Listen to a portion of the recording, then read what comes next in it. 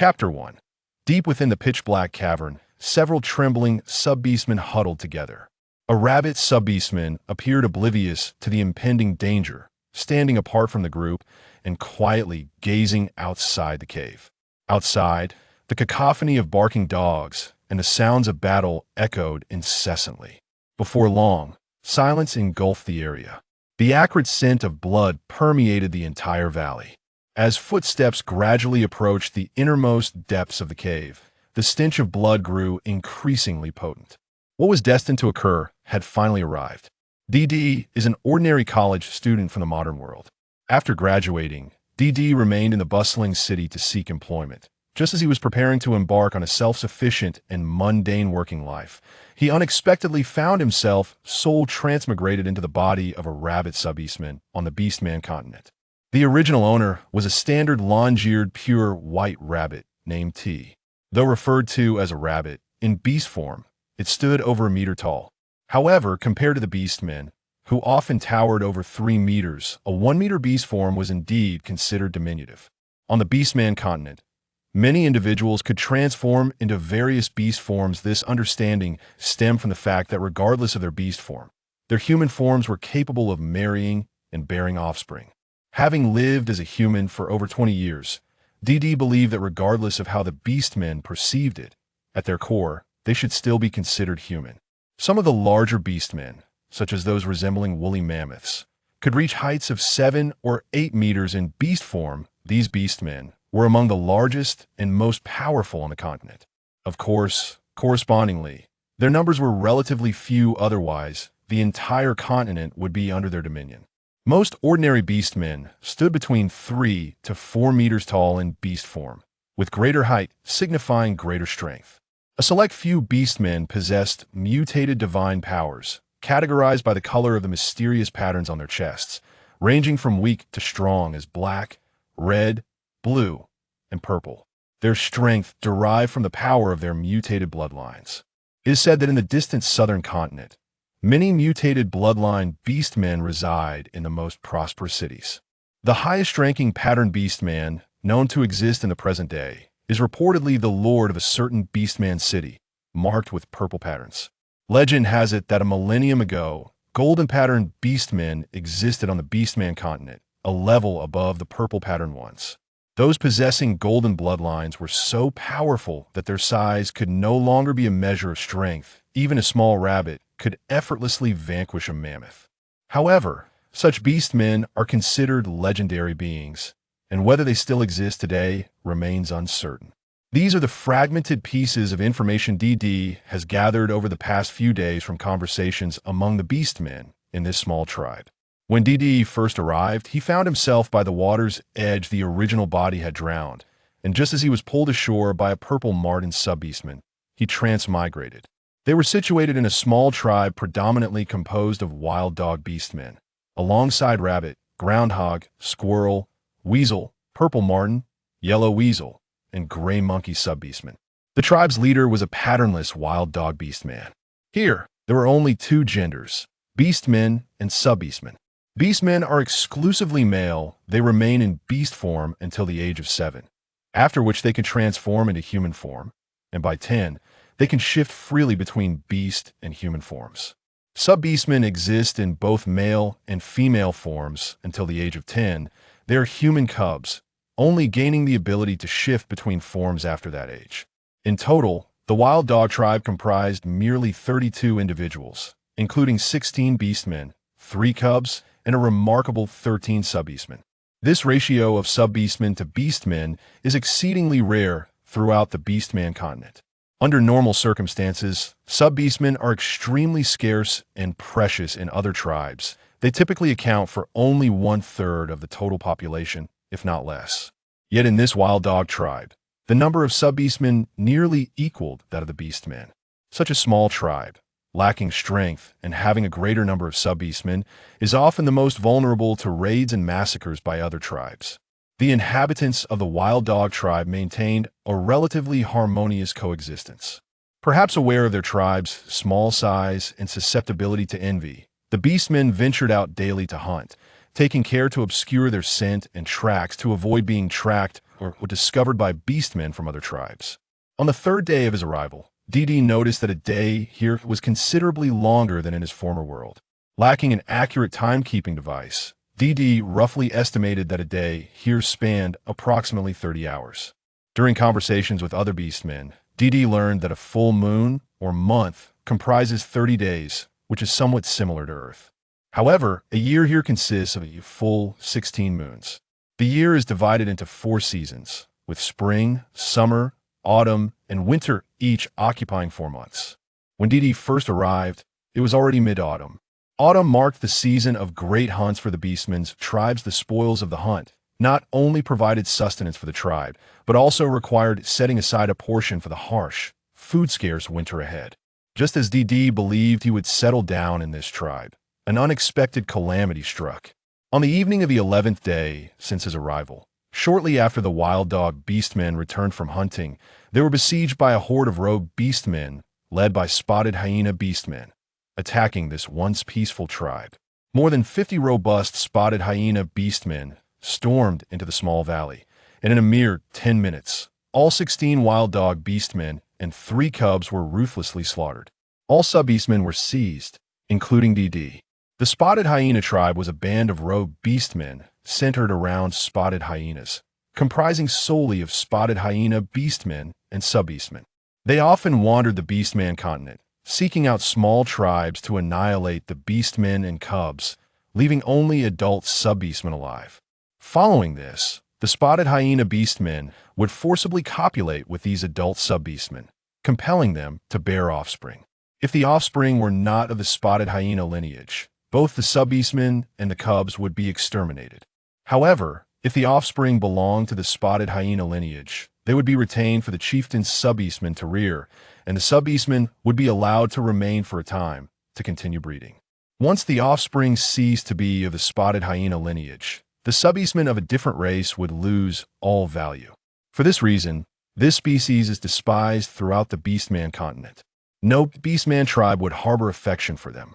If any beastman discovered traces of the spotted hyena clan near their own territory, they would proactively unite with neighboring tribes to collectively exterminate the spotted hyenas. In such instances, regardless of past grievances or friendships, all would set aside their differences to confront the hyenas. DD was unceremoniously thrown into a cave by a particularly fierce and grotesque spotted hyena beastman, who, perhaps due to just experiencing a fierce battle, did not immediately harm him. Before DD could assess his surroundings, another spotted hyena beastman approached the cave entrance and called out to the one who had dragged DD back, "Ken, it's time to hunt." The beastman named Ken glanced at DD with a fierce gaze, exuding an aura of wildness and greed. "You are my trophy. Stay quietly in the cave and do not run about, or I shall slay you." Having uttered this threat, Ken departed with the other spotted hyena outside the cave. Having just witnessed a massacre, the vibrant life and laughter shared among companions mere days before had abruptly vanished. The sight was enough to cause one's legs to weaken and one's heart to tremble. In this moment, even if DD had the desire to flee, he found himself utterly powerless. Though perhaps not terrified in spirit, his body reacted instinctively, trembling involuntarily after the brutal slaying. His 2 rabid ears pressed tightly against his cheeks, as if seeking a modicum of safety. DD endeavored to counsel himself internally. Urging calmness fear was futile, and he had already fallen into such a perilous predicament. Ultimately, he could either resist fiercely and face death or submit in humiliation and bide his time, plotting an escape or revenge later. There was no outcome more dire than this. After several minutes of mental fortitude, DD's body finally ceased its trembling. He cautiously edged toward the cave entrance, stealthily observing the environment outside. In various directions, not far off, spotted hyena beastmen patrolled and remained vigilant. He understood that escape was temporarily impossible, nor did he intend to attempt it. DD was unaware of the number of individuals in this clan, but he knew that even when the beastmen hunted, they would not abandon their entire tribe. A small contingent would remain to guard the sub-beastmen, cubs, and food in the presence of a beastman of rabbit-like form such as him, devoid of combat prowess and knowledge of martial arts. facing the ferocious and formidable hyena beastmen. Even an unknown encounter would be akin to striking a stone with an egg, let alone when confronted by a multitude. Escape was not an option. Fortuitously, prior to the onslaught on the wild dog tribe, DT had just finished a hearty meal, making his predicament less dire at this moment. Surrounded by towering trees that offered some concealment, he could occasionally hear distant birdsong and the playful sounds of a few cubs. Suddenly, a sense of foreboding washed over DT, compelling him to swiftly turn his gaze toward a tree a dozen meters to the right of the cave entrance. There, unbeknownst to him, stood a naked beastman. This monstrous figure, dark as night, loomed ominously between its legs, its skin resembling the hue of earth, with eyes glimmering red, grinning at DT. Yet that grin, no matter how one looked at it, evoked an unsettling chill. DT could only imagine that if a mirror were present before him, the reflection would reveal a visage fraught with alarm. He hastily maneuvered himself back into the depths of the cave.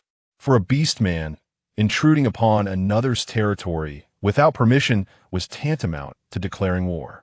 As long as his captor, the hyena beastman, remained alive, DT believed that he would be safe within the cave until its return. The light filtering into the cave gradually dimmed until it vanished entirely, leaving DT both hungry and weary.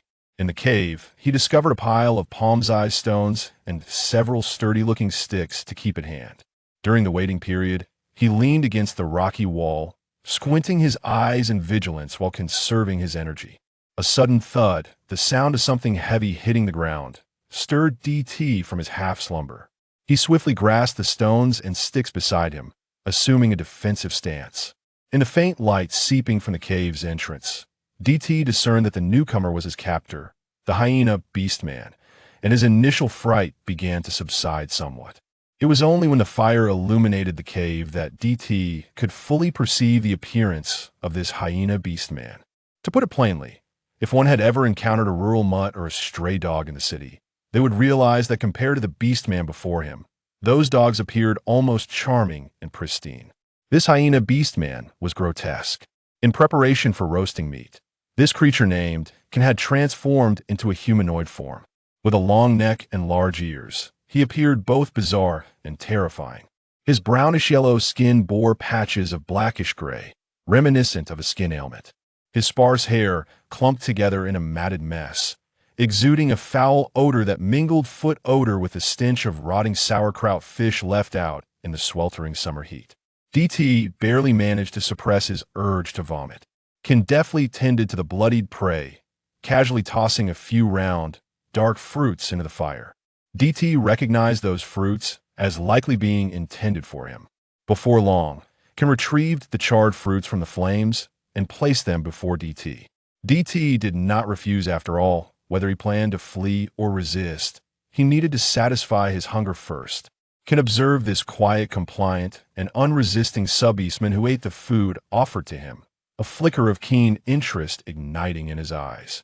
Typically, the sub-beastmen captured by their tribe would either attempt to escape or resort to starvation as a form of rebellion against the hyena beastmen, resulting in very few remaining.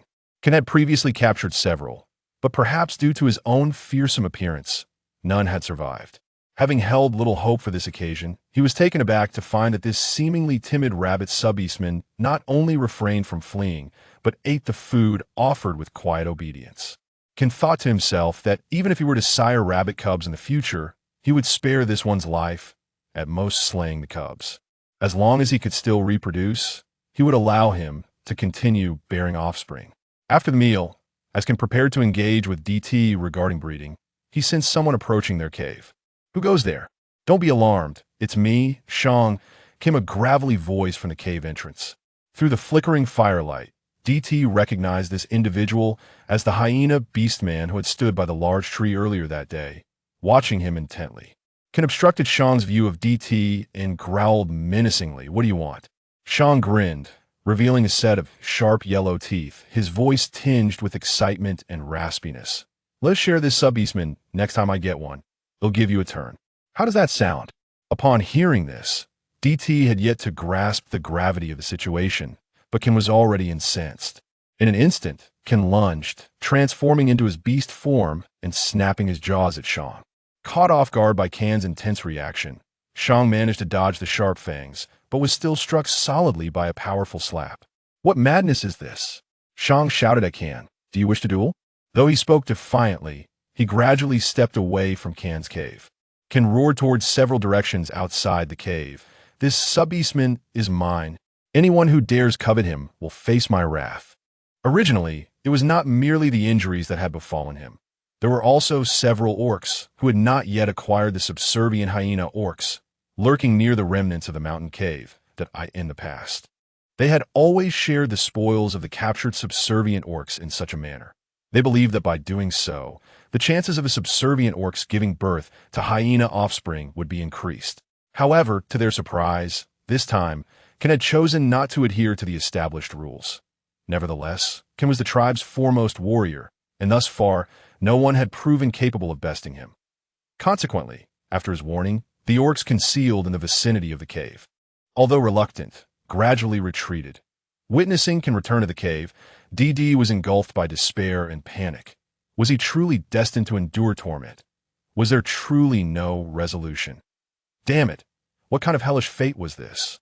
In an instant, after cursing the heavens and the earth, DD swiftly regained his composure. Since this Ken exhibited such possessiveness towards him, at the very least, he would not be subjected to the whims of many. But the pressing concern was how to avoid being taken by this Ken.as. He saw Ken approaching him gradually. DD finally mustered the courage to utter his first words. "You." "Hello, As DD's soft and melodious voice resonated, Ken felt an unfamiliar sensation scratching at his chest. In that fleeting moment, he realized he was aroused. Ken experienced a pang of regret for not having pursued and beaten up Shang in front of this little subservient orc. Gazing at this delicate and charming rabbit-like subservient orc, Ken mused that if he could be obedient and docile, perhaps it would not be impossible to keep him by his side indefinitely. After all, he possessed that capability. He was the foremost warrior of the hyena clan, and his formidable prowess established a foundation of privilege. As long as this little rabbit was willing, Ken would gladly take care of him. "I'm thirsty. Could you assist me in boiling some water?" DD endeavored to keep his voice as steady as possible, his innocent and sparkling eyes gazing at Ken. DD sensed that his very survival might hinge upon this seemingly grotesque and fierce hyena orc. Ken stood in stunned silence for a few seconds before realizing that the little rabbit desired water. After a moment of hesitation, fearing that others might covet the little rabbit, Ken stepped forward and affectionately rubbed the little rabbit to mark him with his scent before swiftly darting towards the cave's entrance. At the moment Ken embraced him, DD's heart nearly stopped from fright. During his time here, he had never felt such fear. Previously, in the simple and kind wild dog tribe, when a wild dog orc had professed his affection and was rejected, he had not been coerced, leading DD to naively believe that all orcs in this world would respect subservient orcs. Yet, having arrived here within just a day, he came to understand that the orcs here differed from uncivilized beasts solely in their ability to wield fire and tools, transform into human forms, and speak the common Orcish language. Aside from that, they bore little distinction from wild animals. There were benevolent souls, but inevitably, there were also malevolent ones. Once his emotions settled, DD discerned a glimmer of insight from Kan's demeanor towards him. This Ken did not regard him merely as an outlet for his primal desires. Perhaps there was still a chance for redemption. Shortly thereafter, Ken returned with a clean piece of wood, a vessel hastily crafted for holding water. Given the rush, the container was rather crude, an awkward amalgamation between a cup and a bowl, barely functional for holding water. Ken appeared damp, likely having washed himself while fetching water. He handed the wooden cup to DD. Uttering a single word, "Drink," DD accepted the cup, swallowed hard, yet refrained from drinking, his mind racing as he endeavored to maintain an air of innocence and compliance, softly inquiring, "Is this water boiled?" Ken paused, a flicker of surprise crossing his face as he replied honestly, "No, would you prefer boiled water?" Ken felt an unfamiliar sense of patience welling within him. Without awaiting the little rabbit's response, he began to kindle a fire, placing the stone pot over the flames, pouring the water from the vessel into the pot to heat it. After only a few minutes, he started to remove the firewood. Observing Kan's earlier indulgence, DD steeled himself and gently interjected, "The water hasn't yet boiled. You cannot drink it." Ken regarded the little rabbit with curiosity, maintaining his good-natured demeanor, and instead of becoming irate, explained, "If we continue boiling it, it will become too hot and could burn your mouth." Dee's lips twitched slightly as he stifled an inappropriate urge to laugh. Imagining he was addressing a cherished young cub, Dee spoke slowly and tenderly, educating this amalgamation of ferocity and folly before him. "There are invisible bugs in the water. Drinking it directly or heating it without boiling will lead to stomach pain. Sometimes it can even result in dreadful illnesses. If one survives, they survive. If not, they perish. Boiling the water eliminates the risk of illness. Boiled water may burn the mouth, but it can cool before drinking." After finishing his explanation, Dee deliberately blinked his large, sparkling eyes, internally scolding himself for resorting to such affected cuteness to survive. Yet, driven by necessity, he could only scorn himself while resorting to charm for survival. Ken, upon hearing this, grew even more perplexed. "If it's invisible, how do you know there are bugs in the water? When we hunt outside, we drink directly without boiling, and none of us have ever fallen ill." Dee found himself at a loss for words. He could not reveal that he could see them. If he were perceived as a monster, it would be far more perilous. Ken, seeing the little rabbit fall silent, inexplicably believed in him, or rather, was willing to indulge him. It was simply that this rabbit was too enchanting. Over the course of his 30-plus years of wandering, he had never encountered such a pristine and charming subservient orc. Before fetching water, when he had embraced the little rabbit, marking him with his scent, Ken had caught a faint, elusive fragrance emanating from him, a scent that captivated him. He wished to preserve that aroma. Ken silently repositioned the firewood beneath the stone pot, continuing to boil the water. Though his gaze remained fixed upon the little rabbit, Dee delayed, having eaten and drunk, employing every excuse to postpone until it was already late into the night, ultimately unable to evade the necessity of sleep. After returning from his brief respite outside, Dee curled up in a corner of the cave, warily observing Ken, who remained steadfastly by his side. Ken seemed to sense the little rabbit's reluctance and suddenly glared menacingly. "Do you not wish to mate with me?" Dee's heart raced as he struggled to maintain his composure. "No. It's just, could you grant me some time? I believe we should spend some time together first. If you treat me well, I might come like a tea that point. We can mate? How does that sound?" Ken appeared to be hearing the notion of liking for the first time, the fierce glint in his eyes gradually dissipating, and his tone softened. "You would like me?" Upon seeing this, Dee sensed a flicker of hope. He pressed on, adopting as light-hearted a tone as possible. "A heart is not made of stone. If you treat me well, I will surely come to like you." Ken seemed to recall the delightful sensation he had felt when the little rabbit first spoke. Thus, he approached the little rabbit, transforming into his beastly form, and nestled closely, enveloping the rabbit between himself and the cave wall. "It is already quite dark. You should rest. The night can be quite cold. It will be best for you to transform into your beast form. Alternatively, you could lie on top of me." Dee's heart leapt with joy. It appeared he had not fallen into a dire predicament. For this orc had actually listened. He promptly curled up in the corner. That night, Dee drifted between dreams and wakefulness, unable to find a restful slumber, haunted by terrifying visions of being coerced. The following day, as dawn broke, Ken set off to hunt. Dee resolved that he could not simply await his fate. Thus, shortly after Ken's departure, he took a wooden stick and began to walk cautiously in the direction Ken had taken. Given that he was hunting, it would be logical to follow Ken's path. However, he overestimated his own abilities. He soon found himself lost within the forest. After wandering in circles and discovering himself once more before a tree adorned with 7 cherry-like plants, he realized the situation was dire. Towering trees obscured the sun, rendering it impossible to discern direction.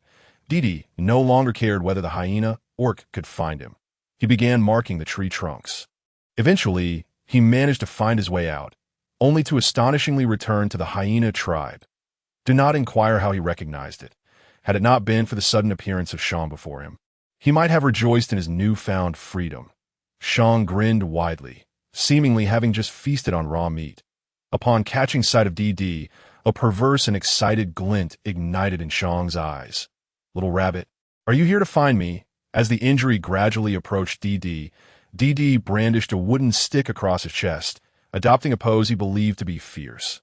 "I am a fierce sub-beastman, and you had best stay right there and not move. Otherwise, I shall bite you to death." Upon hearing DD's words, the injury erupted into laughter. "You are the most adorable sub-beastman I have ever encountered. Since the fierce one is not here, why not mate with me? I assure you, I will help you give birth to the most formidable hyena pups." With that, and before DD could utter another word, the injury lunged toward him that DD was knocked to the ground, transforming back into his beast form. The injury seized him in its jaws and swiftly departed in a particular direction. Throughout the journey, DD pondered ways to save himself, ultimately despairing at the realization that his only hope was for the fierce one to return in time to rescue him. He began to curse the heavens incessantly in his heart. "Damn it, you brought me to this place. Why not let me traverse into a powerful tribe? Even if the tribe isn't strong, at least grant me a few years to develop.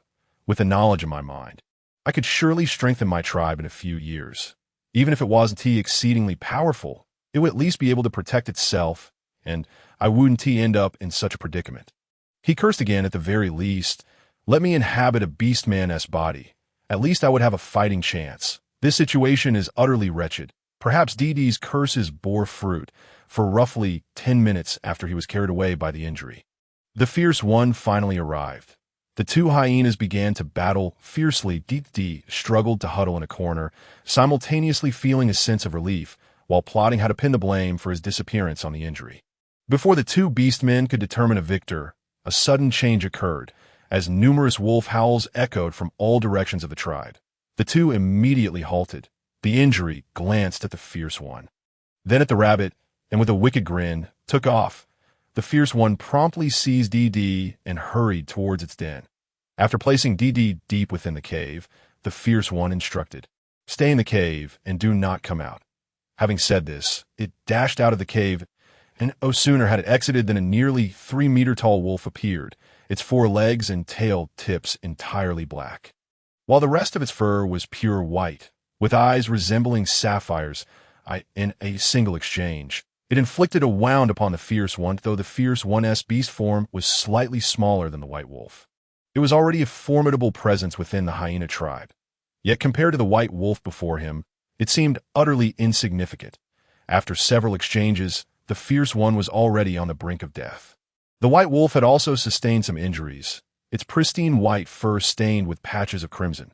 With a final, unwilling glance at the cave, the fierce one was struck down by the white wolf's decisive blow.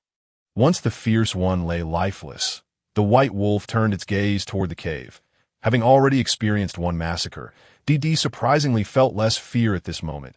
He felt no sorrow for the fierce one's demise. After all, he had intended to flee all along. The hyena beastmen were exceedingly ruthless, and when DD learned of their behavior and habits, he understood that he could never accept such a tribe. Moreover, whether in beast form or human form, they appeared grotesque and vile, rendering them unlikable to anyone. The white wolf, though just having endured a battle, with its once pristine fur now marred with blood and dirt, gazed at DD with eyes that bore no malice. The wolf's demeanor transformed from menacing to gentle upon realizing that DD was a sub-beastman. DD had always harbored a fondness for dogs, especially hoping that once he secured a stable job, he could adopt a Samoyed or a golden retriever. Unfortunately, his plans for pet ownership had yet to materialize before he unexpectedly found himself in this place. The white wolf, observing the diminutive rabbit sub-beastman before him, found himself at a loss for how to proceed, having had little exposure to sub-beastmen during his time in the wolf tribe. The white wolf awkwardly inquired, "Are you a sub-beastman of this hyena tribe?" DD quickly shook his head, transforming into human form. Wrapping himself in a tattered piece of beast hide, he explained, "I was captured. They slaughtered my original tribe." The white wolf understood. 6 years prior, this hyena tribe had passed through the territory of the black wolf tribe. Relying on their numbers, they attacked a team of black wolves that were out hunting, resulting in heavy casualties for that small squad. Fortunately, the battle occurred within black wolf territory, and the hyenas, fearing detection, did not linger long after their massacre, fleeing immediately a month ago, while the black wolf tribe was out on patrol. They discovered the presence of the hyena tribe. Thus, the Black Wolf King began plotting revenge in order to eradicate the hyena tribe. The Black Wolves allied with the White Wolf tribe, stealthily tracking them for a month. On the day after the hyena tribe annihilated the wild dog tribe, when all the hyenas were at their most complacent, the wolf tribe launched a coordinated ambush on the hyena beastmen venturing out to hunt. Once all the hunting beastmen were slain, they then attacked the hyena tribe as a whole that a distant wolf howl echoed, signaling victory. The white wolf, observing the small and helpless rabbit sub-beastman before him, softened his voice as much as possible and asked, "Do you have somewhere to go?" Perhaps due to the white wolf's gentle demeanor, DD nervously rubbed his hands together, wanting to reach out and touch him, and replied earnestly, "No." The rabbit's gaze, filled with innocence and desperation, evoked an overwhelming urge within the white wolf to protect him. However, there existed a tradition within the wolf tribe. All single sub-beastmen must first accept the beastmen assigned by the wolf matriarch, and only if they find those unsuitable may they choose for themselves. The white wolf, reflecting on his own black fur on his limbs and tail tips, held back the words he wished to say.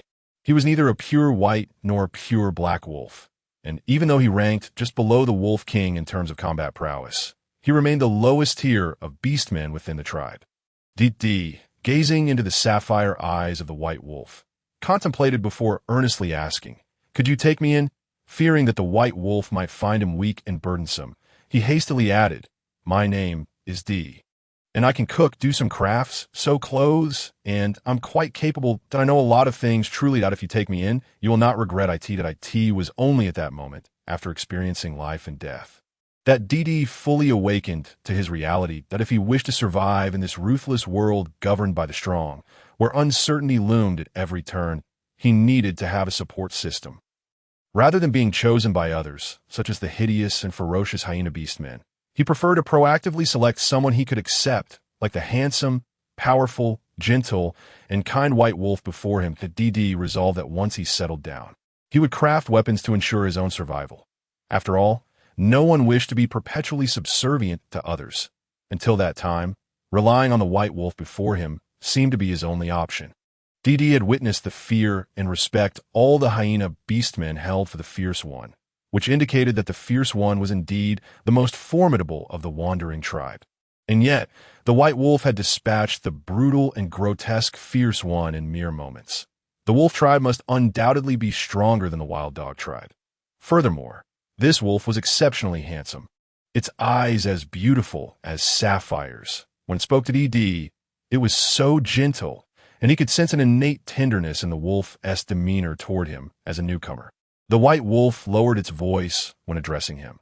Although DD was unsure of what the wolf had initially intended to say, he felt the warmth of its kindness radiating from its careful consideration. Such a powerful yet gentle, beautiful yet kind white wolf seemed the perfect temporary refuge for him. The white wolf appeared taken aback by DD's request.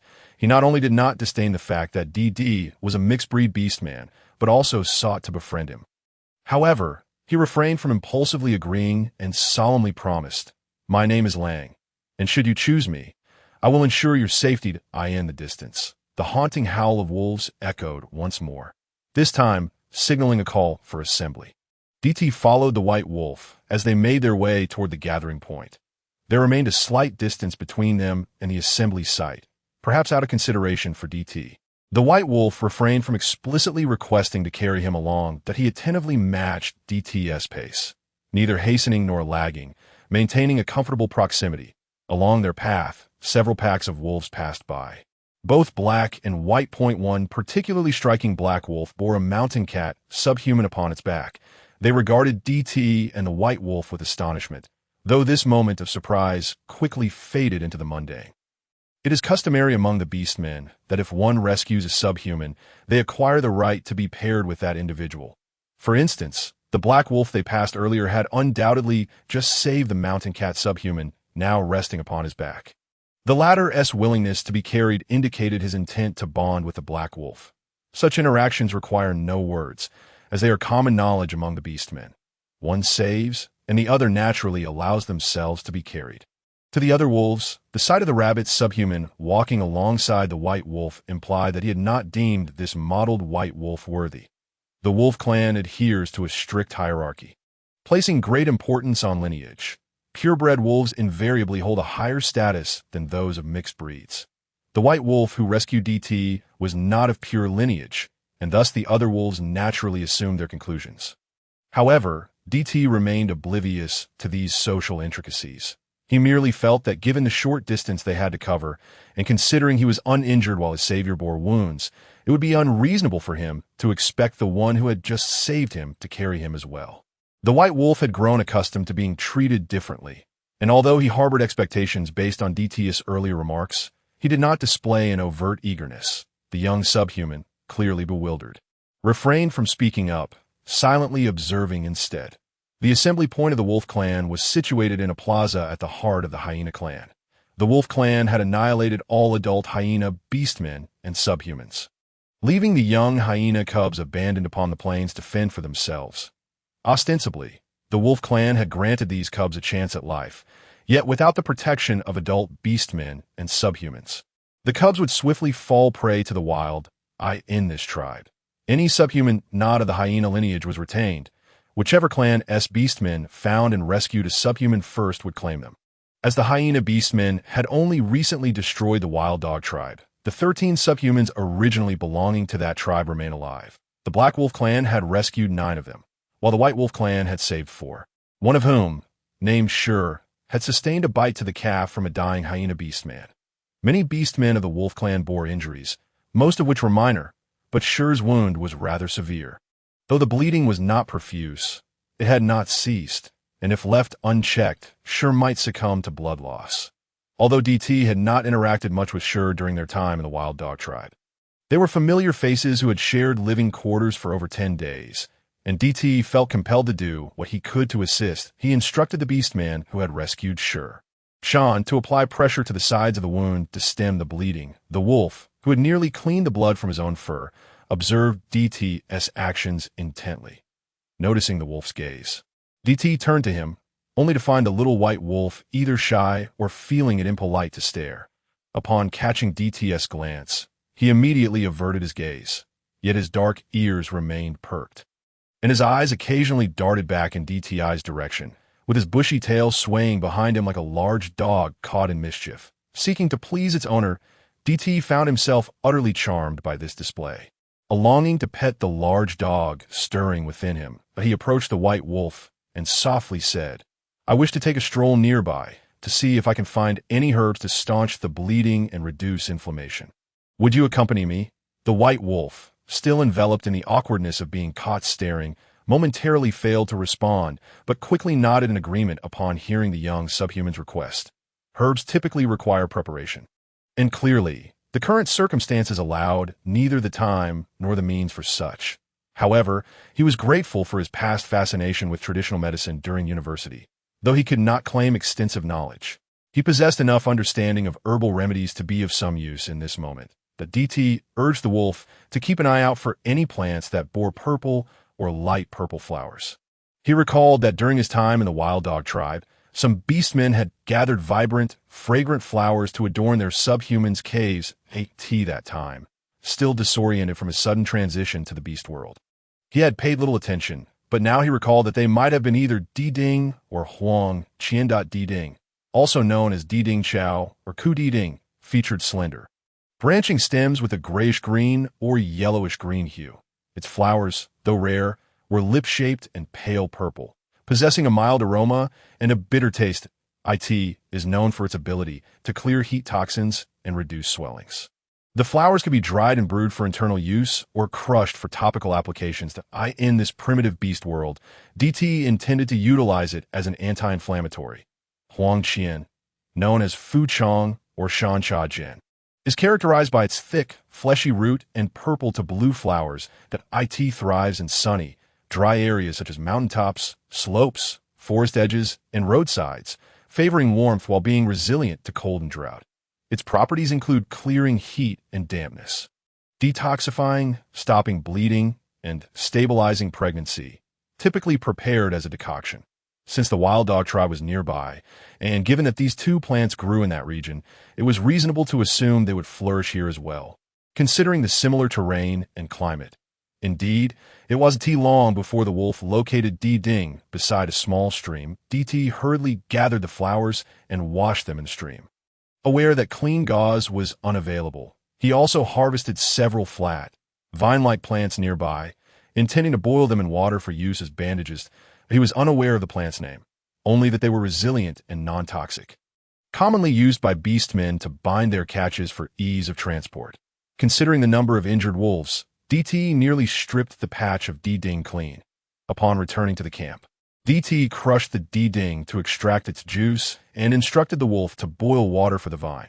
With Shan's assistance, the bleeding from Sher's wound had nearly ceased. DT then gently instructed Shan to release Sher's leg, carefully rinsing the area around the wound with the clean water he had brought back, before applying the crushed Deepening juice and wrapping it with the thin, sterilized vine strips. The surrounding beastmen observed DTI's methodical and confident approach to tending the injury, casting him friendly glances that, in the beast world, only shamans possessed knowledge of medical practices, which were mostly passed down to their offspring, leaving the average individual without access to such wisdom. Once everything was attended to, Sher could not contain his curiosity and asked DT, "D, are you a shaman?" At this query, the gazes of all the surrounding beastmen and subhumans converged upon him, particularly that of the head wolf of the Black Wolf clan. Wu, the head wolf of the White Wolf clan, Ming, also took note. The shaman of the White Wolf clan was over 130 years old, and given DTI's youth, who would not wish for their clan to be blessed with a shaman for eternity. The Black Wolf tribe and the White Wolf tribe have coexisted as neighbors for generations. Over a century ago, these two tribes were, in fact, one residing in the more northern icy expanse, where there existed a pair of shamans, a mother and her son. However, more than 100 years ago, the beast god was enraged and unleashed divine retribution across the Orc continent. At that time, the northern icy region had become inhospitable for the wolf tribes, prompting both clans to decide upon migration. That it was during this time that the White Wolf and Black Wolf clans were delineated as separate entities. The White Wolf tribe took the elder shaman, while the Black Wolf tribe retained the younger one. Given that the two shamans were mother and son, and most of the orcs in both tribes shared blood ties, the separation did not result in a great distance between them. Approximately 50 years ago, the shaman of the Black Wolf tribe succumbed to an unknown illness, and since then, the Black Wolf tribe has been without a shaman. Fortunately, as the two tribes are not far apart, the Black Wolf tribe has managed to endure minor ailments on their own, while seeking the White Wolf tribe's shaman for more serious illnesses. Although many ailments cannot be cured by the shaman, it offers a glimmer of hope compared to the alternative of no treatment at all. At this moment, the news that Deepening might possess shamanic abilities struck Wu with excitement.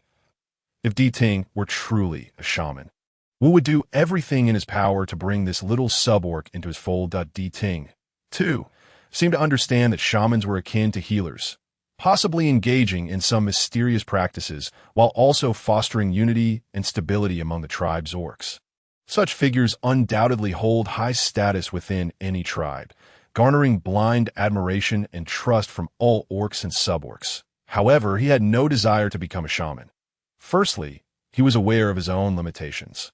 And secondly, he truly did not comprehend how to navigate the Orcish psyche, having only recently arrived in this world and remaining unfamiliar with many of its customs. Should he succeed, he would enjoy riches and honor. Should he fail, the mere thought of it would haunt Deepening's dreams. In a flash of realization, Deepening decisively dismissed the notion. I merely observed others applying this flower to their wounds. I do not understand the reasoning behind it, but it seems to have some efficacy. Upon hearing Deepening's words, a flicker of disappointment crossed Wu's eyes. However, he soon recalled that many large tribes might not even possess a shaman, and thus felt a sense of relief. After treating the wounds, Deepening approached the wolf. The wolf had sustained injuries on its forepaw during a skirmish with a hyena in its transformed state. The wound would likely be located on its forearm. The orc's healing abilities are remarkably formidable. At this moment, the wolf's injury had reduced to merely a small bite mark. Nevertheless, Deepening applied a layer of herbal juice to the wolf's injury for extra precaution. Initially, the wolf resisted, but Deepening insisted, and the wolf ultimately raised its paw as it felt the gentle and careful touch of the little sub-orc. The the wolf experienced for the first time a sensation of being cherished. A tingling warmth spread from the areas Deepening had touched, gradually enveloping its entire being. An unprecedented longing took root within the little white wolf's heart, sprouting and flourishing. The wolf tribe took a day to rest at the temporary camp of the spotted hyenas, and at dawn the following day, they began their journey back home. The return to the tribe would take a month, with all sub-orcs and cubs temporarily under the protection of the orcs who had rescued them. Before setting off, the two lead wolves instructed all orcs to bring forth the supplies they had scavenged from the hyena camp and to eat their fill before embarking. Deepening had gradually acclimated to his new life and companions. The wolf tribe operated on a system of food distribution. Outside the tribe, they were to embark on a long journey, possibly having intercepted supplies from the hyena clan. Food was plentiful, and every wolf orc, regardless of status, received nearly equal portions. Each time food was distributed, the wolf would always offer Deepening the most succulent parts that Deepening, unpretentious, would take the meat and help the wolf slice it into relatively thin strips, placing them on a flatter stone to be roasted. The orcs consumed their meat without seasoning, save for salt. This salt came in the form of yellow blocks or coarse granules, and occasionally, Deepening would discover tiny grains of sand embedded in the salted meat. It remained uncertain whether the meat of the beast world was simply delicious or if the prey captured by the orcs possessed a naturally mild flavor, disregarding the slightly bitter and gritty salt. The wolf meat was indeed quite palatable. Just after finishing their meal, a pure white wolf standing 2 meters tall approached Deepening. The pristine wolf gazed at him with an excited glint in its eyes. The lewd undertone conveyed in its gaze was reminiscent of what Deepening had seen in the eyes of the hyena. However, this pure white wolf concealed its intentions far more adeptly than the hyena. "Hello, my name is Mo, and I am the son of the Wolf King, a first-rate wolf orc. Would you be willing to be my partner?" The wolf observed this scene with increasing displeasure, yet due to Orcish customs. And since Deepening had not explicitly declined the proposal, the wolf could only endure its dissatisfaction and watch from the sidelines. The pure white wolf paid no heed to the wolf's discontent and continued to fixate on Deepening. Alarm bells rang in Deepening's mind, but he endeavored to maintain his composure. Out of the corner of his eye, he noticed several orcs glancing in their direction, and he replied nonchalantly, "I am still underage." Deepening believed he had made his refusal abundantly clear that, in truth, he was uncertain whether he was indeed considered underage. The average lifespan of ordinary orcs ranged from 150 to 200 years, while mutated orcs often exceeded 200 years, with some even living to 300. The age of maturity varied among different orc species. Some would come into heat as early as 15 years old, while others would not exceed 20. Deepening presumed that by claiming to be underage, the white wolf named Mo would cease his pursuit. Little did he know, Mo was unperturbed. "That's fine. I can wait until you come of age. The return to the tribe will take a full moon, so allow me to carry you to." Deepening felt a sense of helplessness, but in an effort to preempt any further complications, maintained a neutral expression and replied directly, "No need, the wolf will carry me." With that, without waiting for Mo to respond, he turned and walked towards the wolf. The message was unmistakable. "I have made my choice, and it is the wolf. Do not seek me out again." The wolf's expression instantly brightened, transforming from a stormy demeanor to one of clarity, had it not been for the need to maintain its authority and deter this pure white wolf. The wolf would have likely wagged its tail in delight that Mo, rejected, wore a visibly displeased expression. However, he refrained from saying more, merely casting a lingering glance at the wolf before departing. The wolf had not anticipated that Deepening would so swiftly choose him. After all, within the hierarchical structure of the wolf tribe, those of higher rank enjoyed greater resources. Typically, sub-orcs would prioritize selecting first-rate orcs for the sake of their own future and that of their offspring. A lower-ranking orc like Mo would often struggle to find a sub-orc partner throughout their lifetime. Ignoring the envious and jealous gazes directed at them from the crowd, the wolf bent down and offered Deepening a ride on its back. The wolf's fur, now thoroughly cleaned, was fluffy and soft. Who could resist such an allure? Deepening, unable to contain his curiosity, gently stroked the wolf's fur. The silky softness tempted him to bury his face in the wolf's coat and inhale deeply. Thankfully, he retained his rationality. Sensing the wolf's slightly tense back, he restrained himself. No worries. There will be ample opportunities to stroke the fluffiness in the future. There's no need to rush and scare him away. Deepening thought to himself. Thus, a procession of over 100 individuals marched robustly towards the northwest. The orcs of the wolf tribe treated the sub-orcs exceptionally well. Each day, as they traveled, every sub-orc was carried by an orc. The wolf tribe was a highly socialized community, adept in the virtues of unity and cooperation. Each day, before dawn breaks, a portion of the orcs venture out to hunt, while the remaining orcs guard the camp alongside the sub-orcs.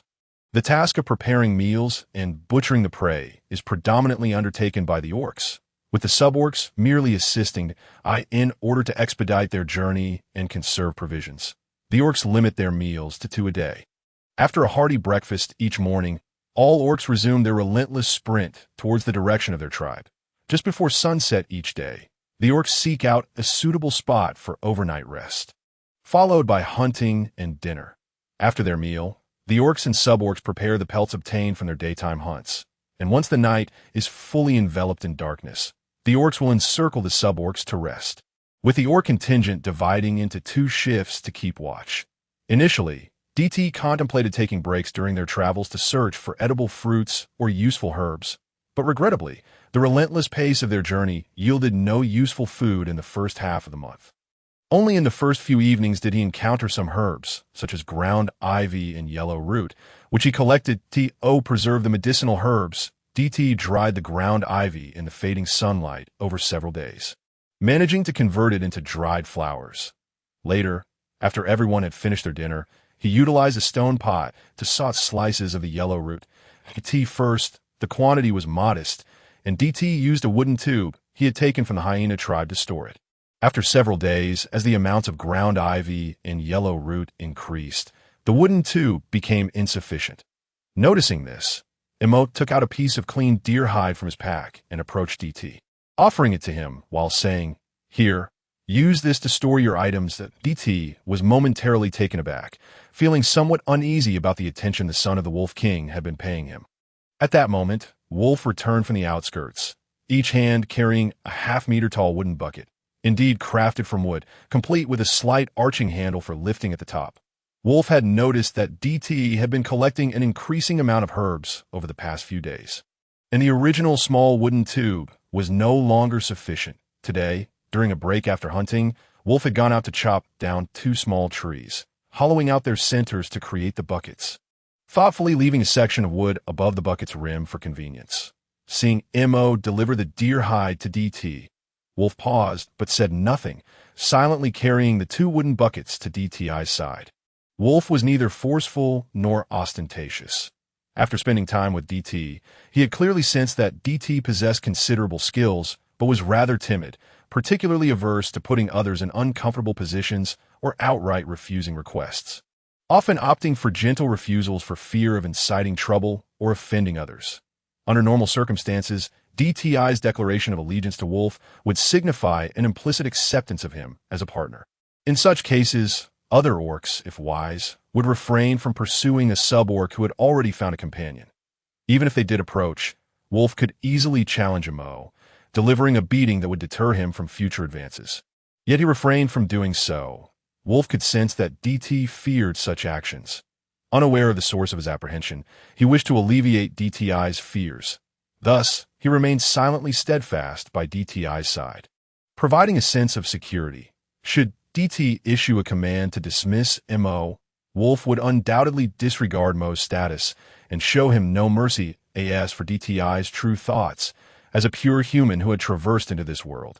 Having learned about ethics, morality, and virtue, he instinctively wished to avoid offending others, having already faced perilous circumstances upon his arrival. After all, he had no idea whether orcs might hold grudges or seek revenge, just as people in his previous world might. Although he had chosen to rely on Wolf, it was evident that Wolf held a low status within the orc tribe, despite his likely high combat prowess. DT did not wish to alienate the influential figures of the orc tribe before he had officially joined. Observing Wolf's demeanor, DTI's lips curled into a slight smile as he naturally accepted the wooden bucket from Wolf. filling it with the freshly sought ed yellow root slices while politely addressing Mo. Thank you, but I won't need it. These dried herbs are best stored in wooden buckets. Of course, that was a pretense. In reality, the dried and clean deer hide would be lighter, but DT was unwilling to accept anything from Mo. He understood that his refusal would likely provoke resentment from Mo. Perhaps Mo would not hold a grudge against him, but he would certainly harbor ill feelings towards Wolf. Therefore, after filling the wooden buckets with the prepared herbs, DT, along with Wolf, approached the two leading wolves. Upon noticing DTI's arrival, Wu was the first to speak, inquiring, "Is there something you need?" DT had Wolf place the two buckets of prepared herbs before Wu and Ming, introducing them to the medicinal properties of ground ivy and yellow root. He then spoke earnestly. "These two buckets of herbs are not of great value. I understand that injuries from hunting are common for the orcs, and their healing abilities are formidable, yet even the strongest may find themselves in need of these herbs. I hope to distribute these herbs evenly among all present orcs, grateful for the life-saving assistance of the wolf tribe, and with the prospect of us all being members of the same tribe in the future. I wish for my knowledge to offer even a modicum of aid to the tribe." The gazes of the surrounding orcs converged upon DT, their expressions a mixture of astonishment and disbelief. In the realm of orcs, it was virtually unheard of for shamans to disclose the names of the herbs they used for healing or their preparation methods and effects. Such knowledge constituted their status, the very foundation of their survival, rewarding them with the highest tributes from all tribes. Yet DT was different. Throughout these days, he had foraged and prepared herbs without concealment, even revealing the names and effects of the two herbs to everyone just moments ago. From another perspective, even if you were not a shaman, he stood out in the eyes of the orcs, becoming a figure that inspired joy and a desire for closeness among them. "Are you truly not a shaman?" The white wolf leader Ming finally could not contain his curiosity, repeating the question. The black wolf leader Wu also fixed his gaze upon DT, considering his youth, added, "If you wish, regardless of whether you are a shaman or not, you can join my black wolf tribe. That I can assure you that the tribe will wholeheartedly support your aspiration to become a shaman." Ming frowned, casting an irritable glance towards Wu, voicing his discontent. Wu, he belongs to the white wolf tribe. However, Wu remained unfazed, continuing to look at DT, asserting he can choose to come to our black wolf tribe. Seemingly struck by a thought, Wu turned to Wolf, who stood behind DT, saying, "Wolf, you too share the bloodline of the black wolf tribe. If you wish, you can accompany DT to the black wolf tribe. I can promise you a secondary status within the wolf clan." Ming's expression darkened at this. Yet before he could voice further objections, DT interjected to mediate. "No, I truly am not a shaman, nor do I wish to become one. That I am deeply grateful for your life-saving assistance. And it is only in gratitude that I share my knowledge of these two herbs. If this leads to misunderstandings or disputes, I would feel remorseful." Wishing to avoid further conflict, DT took hold of Wolf's hand and, while departing, addressed the nearby mountains and stones. "Could you kindly assist in distributing these herbs to everyone?" "Thank you."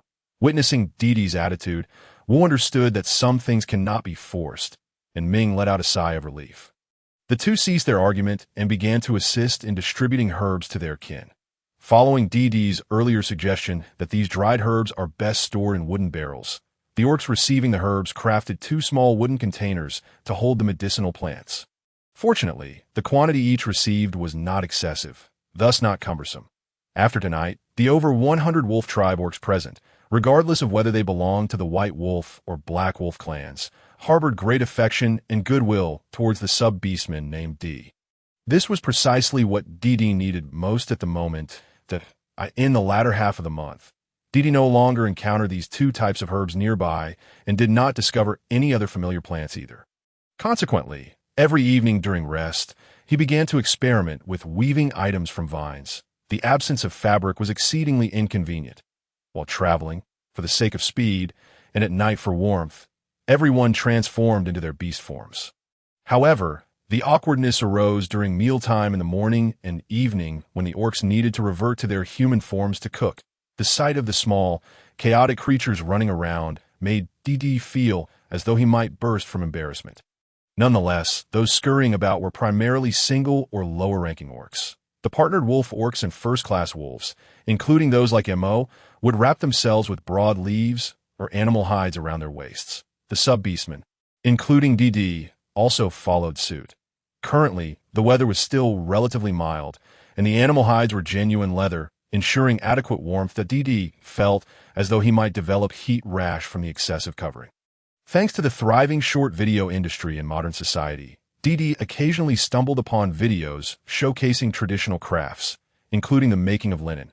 Unfortunately, it seemed that the Rami plant was absent here, at least not one he had encountered thus far.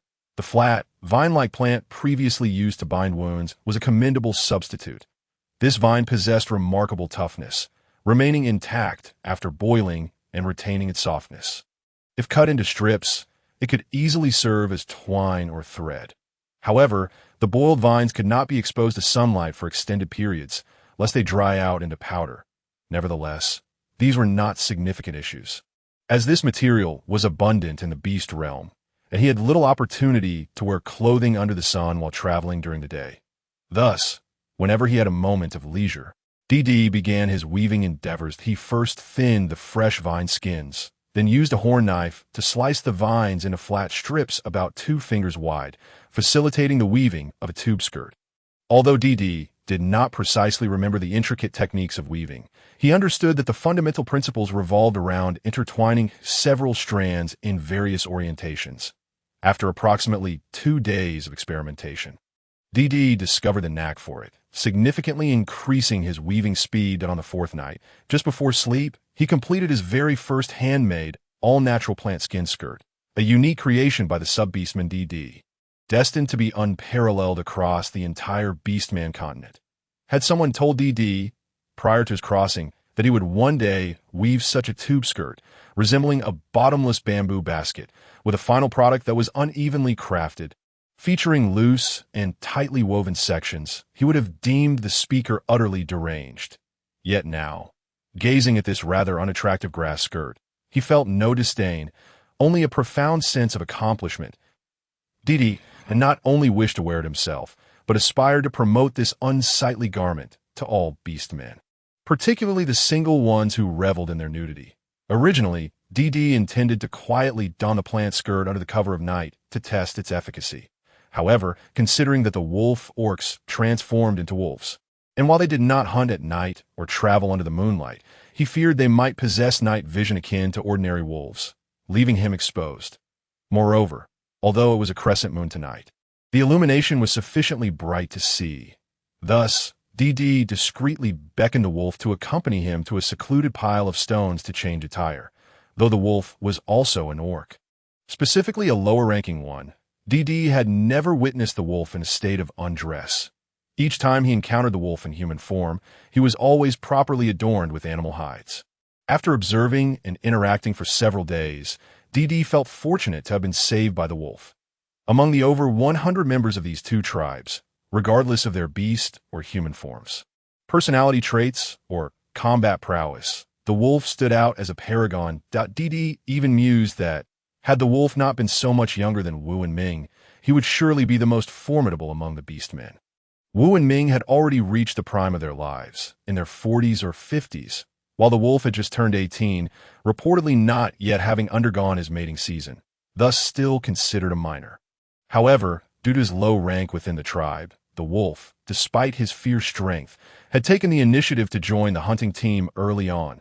The wolf tribe operated on a system where mates were allocated by the wolf queen. Yet, DD, being a sub-beastman from a different tribe and having been saved by the wolf, could refuse the queen's arrangements should he ever need to choose a partner.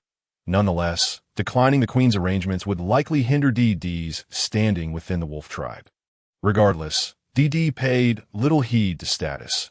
Such matters were not granted by others, but earned through personal merit, having already determined in his heart that the wolf would be his future partner. He regarded the wolf as his boyfriend in this moment, making it entirely reasonable for DD to change attire while having his boyfriend keep watch.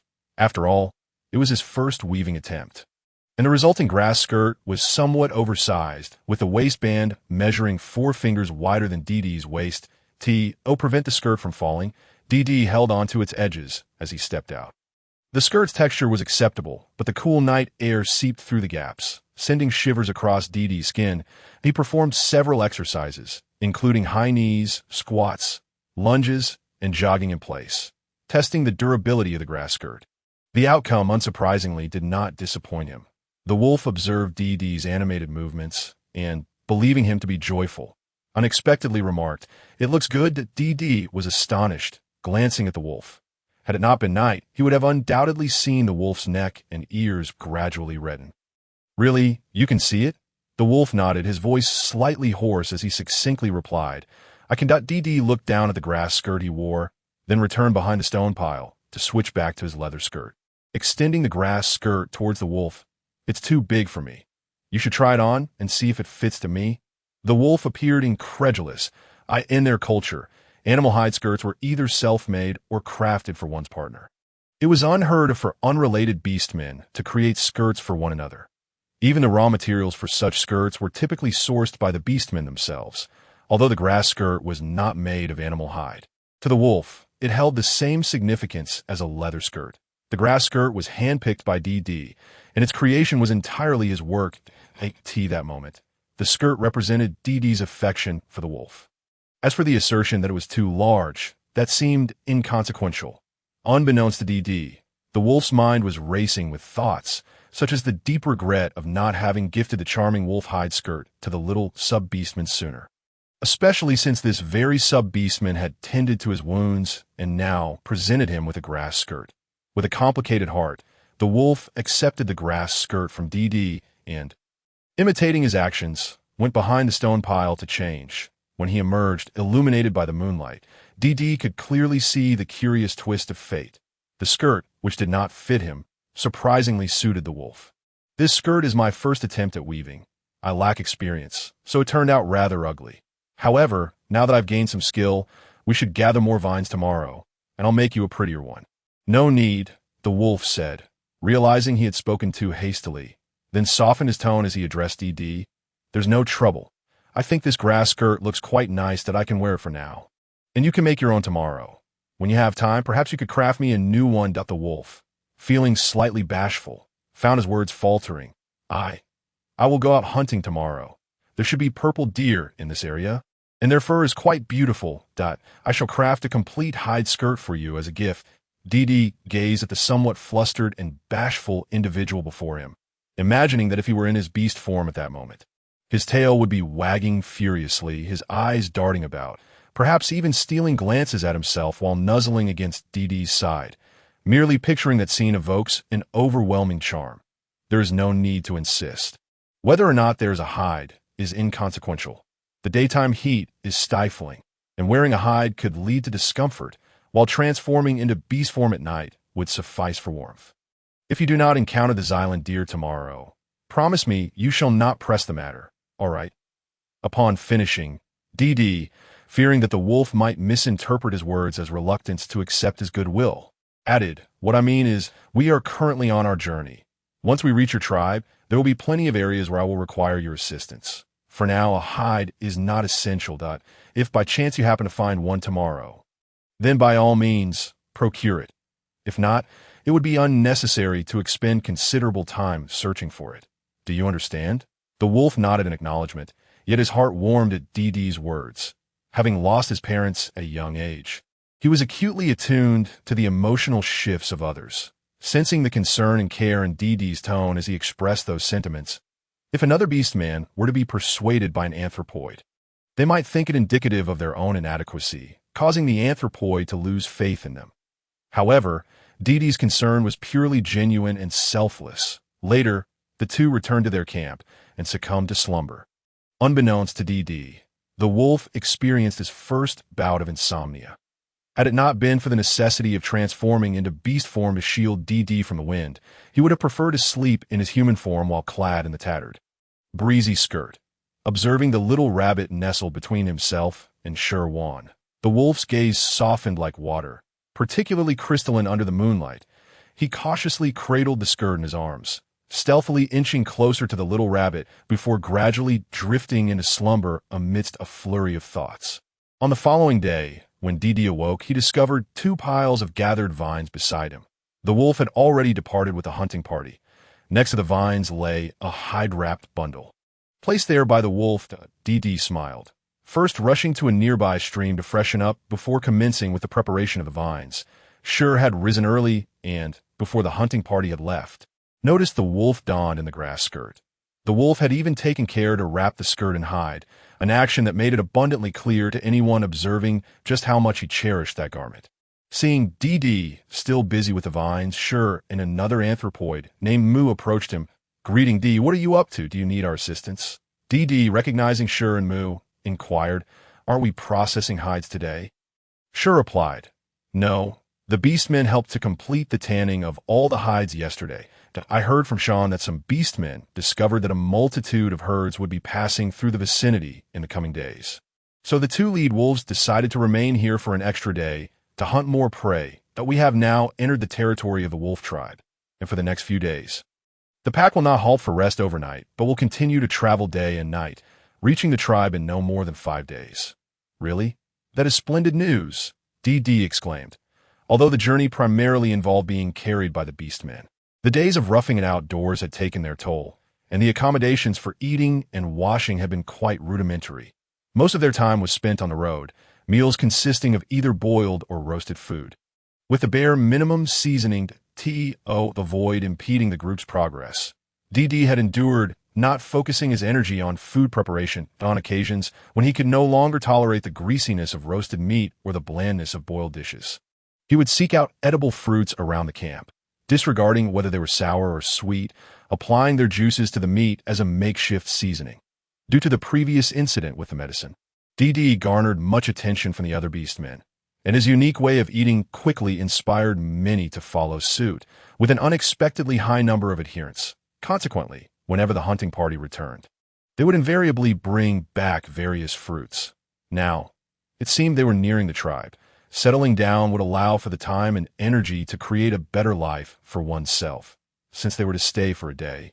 It would be the perfect opportunity to teach the other beastmen and anthropoids how to weave grass skirts.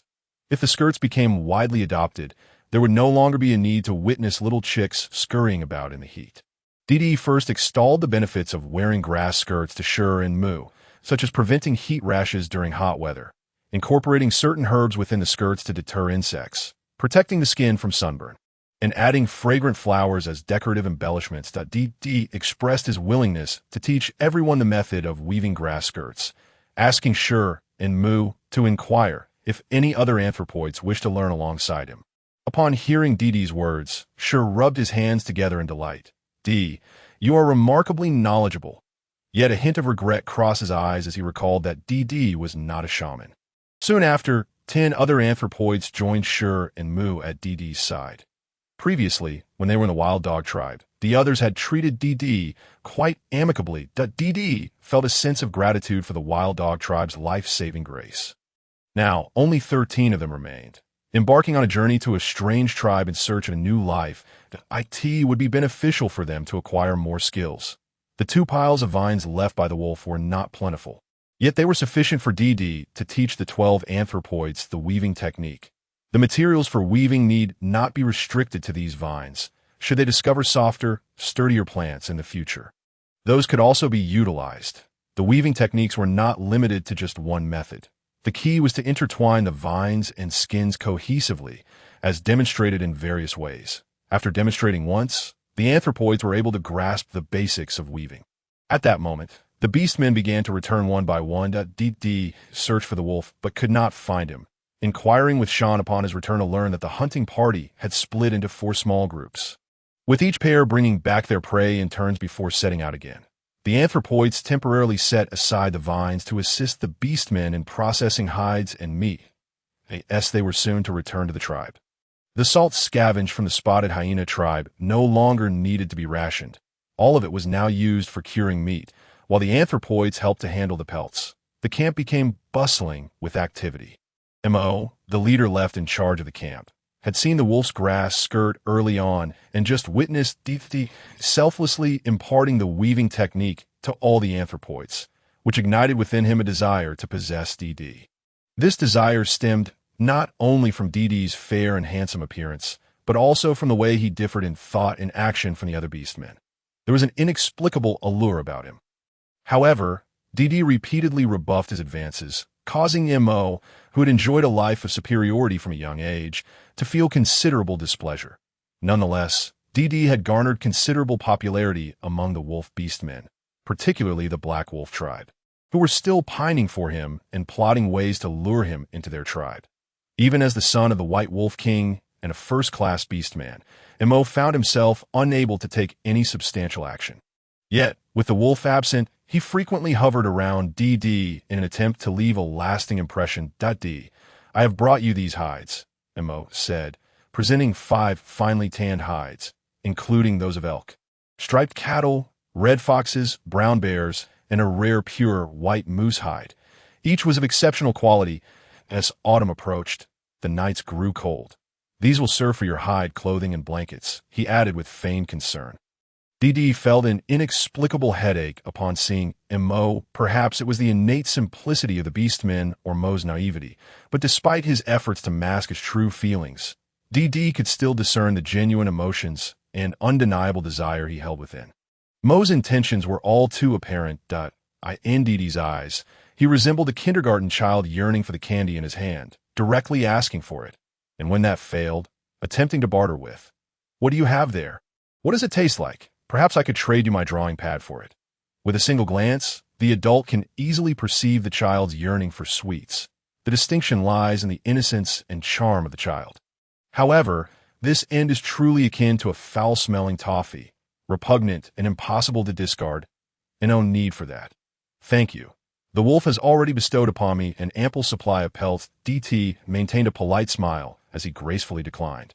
The end, unfazed, placed 5 pieces of beast skin beside DT and said, You need not be so formal. I have seen everything. The wolf is among the lowest of the beastmen, and upon returning from each hunt, he never receives a fine pelt. Throughout these days, he has not gifted you a single beautiful hide. Instead, you even gave him a grass skirt. Such a beastman does not deserve you as a partner. If you truly wish to express your gratitude for his saving grace, simply form a partnership with me, and I can have the father beast assist in promoting him to a second-class beastman. What do you say? The end, self-righteously and presumptuously, attempted to persuade DT had not intended to offend the Wolf King's son before even reaching the new tribe, yet the condescending tone of the end irked him greatly. Not at all, DT replied firmly. The wolf is gentle and kind, handsome and strong, that I do not care about his status or identity. He respects me and treats me well, and I like him. That is sufficient. Since I have decided to become his partner, I will naturally be devoted to him and share life together. I will not turn my back on him simply because he does not possess fine pelts. Life is lived one day at a time. I have great affection for the wolf, so I kindly ask you to refrain from speaking ill of my partner in my presence, that I cannot accept your pelts. So please take them away. With that, DT ignored the end and the astonished beastmen and sub-beastmen, turning to leave. Angered, DT felt no desire to even tan the pelts, cursing the stratification of classes, the hierarchy, and the heavens for being unjust. Yet he only expressed these thoughts inwardly. After all, he was still a small sub-beastman without roots, influence, or strength, had it not been for the end's inexplicable pursuit of him. He would not have been teaching others about herbal remedies or how to weave grass skirts. He did not wish to draw attention to himself while still lacking strength. Standing out would only invite unnecessary troubles. After a moment of solitude and anger, DT thought, forget it. Small grievances must not disrupt greater plans. That I shall bide my time and seek development. If the prince of the White Wolf tribe persists in his arrogance, I can always take on the role of a shaman and lead the wolf to the Black Wolf tribe for survival. As he wove the grass skirt, he contemplated his next steps. Oblivious to the return of the second hunting party, the leader of the second team was Wu, who, upon returning, noticed DT berating the end and quickly departed after placing down the prey. The beastmen and sub-beastmen in the camp did not insist that DT assist with the handling of the game. Instead, they pointed fingers at the end, their voices and gazes rife with condemnation. The sun blazed overhead, and the air was stifling. The beastmen and sub-beastmen took refuge in the woods or makeshift low caves to escape the heat. And sure also sought shelter under the shade of a tree with a 3-meter diameter as they continued their weaving. DTI's second grass skirt was nearing completion. As he measured his waist, a commotion suddenly arose from the camp's periphery.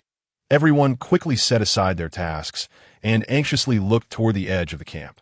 A beastman from the Black Wolf tribe approached to reassure the sub-beastmen, saying, "Do not fear. The wolf has returned. He's challenging the end." Upon hearing this, DT dashed toward the camp's edge by the time he arrived. The wolf and the end had already engaged in several bouts. The white fur on both their bodies was splattered with patches of red and yellow in terms of their beast forms. The end and the wolf were of similar size, yet the wolf clearly displayed superior combat skills. After just a few minutes of grappling, the wolf pounced and pinned the end down, firmly gripping his throat. With a slight exertion, the end could meet his demise on the spot. That moment, Ming stepped forward to halt the wolf's actions. "Wolf, you are a warrior. Upon returning to the tribe, I will inform the king and promote you to a first-class beastman." Ming regarded the wolf with admiration before furrowing his brow at the disheveled end. "You are the king's son, born a first-class beastman, enjoying abundant resources, yet you are so weak. When we return, I will inform the king and demote you to a second-class beastman." As he finished speaking, Ming's gaze fell upon DT, and he turned to the end, saying, "D is the one saved by the wolf, while it is the wolf queen who designates partners for our sub-beastmen. This does not apply to foreign sub-beastmen or those with existing partners. Since D has already recognized the wolf as his partner, you may no longer pursue him. Otherwise, you challenge the very bottom line of all beastmen and sub-beastmen. The wolf tribe is a united community. Do you understand?" Ming's eyes held a warning as the head wolf. He must avoid any semblance of injustice or discord while leading his pack. He had brought the end along at the queen's behest for training purposes. Yet this fellow was lacking in capability but grand in ambition. The end struggled to rise from the ground, his eyes filled with resentment, yet he could only acquiesce with a nod. DT, seeing that their conflict had concluded, hurried to the wolf. How did it escalate into a fight so suddenly? As he cautiously tended to the wolf's wounds, he inquired that moment. The wolf's sapphire blue eyes no longer reflected the fierce determination to eliminate the end, but instead exuded warmth. He gazed at the little rabbit tending to his injuries and affirmed, "I will protect you." Having lost his parents at a tender age, the wolf had once thought he would live his life in solitude. For the first time, he made a promise to a sub-beastman as dusk approached. The wolf spoke with Ming before departing the camp alone. It was not until nightfall, when all the beastmen and sub-beastmen had finished their evening meal, that the wolf returned to the camp, carrying something. "Look, it's a purple deer. Heavens, those antlers are enormous. It's the largest deer I have ever seen," although it was dark and visibility was poor. During the day, the purple deer's coat shimmered in the sunlight, appearing particularly beautiful. The hunting team had failed to catch a purple deer that day. The wolf was truly remarkable, capturing one all on his own. It was said that purple deer were incredibly swift and formidable in battle, especially with their long, sharp antlers capable of piercing a careless beastman. Ignoring the murmurs of others, the wolf approached DT directly. "The purple deer I promised you. Here it is." The wolf placed the deer, nearly the size of his beast form, before DT, then shifted back into his human form. "I will fashion these antlers into a deer horn knife for you." As he spoke, he skillfully began to process the deer. Since the wolf had captured the deer himself, the antlers, hide, and half of the meat belonged to him, while the remaining half was to be shared with the tribe. In total, the wolf and DT would receive approximately 200 pounds of deer meat. DT assisted in processing the deer.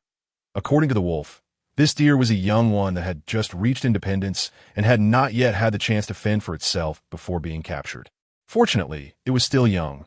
Otherwise, given the wolf's current age, size, and combat prowess, he would likely have had no choice but to flee if he encountered a truly robust adult deer, due to the considerable temperature difference between day and night.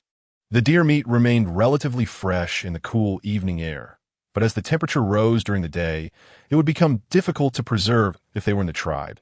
The beastmen could dig cellars or use caves to store the meat in the cooler depths. or cure it with salt. However, in the camp, such conditions were unavailable, and salt belonged to the tribe. Thus, the wolf intended to exchange 1/3 of the deer meat with the tribe for salt to cure the remaining meat. Preventing it from spoiling too quickly, DT was at a loss. He had already surrendered half of the meat to the tribe, treating it as a tax for the tribe's protection. However, salt was particularly burdensome. The quantity was minimal, and the quality often left much to be desired, sometimes carrying a bitter taste. He worried about the potential for heavy metal poisoning from prolonged consumption. But there was no choice.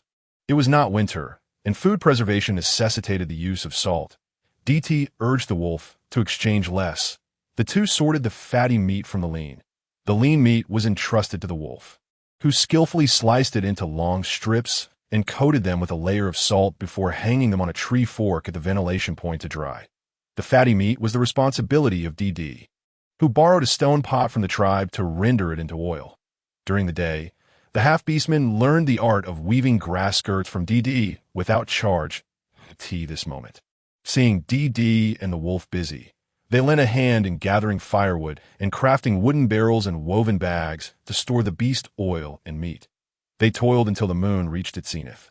When DD and the wolf finally completed all their tasks, the following day, after finishing breakfast, the main force set off in full gear.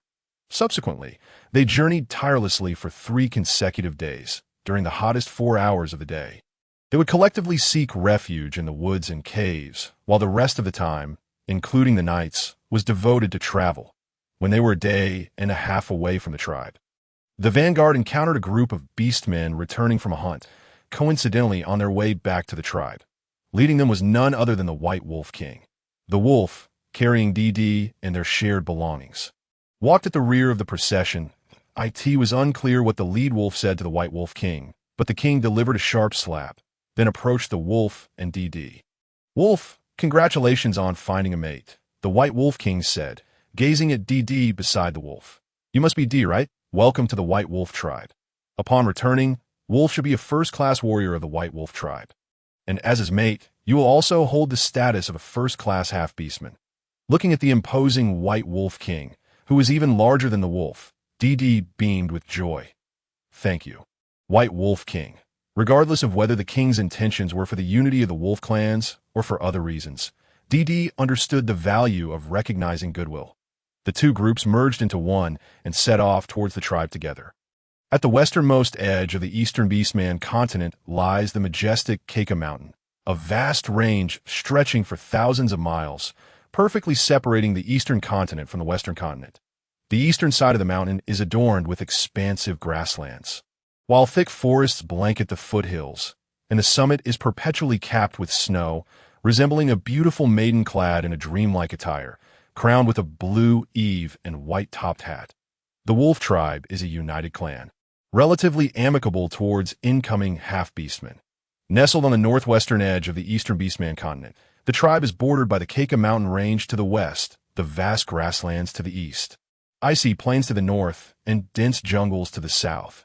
Several mountain streams cascade down from Keka Mountain, converging into a great river flowing eastward, named Jew. The White Wolf tribe resides on the northern bank of the Jew River, while the Black Wolf tribe inhabits the southern bank. The section of the Jew River near the mountain's base is relatively narrow, with 2 towering trees serving as a bridge in both the White Wolf tribe and the Black Wolf tribe. The foremost class of beastmen consists of the Shaman, the Wolf King, and the Wolf Queen. The second tier comprises the strong young warriors of the Wolf tribe and the robust half-beastmen with numerous offspring. The third tier includes the elderly wolves, the weak and newly joined beastmen and half-beastmen on the night of their return to the tribe, to celebrate the annihilation of the spotted hyena tribe and the abundant hunt. The Wolf King and Queen decided to hold a sacrificial ceremony for all the returning warriors and the newly joined half-beastmen. Since the eradication of the spotted hyena tribe was a collaborative effort between the Black and White clans, and coincided with the night of the full moon, all members of the Black Wolf clan also attended the sacrificial ceremony. The shaman danced and sang around a massive bonfire, and with a resounding wolf howl. He elevated the ceremony to its climax. All wolf beastmen transformed into their wolf forms, dancing and howling joyfully beneath the moonlight. Following this, there was feasting and revelry. once the beastmen had their fill. Those with partners embraced their companions and returned to their caves, while those without wandered alone through the jungle, grasslands, or by the river, running or climbing trees until utterly exhausted. DD followed the wolf back to his cave. The wolf's biological father was originally a first-class beastman of the white wolf tribe, while his adoptive father was a first-class half-beastman of the black wolf tribe. Together, they had 3 wolf cubs. The eldest was a pure white cub, the second was a pure black cub, and the wolf was the youngest. Their family once lived in relative prosperity, but fate took a cruel turn. When the Wolf brothers were just over a year old, the continent experienced extreme heat and drought. The vegetation around the tribe began to wither, and herbivorous animals dwindled in number. In order to survive, the tribe was compelled to migrate as a whole. It was during this migration that the Wolf tribe's camp was ambushed by a large contingent of approximately 300 members of the spotted hyena tribe. At that time, only a little over 100 wolf beastmen remained in the camp to guard the half-beastmen and cubs, while the majority had gone out hunting. Outnumbered and facing dire circumstances, the situation was devastating. By the time the returning hunters arrived, most of the beastmen in the camp had suffered casualties, and although the cubs and half-beastmen were within a protective circle, they could not fend off the onslaught of so many hyena beastmen. The wolf's adoptive father and 2 older brothers perished in that assault. The wolf, being the smallest, was shielded beneath his adoptive father's body and narrowly escaped. Upon witnessing the death of his wife and children, the wolf's biological father went mad and fled, never to return. The wolf was raised by the tribe. That ambush left deep psychological scars on the wolf tribe's members. For this reason, in the years that followed, whenever there were reports of spotted hyena beastmen in the vicinity, the wolf tribe would relentlessly pursue and eradicate them. This led to the recent joint effort of the black and white clans to track down and eliminate the spotted hyena tribe over a long distance. Although the defeated spotted hyena tribe was not as formidable in strength or numbers as the one that had initially attacked them, this did not diminish their determination to rid the beastman continent of malevolent beasts. The cave where the wolf lived was no longer the one his father had crafted for his adoptive father. Having lost his family at a young age, being of mixed colors, and being smaller than other cubs, he had no biological parents to care for him. By the age of 10, he was classified as a third-class beastman, the lowest rank. Subsequently, he moved away from the tribe's center to a location near the edge of the tribe. Beside the jungle, the cave was excavated by him little by little. Since he lived alone, the wolf only dug out a shallow cave measuring less than 3 meters wide, less than 5 meters deep, and only 3 meters high. This moment, facing DD's gaze, the wolf reflected for the first time on why he had been so lazy and expedient in the past. You can bear with it for one night, and tomorrow I will dig a larger one for you. Perhaps the moonlight was particularly bright that night, for DD could even see the wolf's flushed neck and cheeks. If the large dog were in wolf form, his tail would likely be thrashing as if trying to create a rift in the ground from embarrassment. It's all right. The night isn't too cold. We can take our time to create a home of our own. DD reassured the wolf. It's late. Let's sleep for now. We can sort everything out when morning comes. That night, the wolf laid down 2 thick layers of beast skins on the dry grass at the back of the cave for DD to use as a mattress. He then transformed into his beast form, lying at the cave entrance to shield the little half-beastman from the chilly night wind. The next day, before dawn, the wolf stealthily ventured out that he sought leave from the Wolf King, stating that he would not be joining the hunting party that day. Taking a leave of absence was considered a privilege of the first-class beastmen, and those who took leave were not entitled to partake in the day's food distribution. Upon returning to the cave, the wolf brought back meat and skins allocated to him by the Wolf King, meant for first-class beastmen. This was a one-time reward, given only to lower-class beastmen upon their promotion to higher ranks. The provisions were sufficient for him and DD for 7 to 8 days. The wolf placed the food and skins at the cave entrance and glanced at the freshly awakened DD. After a moment's hesitation, he asked, "The Wolf King said that if I wish, I can move back to the cave where my biological father and adoptive father once lived. That cave is much larger than this one. I wanted to know what you think." DD knew that the wolf clearly remembered what he had said the previous night about creating a home for the two of them. "Do you want to go back? If you don't wish to return, we can build one ourselves," DD countered.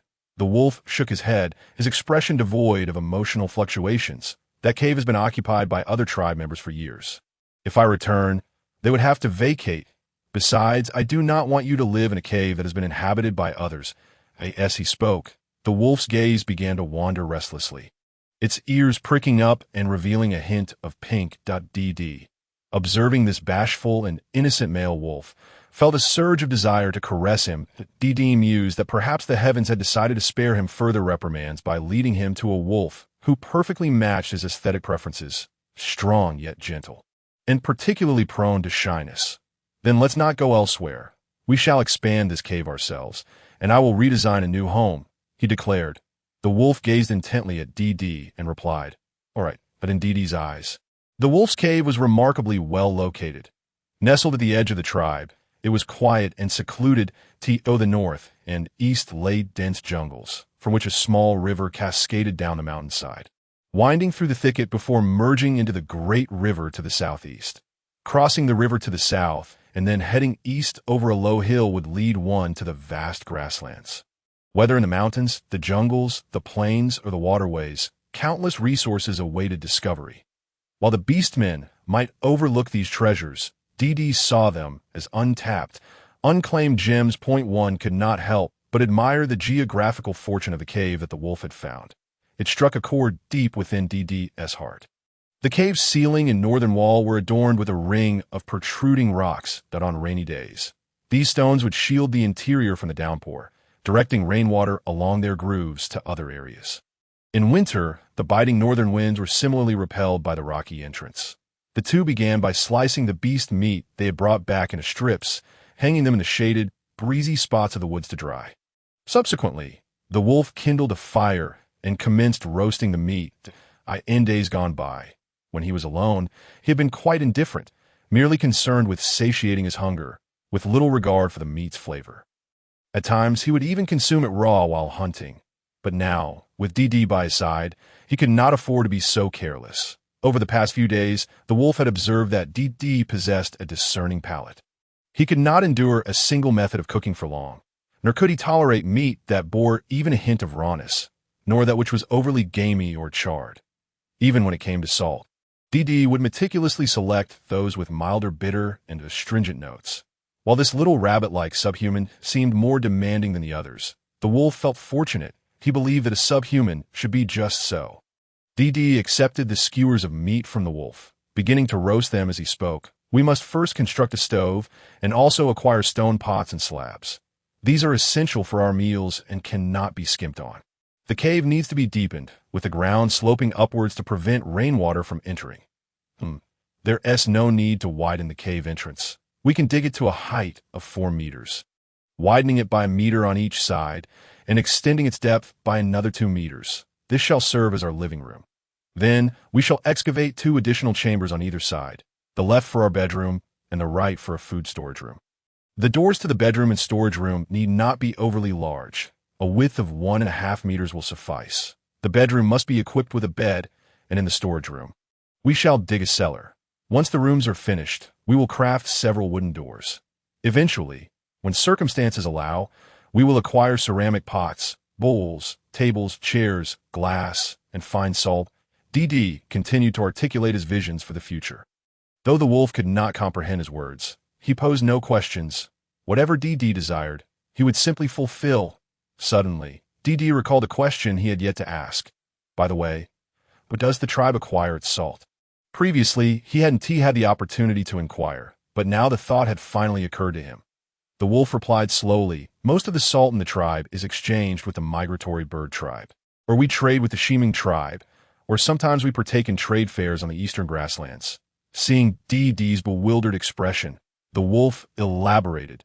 The Shaman tribe is not far from the previous hyena camp.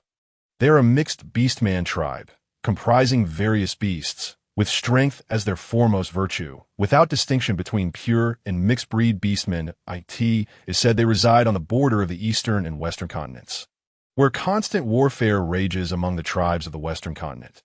The Shaman tribe, being powerful and salt-producing, is rarely crossed by other tribes that in the past, when the black and white wolves had not yet separated. The tribe would organize a journey to the eastern grasslands every 2 years, a far-off place that required 3 full moons to reach, making it a 6-moon round trip. The eastern grasslands housed 2 massive settlements, one composed of land beastman tribes such as lions, tigers, leopards, and wolves, and the other a marsh settlement of aquatic beastmen like pythons, lizards, toads, and scorpions.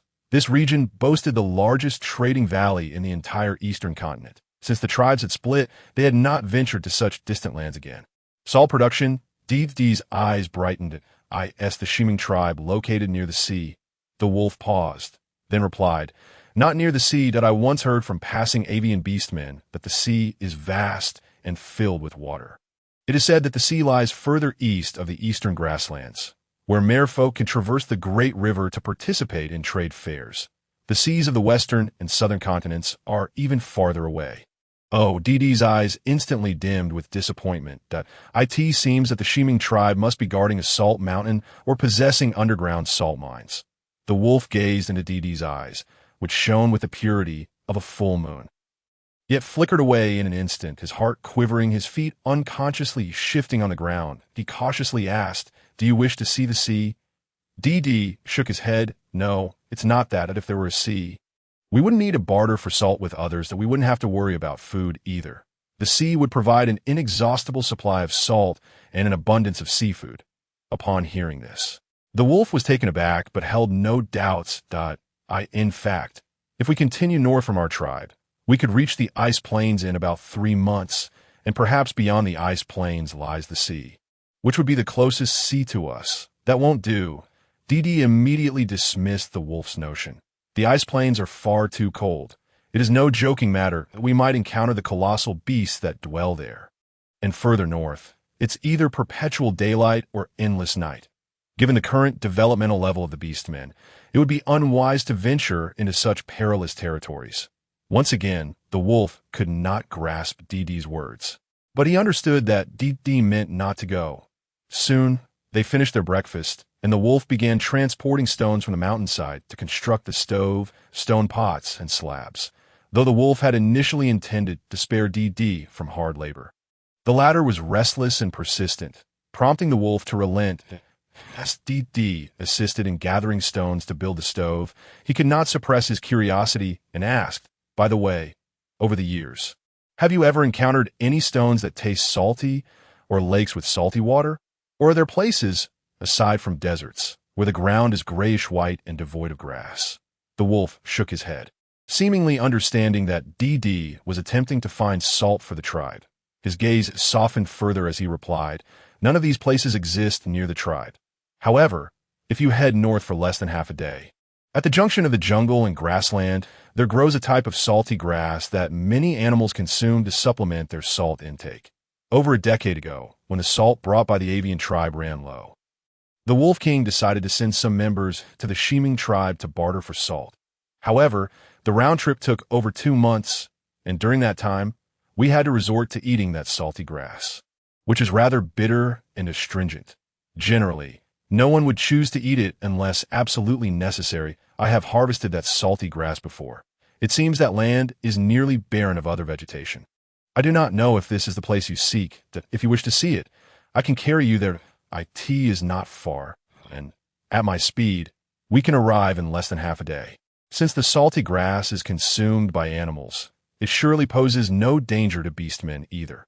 Even if it is toxic, it should only be in trace amounts. Once we are settled, it will certainly be worthwhile to take a look. Alas, salt is of utmost importance. One cannot function without it. Relying solely on the annual exchanges with the avian tribe or trading with the Zyman tribe is far too unreliable in the Orc continent. There is little to speak of in terms of moral law.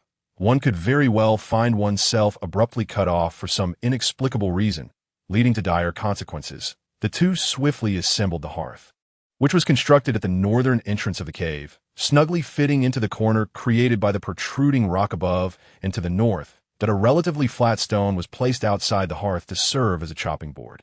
It was well ventilated and sheltered from the rain, essentially resembling a rudimentary open kitchen of the beastly world. Wolf and DT built 2 cooking spots, one for a stone pot, dedicated to boiling and stir-frying food, and another featuring a thin stone slab for frying or grilling. When it came time to excavate the cave, Wolf adamantly refused to allow DT to assist, unable to persuade him otherwise. DT reluctantly instructed him on how to dig, then bid him farewell before venturing into the northern forest. Given that they were within the tribe and the woods south of the small river were sparse, there was little concern about getting lost. The woods harbored no venomous snakes or ferocious beasts, so Wolf felt at ease letting him explore, provided he stayed away from the river and its banks. With a deer antler knife honed by Wolf in one hand and a basket woven from vines in the other, DT meandered through the forest in search of resources. Remarkably, the Orc continent boasted an abundance of natural resources. After wandering for approximately 20 minutes, DT stumbled upon a field of sesame. Sesame is most renowned for its oil, which is undeniably fragrant, and for its paste, an excellent companion for noodles and hot pot. Every part of the sesame plant holds value in the ancient texts and medicinal compendiums of DTI's previous life. There were records regarding both black sesame, huma, and white sesame, baima. Sesame flowers are known to treat alopecia, while sesame seeds are said to remedy deficiency from injuries, nourish the 5 organs, enhance strength, and promote muscle growth. Sesame oil is beneficial for the large intestine, treating weakness, facilitating circulation, and moisturizing the skin. It can also be applied to sores to alleviate pain and swelling. Additionally, it has the capacity to counteract heat toxins, food poisons, and insect venoms, effectively exterminating pests. The ashes of sesame stems and leaves can be incorporated into remedies for removing blemishes. The sesame field lay on a patch of open ground not far east of the forest, overgrown with various weeds, yet the sesame thrived resolutely among them, due to a lack of maintenance. Some of the outer sesame plants have been entwined and suffocated by creeping vines, though thankfully they were not numerous. DT circled the sesame field, clearing the surrounding weeds. When he straightened up again to gaze upon the vast expanse of sesame, he felt a slight pang of emotion, that he could not quite comprehend his feelings. Perhaps it was the sight of a food familiar to Earth, or perhaps it was the sense of progress in his journey. Or maybe it was simply the comfort of finally settling down after days of uncertainty. These sesame plants were on the verge of budding, expected to reach full bloom in about a month. Followed by seed production another month later, DT lingered by the sesame field for some time before reluctantly departing, just as he stepped onto the open ground and had not walked far into the woods. A plant adorned with greenish-yellow flowers caught his eye. This flower grew in clusters around him, plentiful and quite lovely, though he was uncertain of its nature and edibility. Perhaps it was a psychological effect. But DT felt compelled to investigate whether anything he encountered could be consumed. Approaching one of the greenish-yellow flowers, a familiar aroma wafted into his nostrils as he leaned in to take a closer sniff. Realization dawned upon him. Was this not the scent of ginger? Ah, so this is how ginger appears. Ginger is indeed a remarkable ingredient, yet many people have only encountered its root and are unfamiliar with its stems, leaves, and flowers. Had it not been for that familiar ginger scent, DT might never have recognized it. Fortune, it seems, comes unbidden. To confirm his identification, DT plucked a leaf and tasted it, and indeed, it was ginger. As the saying goes, with 3 slices of ginger at dawn, there is no need for a prescription that in winter one consumes radishes, while in summer, ginger is favored. Ginger, the ubiquitous condiment, is indeed a treasure. Its ability to eliminate the odor of meat is merely a minor function. Ginger can also remedy wind and cold ailments, treat symptoms of fever and headache, alleviate nasal congestion, relieve cough and wheezing, curb vomiting, dispel phlegm, combat persistent cholera, soothe abdominal pain, and address cold dysentery. Moreover, an obscure knowledge reveals that ginger can neutralize various bacterial toxins. DD uprooted several ginger plants, shaking off the earth clinging to their roots before placing them in his wicker basket. At tea this time of year, the ginger remained tender, abundant in moisture, and mildly spicy. Although it could not be stored for long, it was already suitable for consumption. The remaining ginger was left untouched, as DD planned to harvest it after gathering sesame seeds in due course. By then, the ginger would likely have matured into old ginger, as the saying goes. Old ginger is the spiciest. Old ginger not only possesses a robust flavor, but also stores well and resists spoilage. After briefly clearing the weeds surrounding the ginger patch, DD embarked once more on his treasure-seeking adventure. He ventured northward toward a small river bordering the forest, encountering cocklebur along the way, which is known for its heat-clearing, detoxifying, wind-dispelling, and pain-relieving properties. However, as the seeds of cocklebur are toxic, most individuals refrain from using them due to the potential dangers, prompting him to avoid collection. Furthermore, DD had other bounties, coriander and mulberries, both of which had grown to half his height. The Compendium of Materia Medica describes coriander as having a pungent, warm flavor that benefits the heart and spleen internally while extending to the limbs externally. In practical terms, it indeed possesses aromatic properties that aid digestion, induce sweating, alleviate rashes, and promote appetite. It also has detoxifying effects, can treat colds, and offers benefits such as promoting bowel movements and diuresis, thus enhancing blood circulation. Coriander, also known as cilantro, is a miraculous herb that delights those who enjoy it, while repulsing those who do not.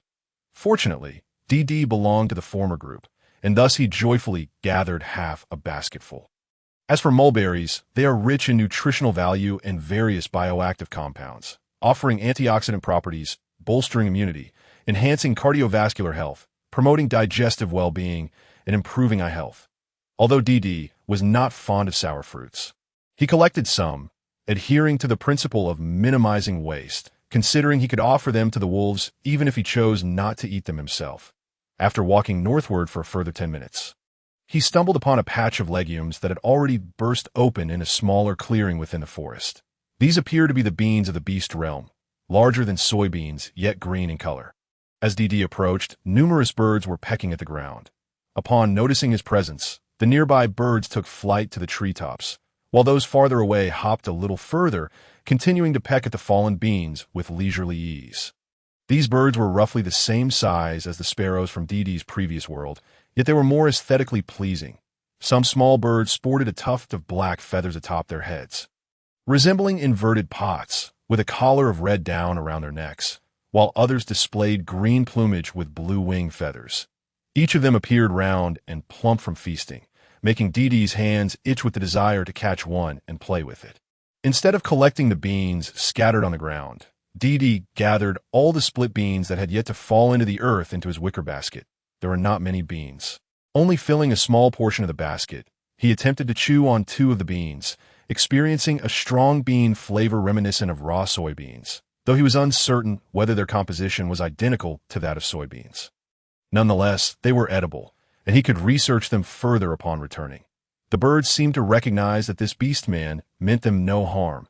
Growing bolder as a result, a few even quietly flew into his basket during his journey. Pecking at the beans he had collected, DD continued towards the riverbank, allowing the small, plump birds to accompany him for a while. Upon finally reaching the river, he noticed that it was only a few meters wide. Yet the vegetation on either side was markedly different. The southern bank was sparsely vegetated, possibly due to the proximity of the wolf tribe, where the trees had likely been heavily felled by the beastmen. In contrast, the northern bank boasted tall, dense trees, with low shrubs and weeds tightly clustered together, causing DD to feel a sense of trepidation. Such thickets are prime hiding spots for wild beasts or venomous snakes. The water was crystal clear, revealing fish of varying sizes and shapes swimming within. Having likely been undisturbed by human consumption, the fish approached curiously as DD drew near, showing no inclination to swim away. After ensuring that there were no crocodiles or other predators in the water, DD began to search the surrounding area. Indeed, one can often rely on these small creatures when foraging for food. Birds also inhabited this forest, resembling those he had encountered in the legume patch, though he could not ascertain if they belonged to the same family. Along the riverbank, a row of trees bore a striking resemblance to willows, albeit with significantly thicker branches. The branches hung downwards, each ending in a round fruit. Many of these fruits had already been pecked by birds, leaving pockmarked surfaces. The fact that birds could consume them indicated they were non-toxic, prompting DD to pluck a few for examination. The fruits resembled potatoes in appearance, yellowish and lacking in sweetness, with a texture akin to that of steamed potatoes, soft and bland, since they grew on trees. DD whimsically named them tree beans. The tree beans varied in height, with the majority of the higher ones having been pecked by birds. He had no intention of picking those that remained, leaving them for the birds to enjoy. DD gathered all the tree beans he could reach, filling his basket, leaving only a small pile behind. Observing his basket brimming with food, a satisfied smile spread across DD's face. Despite the sweat and dirt that adorned IT that moment, the distant sound of wolves echoed. IT became apparent that midday had passed. In his treasure-seeking expedition, DD had lost track of time and even his hunger. As the wolves approached, DD snapped back to reality, his stomach promptly protesting with a rumble.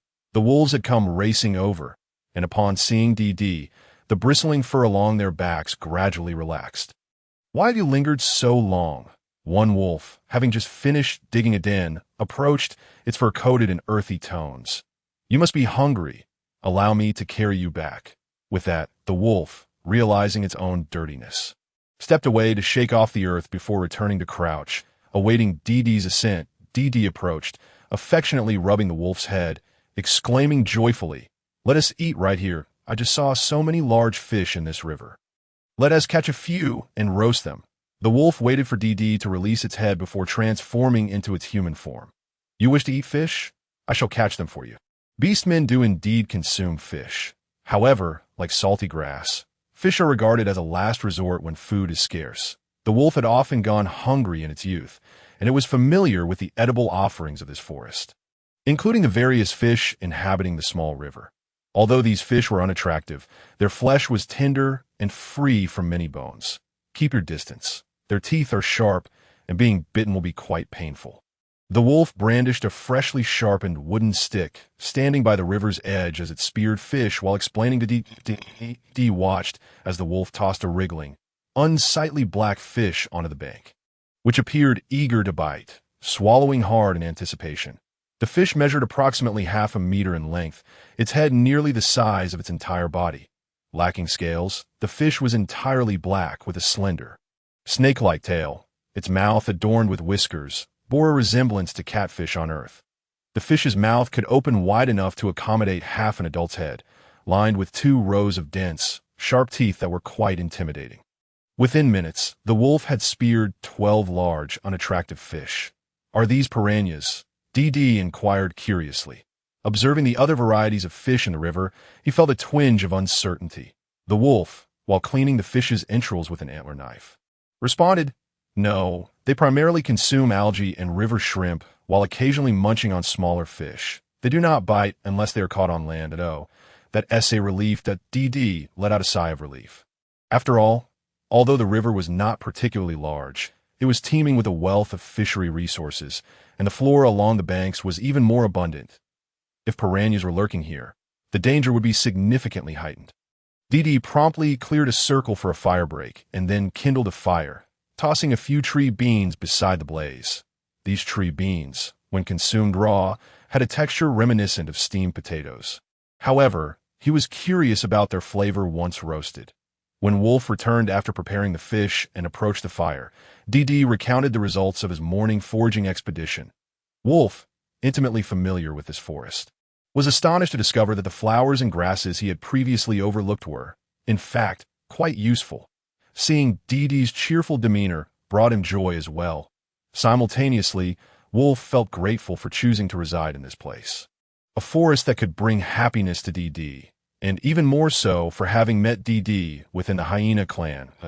As the fish cooked, DD took the ginger he had gathered and sliced it with a deer antler knife. He squeezed some ginger juice onto the fish and placed a few ginger slices inside its belly. Fish meat cooks faster than beast meat, and soon a delightful aroma of roasted fish wafted through the air. Once he deemed it sufficiently cooked, Wolf sprinkled some salt over the fish and handed it to DD. After taking a bite, DD mused that while it was not particularly astonishing, it was indeed as Wolf had claimed. The meat was tender and devoid of any fishy odor, presenting a unique flavor of its own. DD consumed 2 fish, while Wolf indulged in 4. The remaining 6 were strung together with vines and hung from a nearby branch. After completing these tasks, DD suddenly remembered the tree beans in the fire. He hurriedly retrieved the slightly charred tree beans, blowing on them as he carefully pried them open. Instantly, a sweet, fragrant aroma emanated from the beans in his hands. "How marvelous!" Dee exclaimed, wrinkling his nose as he inhaled the sweet scent of the roasted tree beans. Cautiously, he took a bite and remarked, "This tastes like a potato when eaten raw, yet when cooked, it exudes a sweetness akin to that of sweet potatoes."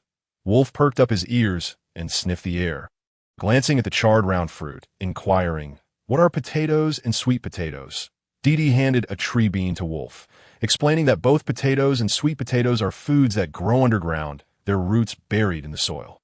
These two varieties are easy to cultivate, yield abundantly, and are easy to store. They can be eaten raw or prepared in various cooked forms. Put plainly, if these two crops were widely cultivated, the beastmen would never face starvation again. Wolf's eyes sparkled at this revelation, but then dimmed with a hint of despair. Having lived in the north for so many years, he had never heard of such foods. Even if they did exist, they were likely monopolized by the great clans of the south. Despite his thoughts, Wolf couldn't resist asking, "Do you know where these two foods can be found?" It was no surprise that Wolf inquired. Anyone hearing Dee's words would have asked the same. After all, even though the Beastman continent is rich in resources and the Beastmen are smarter and stronger than wild beasts, there are still circumstances beyond their control. For instance, injuries from hunting or death due to natural disasters. A stable life with an abundance of food is a dream cherished by every beastman and every clan that I don't know. Dee admitted without hesitation. "Those are the foods for my dreams that I often dream of many things, and everything I know now has been learned from those dreams. Zhuangzhou dreamed of being a butterfly, and the butterfly dreamed of being Zhuangzhou. Having been here for nearly 2 months, the memories of Earth were fading further away, many images gradually slipping from his mind. In the Beastman continent. With the sun rising and setting, the primal struggle for survival occupied every moment of Dee's life. Reflecting upon it, wasn't it all just a dream? Wolf, observing Dee's expression, felt an inexplicable flutter of anxiety, as if this small sub-beastman, lost in thought, had suddenly connected to a distant, unreachable place. If this sub-beastman were to leave for that far-off land, he would never see him again. What's wrong?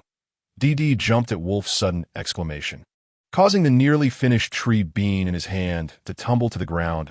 It was worth noting that prior to this, Wolf had never spoken to Dee in such a raised voice. "It's nothing. It's nothing." Wolf quickly grasped Dee's arm, attempting to reassure him while drawing closer. Dee found the situation amusing. He was oblivious to Wolf's thoughts, but could sense his unease. "There's no need to fear. I am fine and shall not leave you." After satisfying their hunger, Dee felt a bit parched. Wolf went nearby to gather some fruits for Dee to quench his thirst, while Dee doused the fire with river water to prevent any fire hazards and placed the uneaten tree beans in a woven basket. Just as he finished, Wolf returned, cradling an entire, large aquatic plant in his arms. This plant had a thick root system, with 3 large leaves that intertwined along the stem, each measuring about 1 meter in diameter, resembling the leaves of a round lily pad. At the top of the stem bloomed a flower the size of a child's head, displaying a beautiful gradient from white to pink. Upon opening the flower, 2 fist-sized, teardrop-shaped fruits were revealed, pristine white, resembling lychees that had been peeled. Wolf, knowing that Dee possessed greater knowledge, thought that perhaps Dee would understand and use this unfamiliar plant. Thus, he uprooted the entire plant and brought it back. "This fruit is quite sweet, but the pit is very bitter, so be careful not to bite into it," Wolf cautioned as he delicately presented the flower to Dee.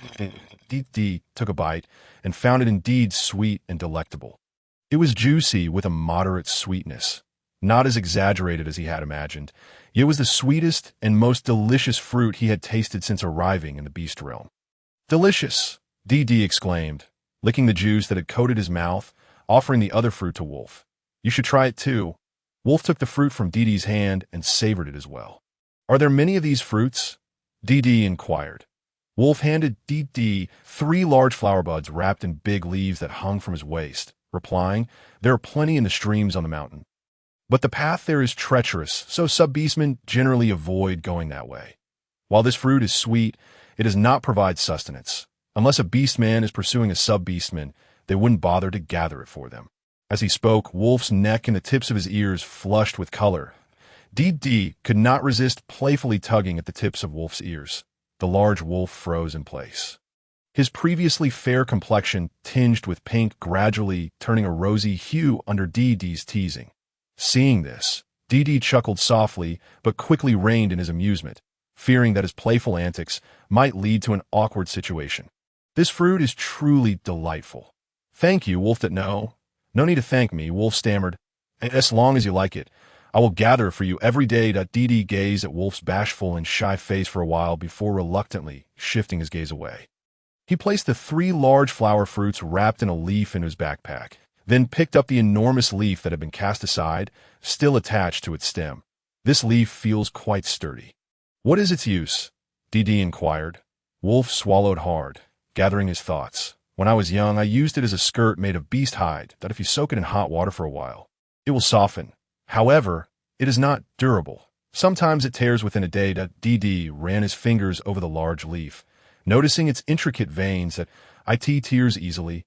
Wolf watched as Dee's delicate fingers caressed the leaf, and he couldn't help but recall how Dee had just touched his own ears in the same manner. His heart, which had been beating steadily, began to race once more. Yes, just the outer layer will tear, but the structure remains intact.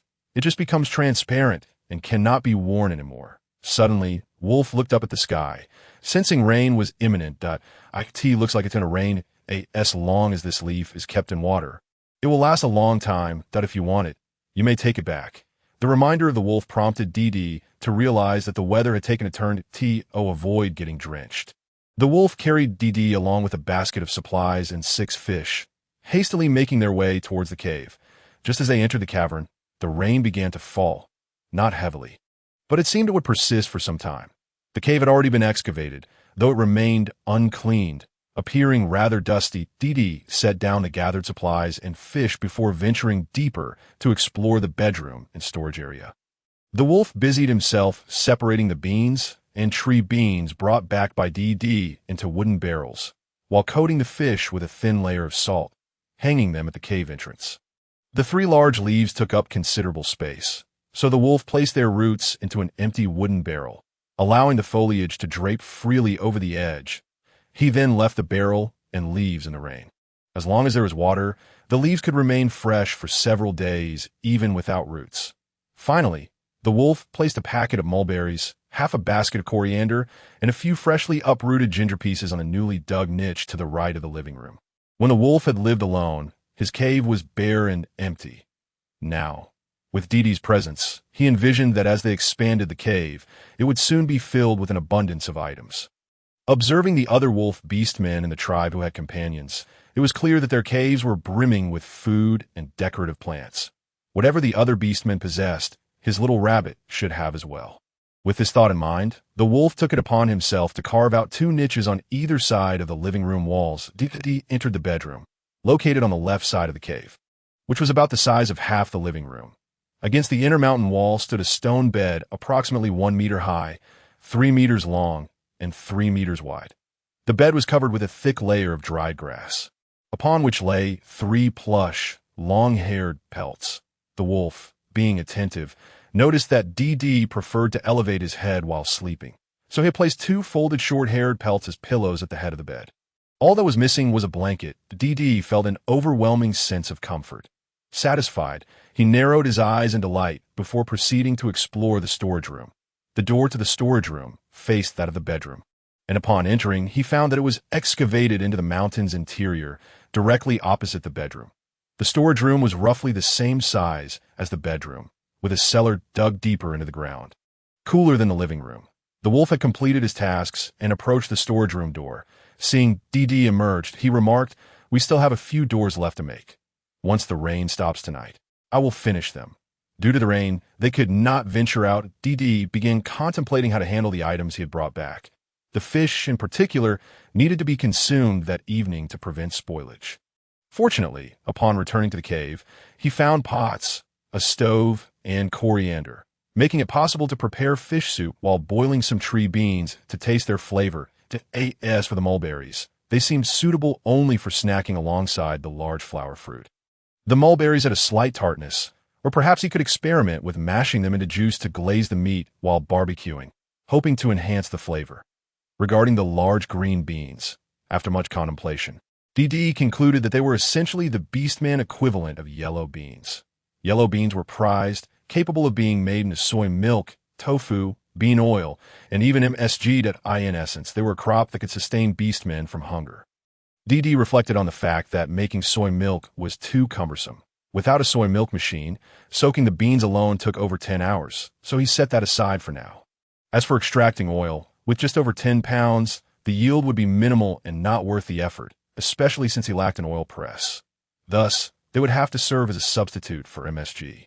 In DD's previous life, some individuals enjoyed roasted yellow beans as a crunchy snack, which were delicious. The downside was that consuming too many could lead to bloating. Additionally, many chefs would add dry-fried yellow beans to soups to enhance their flavor. As luck would have it, he was preparing fish soup that evening. So DD retrieved the beast oil he had rendered during his journey and began dry-frying a pound of large green beans in the stone pot. The beast oil carried a strong fishy odor that was unappetizing.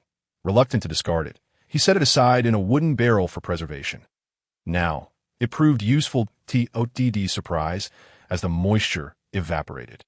The large green beans transformed into yellow beans. Well then, he chuckled inwardly, until I find the authentic yellow beans. This fellow shall be dubbed yellow beans. With a grin, DD added a bit more beast oil and a piece of fresh ginger to the pot to continue frying.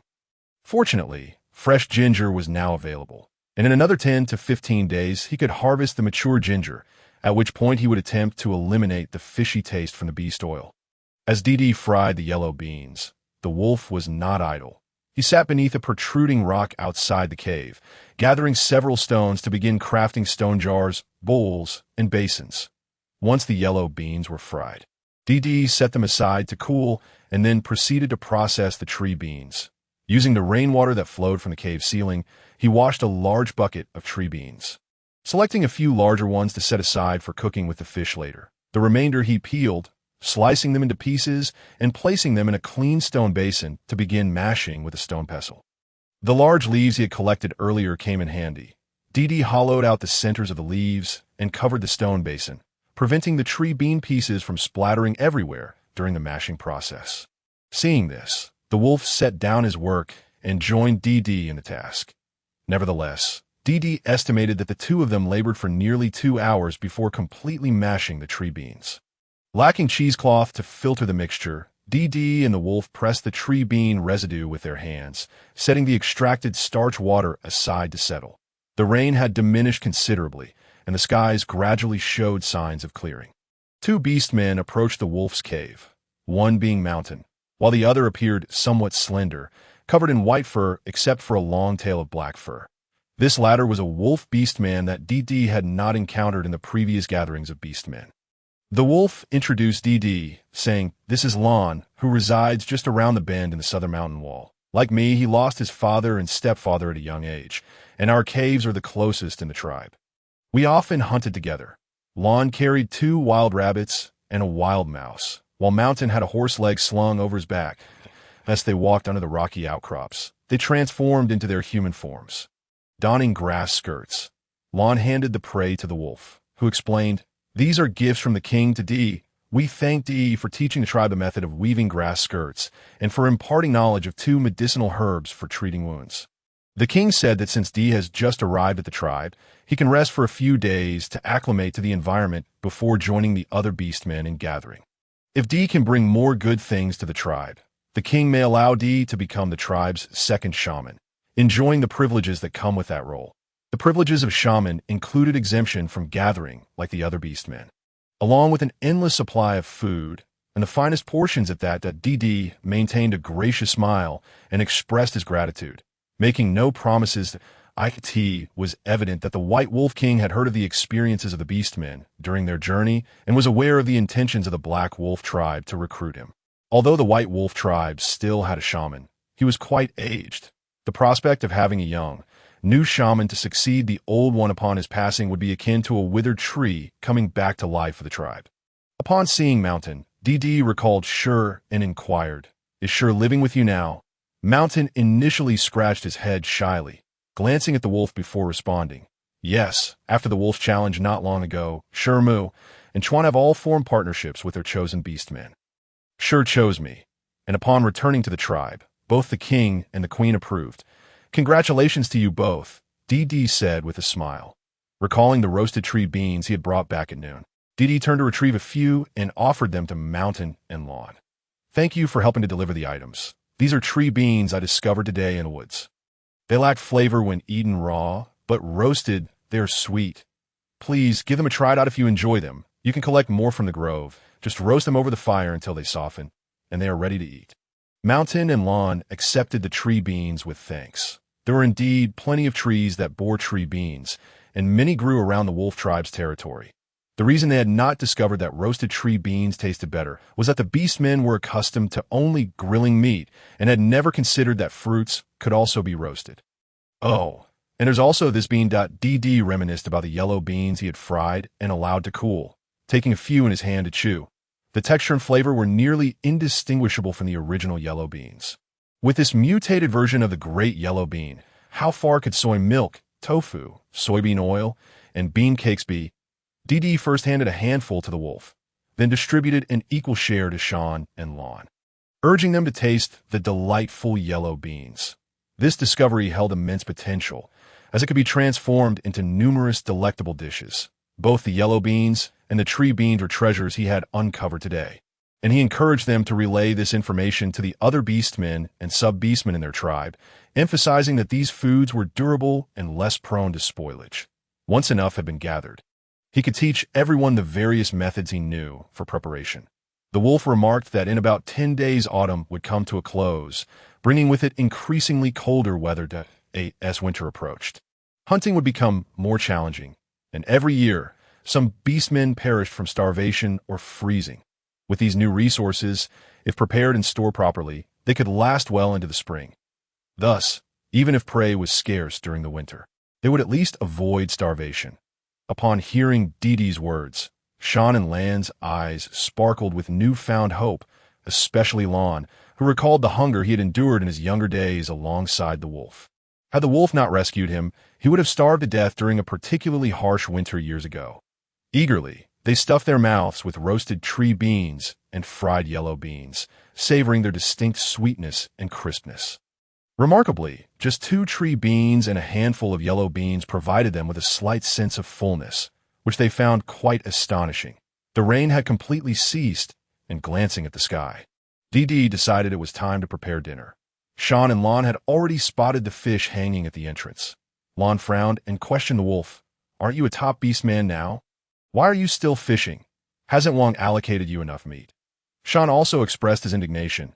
Indeed, wolf, though you didn't participate in the group hunt today, as a first-rate beastman, you should still receive your share of meat. Are they treating you differently? Noticing their concern for the wolf, Dee quickly clarified. No, that's not it. I simply wanted to eat fish in truth, as long as it is edible and prepared with care. Any food can be transformed into something delicious. Gradually, the discontent faded from their faces upon hearing Dee's explanation.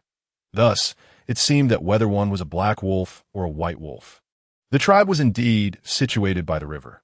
The beastmen's reluctance to eat fish stemmed from the trouble of catching them, the multitude of bones that could easily become lodged in the throat, and perhaps a lack of methods to eliminate the fishy taste. If Dee could find ample seasonings and teach the beastmen various ways to prepare fish, it would provide the tribe with yet another food option. At the very least, even in the bitter cold of winter, when hunting was unfeasible, the presence of fish, alongside dishes made from tree beans and yellow beans, would ensure that starvation would not be a threat. With this thought in mind, Dee glanced at the 6 fish at hand and invited the 2. Tonight, we shall make fish soup and fish balls. Why not stay for dinner? Shawn, you can go fetch her to join us. I'll first teach you a few methods, and later, you can help spread the word. With Dee's invitation, the wolf naturally had no objections. However, with only 6 fish, the wolf stayed behind to assist Dee with the cooking. While Shawn went to find Shur, and Lawn hurried off to catch more fish. In terms of culinary skills, Dee was not as adept as the wolf. So when it came time to prepare the meal, Dee assisted and directed while the wolf took charge with the knife. They prepared the large, unattractive fish by removing its head and slicing it. The fish head was sautéed in beast oil, then boiled in clean water. The sliced fish meat was placed in a stone basin and ground with a stone pestle. Shaman returned swiftly to help with the grinding. Meanwhile, DD and Shur poured out the sediment from the tree bean soaking water, leaving the starch at the bottom to be heated and roasted on a stone slab. Once the fish paste was well prepared, the starch was completely dried. DD mixed the starch and fish paste in a ratio of 1:2, adding water, ginger juice, and salt to create a uniform mixture. The wolf then skinned the horse leg that Shaman had brought and sliced it into thick pieces, marinating them with salt and ginger juice in preparation for roasting.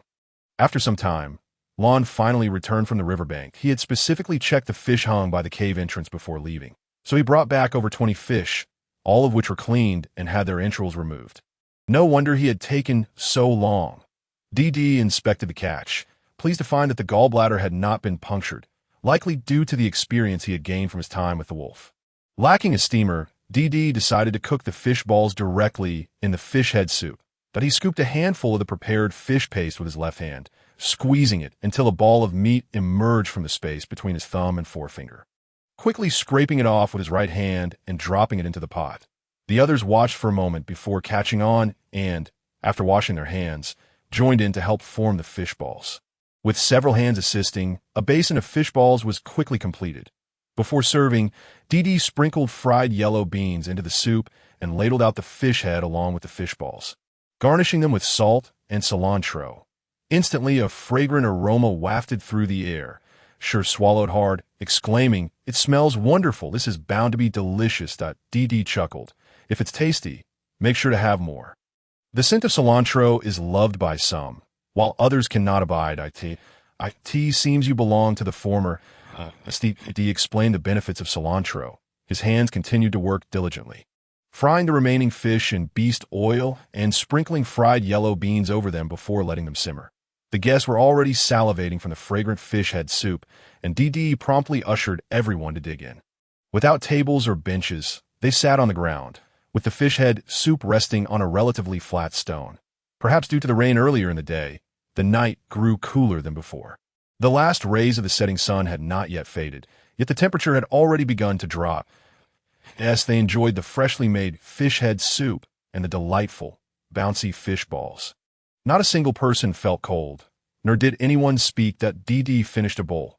Noticing that the fish was nearly ready, he stood up to retrieve the fish from the pot, placing it on a plate and adding salt and the remaining fresh ginger root. With a large stone ladle, he heated a scoop of beast oil and drizzled it over the fish, releasing an even more enticing aroma that wafted into the noses of those dining. The wolf quickly rose, carrying a steaming platter of fish into the cave, while the stone pot that had previously held the fish head soup was moved aside, now empty, although the large, unattractive fish had few bones. DD still cautioned, "Be careful of the fish bones." The others nodded in agreement, their mouths full as they continued to eat. Lon had initially thought he had caught too many fish and figured he could share the surplus with the wolf as a gift for providing him with companionship.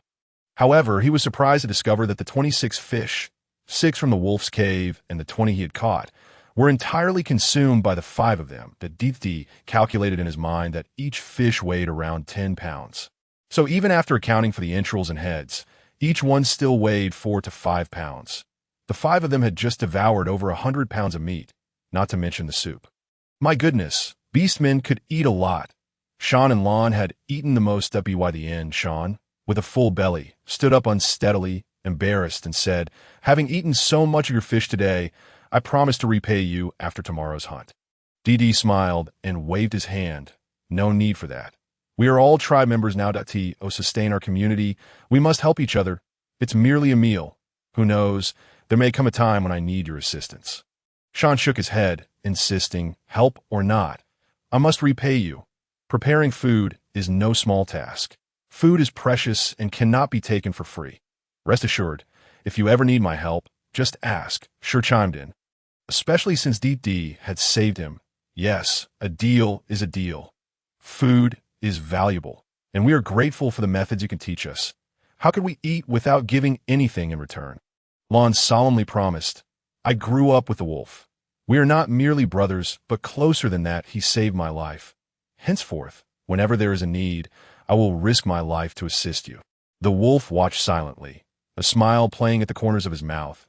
Dee quickly gestured. No need to be so serious. Do you think this fish could serve as a reserve food source in the future? Sure nodded eagerly. Absolutely. This fish is simply delightful, especially those fish balls. Honestly, I have never tasted anything so delicious. Moreover, this fish head soup consumed in the cold offers a delightful warmth, even in my current human form. I feel no chill whatsoever. Previously, orcs did not possess the habit of drinking hot water. It was only during the winter months, when the world was frozen and rivers turned to ice, that orcs would melt snow or ice cubes for sustenance. In truth, no orc would routinely consume water that had been boiled and then cooled. As long as it was warm enough to drink, they would partake. After all, firewood is a precious commodity, and gathering it requires a considerable investment of time. Naturally, orcs would not squander the opportunity to conserve fuel. Dee chuckled and remarked sure, not only fish head soup, but also bone broth can warm the body during the cold. The coriander and ginger I added earlier are excellent seasonings for the soup and serve as herbs to dispel cold. They can be consumed as wild vegetables, and regular consumption is beneficial for one's health. Coriander is currently in season. I noticed plenty of it in the small forest, growing to half a person's height. You can gather some for your personal use later. As for ginger, we may have to wait another 10 days or so until the roots mature fully before we can harvest it. Unfortunately, I have not found any mushrooms in this forest. If we had mushrooms to stew with the bone broth, the flavor would be even more exquisite. Dried mushrooms can be ground in a powder and used as a flavor enhancer. Just a sprinkle while cooking adds a delightful aroma. Upon hearing Dee's desire for mushrooms, Shur immediately responded, "Yesterday, I accompanied the suborcs of the tribe to the western mountains for foraging, where there are many fruits and mushrooms if you require them. I shall specifically gather some for you tomorrow." The wolf, upon hearing Dee's interest in mushrooms, brightened up and said, "There are countless mushrooms in the woods on this mountain, but many are poisonous, which is why I seldom collected them in the past. If you wish, I can guide you to pick some." Deep nodded eagerly, affirming his desire for mushrooms. Dried mushrooms can be stored for an extended period, and their nutritional value is quite high. Additionally, some fungi can serve as medicinal herbs for the poison. There is no fear of toxicity. If you could help me catch a few live mice, we could keep them. When we encounter unfamiliar fungi, we can first feed them to the live mice, and if they remain unharmed, we can safely consume them ourselves. Seeing the wolf nod in agreement, Dee continued, "You can also use this method to identify whether food is poisonous. Furthermore, in the future, you may collect various peculiar items and bring them to me. Perhaps I can discover their uses. For instance, edible items, regardless of whether they're sweet, sour, bitter, spicy, or salty, or whether they're visually appealing, toxic or not, ugly, bizarre, familiar or unfamiliar, animals, plants, water, or stones. Bring them to me for identification. Who knows, we might stumble upon something valuable, which would also contribute to the tribe. In that case, your contributions will be acknowledged." The three nodded in delightful agreement, indicating they had taken note. That Dee felt a surge of joy. After all, relying solely on himself to explore and exploit the natural resources of the beast realm was limited in experience. The assistance of others, even if it might not be substantial, would certainly enhance the odds of success. As they prepared to leave, the wolf distributed a small handful of soybeans, tree beans, and coriander to the three, urging them to share the knowledge they had gained that day. That evening, Dee lay in bed for the first time, experiencing sleep in his human form since arriving in the beast realm.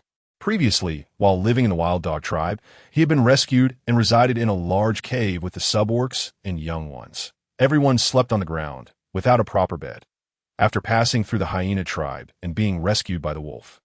He had journeyed to the northern wolf tribe, where there was no opportunity for for sleep.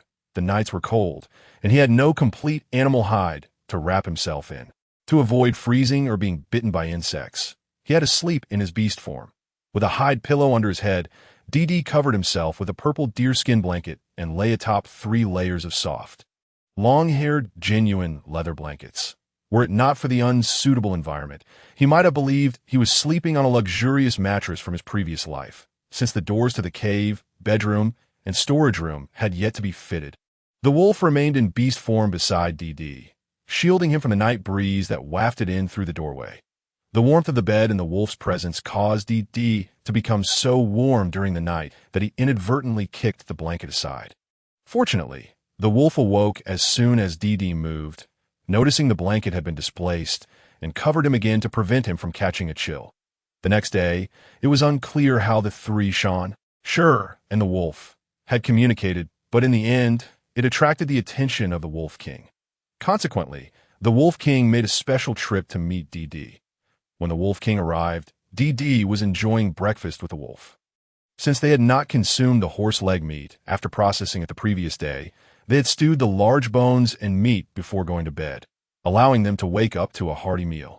As they were finishing their meal, the Wolf King arrived. Dee served the Wolf King a bowl of horse leg meat and bone broth, garnished with fragrant roasted soybeans and coriander.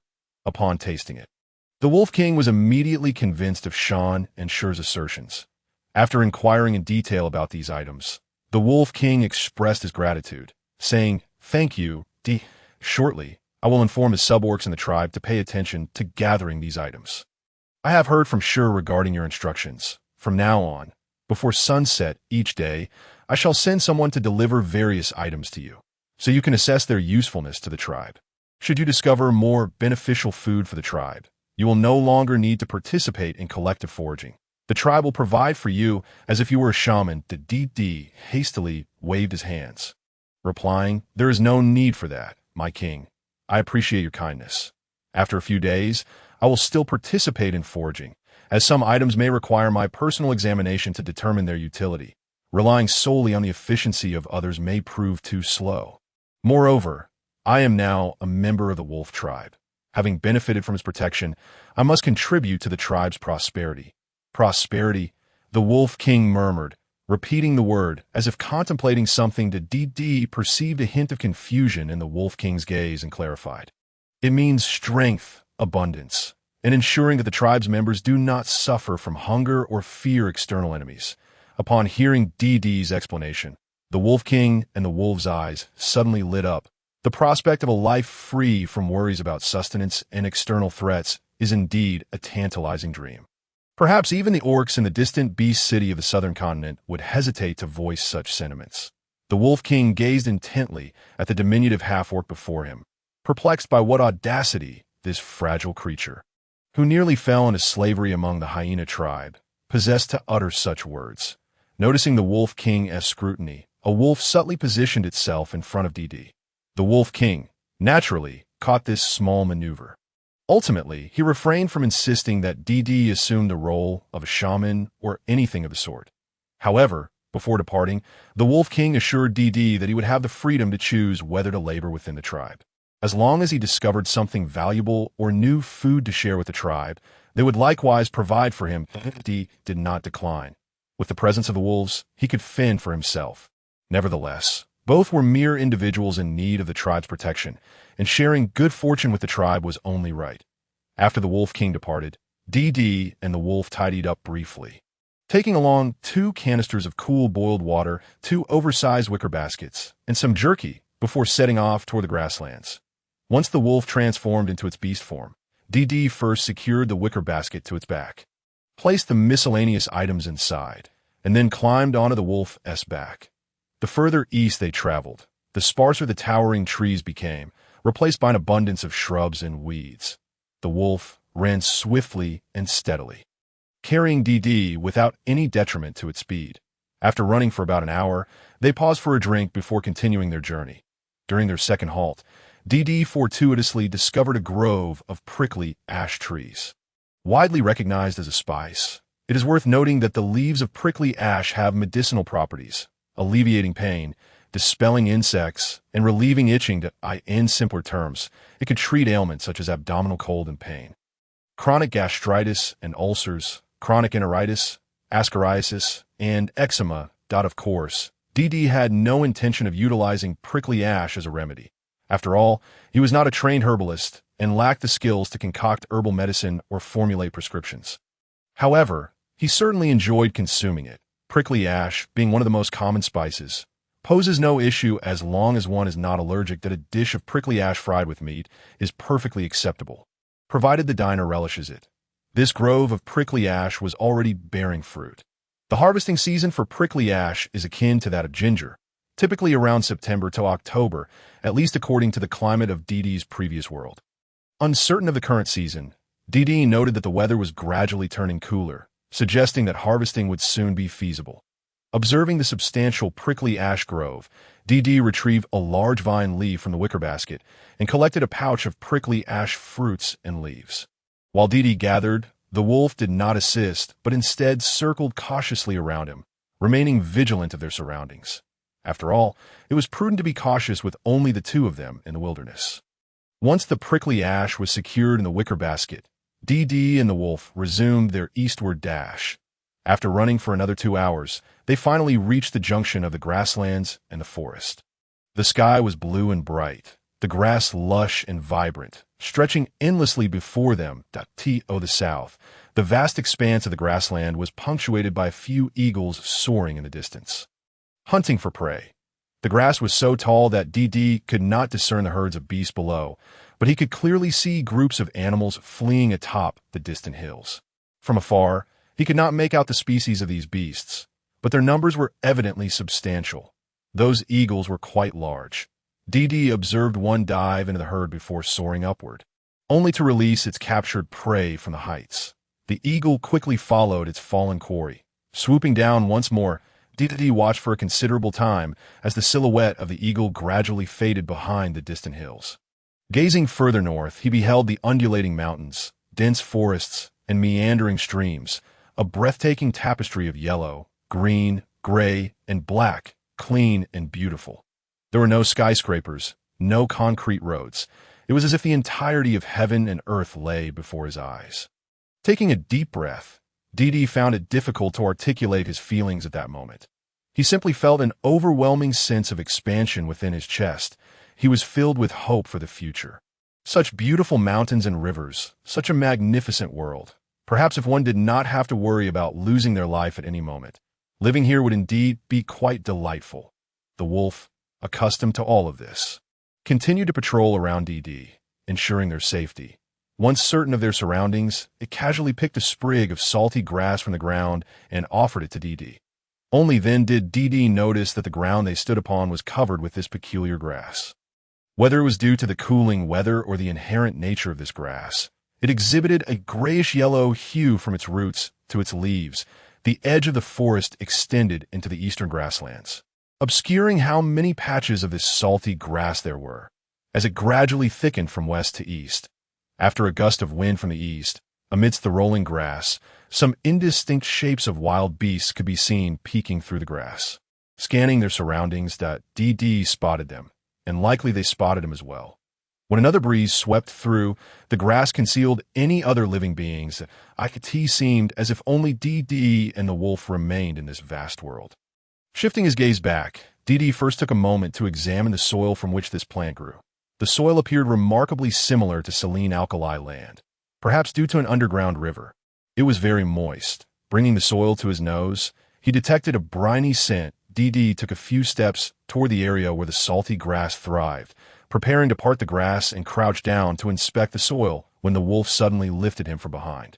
The wolf's sudden action startled Dee, rendering him momentarily speechless.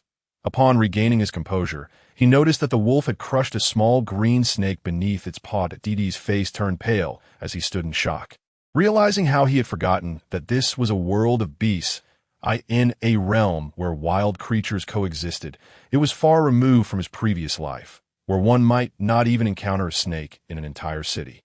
Dee had never undergone wilderness survival training in his previous life and had no awareness of the dangers present here. Seeing that Dee was genuinely frightened, the wolf, feeling somewhat helpless, cautiously approached him and gently reassured, It's all right that I'm here. You won't come harm." After a while, Dee's racing heart gradually calmed, realizing that he had startled the wolf. He felt a bit embarrassed and wrapped his arms around the wolf's waist, nuzzling his head against its chest.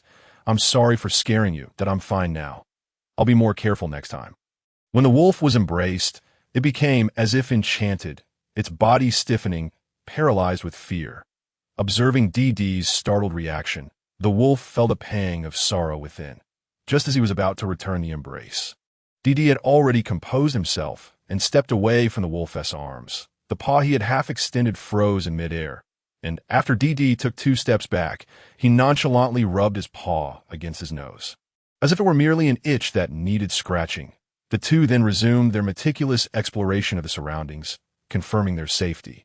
The wolf remained vigilant, while Dee continued his study of the salty grass growing in the soil.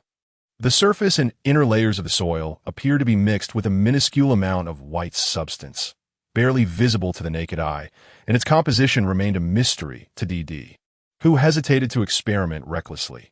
However, when he had been lifted earlier, he had caught a glimpse of several wild sheep that had been grazing on the salty grass, startled and fleeing in the distance. The wolf had mentioned that animals consume this type of grass, and that beastmen have also ingested it to replenish their salt intake. Thus, it was certain that this grass was non-toxic. The grass, resembling pine needles, could grow over 2 meters tall at its highest, while the shortest was still a meter in height. Its roots were as thick as a beastman's arm, resembling a miniature, deformed pine tree. Yet, unlike the green and rigid needles of a pine tree, the needles of this salty grass were grayish-yellow and soft. Dee plucked a few blades of the salty grass and licked the sap that flowed from the severed roots with the tip of his tongue, finding it indeed bitter and astringent, so much so that it nearly made him retch the meal he had consumed that morning. The two had traversed along the riverbank, and the nearer they got to the water's edge, the sparser the grass became. That Dee instructed the wolf to fashion a small stone pot, then gathered a handful of salty grass, washed it clean in the river, and placed it in the pot to grind. After a short while, the salty grass began to turn a deeper yellow as the leaves and roots gradually dissolved in the water. When the water was nearly boiled away, Dee managed to extract only a small tuft of plant fibers. The liquid in the pot became increasingly viscous, taking on a greenish hue, resembling a bowl of toxic soup. As Dee fished out the fibrous remnants with a stick, he continued to add fresh, salty grass and water into the pot, maintaining the cooking process. After about 2 hours, green crystals began to form at the bottom of the pot, resembling green salt. Without adding any more water, Dee waited for the water to evaporate completely, then pinched out a small amount of the green crystals, tasting it with delight. Was this not salt? It appeared that this land might indeed be a salt-alkali region, with this plant having evolved in the beast world specifically to thrive in such soil, absorbing substantial amounts of salt and water, eventually yielding salt upon boiling. The wolf also tasted it, his eyes lighting up instantly. This crystallized, salty grass was unmistakably salt and devoid of any bitterness. It was pure salt. It was even more refined than the salt exchanged from other beastmen, for it possessed solely a salty flavor, lacking any bitter or astringent notes. Although it took over 2 hours to produce this small handful of salt from just a few dozen blades of salty grass. This was due to the limited conditions. For experimental purposes, the pot Dee used was merely the size of a basin. Had he employed a larger pot, he would certainly have extracted more salt in the same amount of time. Moreover, the salty grass here grows almost year-round, except in winter. With autumn approaching, if the salty grass extending for dozens of kilometers into the grasslands were all boiled down to salt, the quantity would be considerable. Traditionally, during the 3rd month of autumn, in about 10 to 20 days, the beastmen of the flying bird tribe would pass by the wolf tribe. At this time, the tribe would heavily rely on salt, preserving meats with it for winter storage. Even if they could not obtain enough salt from the flying bird tribe this year, the tribe would not suffer from shortage of salt. Thanks to these salty grasses, the wolf looked at Dee with eyes brimming with respect and affection. In that moment, he began to believe in the word prosperity that the little sub-beastman had spoken of that morning. The wolf vaguely sensed that as long as Dee was present, he would witness the prosperity he had described. With the sun high in the sky, the wolf found a tree about 5 or 6 meters tall, placed Dee upon its branches, and advised him to hide in the shade. Following this, the wolf inspected the area around the tree, ensuring no other wild beasts or serpents were present, before swiftly darting towards the eastern grasslands to hunt. Dee obediently concealed himself in the tree's shade, watching the wolf's retreating figure through the gaps in the leaves. After approximately half an hour, the wolf returned, carrying a wild donkey, which, by its size, appeared to be a juvenile. After DD was lowered from the tree, he examined the wolf closely, relieved to find no injuries. The wolf had run far, and the grass in the grasslands was quite tall, making it difficult for DD to see clearly even from the tree. Although the wolf bore no external wounds, he had been kicked twice by the donkey's mother while trying to subdue the young donkey. However, he had no intention of disclosing this to DD. Injury was a part of life for beastmen. Not being injured would be the anomaly. The wolf swiftly dragged the donkey to the riverbank, where he began to slaughter and skin it. Upon seeing the donkey's hide, DD suddenly recalled that donkey hide could be used to make a jiao. A jiao is a remarkable substance, noted in traditional herbal texts for its benefits. It nourishes blood, supports liver qi, stabilizes pregnancy, strengthens bones, alleviates dysentery, treats joint pain, reduces water retention, addresses fatigue and cough, nourishes yin, dispels wind, moistens dryness, clears phlegm, benefits urination, and regulates the large intestine. While the wolf busied himself with the donkey, DD endeavored to recall the method of making a jiao.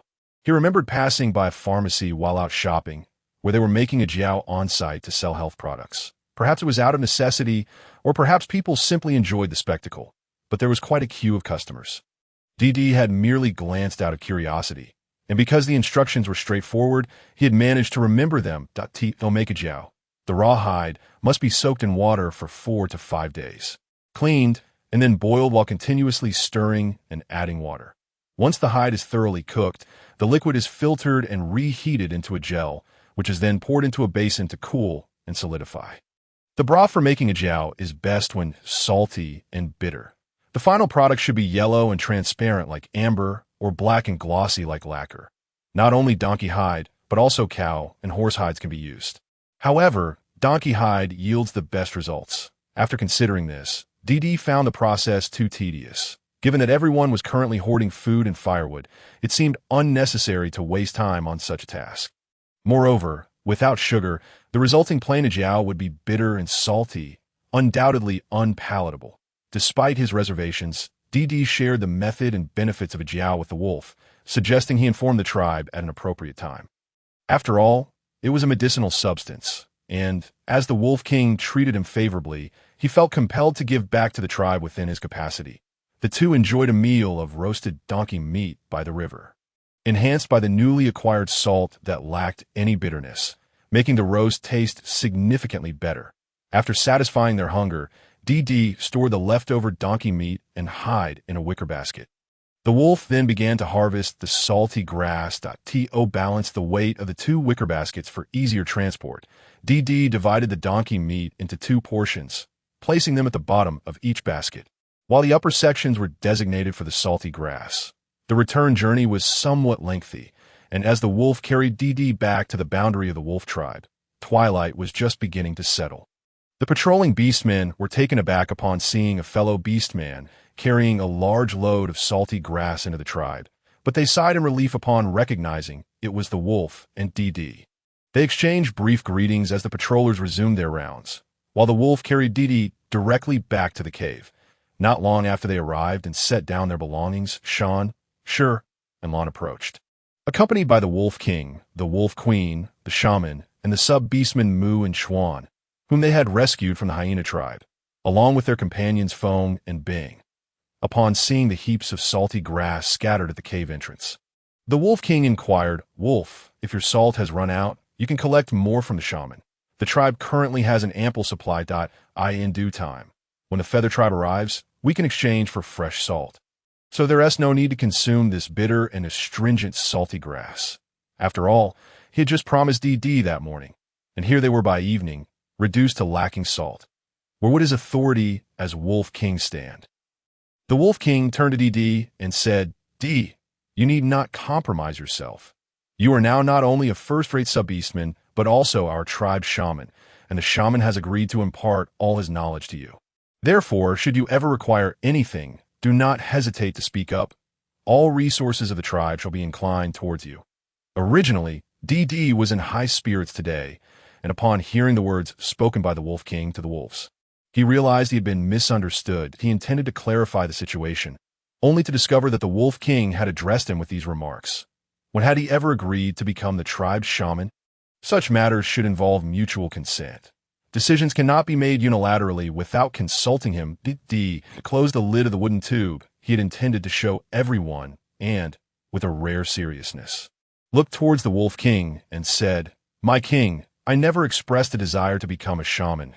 As soon as these words left his mouth, the joyful expressions on the faces of the others froze instantly. The Wolf King, too, became awkwardly at a loss, having not anticipated that DD would outright refuse him. The expressions of the Wolf Queen and the Shaman, originally calm, now furrowed in concern. The Shaman assumed that the young half-orc before him was unaware of the substantial privileges and benefits that came with being the tribe's shaman. He took 2 steps forward with his cane and earnestly said to D, "A shaman holds a status and authority equal to that of the king." The Wolf Queen chimed in, "Indeed, a shaman will be supported by the entire tribe. You need no longer toil for food. Even in times of winter scarcity, a shaman shall never go hungry. No one would wish to refuse such an opportunity. If you desire, you may even have more than one mate." Upon hearing this, DD swiftly glanced at the wolf. The wolf's brow furrowed slightly, revealing his evident displeasure. Nevertheless, he remained silent.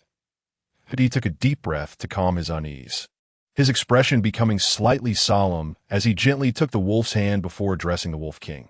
"My king, I hope you can understand I am a person who cherishes freedom that I dislike being arranged for or coerced into a role. Out of gratitude, I will do my utmost to contribute to the tribe, but it shall never be under duress. Furthermore, I do not regard labor as demeaning. On the contrary, I can derive anything I desire from it. The Orc continent is rich in inexhaustible resources. It is a world abundant with treasures, where diligence inevitably yields rewards. Humans are divided into orcs and half-orcs, with inherent distinctions between the strong and the weak. However, there are no hierarchical divisions among humans. For a tribe to become powerful, it must not only have robust orcs as guardians, but also rely on the delicate half-orcs to stabilize the rear. Nurture the young and perpetuate the lineage. Any community aspiring for enduring prosperity must work collectively towards that goal. Orcs and half-orcs complement one another, with the strong and the weak fulfilling their respective roles and responsibilities. Ensuring longevity, that I do not know if you can comprehend my words, but that is of little consequence. What truly matters is that if you insist on having me become a shaman, I shall leave the tribe and seek my fortune elsewhere." After uttering these words, DD felt a twinge of anxiety within, as the situation had arisen so suddenly, and he had yet to consult the wolf's opinion. However, the wolf soon provided him with an answer. Firmly grasping DD's hand and asserting, "Wherever D is, there I shall be." The Wolf Queen was about to say something further when the Wolf King interjected, "D, calm your anger. The promise of freedom I made to you this morning still stands. From now on, I shall no longer compel you to become the tribe's shaman. You have indeed contributed to the tribe, and it will not take advantage of you. It shall offer you the finest game as compensation. I hope you will harbor no resentment towards the tribe." D quietly exhaled, feeling a sense of relief, though he was also slightly apprehensive for having acted impulsively. Fortunately, the Wolf King, true to his position, provided an avenue for resolution, prompting DD to quickly respond. "Your Majesty is too gracious. I certainly harbored no resentment towards the tribe." That evening, DD imparted the knowledge he had discovered that day regarding the use of Sichuan pepper, the salinity of salty grass for salt production, and the preparation of donkey hide gelatin to all present orcs and half-orcs. This served to ease the relationship between him and the Wolf King. After all, while his other words may not have carried weight, the assertion that there are no hierarchies among humans undeniably touched upon the interests of the higher-ranking orcs, particularly the Wolf King, the Queen, and the Shaman. The fact that the Wolf King did not execute him on the spot indicated either that he had yet to fully grasp the situation or that he was an enlightened and magnanimous leader. Or perhaps he still found value in DD's abilities to, as it stood. DD's knowledge held considerable weight. DD understood the nature of wolves. The position of Wolf King was claimed through strength. Whoever was the strongest could ascend to that role, and this principle evidently applied within the Orc tribe as well. The issue was that his mate, the wolf, was still a minor and could not possibly challenge the current Wolf King to claim the title for himself. Patience was necessary. With the new knowledge imparted by DD, particularly regarding the salt production from salty grass, the orcs were immensely pleased. The Wolf King immediately instructed Shan and Lon to accompany him back to the cave.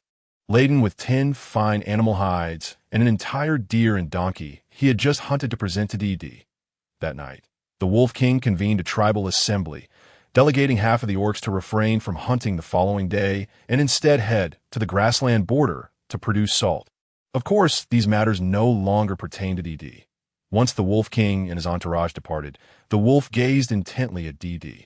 This young half-orc, who had not spent much time with him but had managed to capture his attention in such a short span. Was he truly sent by the beast god to be by his side?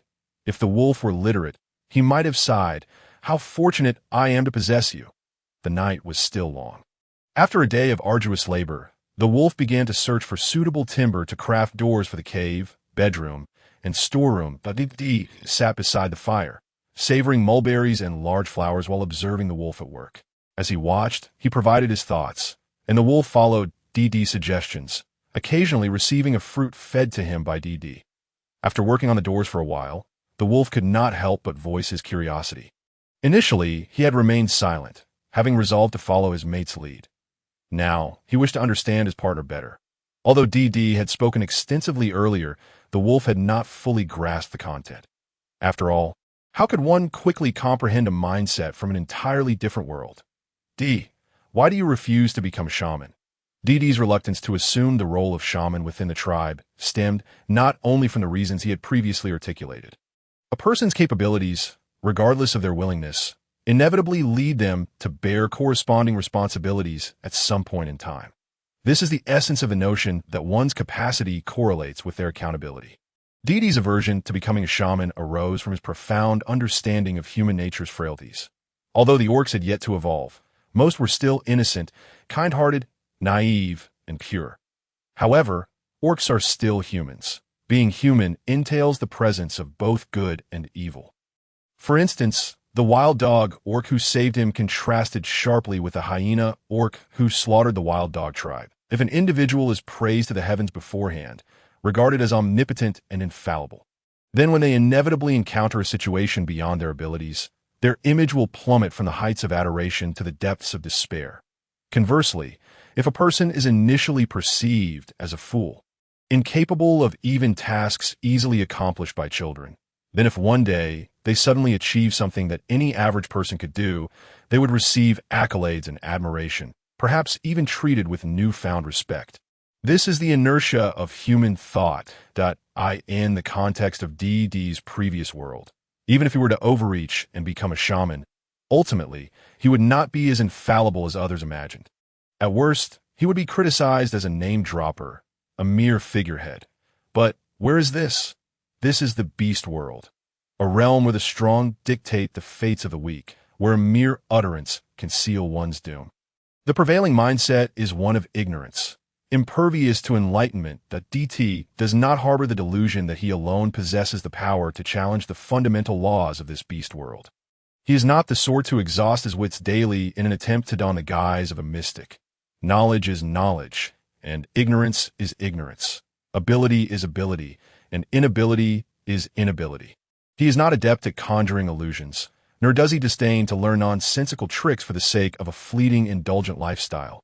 The wolf tribe is not a colossal clan, in relative terms. Those who dwell in the northern mountains are merely small factions. The truly grand tribes congregate in the south, boasting populations that easily reach into the thousands. The combined populace of the wolf tribe, including both black and white wolves, does not even exceed 1,000 should he draw attention to himself. And if any notable feat were to catch the eye of the formidable tribes, DT doubts the wolf tribe could shield him from harm. Of course, if he were a king among wolves, he might strive for the sake of his partner, imparting the wisdom he possesses to the members of his tribe, gradually guiding them towards cultural heritage and scientific education. Alas, he is not a king of wolves. Thus, he cannot afford to stand out. The DT sighs inwardly, contemplating the difficulties ahead. As the moon ascends to its zenith, the cave at last reveals its doorway, a graceful arch. On either side of the entrance, 2 square protrusions fit snugly into the cavern's walls. Not a few inches of space remain between the upper portion of the door and the cave ceiling. allowing for the circulation of air.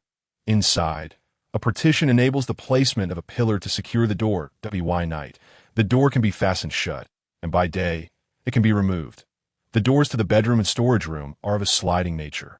Instead of a standalone frame, the hinges are embedded directly into the cave's wall. These hinges form a hollow cylinder, divided into two sections. The corresponding areas of the door are solid cylindrical protrusions, perfectly designed to nest within, allowing it to swing inward or slide outward. As the bedroom door primarily serves to block the wind, it is equipped with a simple mechanism. A hole drilled into the wall opposite the door accommodates a small wooden stick that can be used to latch the door, preventing it from rattling in the nighttime breeze.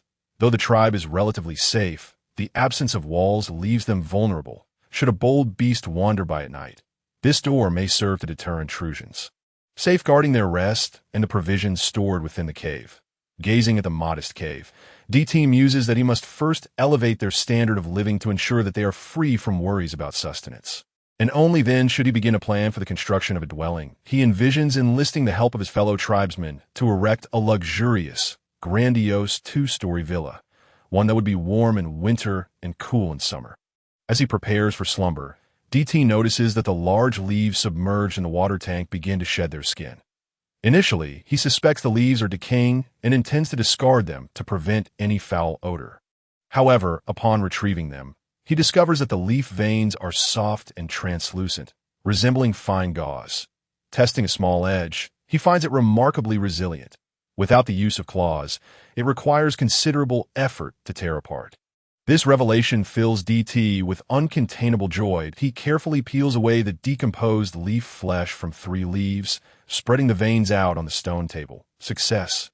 He has found a source for filtering cloth, skirts, and veils.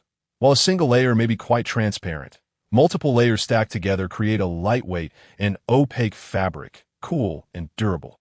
Despite the impending chill of late autumn, the days remain warm. SDT happily manipulates the leaves in his hands. The wolf gently remarks, "Tomorrow, I shall go and gather more. The fruits are nearly finished. I will collect a few more to keep in the stone tank for you to enjoy as snacks." DTI's eyes sparkle with delight as he leans closer to the wolf, playfully teasing, "You treat me so well." The wolf, witnessing DTI's playful demeanor for the first time, feels his face flush more quickly than ever. However, he maintains his gaze, his sapphire eyes reflecting the obsidian depths of DTI's own. "You, my partner, naturally deserve my kindness." The wolf's unwavering gaze makes DT feel bashful, sensing an unexpected romantic atmosphere. DT steps back, feigning composure. It is late, we should rest. Remember to close the door." With that, he turns and retreats to the bedroom. That night, perhaps due to the newly installed door, the cave feels exceptionally warm. The wolf, originally sleeping in his beast form, transforms into his human shape in the middle of the night. Stealthily, he retrieves a pelt from the foot of the bed to cover himself, ensuring DT remains undisturbed. When morning arrives, DT awakens groggily. Rolling about in the darkness, he intends to reach out and stroke the wolf's soft fur, only to encounter an odd, fleshy mass instead. Startled, DT jolts awake, with the faint light filtering through the door crack. He sees a figure lying beside him. The wolf, having sensed DTI's movement, was already awake, that he knows that the petite beastman enjoys his beast form, as he can feel DTI's secretive caresses when he carries him. Yet being suddenly embraced by DT is a first for him. Initially hesitant to move due to DTI's touch, the wolf quickly explains in a soft voice, "It is that I felt it was not as cold last night, so I transformed into my human form." Gradually shaking off his surprise, DT finds himself amused that, of course, with the wolf present, no other beastman could approach him, especially under such stringent security measures that allowed the wolf to silently slip into his bed without waking him. Gazing into the darkness, where the wolf's sapphire eyes shimmer with a gentle glow, DT recalls the soft skin he had touched in a half-dream state and shakes his head to clear his thoughts before rising. Seeing DT awake, the wolf promptly rises as well. He swiftly opens both the bedroom and cave doors, then begins boiling water, washing up, and preparing breakfast. Before DT arrived, the wolf was already fastidious, though perhaps not as meticulous. Except in winter, when the cold makes the beastmen wary of illness, They generally do not wash. During other seasons, they would simply splash water from the river to wash their faces and rinse their mouths. However, since DT began his daily routine of washing his face with hot water, brushing his teeth, soaking his feet, and bathing, the wolf has adopted these habits as well. Just as they finish breakfast, Sure, Moo and Chuan arrive together. Sure, beaming with joy, takes DTI's hand and exclaims, D, the king told us today that we need not go out gathering with the others. He has asked us to stay with you, to follow your commands and assist you. Both Moo and Chuan's faces radiate delight, with Moo looking at DT with excitement and admiration, saying, D, you were so formidable yesterday when you spoke with the king. It felt as though you were the one in charge. Sure. What are you saying? Chuan glances around to ensure they are alone before whispering, I was terrified yesterday. That Wolf King looked so fierce. He is at least twice the size of our former chieftain, that I was afraid he might unleash his wrath upon you. Who would have thought that someone so small could possess such immense courage? DT gazes at his three companions, who have shared the harrowing experience of witnessing the destruction of their tribe and have been saved together. A wave of emotions washes over him. It is only now that he expresses a hint of trepidation. I too spoke boldly out of necessity. I had thought all tribes would coexist in harmony, just as the wild dog tribe once did, unaware that hierarchies existed here. Not only are they divided, but their dominance is so oppressive. I am no shaman, yet they insist I play the role of one that not an unreasonable demand. The trio of Sure, Moo, and Chuan all wore expressions of agreement, as the elders of the wild dog tribe. They had once cared for DD when he was rescued and brought back to the tribe. After living in the wild dog tribe for over 40 years, they had grown accustomed to their egalitarian lifestyle, collectively contributing to the tribe's well-being, perhaps due to the small population of the wild dog tribe. Where half were sub-beasts, most matters were decided through discussions among the few elder sub-beasts, with the beasts providing supplementary input. In stark contrast, here in the White Wolf clan, there were nearly 400 beasts, yet only a meager 60 to 70 sub-beasts, some of whom were already advanced in age. Logically, one would think that the fewer sub-beasts would be valued more, but the Wolf clan was peculiar. They cherished sub-beasts, yet only for their reproductive capabilities. Once a sub-beast could no longer bear offspring, their status would plummet significantly. These realizations dawned upon Sure and his companions only after spending a few days in the tribe.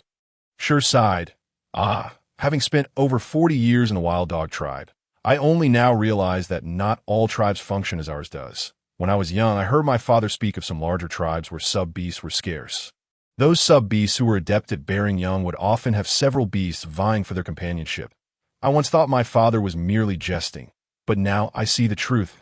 As soon as Sure finished speaking, Moo quickly interjected in a hushed tone, Indeed, D, I must tell you, it's fortunate that you formed a bond with a wolf before your arrival here, and thankfully, the wolf triumphed in his duel with MO for you.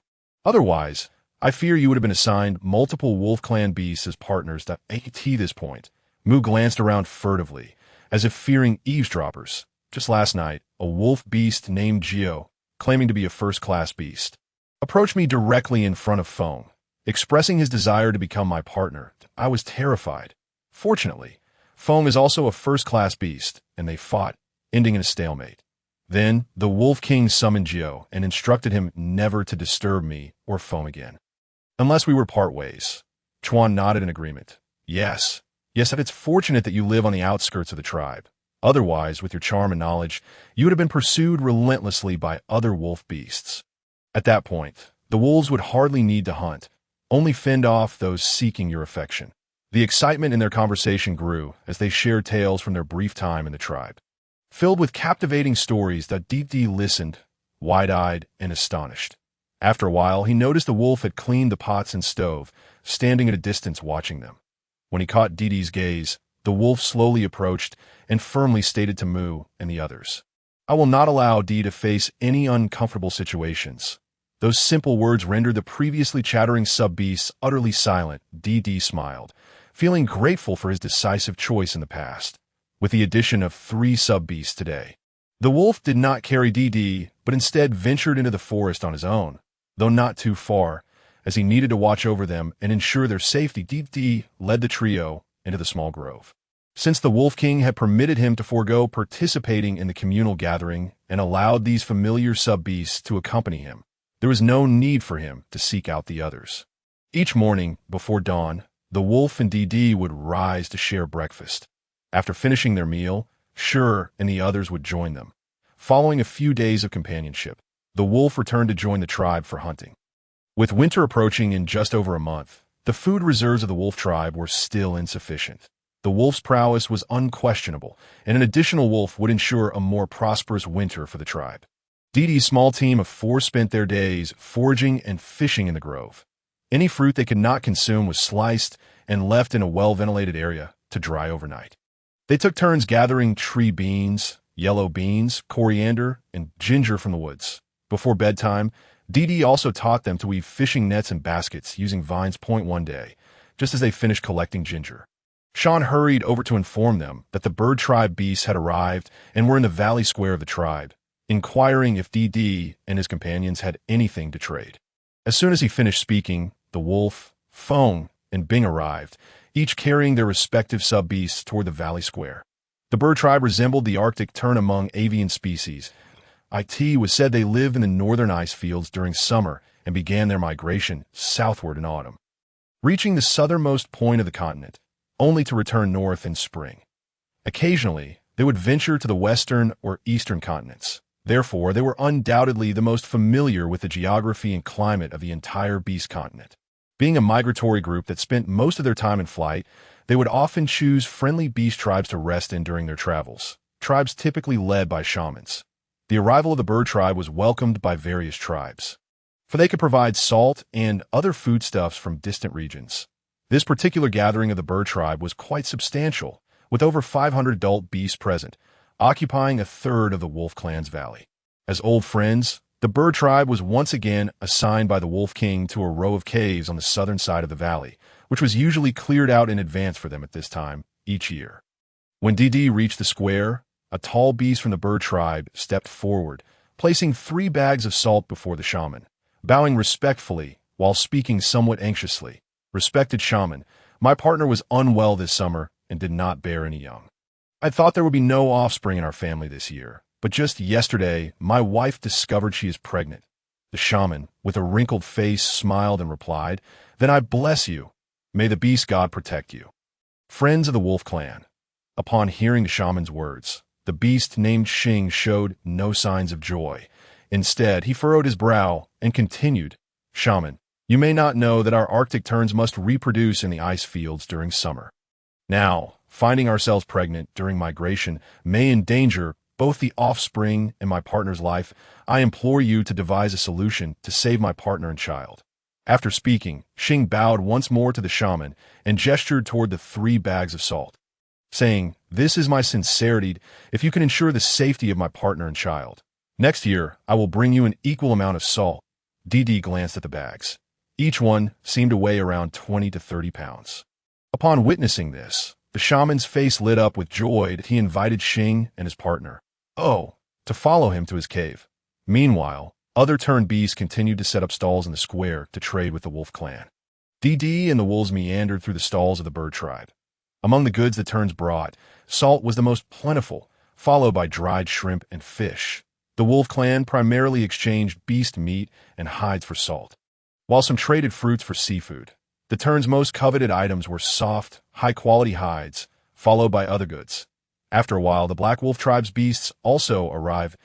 As Dee and the wolf strolled past the stall, Dee traded some dried fruits from his bag for a few pieces of dried shrimp and fish. Although the wolf clan's territory was by the river, providing ample freshwater fish and shrimp, Dee couldn't resist the allure of trying the seafood he had never encountered before. Sure and the others were still excitedly exploring, having never seen such goods that Dee had not seen sea shrimp or fish in this life. But in his previous life, he grew up near the coast, where the beasts were often larger than he had seen before, but otherwise similar. After perusing the stalls without discovering anything particularly novel, Dee prepared to return with the wolf when a tern chick flew right in front of him, its round, bright eyes fixated intently on the bag of dried fruits. The little creature seemed not yet fully developed.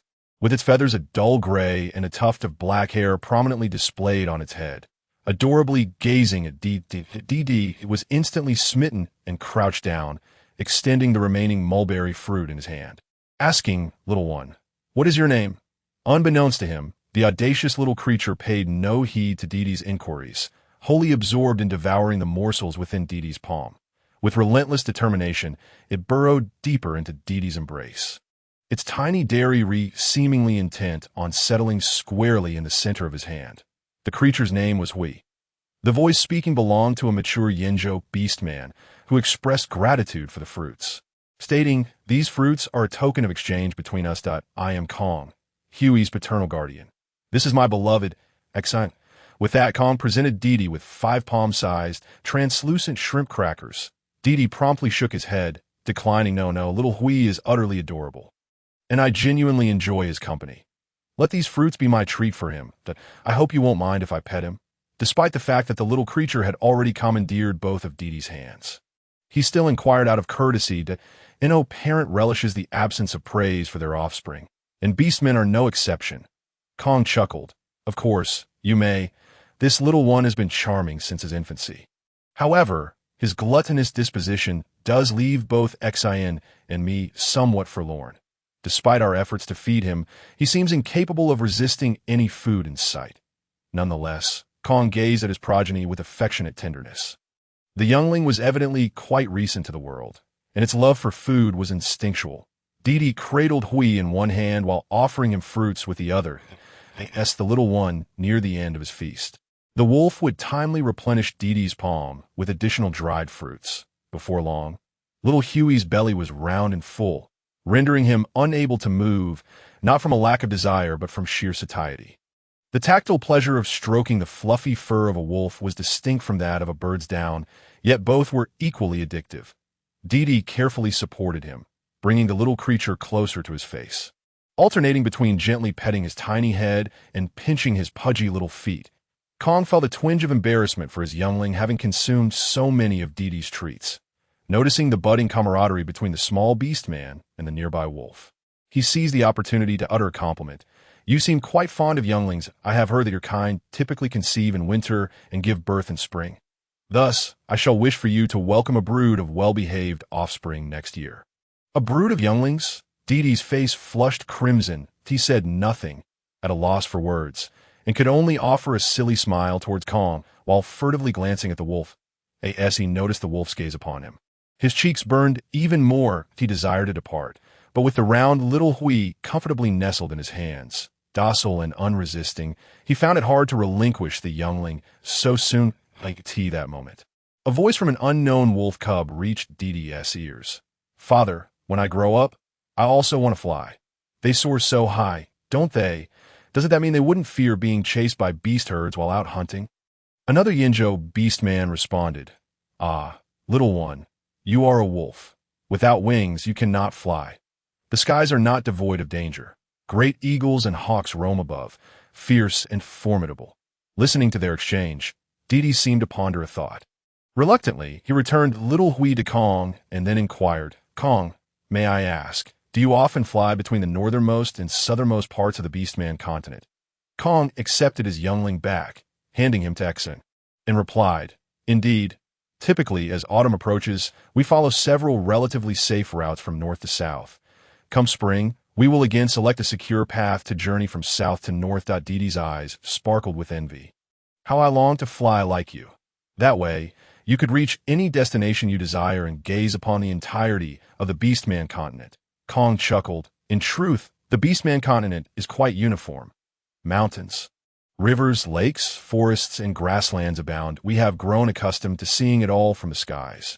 Recognizing that Kong was quite the conversationalist, Dee offered the remaining half-bag of dried fruits that little Hui had left uneaten, saying, "Here, let this be a snack for little Hui on the journey. In exchange, could you share more about the beastman continent with me? I am curious about its appearance. I have plenty of delicious food at home. If you don't mind, you are welcome to visit. I assure you, I am quite adept at cooking." Before Kong could respond, little Hui erupted in excitement. "Delicious, delicious! Father, delicious! Stepfather, delicious!" Xin, cradling little Hui, wore an amused expression, and playfully scolded him. "Look at you, acting as if you've never had a proper meal, that if one didn't know better, they might think your father, and I have been starving you. Delicious, delicious." Little Hui bounced joyously in Exine's palm. Didi, observing the profound affection the couple held for their youngling, adopted a teasing tone as he addressed little Hui. "I have many exquisite dishes, all unique creations, none like the rest. Fish head soup, bone broth, large fruit, tree bean noodles, stir-fried soybeans, boiled fish balls, and shrimp dumplings. So many scrumptious delights await," as he observed the lively antics of the young cub nestled in his arms, and witnessed the sincere invitation extended by the young wolf tribe beastman. Kong and Xien found it difficult to refuse, ultimately acquiescing. However, due to the ongoing preparations at their stall, DT decided to return with the wolf to get ready. Before departing, Xien handed DT a bag of dried sea shrimp, approximately the length of an arm, insisting that he accept it, else they would not leave. The shrimp were quite sizable, amounting to merely 5 in total within the BAG. It was DTI's first encounter with such large shrimp, and he thought it best to accept them, planning to enhance the flavor of the soup he intended to prepare later. After bidding farewell to Kong and Exin, DT greeted Shur and the others, extending an invitation to join them for dinner that evening, before heading back to the cave with the wolf. Throughout the journey, the wolf remained silent, but as DT frolicked with the little gray cub, the wolf's gaze towards him grew increasingly tender. Upon returning to the cave, DT said about preparing the meal, "SDT possessed considerable culinary skills. Shur and the others have been dining with him almost daily," prompting the wolf to excavate an additional cave adjacent to the original one to serve as a kitchen and dining area. DT had a penchant for aquatic delicacies, such as fish and river shrimp, as well as large flowering fruits that required water for cultivation. Therefore, not far from the kitchen, the wolf dug a small pond, its deepest point reaching about half a man's height, and the shallower areas merely a foot deep, specifically for nurturing these ingredients. Each day upon returning from the hunt, the wolf would catch a variety of live fish, shrimp, and clams for DT to rear, ensuring he had fresh provisions at hand. Thanks to the assistance of the mountain, wind, and ice, the kitchen, dining area, and pond were established in a single day. Following DTI's design, the kitchen was equipped with 4 cooking stations, 2 on each side. In the center of the cave stood a round, mushroom-shaped stone table, accompanied by 8 wooden stumps serving as seats. Occasionally, at night, wind and ice would join their beloveds, taking the opportunity to share a meal. Thus, the stone table was ample enough to accommodate 8 diners comfortably. With the wolf's assistance, the preparation of ingredients proceeded swiftly as the weather grew colder. One pot was kept simmering with a broth made from beast bones, which was then heated further as fresh venison and beef were added for cooking. Once the meat was nearly done, DT would scoop it out to drain excess water, allow it to cool, and then slice it into 2 finger-wide pieces, setting them aside for a twice-cooked dish. The dried sea shrimp were set to boil separately. The wolf approached the small pond and retrieved all 10 of the large, unsightly fish, river shrimp, and clams. Completely emptying the pond, he swiftly processed the river delicacies with a deer antler knife. Subsequently, the wolf utilized a stone mortar to pound the fish and shrimp into a paste. Previously, due to the overwhelming popularity of fish balls, Shur, Mu, and Chuan would insist on having them whenever they visited for meals. With 4 beastmen assisting in making the meat paste, it was manageable. However, on occasions when only the few beastmen were present, DT found it laborious and time-consuming, prompting him to enlist the wolf's help in crafting the stone mortar specifically for making fish paste. Unexpectedly, once the mortar was completed, not only did the young beastmen enjoy it, but the adult beastmen did as well. After a long day of hunting, they were eager to provide their partners with delicious meals, and anything that could save them effort was gladly received. After the mortar's creation, it became a versatile tool, utilized not only for fish paste, but also for grinding river shrimp and beast meat. The resulting shrimp balls and meatballs quickly gained popularity throughout the tribe. Somehow, word spread, and even within the Black Wolf tribe, individuals began experimenting with making these delightful morsels. Just as DT was beginning to prepare the tree bean flour, Shur and Shan returned, bringing a donkey with them. Sharing meals frequently had fostered a mutual understanding among them. Shan took charge of processing and cutting the donkey meat, while Shur handled the chopping, adding minced ginger and Sichuan pepper for stir-frying. Once the meat was well cooked, they commenced stewing it.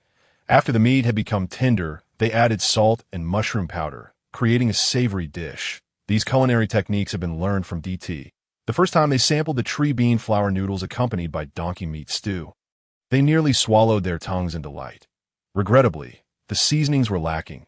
There was no garlic, no chili, and no scallions, leaving the dish feeling somewhat soulless to DT.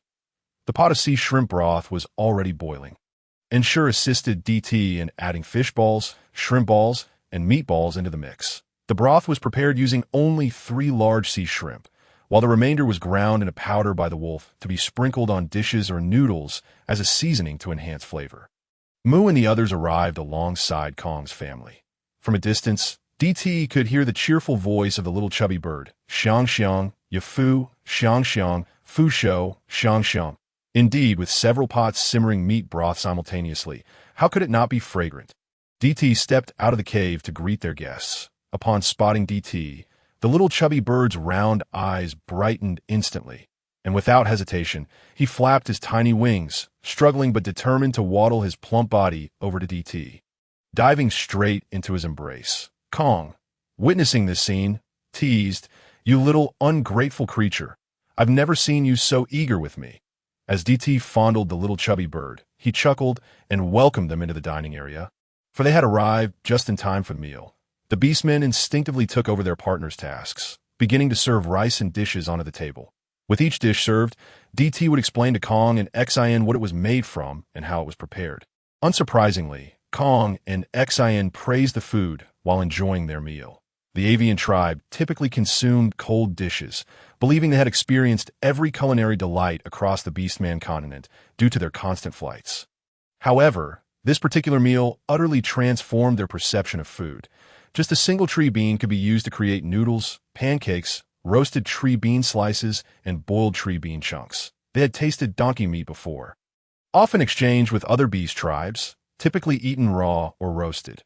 For the Yana beastmen, terrestrial meat sometimes paled in comparison to the sweetness and delicacy of sea fish or river shrimp. Yet today, DTI's culinary creations shattered their preconceived notions of beast meat. DT cut the donkey meat into small pieces, stir-frying it in beast oil with ginger, before adding water for stewing. Once the meat became tender, he incorporated seasonings and served it with noodles or tucked it into pancakes, the flavor soaring to new heights. Even before the meal commenced, the surrounding diners were already salivating at the enticing aroma wafting through the air. Furthermore, the fish and shrimp could be ground into tiny, pebble-like balls for boiling, yielding a tender, bouncy texture devoid of any fishy taste. Kong and XM were taken aback to discover that even the sea shrimp they had just gifted DT could be ground into shrimp powder. This shrimp powder, sprinkled onto the pancakes and mingled with the steaming, fragrant donkey meat, created an irresistibly enticing flavor. I never knew that dried shrimp could be ground in a powder to be enjoyed with other foods. Kong exclaimed, mouth-watering as he savored each bite to the dining table. Everyone feasted to their heart's content once more. Earlier that afternoon, Kong and XN had admonished the little chubby bird against gluttony, yet now they found themselves burping from overindulgence. The little chubby bird had already eaten his fill for the second time that day, lying back comfortably in DTI's embrace, making soft cooing sounds, watching the little creature rendered immobile by his own fullness. DT couldn't help but chuckle that he laughed while gently rubbing the bird's little belly. Kong, feeling a bit embarrassed, touched his own belly, acknowledging that he had overeaten. DT, we shall remain here for another day. Allow me to bring you 2 bags of salt or dried fish as compensation for the generous meals you have provided. I truly feel quite guilty. The avian tribe did not have to worry about winter, as they naturally lived in cold regions and could fly to warmer places for sustenance. However, the wolf tribe had different concerns. With autumn nearing its end, they needed to store food for the winter. DT replied with a smile, "There's no need for such formality. I invited you for a meal. As long as you leave satisfied and happy, that brings me joy as well, and it serves as a means to forge a friendship." Kong and XN nodded solemnly, saying, "DT, from now on, you shall be considered a friend of our Yana tribe." Having exchanged these sentiments, Kong recalled the initial purpose of their invitation to DT for dinner. Now that they had dined and were thoroughly content, Kong began to recount the geography and cultural nuances of the Beastman continent without reservation. It was said that the Beastman continent was the embodiment of the beast god, with mountains, rivers, jungles, and grasslands all arising from the divine to nurture the beastmen. Every year, our Icefield Yanu tribe traverses the southernmost and northernmost points of the Beastman continent, occasionally choosing to cross the western and eastern lands. This past spring, we journeyed from the extreme south across the western continent to return to the frigid north. That I beheld the largest eye of the beast god on the western continent open wide. DD, taken aback, echoed, "The eye of the beast god? What is that? Could it be that such a creature as the beast god truly exists in this world?"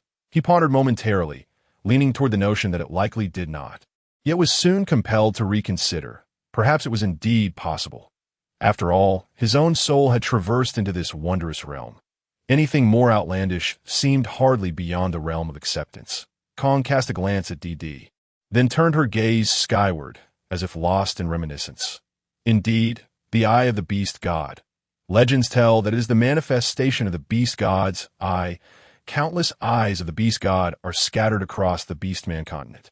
Most of these eyes remain closed as the beast gods slumber. However, should the beast god awaken and the eye open, a terrifying deluge of fire and black mist would ensue.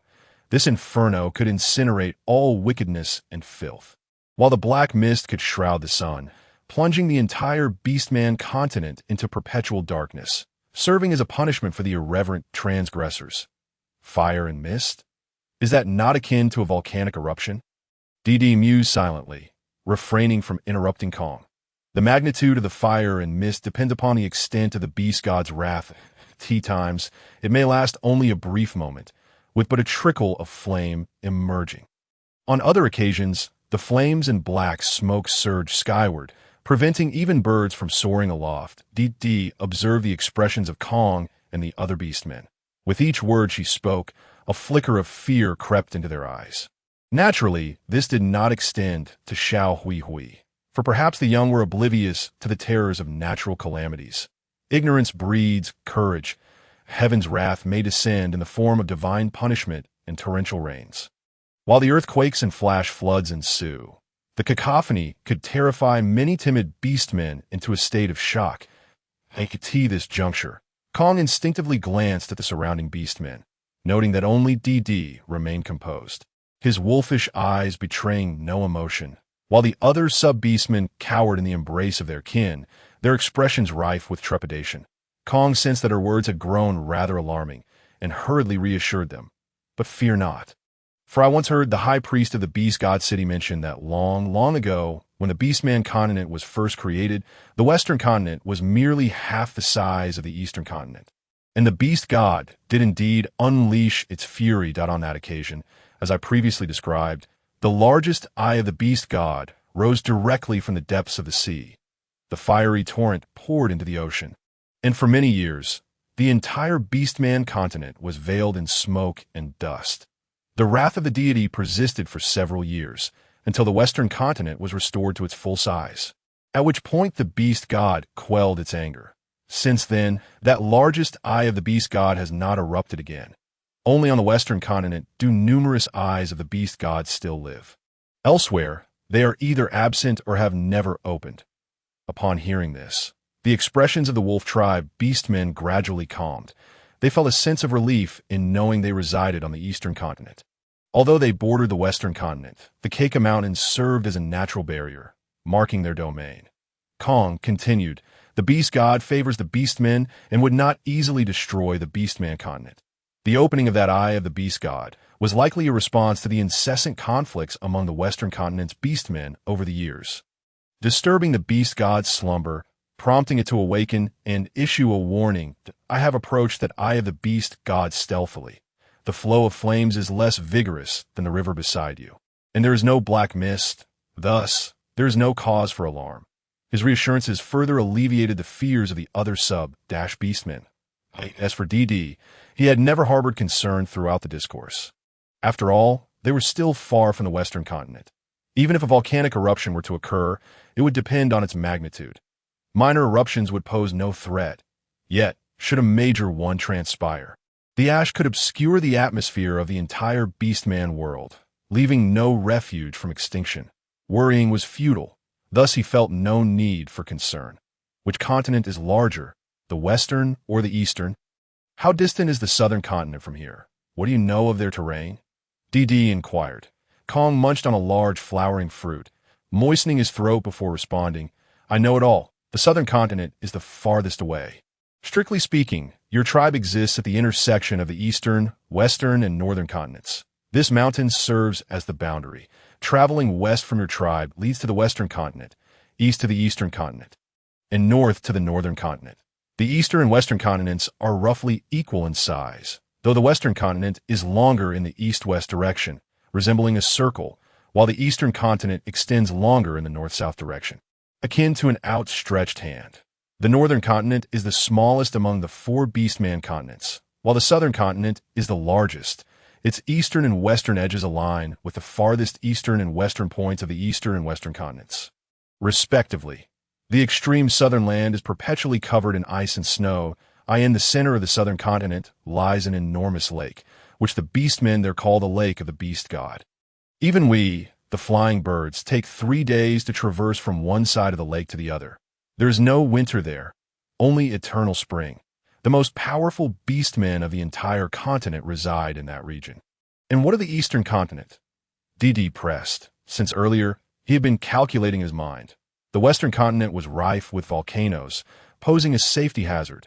The northern continent was too frigid, lacking resources. The southern continent was overpopulated, unsuitable for stable development. 3 out of the 4 continents had been dismissed in his mind. Only the eastern continent remained, the very land upon which he currently stood. However, the wolf tribe resided at the fringe of the eastern continent. While food was temporarily abundant, it ultimately lacked prosperity. If only the climate remained temperate, devoid of natural disasters, they could sustain a long-term existence. Yet in the 18 years of the wolves' habitation, DD had observed 2 years of earthquakes, 2 years of drought, 3 years of floods, 4 years of cold waves, and 2 years of pestilence. 13 out of 18 years had been marked by calamity. With only 5 years of peace, the wolf tribe had vacated and returned 6 times, and DD harbored a distaste for such an unstable existence. Thus, in his heart, he deemed this place unsuitable for permanence. If he could glean more information about the entirety of the beastman continent from the Yenish tribe, perhaps finding a more suitable abode for long-term settlement would not be beyond reach. After all, the beastman continent was vast. There must be places more conducive to survival than this. As for the eastern continent, the beastmen there generally coexist peacefully. Kong reflected carefully, stating, the beastmen of the eastern continent seldom engage in conflict. It is well known that the beastmen of the western continent are notorious for their propensity for combat, earning them the title of barbarians. The eastern beastmen cherish peace, as long as one does not provoke the other intentionally. Skirmishes are rare. The largest settlement in the east is situated on the grasslands, and they share a trait with the beastmen of the southern continent, a strong emphasis on the purity of their bloodlines. Kong continued, beyond that, there seems to be nothing particularly noteworthy. DD pressed on with his inquiries. What the terrain? Is the eastern continent solely comprised of grasslands? Kong replied, the eastern grasslands are the largest, followed by the central grasslands, although there are more mountains in the center. The southern region features hills, while the northern border, adjoining the northern continent, boasts the largest forests and mountain ranges of the beastman continent. Few beastmen inhabit that area. Towering mountains, endless ridges, dense forests, and stout trees characterize the landscape. Technically, that region falls under the jurisdiction of the northern continent. Apart from a few nomadic beastmen, owls, and small falcons, as well as multicolored beastmen exiled by the grassland tribes, there are virtually no significant tribes residing in the north. The trees there are, at their shortest, 10 times your height, and the slenderest are as thick as your cave. The forest is also fraught with toxic mists and venomous creatures, rendering it perilous. A river flows from that region, heading north into the frigid tundra and south to connect with the great river of the grassland. In winter, it freezes, and in summer, piranhas swim into the river from the ice fields. In summary, That area is utterly unsuitable for beastmen to inhabit. Indeed, the vast grasslands and the southern hills are home to numerous tribes. That evening, Kong and XN engaged in an extensive conversation, while DD meticulously sketched a rudimentary topographical map of the Orc continent on the mountain wall of the dining hall using half-burned charcoal, based on their descriptions. Unsurprisingly, this endeavor was met with a plethora of accolades. That night, DD experienced a rare dream in which he soared into the sky, at an altitude of 10,000 meters. He gazed down upon the Orc continent. In search of his ideal dwelling, as he continued to fly, he ultimately found himself unable to ascend further and plummeted into a forest, devoid of Orc inhabitants, teeming with venomous insects and toxic mists. This sudden drop startled him awake. Upon awakening, he discovered that the wolf was no longer by his side. The door was gently ajar, and the rich aroma of fish wafted through the crack. The fish soup had already been prepared and simmered in the pot, while the wolf had ventured out to hunt. On this day, Kong and XN invited several orcs from the NOU tribe, who were friends with Kong, to assist DD in catching a multitude of river fish in the great river to the south of the tribe. Some of the fish resembled those in the small rivers of the forest, while others were distinctly different. By the end of the day, the NOU tribe had caught over 100 fish, with the largest measuring a remarkable 3 meters in length. The orcs from the NOU tribe also kindly helped in processing the fish. DD promptly prepared a portion of these fish as a feast to treat them, while the remaining catch was hung in a well-ventilated area of the small grove, where it would dry thoroughly by morning. Before they departed, DD gifted them a bag of ginger, Sichuan pepper, and coriander, along with 2 bags of fresh tree beans and 2 bags of dried tree beans, since Xian and Xiao Hui relish noodles. DD also made a special gesture by gifting Kong a bag of prepared tree bean flour, instructing him on the methods for making noodles and sauce, as well as the use of seasonings. On the 3rd morning, the NOU tribe departed from the Wolf Tribe Valley and continued their flight southward. The temperature grew progressively colder with each passing day. The orcs of the tribe remained steadfast in their hunting efforts. With ample salt available, the suborcs began diligently curing fresh meat to create preserved meat and jerky, storing it in the cellar in preparation for winter. Days turned into weeks. The resources in the small grove had been thoroughly explored by DD and his companions. Eventually, DD traversed the Wolf Tribe Valley and, along with the suborcs of the tribe, ventured westward into the mountains. This area was also frequented by the suborcs of the Wolf Tribe for foraging. Since DD's arrival in the tribe, although he had not actively engaged with the suborcs, he possessed considerable knowledge and willingly shared what he learned with the tribe without expecting anything in return. Consequently, both orcs and suborcs frequently brought him gifts to express their gratitude. Moreover, some orcs or suborcs, when injured or ill, no longer sought the shaman, but instead turned to DD or gathered medicinal herbs he had previously taught them to use for self-treatment.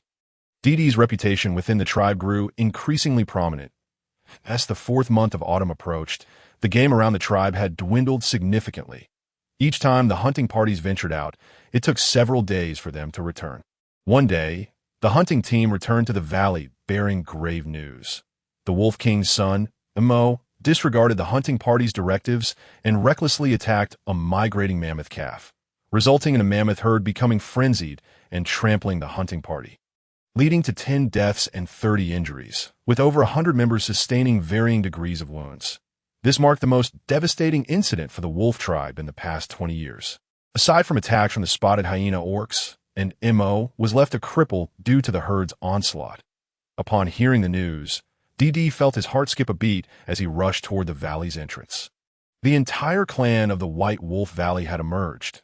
When DD finally caught sight of the familiar figure of the wolf, his anxious heart gradually settled. Many of the tribe members were not carrying prey, but rather injured companions. The wolf approached DD, sensing his beloved's concern, and before DD could inquire, he began to recount the situation. We dug a deep pit to bury our fallen kin right where they fell. Thankfully, thanks to the blood-stopping methods and herbs you taught everyone, aside from those who died on the spot or trampled to death, all the other injured members survived. I was leading a hunt in another direction at the time, so I narrowly escaped the calamity. By the time we arrived, the mammoth herd had already moved on with their young. The wolf described the entire ordeal without a hint of personal emotion.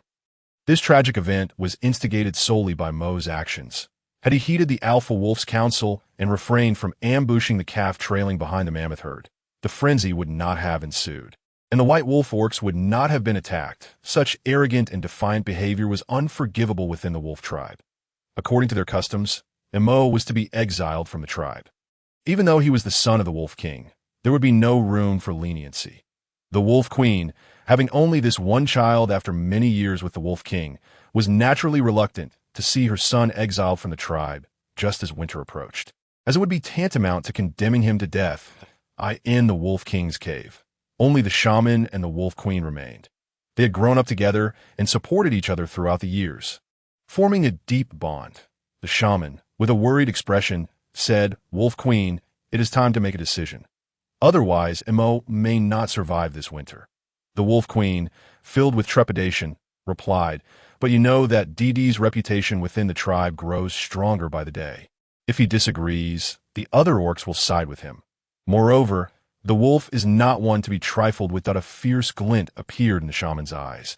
"As long as the king remains king, and you remain Wolf Queen, if he wishes to continue living within the tribe, he must abide by our rules." The Wolf Queen pondered for a moment, realizing that for her son, there seemed to be no other course of action. "I understand that in the Valley Square, all the orcs and sub-orcs of the wolf tribe had gathered. The Wolf King stood at the forefront of the square, with his only son prostrated at his feet. The Wolf King bore the weight of the entire tribe's survival and reproduction. The wolf tribe had not experienced such significant casualties from hunting in many years, and Mo's insubordination, attacking the mammoth calf without orders, was the crux of this tragic incident. He must be held accountable. The Wolf King gazed down at his son, unable to bear the sight, and closed his eyes for a moment, preparing to deliver his judgment when the Wolf Queen's voice rang out from behind. "Wait, my king." The Wolf Queen stepped up to stand beside the Wolf King. Mo, who had lost all hope, felt a surge of energy upon seeing the Wolf Queen. A respected orc named Chi stepped forward and questioned the Wolf Queen. "Wolf Queen, are you here to plead for Mo?" The Wolf Queen's gaze flickered, yet upon seeing her disheveled son, she immediately responded with determination. "Chi, I am not here to plead for Mo. However, there is something far more important that I must announce first." Hearing this, Chi retreated a step. Although the other orcs were displeased, none dared to obstruct the Wolf Queen's actions. After all, Mo was destined to be exiled, and no matter how the Wolf Queen argued, this outcome could not be altered. The Wolf Queen cast a glance at DD, who stood at the back of the crowd, and proclaimed loudly, "Last night, the beast god delivered a decree. Our tribe's current grand shaman is aging and needs to pass on the shamanic position to DD. If DD is to take over the role of grand shaman for our tribe and accept 2 beasts as attendants to ensure the continued prosperity and reproduction of our wolf tribe, then our tribe shall flourish." However, long ago, both the king and the shaman attempted to persuade DD, only to be met with rejection. That DD possesses the capability to assume the role of grand shaman. Yet he has repeatedly declined, provoking the wrath of the beast god, resulting in the punishment our tribe now endures. Upon the conclusion of his statement, a wave of uproar surged through the crowd. The fact that T had declined the role of shaman was widely known among the orcs and sub-orcs. Indeed, Ti's recent endeavors had brought about significant transformations within the tribe, an increase in food variety, the establishment of salt production, and the dissemination of herbal knowledge, among others. Each of these contributions rivaled that of a shaman. However, T had resolutely refused the title of the tribe's chief shaman. The orcs, in their simplicity and ignorance, were easily stirred by the notion of incurring the wrath of the beast god, and regardless of their lack of understanding, they remained engulfed in fear. It was akin to a situation where DD provided them with a better life. Yet the specter of death loomed ever closer. In such circumstances, they would prefer to endure a life of mediocrity. Observing the fervent discussions among the orcs, Wolf furrowed his brow, shielding DD protectively. At that moment, DD's expression was far from pleasant. Standing beside Wolf, the shaman did not allow the discussions to linger for long before speaking in a raspy voice. "Winter is but a month away. According to the traditions of the wolf tribe, after winter's arrival, all sub-orcs and orcs without offspring will be chosen by the beast god to become mates. Last night, In a joint divination with the Wolf Queen, we discern that Ti's mate, apart from Wolf, will also include Mo. Thus, if Mo is exiled, T and Wolf shall share the same fate. The Wolf Queen added with a tone of regret, "It is evident to all that since T joined our tribe, our food storage and variety have significantly increased. The calculations I made with the shaman indicate that had it not been for Ti's leadership in transforming tree beans and fish into delectable meals, in neutralizing the bitterness of salty grass into palatable salt, many of our kin would have perished from hunger this winter. Ti's contributions to the tribe are irrefutable. Therefore, I beseech the king to consider Ti's merits and refrain from exiling Mo. While Mo has indeed committed a grave error, you may demote him to a third-class orc, making him solely responsible for his sustenance, allowing him to survive on the fringes of the tribe. As for a mate, should T be willing to assume the position of chief shaman, then Mo, as a lowly orc, would be unworthy of T, leaving the decision in Ti's hands. What say you?" At this moment, DD was seething with indignation. What kind of logic is this? What does it have to do with me? The beast god spoke to you, but why not to me? Damn it, DD gritted his teeth. Suppressing the urge to curse, Wolf felt the tension in DD's grip. The Wolf King and the orcs present were still processing the implications of the Wolf Queen and the shaman's words. Yet, before they could come to any conclusions, Wolf stepped forward and, in a voice loud enough for all to hear, declared to the Wolf King, "I challenge you." The murmurs and gestures in the square ceased abruptly at Wolf's challenge. DD had been preparing his thoughts, contemplating how to extricate himself from the pitfall and unjust accusations laid by the Wolf Queen, all while maintaining respect for the beast god. After all, the longer one dwelled in the land of orcs, the more one grasped the significance and power that the term beast god held among them. However, before he could utter a word, Wolf had already made his bold move. "According to the customs of the Wolf tribe, I challenge the Wolf King. The victor shall reign, while the vanquished will be exiled from the tribe or face death." Wolf fixed his gaze upon the Wolf King, enunciating each word with clarity. The contest for the throne was of paramount importance in any wolf tribe or among any hierarchical or community. It signified a change of power, directly impacting the survival and propagation of the tribe and its kin. Wolf's decision to challenge at this moment shattered the plans of the Wolf Queen and the shaman. Should Wolf be defeated, his death would ensure that, despite Ti's reluctance, she would inevitably remain for the sake of survival. Conversely, if Wolf survived, Ti's affection for him would undoubtedly compel her to leave alongside him. Moreover, just moments ago, the shaman had explicitly stated that the beast god had chosen Ti's mates to include both Wolf and Mo. Thus Mo would also have to accompany T. This was a dead end for Mo should Wolf emerge victorious. He would ascend as the new king. With a new king, the Wolf Queen would cease to hold her position, and the shaman status would become precarious due to Ti's presence. At that point, it would not merely be Mo facing exile, but the entire Wolf King's family would be cast out of the tribe. However, at this moment, there was no room for the Wolf Queen to regret her decision. The rules were clear. When a challenge was issued, the Wolf King must accept.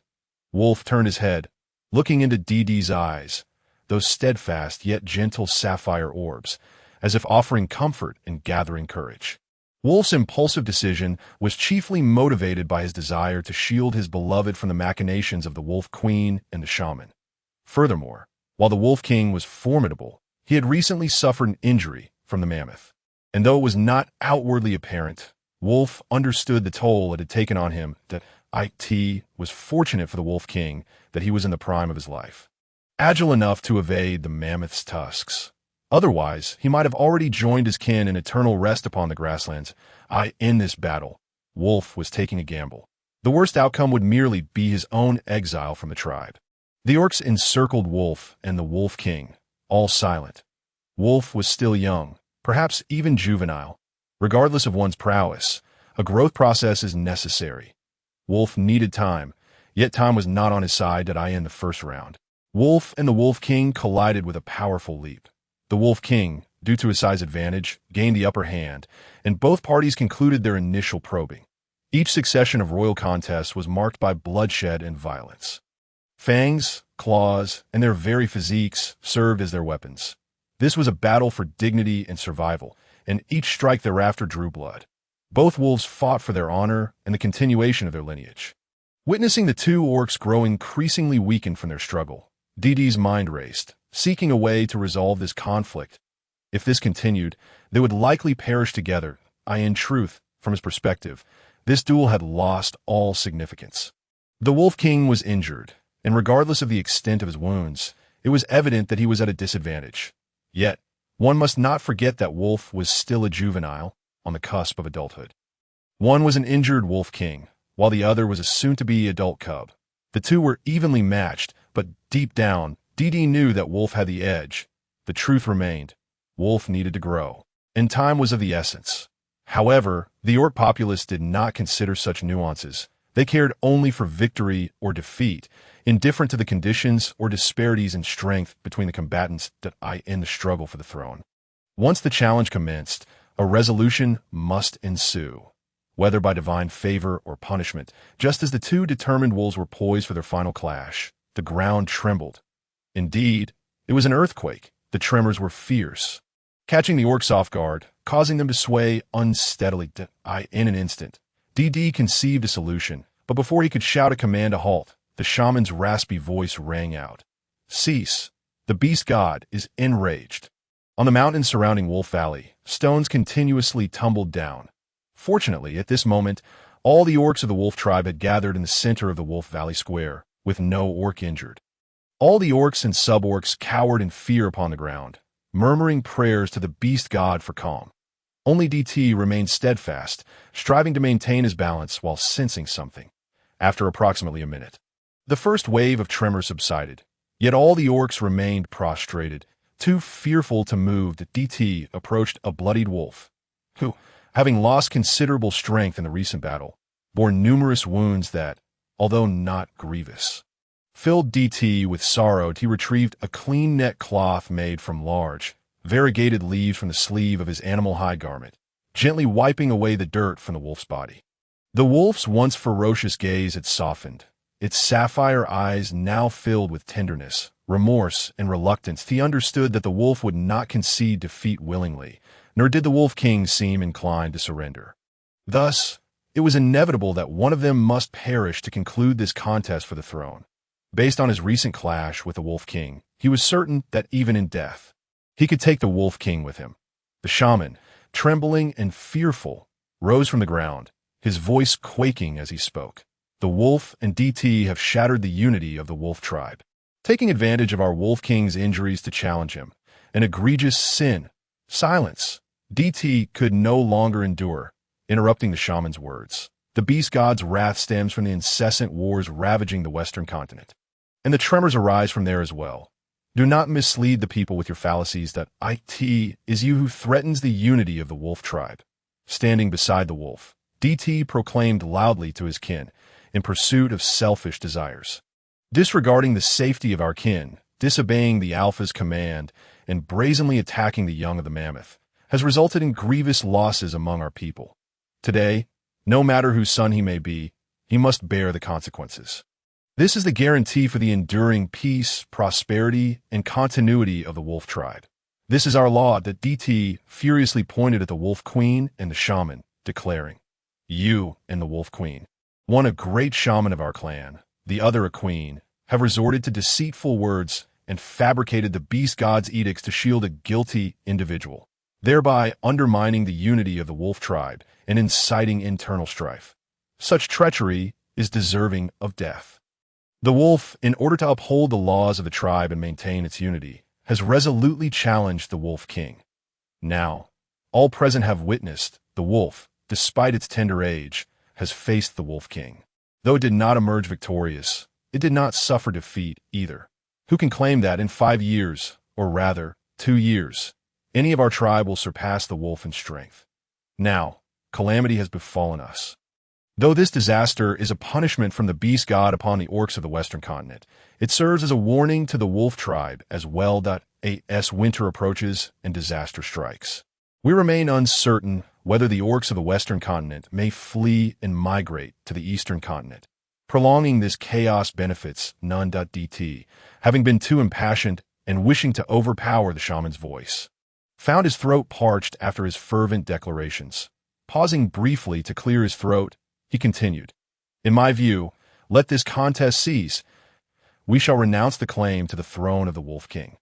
However, in order to uphold the laws of the wolf tribe, this winter, the wolf and I will continue to reside in the tribe, but we shall not partake of the tribe's provisions. The prey the wolf has hunted will serve as our recompense for living in the tribe this winter. When spring arrives next year, the wolf and I will depart from the tribe. Should there be any objections, now is the time to voice them. Among our 446 kin, if more than half oppose, we shall depart immediately." DT scanned the square, his gaze sweeping over all the orc and sub-orc members of the wolf tribe, and inquired, "Is there anyone who opposes?" Upon his words, silence reigned in the square. "Is there anyone who dares to oppose?" DT asked a second time. "Such matters should not exceed 3 inquiries. If there are no objections, then it is settled." DT exhaled quietly in relief. "I oppose," the shaman interjected, furious over the challenge to his authority. Just as he was about to voice further objections, another tremor struck. This time, everyone fell to the ground. The moment DT collapsed, the wolf lying beside him swiftly caught him with the side of its body that DT had cleaned. Avoid pressing on the wolf's wounds. DT braced himself against the ground, striving not to lay atop the wolf. He struggled to maintain his stability. He silently calculated within his mind, from the arrival of the first tremor to the onset of the second. Approximately 8 to 10 minutes had elapsed. Judging from the sensations, the first wave was a longitudinal wave, felt as an up and down motion. The speed of longitudinal wave propagation through rock is roughly 5.5 kilometers per second. The second wave was a transverse wave, felt as a side-to-side motion. The speed of transverse wave propagation through rock is about 3 kilometers per second. If one were to estimate, the epicenter of the earthquake lies approximately 3,000 to 4,000 kilometers away. Of course, this estimation does not take into account various real-world factors, such as terrain and medium. Calculating based on the orc's maximum running speed of 100 kilometers per day, it would take over a month to reach that distance. Given that it is so far away, yet the tremors are still so intense, the epicenter may very well be in a state of cataclysmic upheaval. However, such matters no longer concerned DT. His current focus was on how to safely navigate through the first winter in the beast realm. After about a minute, the tremors ceased. DT stood up, not looking at the shaman, but addressing all the orcs. "The magnitude of this earthquake is considerable. Yet it is distant from us, at least requiring the wolf tribe orcs to run at full speed for a full moon's distance. Therefore, there is no need for excessive alarm. However, it would be prudent for everyone to refrain from sleeping in the caves tonight. For safety's sake, I suggest that all orcs return to the caves now, retrieve your animal hides, and prepare at least 3 days' worth of food. For the next 3 days, it would be best for everyone to sleep in this square. Those tasked with patrolling the tribe as safety must continue their rounds, particularly keeping an eye on areas where rivers flow down the mountains. Should you discover any breaches in the rivers flowing toward the valley, you must return immediately to inform us. We must find a way to seal the breach or relocate our position." Upon concluding his address, those closest to the wolf and DT, Sean, Sure, and several others hurried back to their caves to gather animal hides and provisions. The wolf intended to return as well, but was halted by DT. "You rest here. I'll retrieve the supplies, and I'll grab some healing powder for your wounds." The wolf nuzzled DTI's neck gently. "I'm fine. Let's go together." Lon, who lived closest to the wolf and had no sub-orc partner to attend to, observed the scene and said to the two of them, "Allow me to go. It's no trouble to make an extra trip. You both stay here." DT considered that Lon often visited their home and was familiar with where everything was located, so he did not insist further. Seeing this, the other orcs followed suit, returning to gather their animal hides and food as per DTI's suggestion.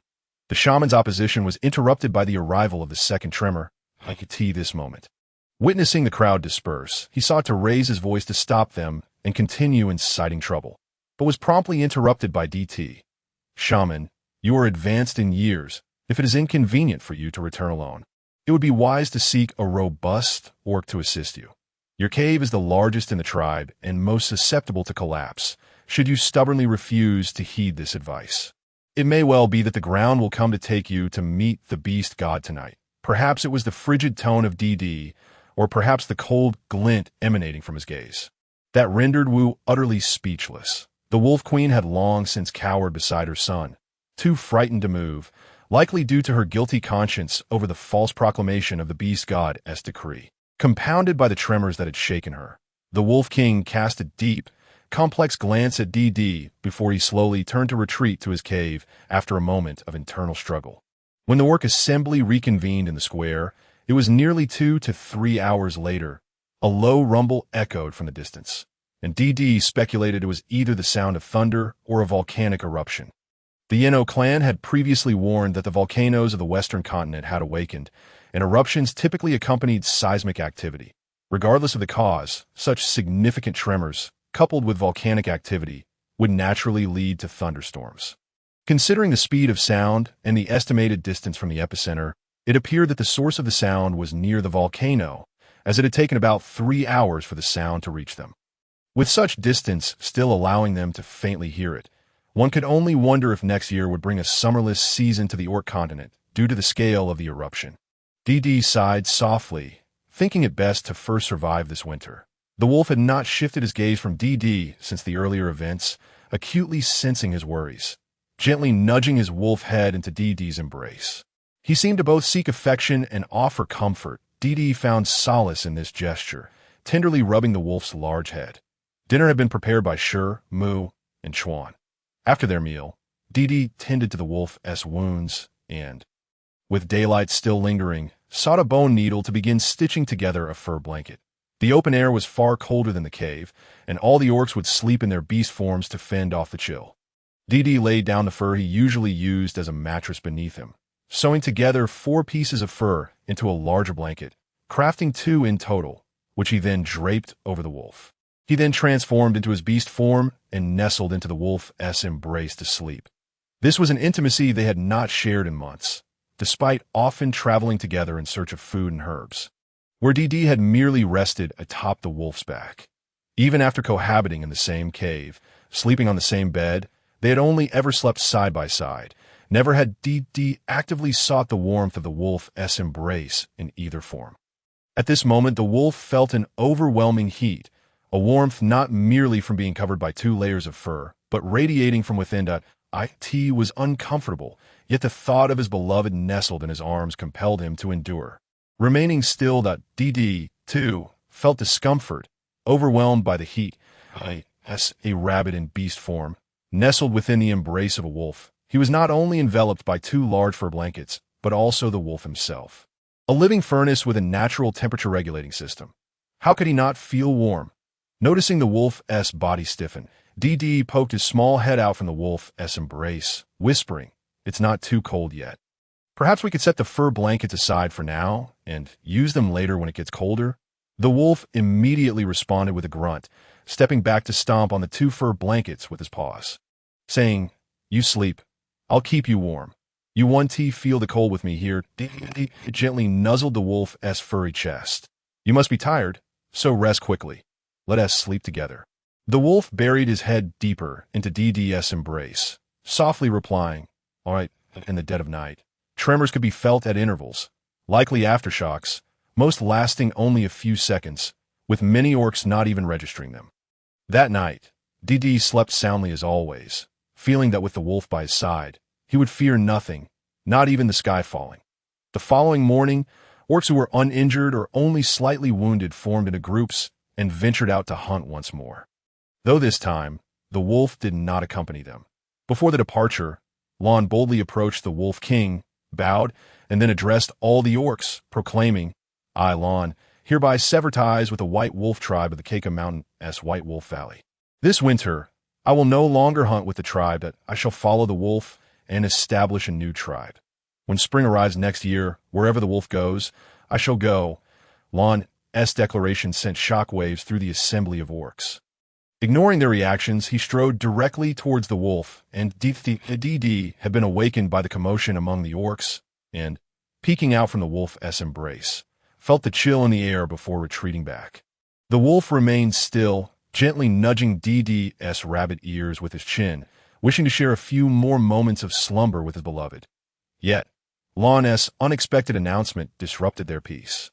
It would be disingenuous to claim that the wolf was not moved by Lon's words, that he sighed softly, saying, "Lon, you need not take such drastic measures. Remaining in the tribe is far safer than following us." Lon shook his head resolutely, stating, "I've already made my decision that I am alone, without parents or a mate, and I likely will never find one in this lifetime. You are my dearest friend. You once saved my life. I have witnessed DD's abilities, and I believe that by following you, I can lead a better life. DD, upon hearing Lon's announcement of severing ties with the tribe, peered out from the wolf's embrace. Taken aback by Lon's forthrightness and apparent naivety, at the same time, he felt a surge of emotion. After all, an orc without the protection of a tribe becomes a wanderer, and wanderers often struggle to survive alone in the wilderness fraught with peril. The North's winter posed threats of cold and food scarcity, and they might encounter formidable predators. Furthermore, they risked inadvertently trespassing into another tribe's territory. Should the inhabitants be friendly, they might accept them as kin. But if hostile, and with DD being a sub-beastman, they could very well conspire to kill the wolf and seize DD for themselves. Lastly, there was the threat posed by other wandering orcs or feral beast packs, such as hyena packs. Lon must have been aware of these risks before making his decision, yet still chose to follow the wolf and DD, a testament to the depth of their bond. The wolf, however, did not feel joy at Lon's words, but rather seriousness as he replied, "If you're placing your hope for a better life on DD, I advise you to reconsider. I will not allow you to follow me. That a good life is carved out by oneself, and the prosperity of a tribe is achieved through collective effort, not merely reliant on one individual. If you do not understand this, you cannot accompany me." Lon was momentarily taken aback, contemplating the wolf's meaning before hastily clarifying, "Wolf, that is not what I meant. I do not intend to depend on DD. As an orc, how could I rely on a sub-beastman?" "It's not how you think enough," the wolf interjected, having discerned Lon's true intent. His earlier words had been intentionally provocative, and he continued, "I understand. Now that you have declared your intention to leave the tribe and follow me, I have no objections, but you must have DD's consent to accompany us." That DD blinked his large, dark eyes in disbelief. Unable to fathom that the wolf had garnered a follower, he had thought himself the only one with such discernment. An extra pair of hands would certainly add strength. The little rabbit eagerly nodded, agreeing, knowing that with his limited combat skills, his best contribution would be to avoid dragging the wolf down during dangerous encounters. With Lon's addition, their survival chances would marginally improve. When the wolf saw DD's agreement, he addressed Lon once more. "From now on, we shall be friends who rely on one another, sharing both trials and triumphs. You should go to my cave and gather some food. When dawn breaks, we will hunt together." Lon Kaisen, with a light and buoyant step, made his way to the storage room of the Wolf Mountain Cave to retrieve some food. Being a solitary individual, he seldom stockpiled provisions for himself and consumed whatever he could find. After all, during the winter months when hunting was unfeasible, the tribe's communal storehouse was well stocked. This year, the food reserves were considerably more abundant than in previous years, ensuring that hunger would not be a concern. Little did he anticipate the unforeseen events of this year. Now, having distanced himself from the tribe, the stored provisions were no longer available to him. DT, too, felt helpless but bore no resentment. It would be unreasonable to harbor discontent over a mere morsel when someone was wholeheartedly striving alongside you in the future. He and the wolf were destined to establish a new tribe together. He was uncertain about how to assume the role of a leader, yet he understood that the needs of the orcs were quite simple, as long as they had enough to eat and wear, and a place to shield them from the cold and heat. That constituted a good life. If he could also find a mate and bear offspring, it would be akin to a blessing bestowed by the beast god. Naturally, a leader must possess strength to safeguard the tribe. Only when the safety of the tribe was assured could those aspirations be realized. Wolves, by their very nature, understood the essence of unity. DT held faith that the wolf would undoubtedly grow into a formidable and cohesive leader in the future. The orcs in the valley did not linger in shock over Land's departure. They continued to leave the valley in an orderly fashion to hunt. DT found it difficult to resume his slumber, so he decided to rise, gather his belongings, and accompany the wolf out of the valley, returning to the cave. After just one night, The wolf's wounds had begun to show signs of healing. DT was reluctant to venture out hunting while the wolf was still injured. Thus he began contemplating how to navigate the winter successfully. In truth, had Lon not acted impulsively, the food stored by DT and the wolf in the cellar, combined with the opportunity to fish through holes in the river ice during winter, could have sufficed to endure the 4 months of winter. However, with large game migrating south and small animals being hard to find, having an additional mouth to feed posed a challenge. Once the three had eaten, and as the wolf and Lon prepared to go out, DT said to the wolf, "Take me with you." Without waiting for the wolf to respond, DT explained, "It is now exceedingly difficult to encounter large game. The level of danger will not be too high. If you are concerned, I can teach you to craft a long spear, which I will wield for protection, now that we have separated from the tribe. We must rely on ourselves to survive this winter. I must accompany you to seek new food sources or herbs. While they may not be in dire need of food, they will certainly require herbs. We have a considerable stock of herbs in our cave. At the very least, this winter we can trade herbs with the white wolf tribe or the black wolf tribe for food." Observing the solemn expressions on the faces of the two wolves gradually soften, DT continued, "You need not fret excessively about food. We have 2 rivers nearby, as long as we can find a way to bore a hole in the ice. We can subsist on fish throughout the winter." After DT spoke, the wolf pondered for a moment and found his reasoning sound. His initial reluctance to bring DT along stemmed from concerns about the dangers of hunting. However, DTI's words had persuaded him. If they ventured out, he could simply keep DT close at hand. Hunting and cooking could be left alone. The simple-minded Lon was still brimming with excitement on the sidelines, finally anticipating the sight of DT foraging for food. In truth, the orcs and suborcs within the tribe often praised DTI's wisdom in private. Even the suborc gathering team from the neighboring Black Wolf tribe frequently encountered the White Wolf tribe's gathering team this year. Inquiring about various delectable preparations, before departing, the wolf clearly did not forget DTI's mention of a long spear. DT glanced at the nearby grove and inquired, "Do you know if there are any types of wood that are dense, very hard, heavy, and not easily broken?" DT had limited knowledge of trees, but the indigenous orcs surely knew more than he did, since he was to craft a weapon for self-defense and potentially more types of weapons in the future. Quality materials were essential. The wolf contemplated for a moment, instructed DT to wait in the cave, and then asked Lon to keep an eye on him before heading towards the back mountain. Once the wolf left, DT found a clear spot and began sketching with a branch. Lon stood vigilantly at a distance. After all, they were no longer the orcs of the White Wolf Valley. While it was reasonable to assume that the orcs of the valley would not ambush them, they would not offer protection either. What might transpire in reality was uncertain, even if their former kin did not attack. There were other wild beasts to consider. It was prudent to be cautious. The wolf, evidently uneasy, returned shortly after setting out. He bore 2 logs, each as thick as an arm and equal in length to his body. The wolf placed the 2 logs on the ground beside DT lifted one, finding it indeed quite heavy. The wolf had made an excellent selection. Both logs were nearly straight. SDT examined the cross-section. His excitement grew, wondering if he had stumbled upon a treasure. The logs had likely been moistened by the river during the wolf's journey back.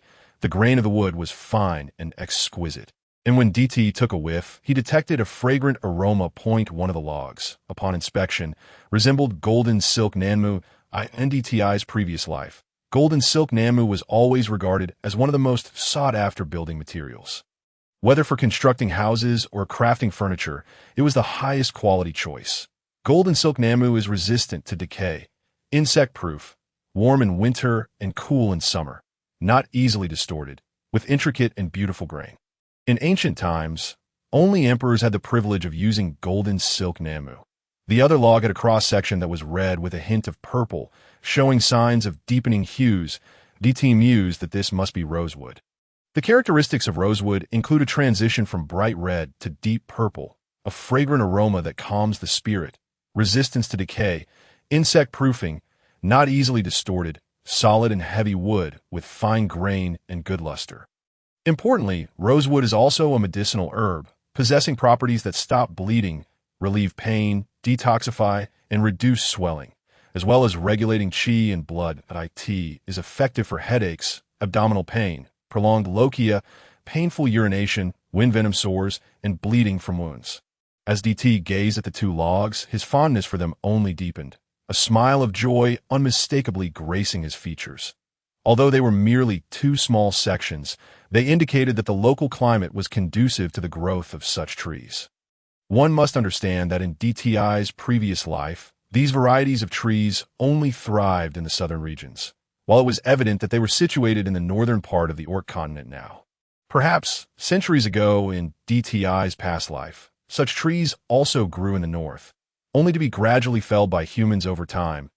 In the beast world, there was little incentive for anyone to chop down such trees. It was likely that the orcs viewed these trees as having little utility aside from their pleasant scent. Dense and difficult to fell, they were considered too slow to burn as firewood.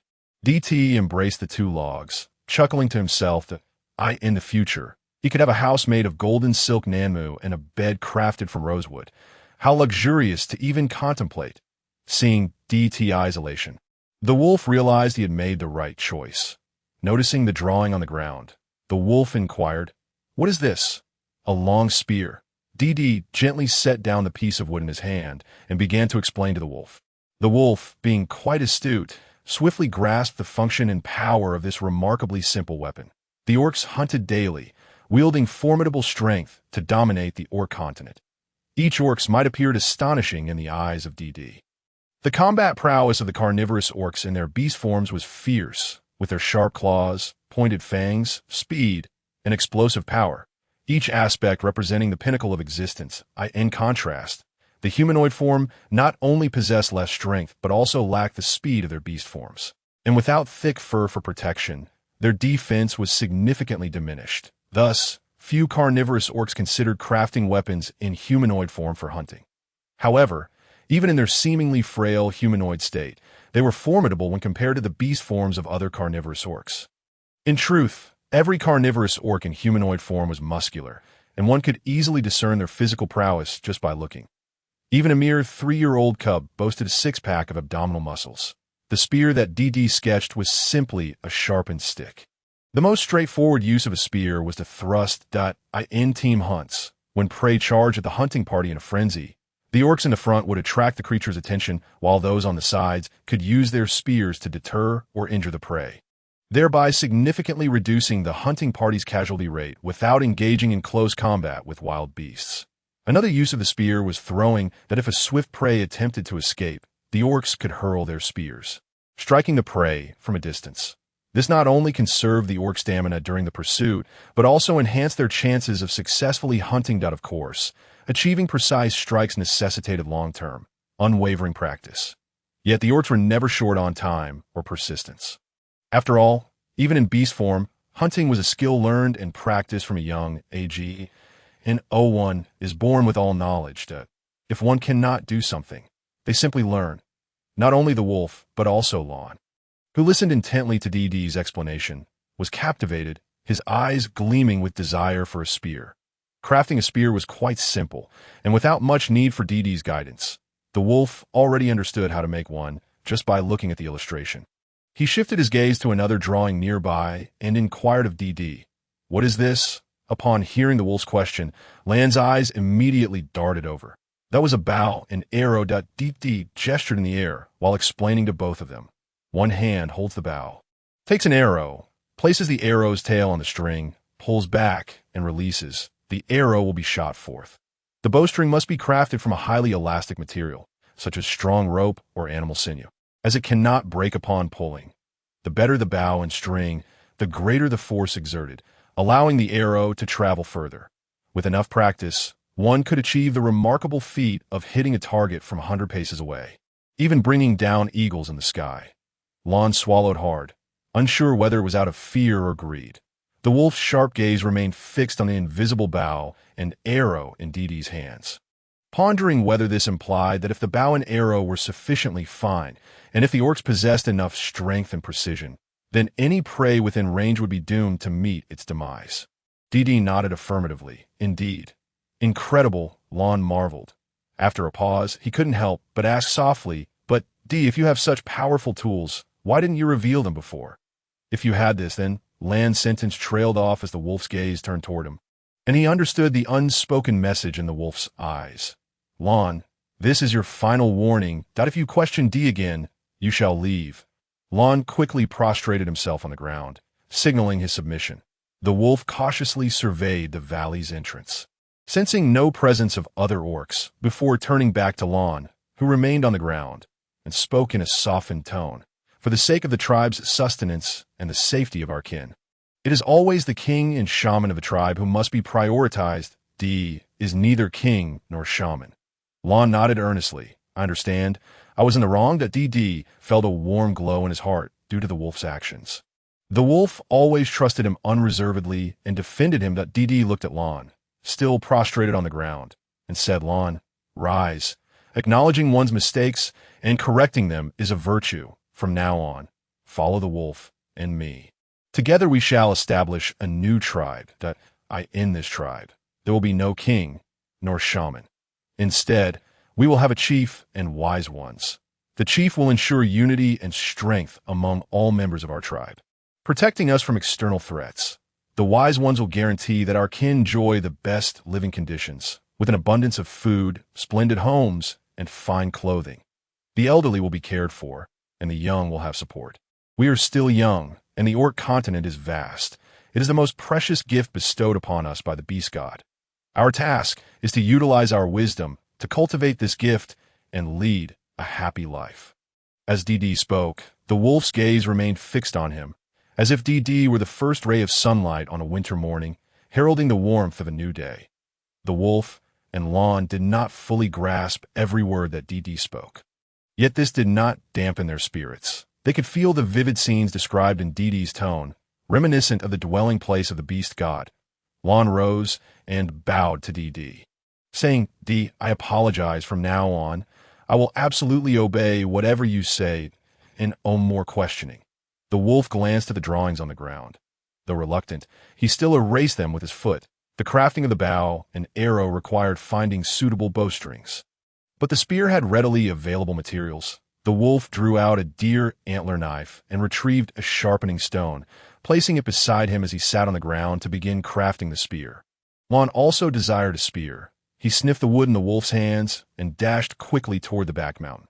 After all, the wolf had cut 2 branches, so he might as well make both into spears. The same volume of golden silk namu wood was lighter than rosewood. That DD's humanoid form stood approximately 1.8 meters tall, so he instructed the wolf to fashion the golden silk namu into a 2-meter-long spear. Rosewood was heavier, and the wolf's humanoid form stood around 2.2 to 2.3 meters tall, with nearly 3 meters of rosewood, leaving about 2.5 to 2.6 meters after removing the irregular parts. The discarded portions were not discarded, but were taken back to the cave by DD for future crafting. Rosewood could also be used for medicinal purposes, and even the bark was collected. While the wolf was crafting the spear, Lan returned. Remembering what DD had said about rosewood being medicinal, he brought back 4 pieces of rosewood. Soon, the wolf had polished 2 spears to perfection. The pointed end of the stick, the spearhead, was the last to be refined, shaped into a triangular prism about the length of a palm. If made of iron or copper, it would undoubtedly be the finest cold weapon of the orc world. That DD picked up the golden silk namu spear, unable to contain his joy, and waved it around excitedly. Unfortunately, he had never practiced martial arts, but that did not diminish his fondness for the weapon. Lan watched with envious eyes, though this did not disrupt his own efforts. The wolf contemplated the spear in his hands, lost in thought. After a few moments, he quickly returned to the cave, searching for something. Before long, he emerged with 2 beast horns, remnants from a previous hunt that were deemed aesthetically pleasing. In truth, many animal horns and bones could be used for medicinal purposes. But since most wild animals had nearly gone extinct in DD's former world, he had only a rudimentary understanding of herbal medicine and did not utilize them effectively. For instance, rhinoceros horn could clear heat, cool blood, calm the mind, detoxify, and had carditonic effects. Similarly, deer antler, which was the still inossified young antlers of male deer, could enhance vitality and strengthen bones. Tiger bones had anti-inflammatory properties, strengthened bones, calmed the mind, and detoxified wounds.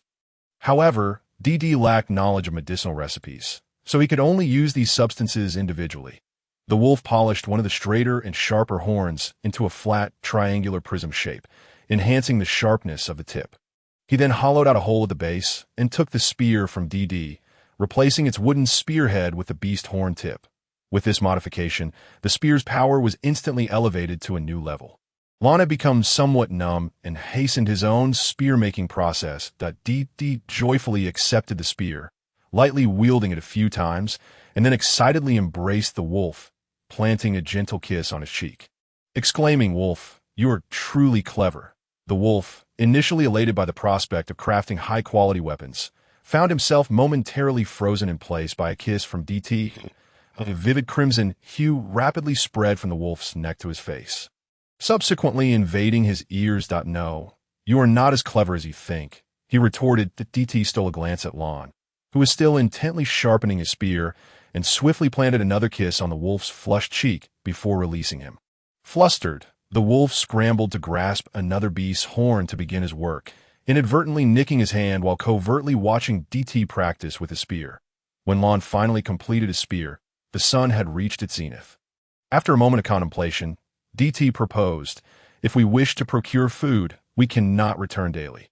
The round trip is too brief, and we squander precious time on travel. Instead, let us construct a beast skin tent, bringing along all the dried meat we possess. Before winter truly arrives, we should venture into the distant grasslands for approximately 10 days and return based on the circumstances we encounter." That evening, the two of them would share the night watch in the tent, taking turns. The prey we catch along the way could be sliced and dried for preservation. "What do you think?" The wolf pondered for a moment and found merit in DTI's suggestion, nodding in agreement. However, he proposed the construction of 2 tents, for he did not wish to find himself on watch while his beloved slept in the same tent as another orc, even if that orc happened to be his trusted brother in arms. "We must also ensure that someone checks on our cave periodically to prevent it from being overtaken by wild rodents during our prolonged absence." DT gazed at the cave he had occupied for only a few months, feeling a pang of reluctance. After winter, he and the wolf would depart from this place. The wolf, too, felt a sense of longing as he looked at his cave, mirroring DTI's sentiments.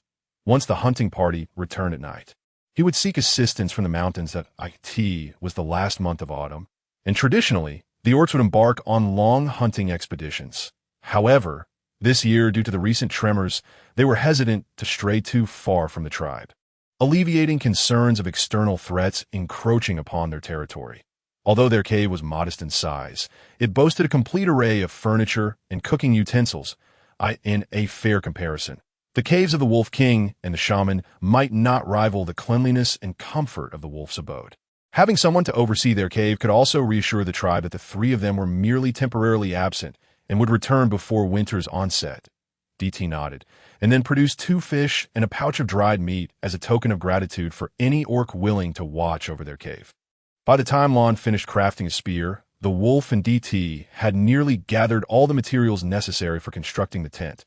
With great enthusiasm, Lon waved his spear a few times before reluctantly setting it aside to join the wolf and DT in erecting the beast skin tent. DT decided against a lavish and intricate design for the tent. Instead, he devised a simple structure using 4 wooden poles to create 2 triangular frames.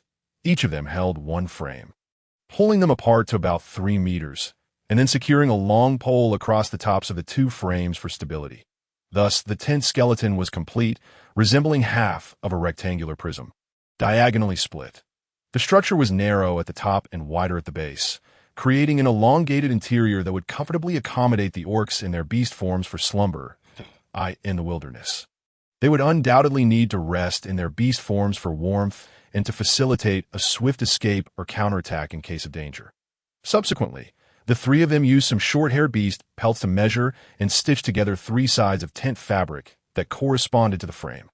Once the tent fabric was ready, the wolf and Lon secured it to the tent's skeleton. 3 sides were tightly enclosed, while the last side was split down the middle to serve as a door curtain for entry and exit.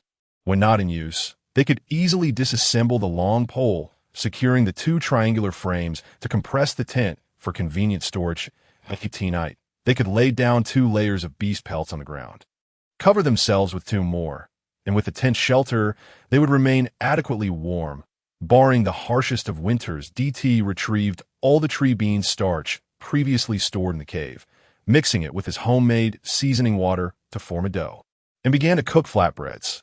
These flatbreads were inspired by a time in the tribe when the wolf was to join the hunting party for an extended expedition, and DT, fearing his beloved would go hungry, had devised this recipe. The flatbreads were cooked in beast oil, infused with a meaty aroma and naturally salty, and when baked until slightly dry, they would last longer. DT tirelessly prepared a total of over 50 large flatbreads.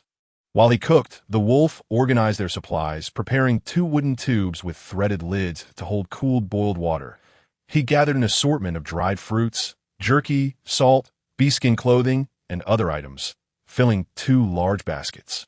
Land's contributions were simpler, consisting only of beast skins, a bit of jerky, his tent, and spear. Since the wolf would be carrying DT, Lon took on the bulk of the supplies, seeing that the day was still young. DT began weaving a fishing net using previously collected vines that he had previously taught a few of the stones how to weave, but due to the abundance of easily catchable fish in the mountain streams, he had only imparted the method without producing a completed net.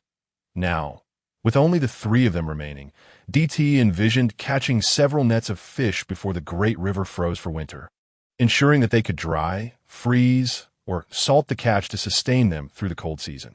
This method would certainly be more efficient than catching fish one by one, sparing them the need to endure the frigid waters and the risk of illness.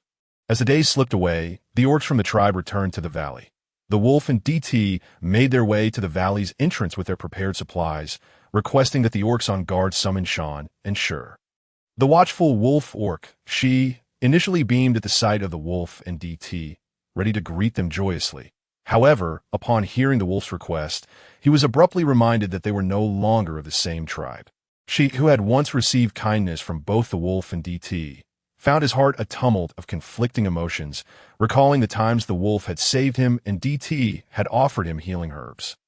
He did not linger, swiftly making his way towards the cave in the mountain. Before long, he arrived at the cave, accompanied by Lang and DD, who expressed their intentions and inquired if they would be willing to assist in keeping an eye on the cave. In truth, it was not necessary for them to monitor it constantly. Checking every couple of days for any wild beasts would suffice. Sean and Shur readily agreed. Just as Lang and DD were preparing to depart, Shur opened his mouth, seemingly wanting to say something, yet ultimately refrained from voicing it. They were indeed friends, but he simply could not bring himself to accompany DD. DD noticed the turmoil in Shur's expression, yet chose not to address it, nor did he urge him to join. Setting aside the question of danger, the reality was that if they took too many people, it could provoke retaliation from the Wolf King and the Shaman. Furthermore, the more individuals there were, the harder it would be to procure food. Judging solely by the pros and cons, having fewer people might not be such a disadvantage after all. After another night, Lon awaited outside the cave at the break of dawn. The 3 of them shared a simple meal, and the wolf barricaded the entrance with a wooden door before packing their belongings and preparing to set off. As the chill of the weather set in, the trees stood bare and the grasslands appeared desolate and withered. This time, the wolf opted for a route along the banks of the southern Great River. The flora within a day's reach of the tribe had been nearly stripped bare by the sub-beastmen. Consequently, on the first day, the trio hardly paused in their journey. That evening, they reached the edge of the grassland. Lon took the first watch that night, that on the second day, they continued along the riverbank. Around noon, they found a relatively elevated knoll by the river, cleared away the weeds, and established camp to fish for their meal. To lighten their load, they brought only a small stone pot along. Thus, their diet consisted solely of grilled fish and meat, or a simple broth. DD gazed at the meager pot, lamenting that it could barely hold a single large fish. Even as simmering broth would threaten to spill over, the team mused that perhaps it was time to consider acquiring a clay pot. After satisfying their hunger and taking a brief rest, they resumed their trek. Their primary aim was to find food, which meant their pace was slow and deliberate, often stopping to identify resources in the lush areas. It was no exaggeration to say that DD had a peculiar affinity for the color blue and purple. The wolf navigated in a serpentine manner along the river's edge, while Lon led the way ahead, maintaining vigilance. In the afternoon, as DD and the wolf prepared to scout a densely vegetated hill, Lon returned, clutching several plants with small flowers at their tips. Though the flowers had wilted, it was evident they were once a shade of blue and purple. Remembering the blue and purple flowers they had encountered before, Lon quickly presented them to Dee, believing them to be treasures in Lan's eyes. Even if the flowers were of little worth, in Dee's hands, they inexplicably transformed into something precious. Indeed, Lon had stumbled upon a remarkable find: flax. Flax is a valuable resource, serving both culinary and textile purposes. Flaxseed can be pressed to yield flax oil, while the plant's fibrous stems are soft, durable, water-resistant, and resistant to decay.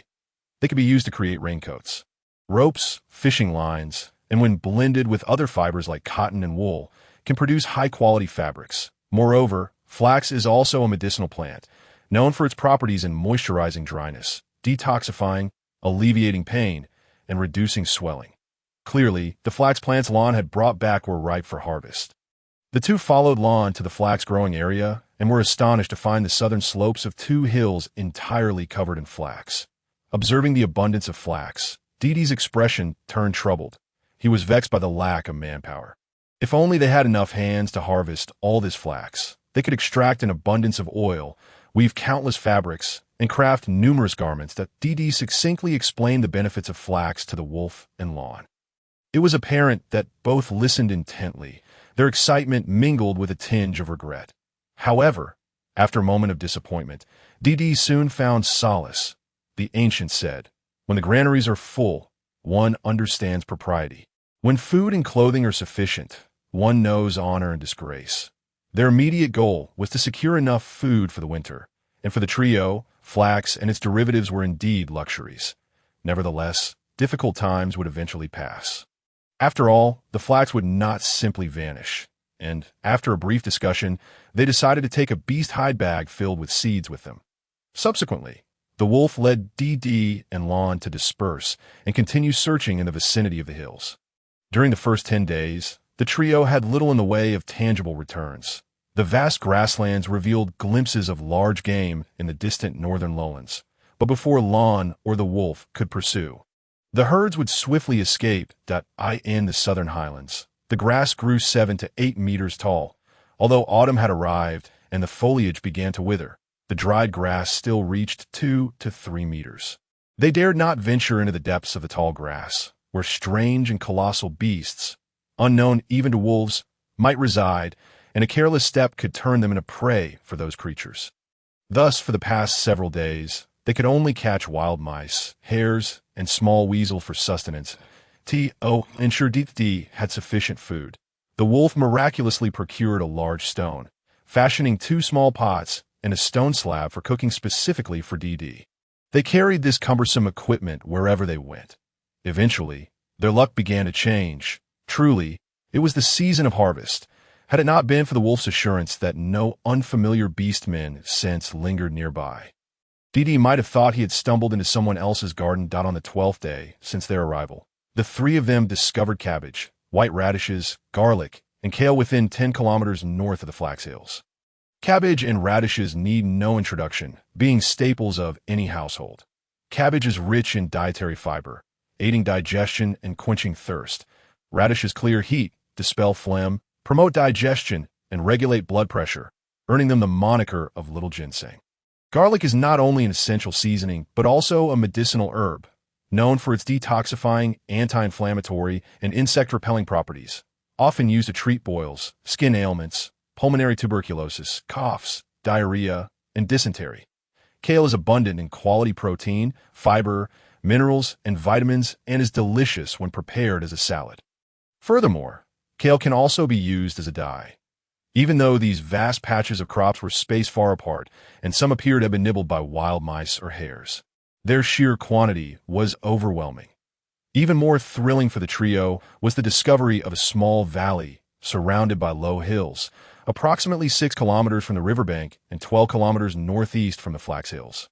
The low hills were adorned with trees approximately 30 meters tall, and the valley was home to a herd of hornless cattle and a group of white-feathered, black-necked, red-crowned waterfowl, perhaps due to the terrain. The entire area surrounding the low hills was likely the highest within a 20-kilometer radius. Even at the valley's lowest point, It stood more than 10 meters above the surrounding ground. At the center of the valley lay a lake of moderate size, with crystal-clear water revealing its depths. Through Deedee's observations, it seemed that an underground river flowed beneath the lake, feeding it and causing it to overflow as a stream to the north of the lake. A stream extended outward, traversing a narrow gorge and flowing beyond the valley.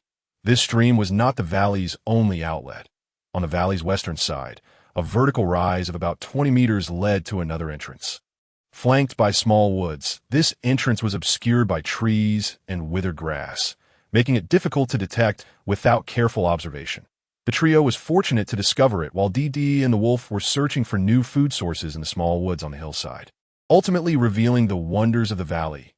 Wow, wolf, will all of this be ours in the future? Lon gazed longingly at the herds of hornless cattle and the majestic waterfowl below in the valley, his mouth nearly watering. Although they had not gone hungry in recent days, subsisting mostly on fish, jerky, and the occasional small game that barely filled the gaps between their teeth, he still found the fare unsatisfactory. Indeed, his companion, the wolf, also seemed quite content. However, for some time, he had been harboring worries, not about the scarcity of food come winter, but rather about the mounting psychological pressure on Deepening. The wolf had long since discerned Deepening's profound sense of responsibility. Despite Deepening's frequent claims of being no shaman and having limited knowledge, the wolf had never encountered a half-beastman with greater understanding than Deepening. Deepening was quite particular about his food. Regardless of abundance, he would not indulge in anything that displeased his palate or had an unappealing scent. While he never wasted food, he would resolutely refrain from consuming more than a single bite of anything he found distasteful. Consequently, the wolf endeavored to prepare delectable meals for Deepening in various ways to alleviate Deepening's mental burden.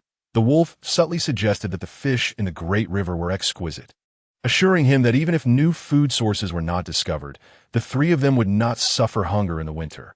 Although their diet had become somewhat monotonous, the wolf vowed to hunt diligently, ensuring that Deepening would not be relegated to a single type of food throughout the winter. Deepening recognized the wolf's concern, and it warmed his heart. In a world where not all beastmen could find sufficient sustenance, having a companion who worried not for his own well-being, but rather for the quality and variety of his meals was indeed a lavish affection.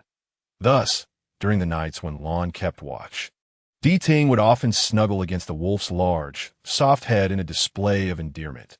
The wolf, naturally, was utterly defenseless against Deepening's charms. He observed that whenever he was in his human form, his beloved would restrain himself, but once he transformed into a wolf, Deepening would either stroke his head or run his fingers through his fur. Initially, the wolf felt shy and hesitant to respond to Deepening's affection. However, he soon realized that his beloved was growing bolder, showering him with kisses and exploring his body with a playful hand while burying his face against the wolf's neck or chest.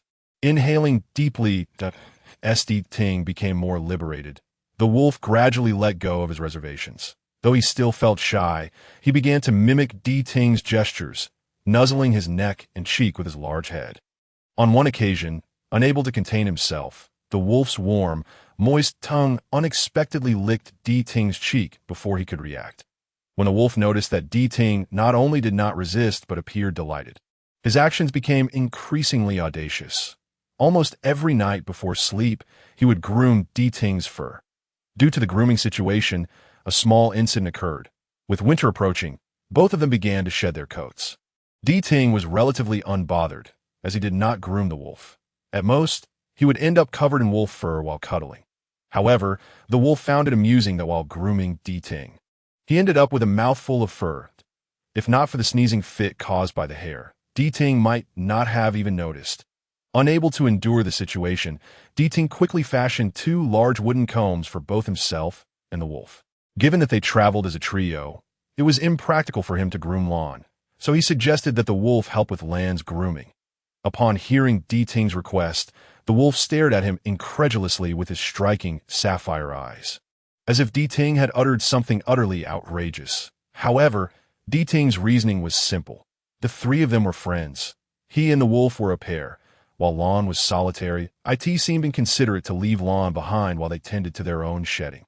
After all, Shedding fur was quite a nuisance. Sometimes, one might even find a tuft of hair in their food, and loose fur could drift into one's nostrils while sleeping, causing incessant sneezing.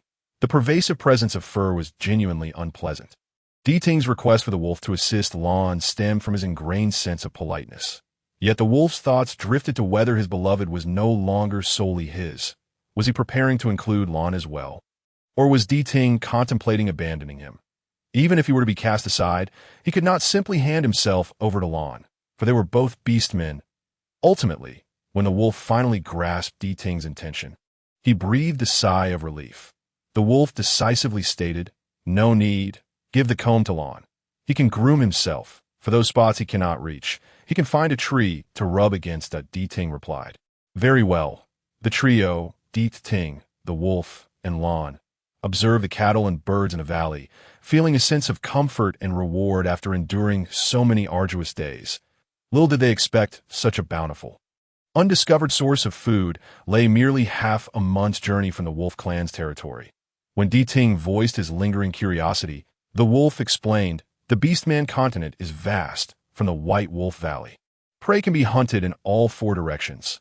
However, wild beasts do not allow themselves to be slaughtered by beastmen without resistance. Some beasts may appear harmless, yet they can flee swiftly. Others possess fangs and claws capable of turning the tables on beastmen. Additionally, certain creatures bear toxins and spines, which frighten beastmen away.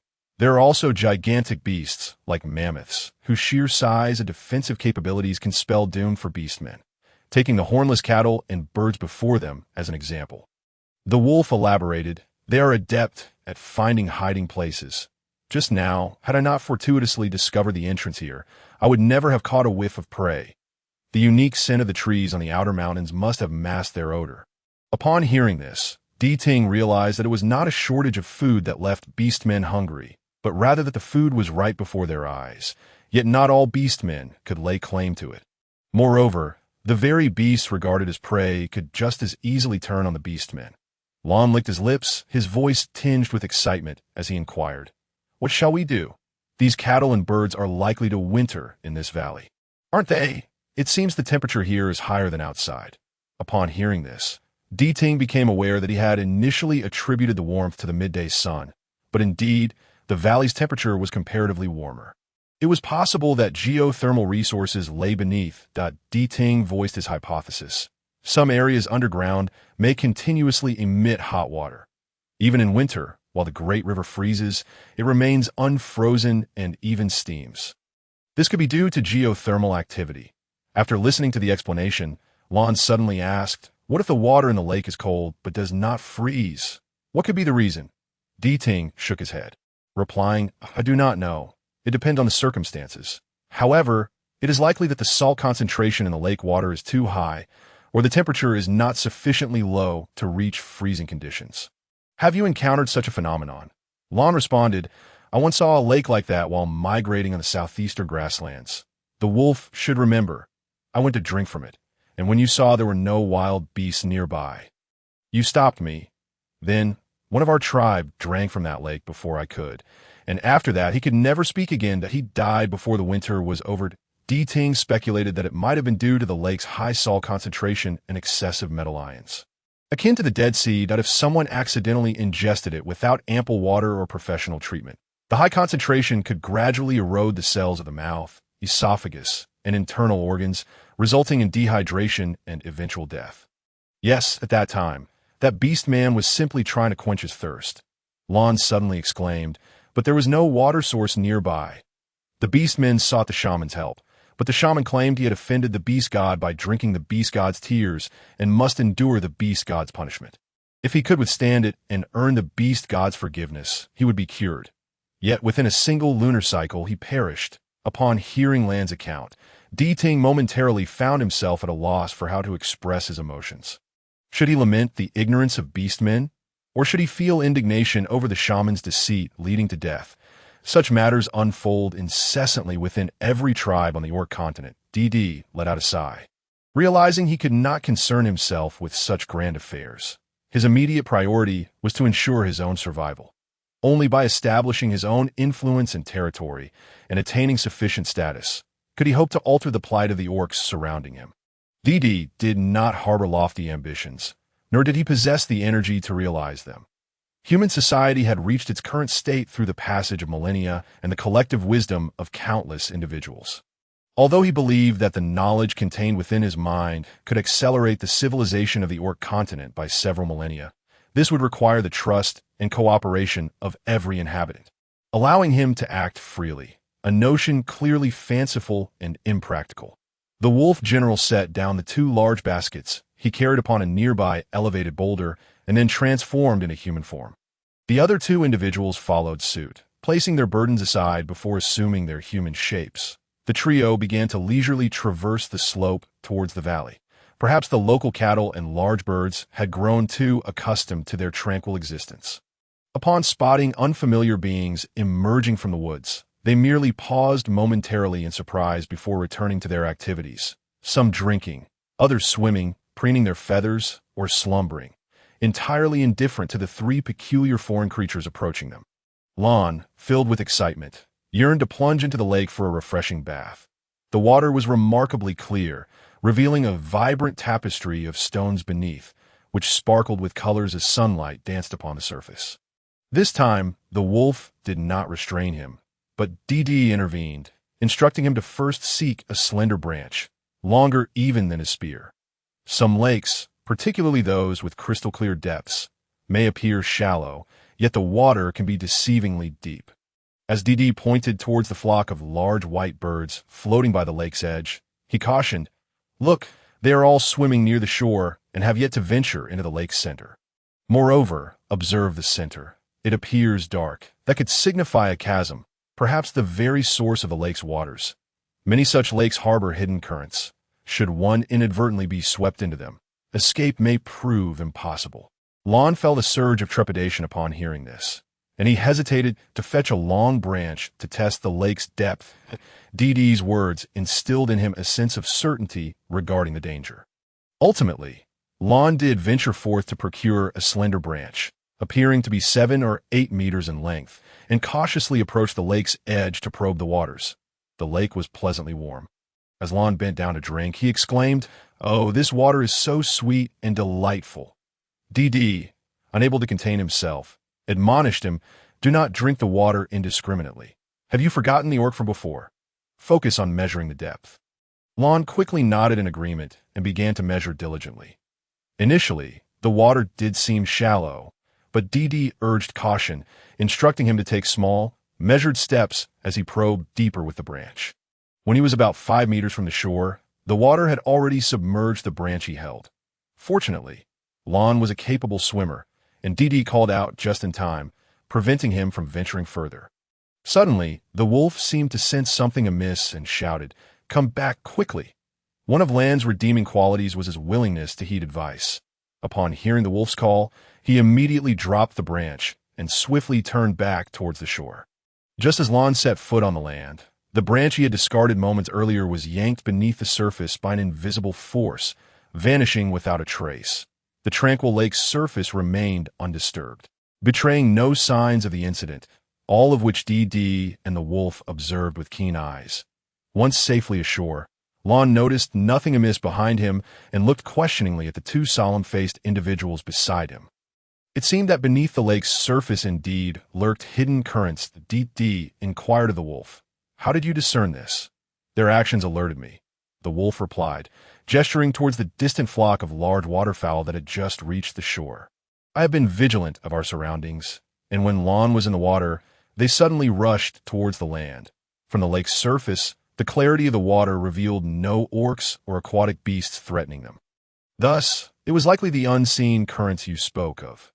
Even if they were not currents, these creatures, having lived here longer than we, would possess greater knowledge of the dangers present, which is why I urged Lon to return swiftly." After hearing the explanation and observing the pristine lake surface, Lon felt a wave of anxiety wash over him. He vowed never to enter the water again, recognizing its inherent perils, preferring the safety of the shore instead. Subsequently, the three spent 2 days exploring the modest valley. Indeed, there were no signs of other orc inhabitants within this secluded area. The southern mountains were soft and fertile, suitable for cultivation, while the northern mountains boasted hard terrain. Perfect for carving out dwellings or crafting various stone tools and implements. However, the scarcity of timber resources was evident, with vast grasslands surrounding them. Lon was quite pleased with the location. It offered mountains and water, ample game, and the expansive vegetable gardens DD had discovered, all within reasonable proximity. "Shall we reside here henceforth?" he inquired of the two. The wolf gazed at the small valley and shook his head, replying, "We may winter here, but we cannot treat this as our permanent settlement that it lies too close to the White Wolf Valley. Strictly speaking, this area is still considered part of their territory. Moreover, I have noticed the absence of saline grass. Although we possess a sufficient supply of salt to last us until next winter, it will inevitably run out." That DD nodded in agreement. This place, in comparison to the nomadic existence of the wandering orcs, indeed represented a favorable living environment, surrounded by grasslands teeming with abundant wildlife, cattle, sheep, deer, horses, and donkeys. Just a few dozen kilometers away lay a great river. Here, geothermal springs bubbled in small lakes, and while the sparse trees on the low hills provided little timber, the grasslands were rich in resources. Looking further north, great mountains and forests loomed in the distance. Although it would take the orcs several days and nights to reach them, they were not insurmountably far. Yet in Didi's eyes, this was still too barren. He envisioned not a life of hardship and transience, where orcs followed their prey across the plains, but rather a stable existence, one in which they could settle, free from invasion, with mountains, rivers, and grasslands at their disposal, capable of farming, constructing grand houses, even fortifying themselves with walls and establishing cities, free from the anxiety of hunting for days or months on end, and devoid of the threat of injury or death from encounters with prey. This valley could merely serve as a temporary refuge through the winter. When spring arrived, they would continue their search for a new homeland and new kin. Unable to restrain his curiosity any longer, DD posed the question that had lingered in his mind. "We aim to form a new tribe, but where shall we find our people?" The wolf and Lon chuckled at his inquiry. The wolf explained, "Orcs typically do not stray far from the tribes in which they were born. However, there are exceptions, like us, or those sub-orcs who were abducted by the hyena tribe and later rescued by us. There are also those who have been exiled for various reasons, such as MO. Once an orc leaves their original tribe, they will quickly seek out another tribe to join as long as they can prove their ability to hunt or contribute to the tribe's welfare. They will generally be welcomed, barring the most notorious outcasts, such as the hyena tribe, who are hunted by all. Other wandering orcs are often accepted, as tribes require more members to bolster their strength and safeguard their community. Of course, joining a tribe involves rituals and trials. Complete the trials, and one may integrate into the tribe." That DD was astonished. Is it truly that simple? Surely, there won't be hostile tribes sending spies to wreak havoc within the tribe. That would spell disaster for sub-orcs and younglings. The wolf chuckled as he playfully squeezed DD's hand, assuring him, "Not all. First, after passing the trials, new members must swear an oath to the beast god before joining the tribe, just as you did upon arriving at White Wolf Valley, when the shaman conducted the ritual that evening to inform the beast god of your acceptance into the tribe. However, since you are sub-orcs, the oath is not required. Sub-orcs are considered precious and vulnerable by every tribe. Furthermore, should any tribe dare to act in such a manner, they would face a united assault from all surrounding tribes until they were obliterated or forced to flee the region. Lastly, the orc acting as a spy would be torn apart by the outraged wandering orcs, who genuinely seek a place to call home." That DD let out a sigh of relief, thankful that aside from the first unreliable vow to the beast god, the other two were indeed quite formidable. However, what DD remained unaware of was that, in the hearts of the orcs, the most binding oath was one of loyalty to the tribe sworn to the beast god. "Shall we casually seek a tribe to reside in?" DD inquired. "If, hypothetically, we were to encounter someone like Wu again, would we still be able to leave?" Wolf replied, "The choice of tribe is entirely up to you. If you fancy it, we shall remain. If not, we will continue our search. Once you join a tribe, unless you betray it, you shall forever be an orc within that tribe. That if you find the tribe unsatisfactory, simply inform the chief or the king, leave behind the tribe as possessions, and depart.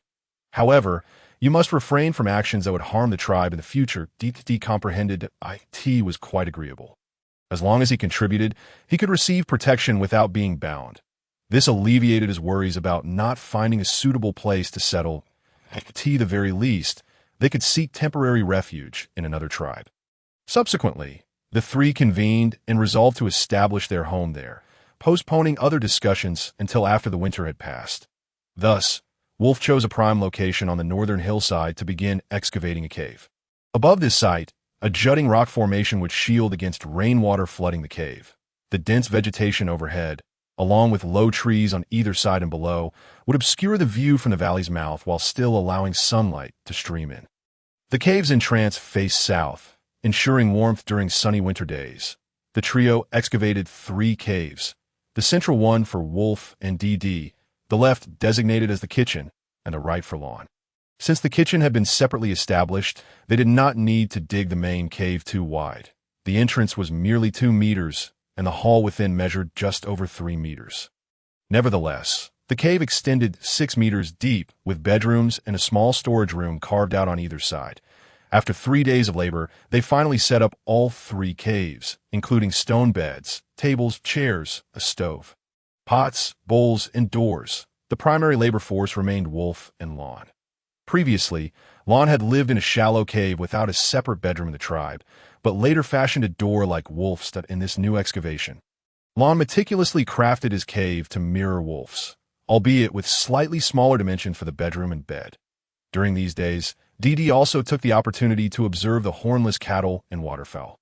Among the herd, several hornless cows were nursing their young, remaining in the valley to graze on the wild grasses, leaves, or fruits along the lake's edge in the eastern and southern hills.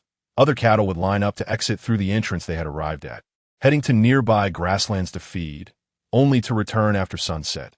The waterfowl primarily foraged for fish in the lake, although they also fed on fruits from the trees. After 3 days of observation, DD had not witnessed any signs of panic from the birds fleeing the lake-esque surface. In fact, he even spotted a few audacious birds swimming towards the lake's center from his elevated vantage point. DD discerned the deep darkness at the center of the lake, which loomed like a vast abyssal eye watching him. Since Wolf and Lon had confirmed the valley's safety, and the only entrances to the outside world were the one to the west and the small stream to the north, DD felt at ease to explore the valley alone, searching for any recognizable and valuable plants. He first ventured to the southeast and southwest slopes where the soil was notably rich. As the hornless cattle and waterfowl often scavenged for food in those areas, to his surprise, while trailing the wild beasts, he discovered yam growing on a slope near the southern hill. The tubers of yam extend underground, some reaching over a meter in length. However, DD was unfamiliar with the above-ground plant. It was only due to the hornless cattle voraciously consuming the foliage that he was able to identify the yam after digging up a complete specimen. DD's face lit up with joy upon uncovering this treasure. Yam is known to invigorate the chi, nourish the yin, supplement the spleen, lungs, and kidneys, and to stabilize essence and control discharges. That it is primarily used for symptoms such as spleen deficiency, lack of appetite, fatigue, diarrhea, lung deficiency, cough, kidney deficiency, frequent urination, and internal heat leading to thirst. In DD's previous world, yam was prepared in various ways. Northern yams are soft in texture, suitable for medicinal use or as a vegetable, often steamed and dipped in sugar for a naturally sweet flavor, or added to porridge for a fragrant and delicious dish. Southern yams, on the other hand, are crisper and juicier, typically used in hot pots or stir-fries. Some merchants even produced yam chips, a favored snack among the youth. Of course, individual tolerance to yam varies. Some people can consume it in abundance without issue, while others might suffer heatiness and nosebleeds from just a small amount. In his previous life, DD was the latter type, inevitably suffering from nosebleeds after 2 consecutive days of consumption. He could only hope that in this life, he would not share the same fate, especially since he had grown quite fond of yam. Afterward, DD continued to follow the cattle, discovering an abundance of edible mushrooms and wild fruits throughout the valley, though he couldn't name them. He figured it was irrelevant as long as they were consumable. DD not only trailed the cattle, but also stealthily approached the large waterfowl that he observed many birds nesting in the grass at the foot of the northern hill. However, Due to the distance, he couldn't ascertain whether there were any eggs on the second day after the completion of the caves. The three attempted to cast nets in the lake for fish. To their disappointment, all the fish were rather small, none exceeding the size of an orc's palm, suitable only for the waterfowl. Furthermore, the fish congregated in the lake's central region, making retrieval perilous, leading them to abandon the idea of fishing there. Once everything was in order, the trio wasted no time and exited the valley, rushing toward the vegetable patch that DD directed the organization while Wolf and Lon took turns digging and transporting vegetables. After over 20 days of diligent effort, they finally filled their kitchen and storage room with food that, in addition to the previously discovered cabbage, radishes, garlic, and kale, the trio also made several trips to the hillside abundant with flax. Hauling back a sizable bundle, the weather grew increasingly cold. All their animal skin garments were sleeveless and lacked pant legs, providing only minimal coverage for the upper and lower body, essentially a vest and skirt. DD utilized the fishbone needle crafted by Wolf to modify their animal skin clothing. The vest transformed into a long-sleeved shirt, while the upper portion of the skirt was directly sewn to the long-sleeved shirt, essentially creating a style reminiscent of ancient Chinese long robes. When Wolf donned it, he tied a matching animal skin belt around his waist, presenting a distinctly ignoble appearance, considering the need for warmth around the neck during winter. DD thoughtfully crafted several neck wraps using the furs of wild rabbits and small weasels, selecting the most aesthetically pleasing white and purple pelts. The yellow weasel, purple marten, white weasel, and water marten all belonged to the family Mustelidae. Though they were small, even the smallest beasts in this world were considerably larger than those in DD's previous life. After completing the neck wraps, DD demonstrated them to Wolf and Lon, encouraging them to try them on. However, both declined, resulting in DD keeping all the neck wraps for himself. Wolf insisted that since DD had made them, they were meant only for him or Wolf to wear. Lon could simply make his own if he desired, as he had plenty of fur and knew how to sew. Additionally, Wolf's own clothing was quite flamboyant, leaning towards darker hues, and he was not particularly concerned about the cold. Therefore, he had no need for a neck wrap. Furthermore, given his daily endeavors of hunting, fishing, and gathering vegetables, he was apprehensive about getting the neck wrap dirty or accidentally losing it. The DD found it amusing. Unable to contend with Wolf, who possessed a strong sense of possession and treated him exceptionally well.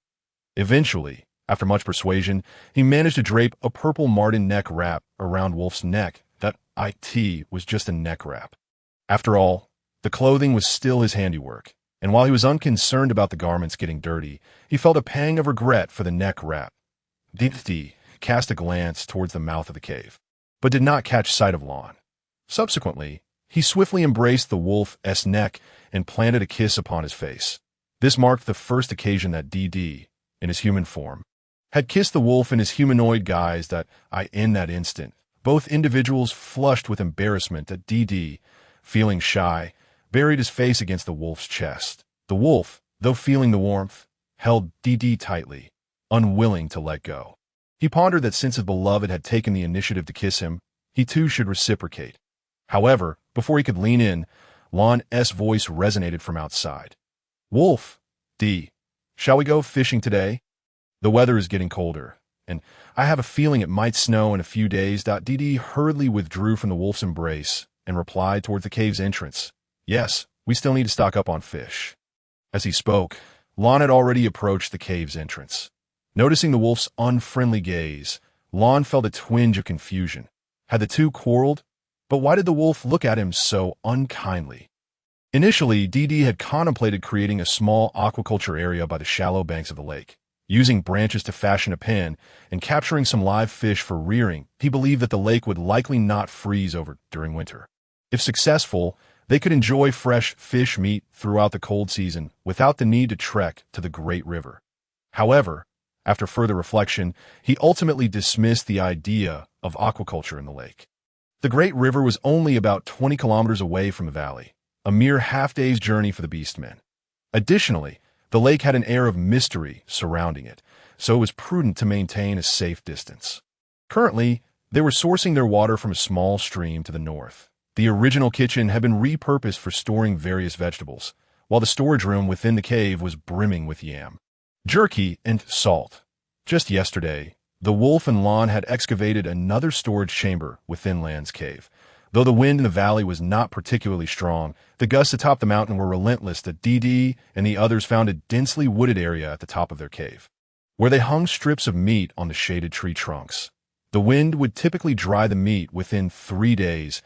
As night fell and the cold intensified, the wolf checked on the meat strips the next morning, discovering a thin layer of ice had formed on their surfaces. From that point onward, they no longer worried about fresh meat spoiling after their hunts, marking the official commencement of their large-scale hunting endeavors. Through these days of adaptation and observation, the hunting success rate of the wolf and Lon had significantly improved. They could even hunt wild donkeys and spotted deer in the tall grasslands and other nearby valleys. Later, upon discovering the gathering place of a herd, DD instructed the wolf and Lon to dig traps at the entrances of several neighboring valleys. The traps did not need to be large, but they had to be narrow and deep enough to prevent their quarry from escaping once ensnared. With the traps in place, they could harvest 1 or 2 large game animals daily, along with several smaller beasts. On this day, the trio set out from the valley with fishing nets and spears, heading towards the great river. They made 2 round trips between the river and the valley within a single day, capturing over 30 plump fish exceeding a meter in length. Knowing DD's fondness for fresh fish, the wolf bound branches with hemp rope to form a barrier near the creek, close to the valley's exit. He intended to place one of the still-living fish in a wicker basket submerged in the creek water. Observing the fish swimming energetically, he decided to keep the remaining 5 lively fish in the creek as well. Most of the 30-odd fish had already been processed by the river, leaving only 10 to attempt rearing. Ultimately, 6 remained alive, 2 had succumbed, and the last 2 were barely hanging on as dusk approached. They still had not checked on their traps. DD initially thought of staying behind to prepare dinner for their return, feeling that he would be of little help. However, the 2 beastmen disagreed. With only the 3 of them, and DD lacking self-defense capabilities, they could not bear to leave him alone in the valley, even though they had not encountered any other beastmen or wild animals in the vicinity recently. If a large game animal were caught in the traps, it would require 2 beastmen to extract it.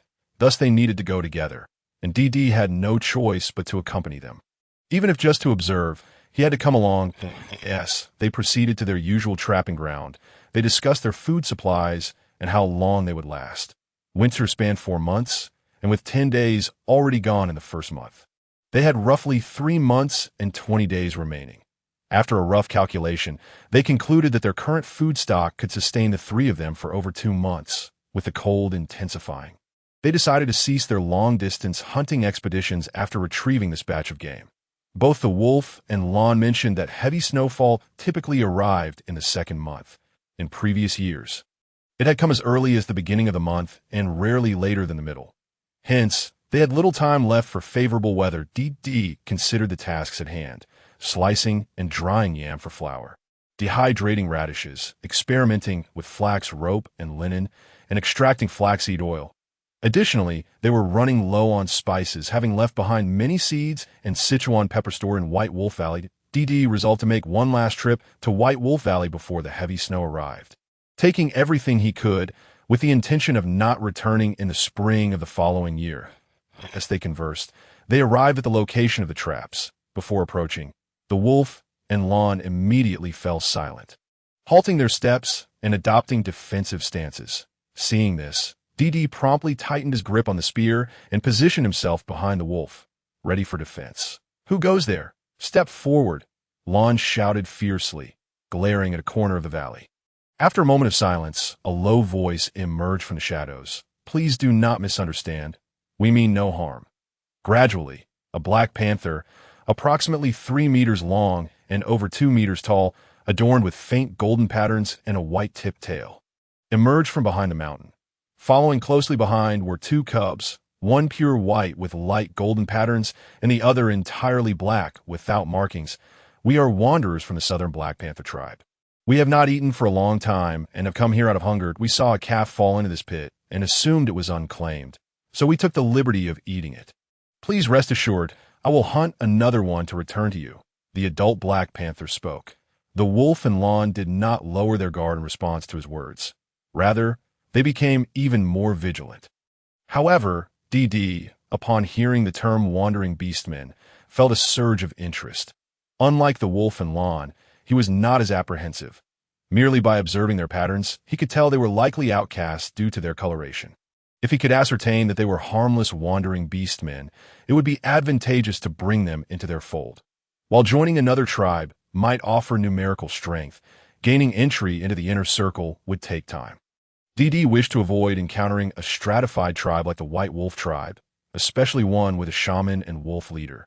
That would be too exhausting. That it would be far better to gradually develop his own team and influence. He believed that with his intellect and the wolf strength, they could achieve this in the blink of an eye. DD made his decision, taking a couple of steps forward to position himself between Lon and the wolf. Addressing the larger Black Panther beastman. Clearly, among the three of them, he was the largest and held the most authority. IMD, this is the wolf, and this is Lon. What are your names, and what has brought you to wander? Could you share your story? The Black Panther was taken aback that such a small beastman would step forward to speak amid the tense standoff. The beastman of this tribe was bold, allowing a lesser beastman to accompany them on a hunt. However, he did not underestimate the situation. Seeing the two beastmen fixated on them, and hearing the gentle and harmless tone of the small beastman, the Black Panther quickly responded, I am Bai Wei, this is Xiao Bai, and that one is Xiao He, both my younger brothers that we hail from the southern Black Panther tribe. Yes, you can see, we are not pure-colored beastmen. The true reason for the expulsion was merely the color of their fur, which filled DT with a fleeting joy. However, before he could utter a second sentence, the wolf, with a serious tone that carried a chill, addressed the Black Panther. Can it be discerned from birth that your fur is mixed in color? How could your tribe have cast you out in such a manner? By wayside. Sadness and indignation reflected in his eyes. Our tribe previously did not differentiate between purebred and mixed-breed beastmen. Ever since a new shaman arrived last summer, declaring that we mixed-breed beastmen were harbingers of misfortune, we were expelled from the tribe. Upon hearing this, DT furrowed his brows and inquired, do not the members of your tribe stand by your side? Have they allowed this newcomer to cast you out? What of your paternal beast and your adoptive father? Does your chieftain truly condone this chaotic behavior of the new shaman? At the mention of the paternal beast and adoptive father, the light in Bai Wei's eyes dimmed further, and the two younger ones displayed their own sorrow.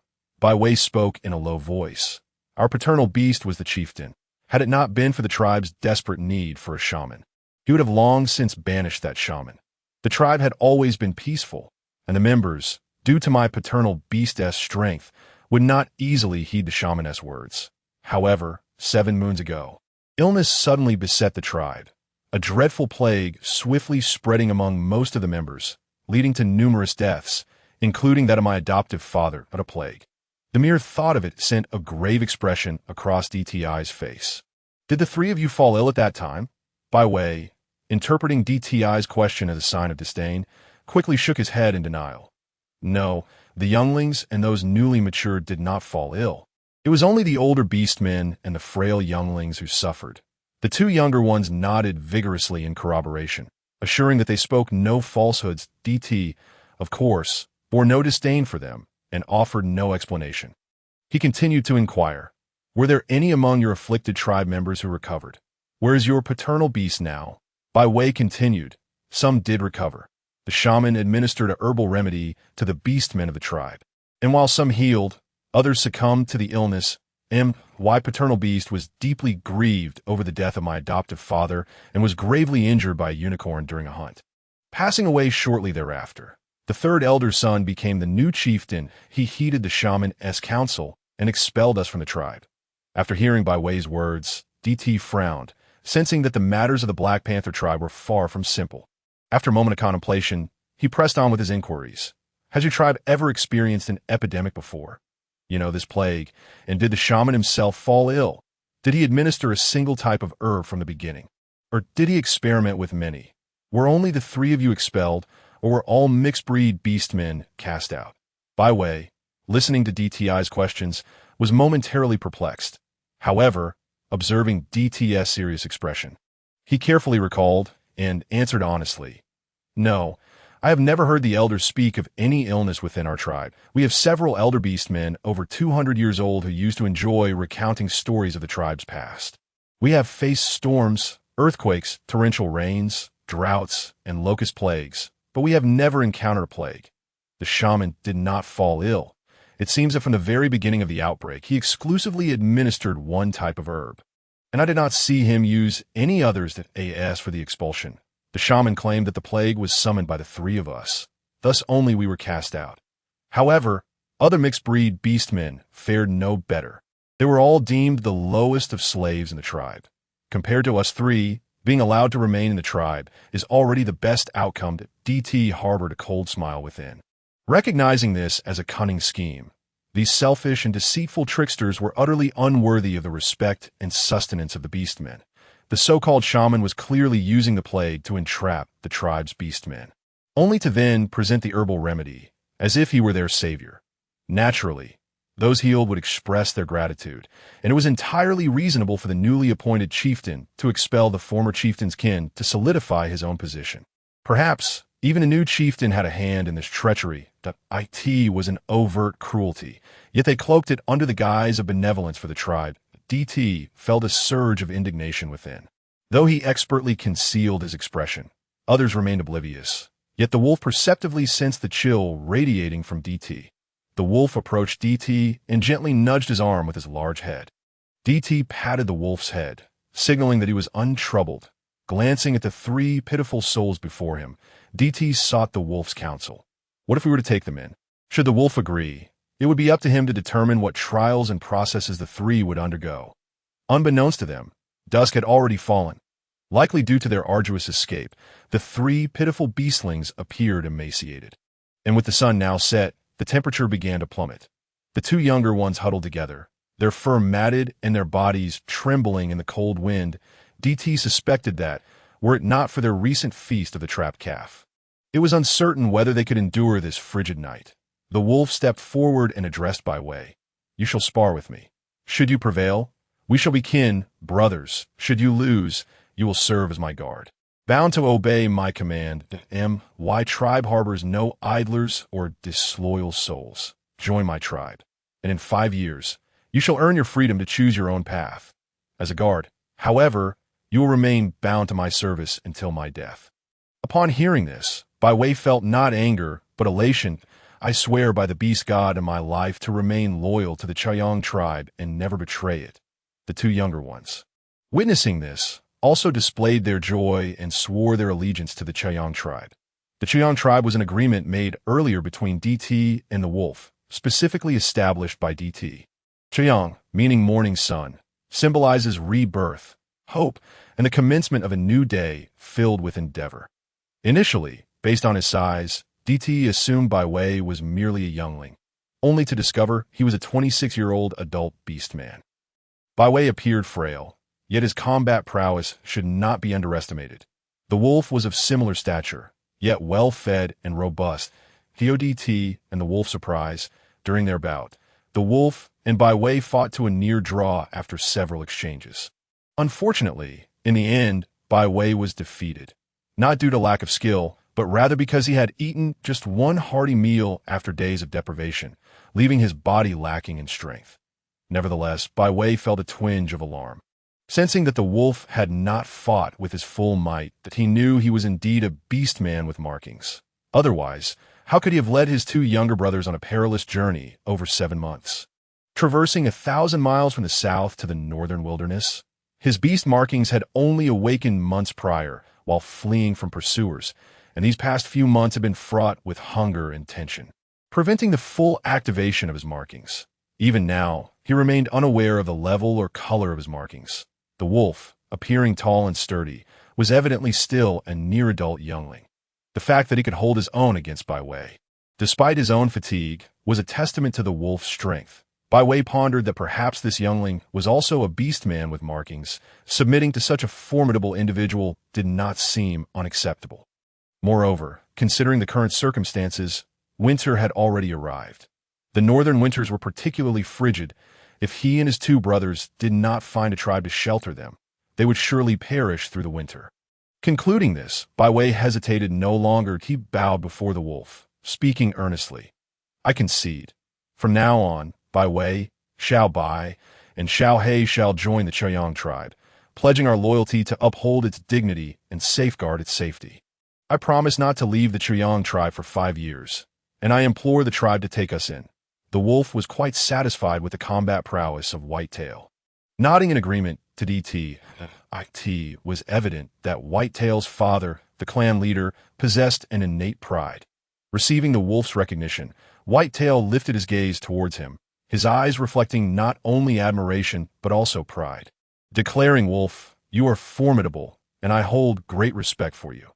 However, we fought to a standstill. To speak frankly, several full moons ago, I awakened my beast mark, though I cannot ascertain the level of my beast mark at present.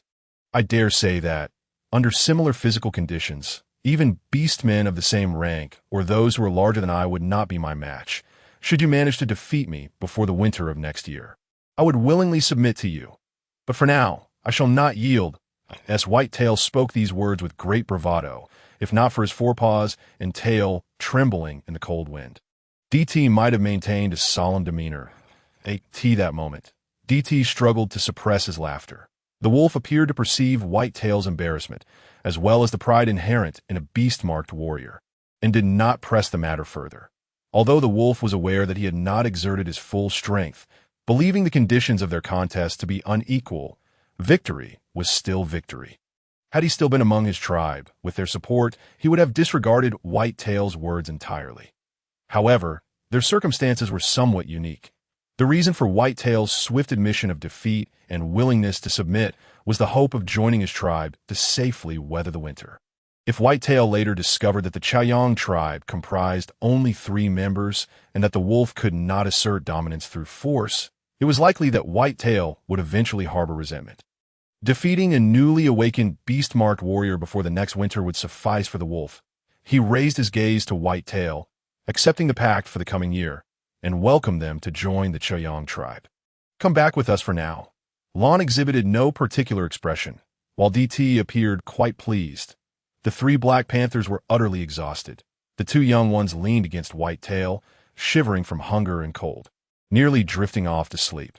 The wolf decided to postpone inspecting the traps in the other valleys and led everyone back immediately. Upon arriving at the valley, Whitetail was utterly astonished. His surprise was not due to the abundance of food or the slightly warmer temperature within the valley, but rather the realization that the entire Chaoyang tribe consisted of merely 3 individuals, one of whom was a frail sub-beastman. How have you survived? Whitetail could not help but inquire. Had he known that this tribe had previously had only 3 members, he would never have agreed to the wolf's proposition. Whitetail felt as though he had fallen into a trap. DT cheerfully ladled 3 bowls of meat soup from the pot and countered. Look at what you're saying. The Beastman continent is so vast and resources so plentiful. How can we not survive? Whitetail was perplexed, unable to grasp the notion. Was he speaking of the same Beastman continent he understood? And how had they managed to keep the cattle and birds living by that lake without them fleeing? Did these cattle and birds not fear being eaten? Why was their grass mixed into such delicious soup? And what were those unfamiliar soft items? With a multitude of questions swirling in his mind, Whitetail refrained from asking. After all, they had genuinely provided food for his 3 brothers. Furthermore, he could feel the warmth returning to his body after drinking the soup. The lips of the 2 young ones, which had been a purplish hue from the cold, gradually returned to a healthy RED. By the time the 6 of them were satiated, it was already quite late. As he gazed at the scattered fish bones, DT curiously asked, "How did you cross the large river to the south?" Whitetail and the 2 little ones looked bewildered, indicating that they had not crossed the river. Initially, we intended to head towards the eastern grasslands, but we were obstructed by mountains and marshes. To traverse these, we traveled north for quite some time. Eventually, we became lost. Along the way, we encountered a group of cold-blooded beastmen. But due to our differing lifestyles, we could not join them. Later, when we faced a beast tide, we fled towards the northwestern grasslands. To be precise, we did cross a river, but it was a shallow ford. Whitetail recalled that the shallow crossing they had navigated could indeed be considered a river. Having just escaped a beast tide, the 2 younger ones were too small to hunt. we avoided the large beast herds on the grasslands. When hungry, we would catch some small beasts to stave off hunger, barely managing to survive until we reached this place that DT nodded in understanding. Even a robust hunting team would need to avoid confrontations with beast herds, let alone 3 fledglings escaping for their lives. That they had survived the journey from the south to the north marked them as capable beastmen. What puzzled DT, however, was how they had traveled for over 7 months without encountering a single tribe willing to take them in. The wolf seemed to sense DTI's confusion and explained, although we are located on the eastern continent, strictly speaking, we are situated at its northernmost point, compared to the fertile plains of the central and southern regions. This area is generally referred to by beastmen as the northern wilderness. The northern wilderness, a barren expanse to the north. The environment here is not as favorable as in the south. Food is less abundant, and aggressive beast herds are more prevalent. Large, powerful tribes rarely establish themselves in the northern wilderness. Had the 3 of them not lost their way and instead traversed the mountainous jungles or headed south, they might have encountered other tribes. DTI's understanding deepened. He felt a slight yearning for the south. In his eyes, the north was already quite prosperous, with mountains, rivers, and forests. It offered everything one could desire. While it was true that fierce beast herds were common, they also represented the reserves of the beastmen, that if such a resource-rich place was dubbed the northern wilderness, what must the even more fertile south be like? After eating their fill, the 2 young ones had already begun to doze off. Fortunately, DT and his companions had dug an additional storage room to preserve food. Like a tea this moment, it was too late to excavate new caves for Whitetail and the others. They would have to make do in the storage room for the night. With everything to be addressed the following day, DT produced 3 large beast pelts and blankets, which the wolf took and offered to Whitetail, saying, "This is for you. As newcomers, make do for now. In the future, life will only improve. You will not regret joining the Cheyong tribe today." Whitetail initially intended to refuse, but seeing his 2 younger companions, accepted the wolf's pelt. "I have already sworn an oath to the beast god. Within the bounds of that vow, I shall not betray." The wolf nodded, and the eyes of Whitetail were filled with tranquility. The wolf believed that someone capable of leading his 2 younger brothers on a 1,000-mile escape without abandon could not possibly be a deceitful beastman.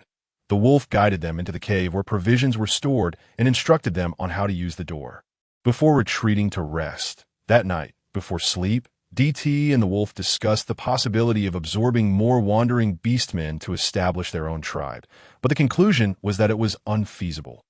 In fact, there were many beastmen in situations similar to Whitetail's, but numerous others had committed heinous acts and fled from their original tribes. They did not yet possess the strength to intimidate or suppress all the wandering beastmen who might join them. Should they face resistance, danger would easily ensue. Additionally, most wandering beastmen tended to flee southward, where powerful tribes congregated and resources were abundant. Notably, even in winter, the southern climate remained relatively mild, making it suitable for wandering beastmen to endure the cold season. Few wandering beastmen, like the 3 leopards of Whitetail, dared to venture north during the harsh winter, and those who did rarely survived to see the spring of the following year. Years later, the 3 young leopards often reflected on how fortunate they were to have encountered DT, the wolf, and Lon. It felt as though they had been blessed by the beast gods, marking the greatest fortune of their lives. That night, the 3 leopards huddled together to sleep. It was the most restful slumber they had experienced in months, and the warmest since the onset of winter.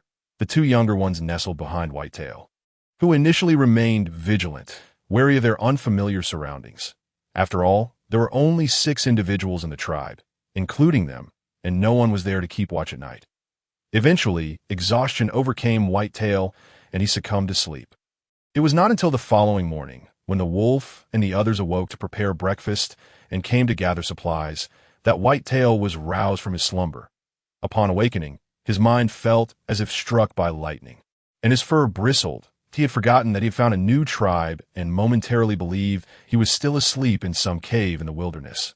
Once he regained his bearings, he realized their safety. In the morning, the wolf had prepared a pot of fresh fish and yam porridge, a pot of meat jerky with radish and cabbage porridge, and roasted a black goat. The goat had been retrieved 2 nights prior, already deceased upon discovery. The wolf had skinned and gutted it that night, leaving the whole animal hung at the mountain's peak, where it had frozen solid overnight. Before dawn the previous day, the wolf had brought the frozen goat back into the cave's cellar. In the excitement of Whitetail's arrival, he had forgotten to retrieve it, and when he brought it out this morning, it was still encased in ice.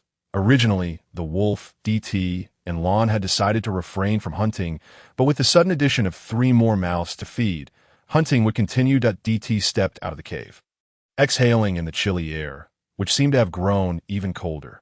Looking at the timid, slightly dirty little leopards beside him, DT felt an urge to pet them. After breakfast, why don't you wash up? You should trim the matted fur on your bodies, and if you have any wounds, I have medicine that will help them heal faster, DT said, gazing affectionately at the 3 little felines. Oh, and stay away from that lake. It's very dangerous. There are undercurrents beneath the surface that can appear without warning. Use the small creek nearby to fetch water, DT advised sternly, emphasizing the importance of safety. However, Whitetail's attention was evidently caught by the mention of medicine, and his eyes brightened as he asked DT, are you a shaman? Even after having suffered the devastation brought upon him by shamans.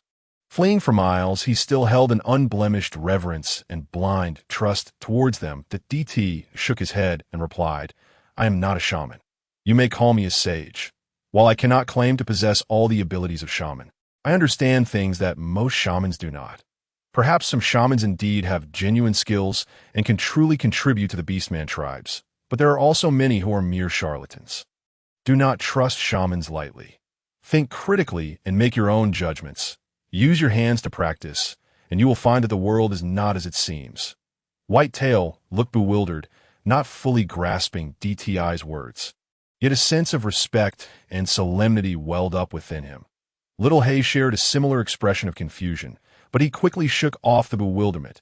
Whatever, he thought, if I don't understand, I don't understand. This brother is so kind. He gives me delicious food and warm furs. I want to grow up quickly and hunt more to repay him and the tribe. Little Bai seemed to comprehend only partially. His little head lost in thought as he gazed intently at DT. Little Bai's eyes, like the wolf's, were a striking sapphire blue, though his hue was slightly lighter, with his large, innocent eyes fixed on DT. The little feline's tilted head appeared particularly endearing. DT crouched down and gently stroked Little Bai's head.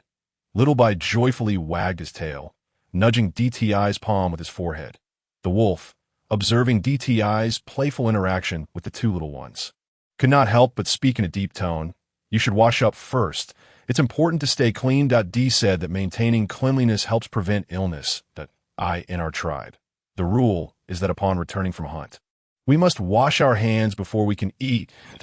We also need to bathe before sleeping, and during the cold winter nights, at least our faces and feet must be washed. The hay, bedding, and furs we use for sleeping need to be regularly sun-dried. Whitetail glanced at his 3 brothers and silently led the 2 little ones, who were thoroughly enjoying their play, to fetch water. By the time the 3 of them finished washing, an hour had passed. DT took a bone scissors and carefully snipped away the matted fur from the 2 young ones. He then meticulously checked beneath their fur for any wounds or parasites. Fortunately, there were none. If there had been, prompt treatment would have been necessary to address inflammation and worms. As for Whitetail, being an adult beastman, he was expected to rely on himself. The wolf would not allow DT to tend to him. At most, he would provide medicine and herbs. Today, the sun shone brightly, promising no snowfall. Lon had already ventured out early to inspect the various traps and was now returning with 2 wild donkeys on his back. The donkeys had frozen stiff after falling into a trap overnight. The wolf instructed Lon to stay at the tribe to handle the wild donkeys and watch over the 2 young leopards while he took DT and Whitetail towards the riverbank. Upon reaching the flax hill, the wolf picked up some dried, yellowed flax and said to Whitetail, your body is not fully recovered yet. You won't be assigned any fishing or hunting tasks. Instead, gather this dried flax and bring it back to the tribe. Whitetail frowned, insisting he did not require special treatment and could participate in the hunt. For beastmen, being underestimated was a matter of great indignity. DT explained, it's not that. We are not hunting today. The provisions in the cave are sufficient for us to last over a month, perhaps even 2. These flax stalks can be used to make many things and are quite valuable. Do not underestimate this task. Tea can be quite exhausting if there is a large quantity. That be why the time the sun begins to set, you will no longer need to gather these at that point. Lon should have finished processing the meat, and you'll need to dig out the cave where you are staying and widen the storage cave. The wolf and I will scout further away today and return before sunset.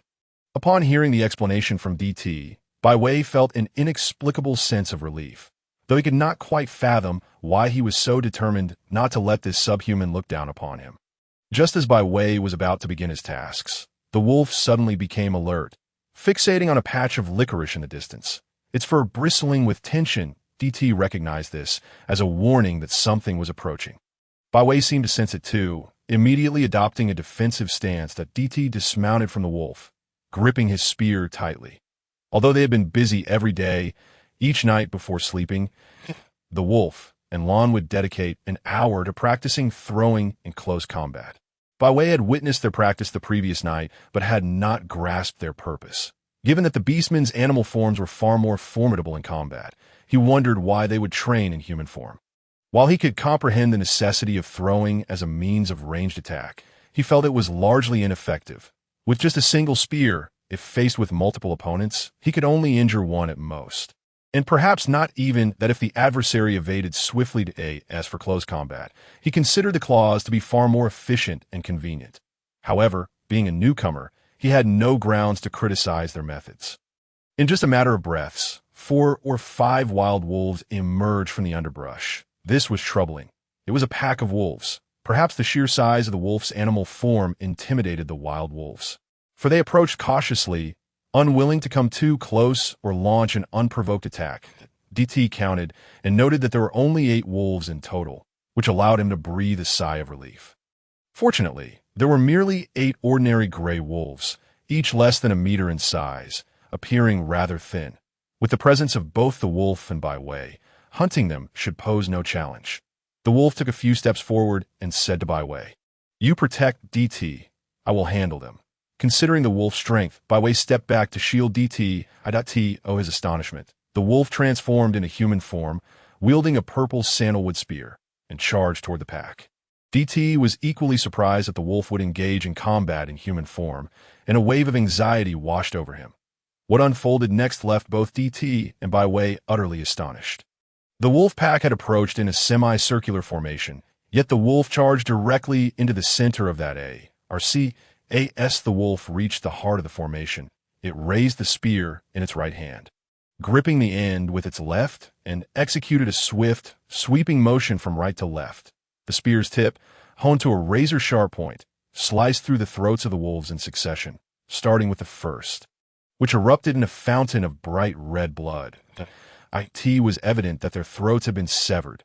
The initial few had been struck with such ferocity that they could barely let out a howl, collapsing to the ground in their death throes. The last 2, though less severely wounded, attempted to flee, but were swiftly dispatched by the wolf, who had reverted to its animal form with a few powerful strikes. Witnessing the entire battle, Bai Wei and DT regarded the wolf with a mixture of complex emotions. DT even began to question whether the wolf had also traversed from another realm. However, the wolf's earlier actions did not seem to align with that notion. Could this be the legendary martial arts genius? That move was simply too impressive, akin to a scene from a film. Bai Wei wore an expression of disbelief, inwardly relieved that if he had faced the wolf in combat, he might not have emerged alive had the wolf wielded that spear against him.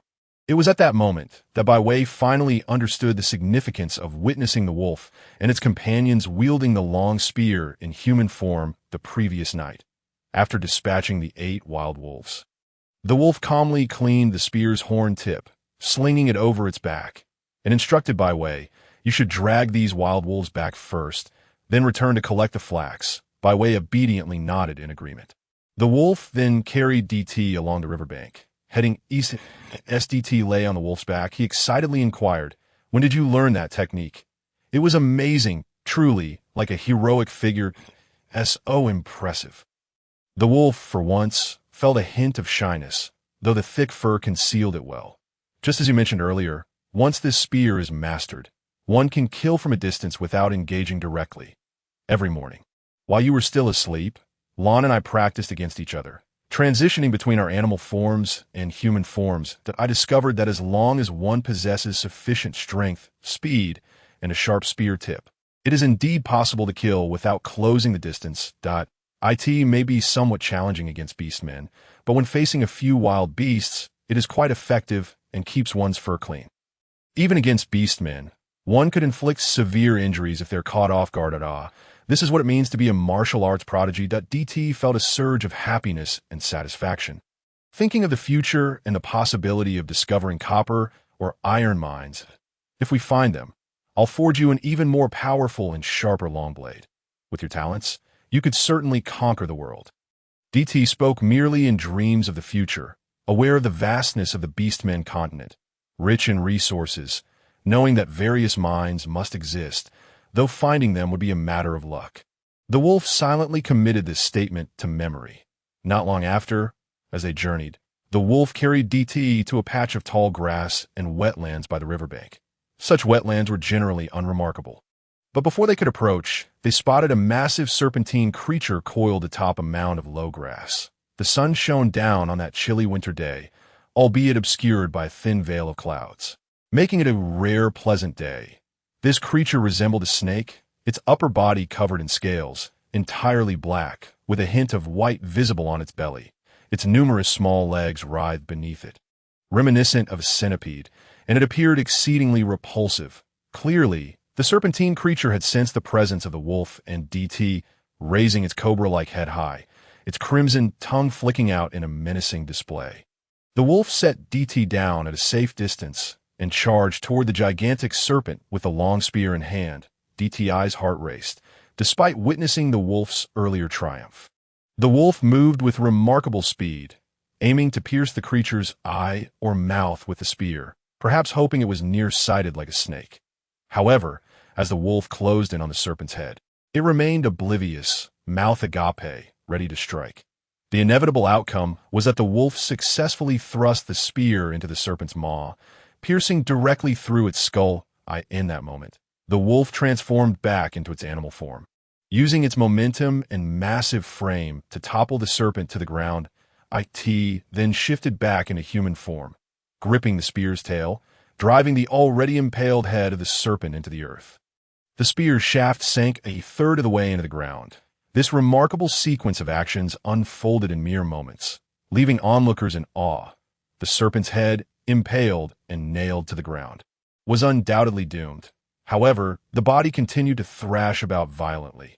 Seeing that the danger had passed, DT hurried toward the wolf. This. A snake? Why does it have legs? Ugh, its blood is foul.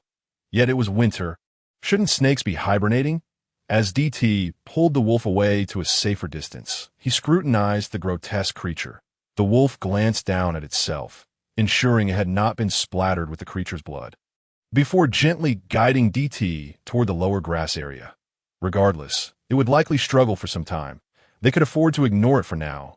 This was not a snake. It appeared to be a centipede. Fully grown centipedes possess a hard, armored exoskeleton, making them difficult for even the beastman's claws to penetrate. With 100 legs and a mouth full of tiny venomous fangs, they are ineatable and their flesh is putrid. They are hard to kill and cannot be consumed, and their armored skin offers little utility, attacking beastmen on sight. Thus, beastmen despise encountering such creatures during hunts. T curiously asked, "How do you usually deal with them if you encounter one?" The wolf replied, "If the hunting party happens to have prey at that moment, we can only offer one of the hunted animals to it, then depart to hunt elsewhere. Otherwise, it will relentlessly pursue us and cause trouble. If there is no prey, we must fight it. But even if we kill it, it cannot be used as food." DT found himself at a loss for words. However, I sensed that this one might prove somewhat useful. The wolf remarked. DT, puzzled, asked, "Useful? But we can't eat it. I can smell that putrid stench even from here." The wolf explained, "Aren't you planning to make a bow? The back of this creature contains a tendon that is exceptionally tough and resilient, perfect for crafting bowstrings." DT's eyes suddenly brightened. "Really? That's wonderful." Immediately after, he curiously inquired, "How do you know so much about this foul creature? Have you encountered it during your previous hunts?" The wolf shook his head. a rare reminiscence gleaming in his eyes. Many years ago, an ancient orc in the tribe shared this knowledge with me. Back then, I was merely a cub, and aside from practicing my hunting skills, I delighted in listening to his tales of adventures in the wild during his youth. DD then asked, "Is he still in the tribe?" The wolf shook his head. Years later, disaster struck, and the tribe migrated. He was unable to keep pace with the younger orcs due to his age and perished from starvation along the way. DD fell silent for a moment, gently squeezing the wolf's hand. "My condolences." The wolf nonchalantly shook his head. "I am not saddened. Such is the nature of the orc world. The cycle of life, death, and disease is a trial bestowed by the beast gods that every orc must endure. There is no reason to mourn." Though the wolf spoke in this manner, DD could still discern a hint of nostalgia in his gaze. After the wolf, and DD thoroughly examined the surrounding area. The centipede finally succumbed to death. Initially, the wolf had not wished for DD to approach the foul creature, yet DD expressed a desire to observe its form closely, prompting him to draw nearer. In truth, DD merely wished to stay close to the wolf. The creature's gaping maw was filled with a multitude of sharp teeth, and it appeared to be 7 to 8 meters in length. As the wolf skinned it, DD idly counted its legs, discovering a total of 108, truly deserving of the name centipede. DD also picked up some stones from the ground and struck the creature's scaly armor, finding it remarkably resilient and extraordinarily hard. "Wolf, let's take this armor too. It can be fashioned into protective gear, providing a degree of defense against physical attacks. All right." The wolf cleaned the extracted 6-meter-long beast sinew with straw, rolling it into a bundle and setting it aside. He then scraped off the foul pieces of flesh clinging to the scaly armor and dragged it to the riverbank for cleaning, simultaneously tossing the repugnant meat into the water.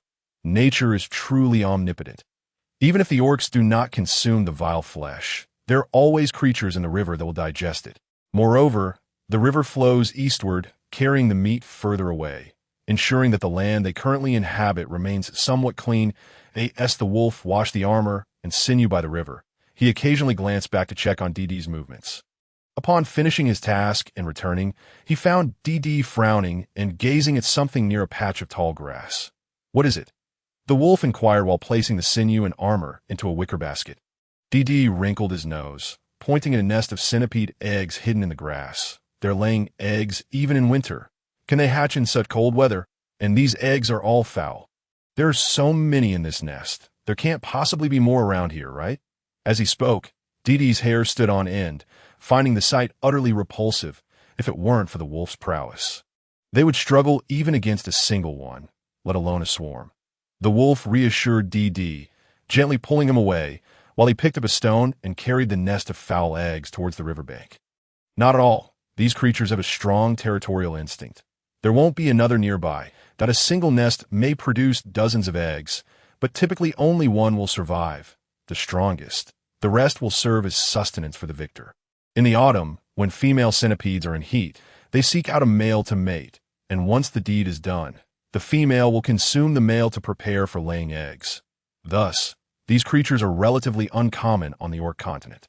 DD wore a look of disdain. "Such things are truly perverse. It's fortunate they are rare. Otherwise, the already arduous lives of the orcs will be further compounded." The wolf shattered a nest of insect eggs one by one with stones, then cast them, along with the grassy nest, far into the center of the great river. Upon completing this task, the two ascended a higher earthen mound. The foul odor lingered for an extended period, diminishing their appetite for a warm meal. Thus, they merely nibbled on some jerky to satiate their hunger before continuing their patrol of the territory. This time, they chose not to follow the river, but instead ventured northward. The wolf planned to traverse several mountain valleys from the north when the sun was nearly set, aiming to return to the valley of the frozen lake. As they journeyed northward, the wolf stumbled upon a patch of saline alkali land. However, the salty grasses there had all withered to a yellow hue. The wolf plucked a stalk of the salty grass, chewed it, and was pleasantly surprised to find that despite its desiccation, the salty flavor remained robust, even less bitter than that of fresh, salty grass. As the sun began to dip toward the west, the clouds thickened gradually, and the wind picked up. The wolf, accompanied by DT and 2 baskets of salty grass, dashed back toward the valley. Just as they reached the western side of the valley, large, icy drops of rain began to fall. Fortunately, the dense trees surrounding the valley provided ample shelter, sparing them from getting thoroughly drenched. Upon returning to the cave, Lon had already prepared a large pot of ginger soup and boiled 2 pots of hot water. The wolf and DT each drank a generous bowl of the ginger concoction before retreating to the bedroom, where they filled a large stone jar with hot water for a soothing bath to dispel the chill. As they emerged from the bedroom, Lon had begun teaching Bai Wei and the 2 cubs how to prepare salty grass. Bai Wei and the little ones had also encountered salty grass in their own tribe, unaware that it could be boiled to produce salt. Outside the cave, the rain intensified. Thankfully, they had previously gathered a substantial amount of firewood whenever they found themselves with free time, filling the cave to the brim.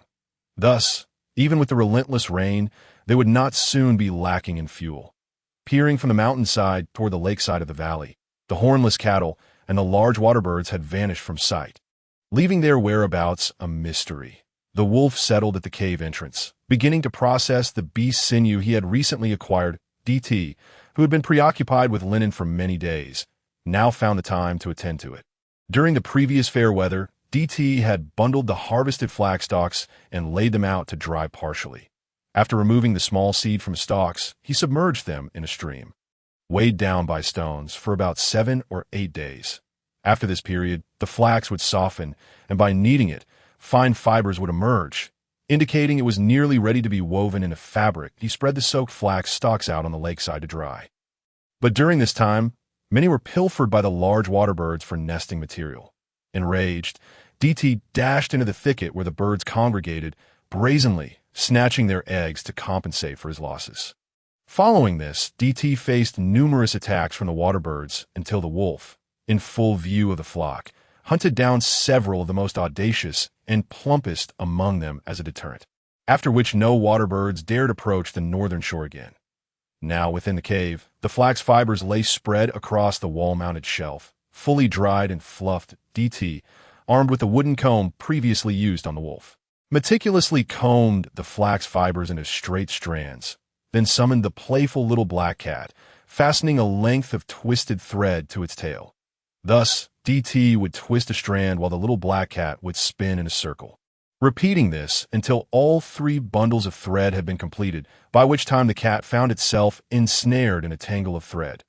Amidst the bundle of flax, the little cat's head poked out, its big, innocent eyes gazing up at DT. DT burst into laughter as he untangled the flax thread from the little creature, playfully ruffling its head and rewarding it with a piece of jerky. The wolf observed this scene with a hint of jealousy. Though he refrained from voicing his feelings, he would glance at DT's actions while working on the sinew, soon enough to be noticed by DT, who found it amusing to rise and embrace the sulking wolf. After soothing the wolf, DT resumed twisting the thread, this time with the wolf assisting him.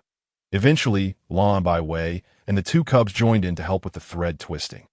The flax they had gathered was quickly transformed into a bundle by the combined efforts of the 6 individuals. Following this, DT placed the thread in hot water to cleanse it, allowing it to soften further before drying it for weaving into fabric. Though night had fallen, the hour was still early. The rain poured heavily, mingling with the sounds of wind, preventing everyone from falling asleep. Consequently, after hanging the boiled flax thread to dry in the firewood cave, DT began to contemplate constructing a loom. He had a general understanding of the loom's principles, but knew that the specific operations would require a step-by-step approach. Fortunately, the beastmen possessed remarkable manual skills for survival. DT briefly explained the loom structure and weaving principles to the wolf, who found it easy to grasp, thanks to DT's prior experience in hand-weaving grass skirts. Thus, the 2 worked together in the center of the cave, with the other 2 adults and 2 cubs observing. They toiled until midnight, and indeed, the wolf managed to create a rudimentary loom, albeit merely a model. DT felt a surge of joy at the sight, eager to test the loom's effectiveness, yet the threads remained damp, and thus he had to postpone his plans, noticing the late hour and the diminishing sound of rain. The wolf took his little beloved, who was enamored with the loom, back to the bedroom for sleep. The others also departed the wolf's cave, returning to their respective sleeping quarters on the following day. The weather had cleared. Early in the morning, Lon and By Way went to the riverbank to fish, also checking the traps for any catch on their way back, by the time DT awoke. The flax thread had already been hung by the wolf high in the treetops to dried out a pot of yam, jerky, and cabbage porridge simmered, while another pot boiled 2 waterbird eggs. The wolf seemed preoccupied with some task. As DT ate, the 2 little ones watched him intently, their mouths watering. Amused, DT asked, "Did no one prepare food for you?" Little By shook his head, uncertain if they had been overlooked or if food had indeed not been prepared. Little Black, however, was more straightforward, rubbing his head against DTI's leg and using his small, sweet voice to plead, "We had some, but it doesn't smell as delicious as what you're eating, with just the 6 of them." Mealtimes were always shared. Had it been otherwise, DT might have believed the little one's whimsical words. It was evident that the little creature found everything else appealing simply because it was not what he was eating. Nevertheless, the wolf had saved 2 large waterbird eggs for DT, which he could not finish, so he divided one and fed it to the 2 little ones. After their meal, each received half an egg from DT, which made them exceedingly happy as he indulged in the eggs. A soothing rumble resonated from his throat. Before long, DT finished his breakfast, and the wolf returned. The wolf not only completed the skeletal wooden frame for the loom, but also procured 2 large stones, skillfully shaping them into grinding plates for the stone mill. In their tribal days, they had utilized stone mills for grinding tree bean powder. Now, they could be employed for processing yam flour or extracting flaxseed oil. Once the loom was assembled and the stone mill was ready, the wolf's thoughts turned to crafting about. He instructed Dee and the 2 cubs to remain in the cave while he ventured out in search of suitable timber.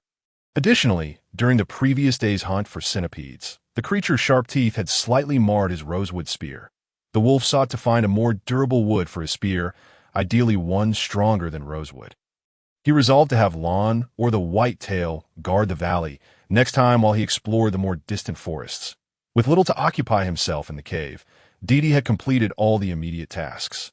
Thus, he set his sights on the pile of cleaned animal fur stacked in Lan's cave. Although Lon appeared to be a rugged brute, he possessed a meticulous nature. In a previous hunt, he had brought back a curly-haired sheep, and upon seeing its thick wool, Dee had casually remarked that if there were enough wool, it could be spun into warm and lightweight woolen garments. Lon had taken note of this, and during subsequent hunts, he was always the first to pursue curly-haired sheep. The wolf remained oblivious to this development, puzzled as to why Lon chose to hunt these woolly creatures instead of the more robust cattle. It was only later that he learned of Dee's intention to create woolen garments, prompting him to join in the hunt for curly-haired sheep. This led to the migration of nearby flocks to other regions.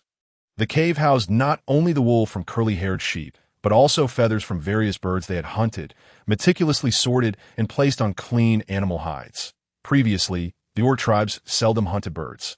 The ability of birds to fly made them easily startled from a distance, rendering them difficult to catch. Moreover, birds offered little meat. One could hardly satiate their hunger with a single catch, and they seldom managed to capture a significant number. However, since Dee's arrival, his expertly crafted vine nets proved to be versatile tools. They could be used for catching fish as well as birds. Approximately a day's journey west of the unfrozen lake valley, near a great river, there existed a gathering place for birds, a location the wolf and his companions had discovered long ago that time.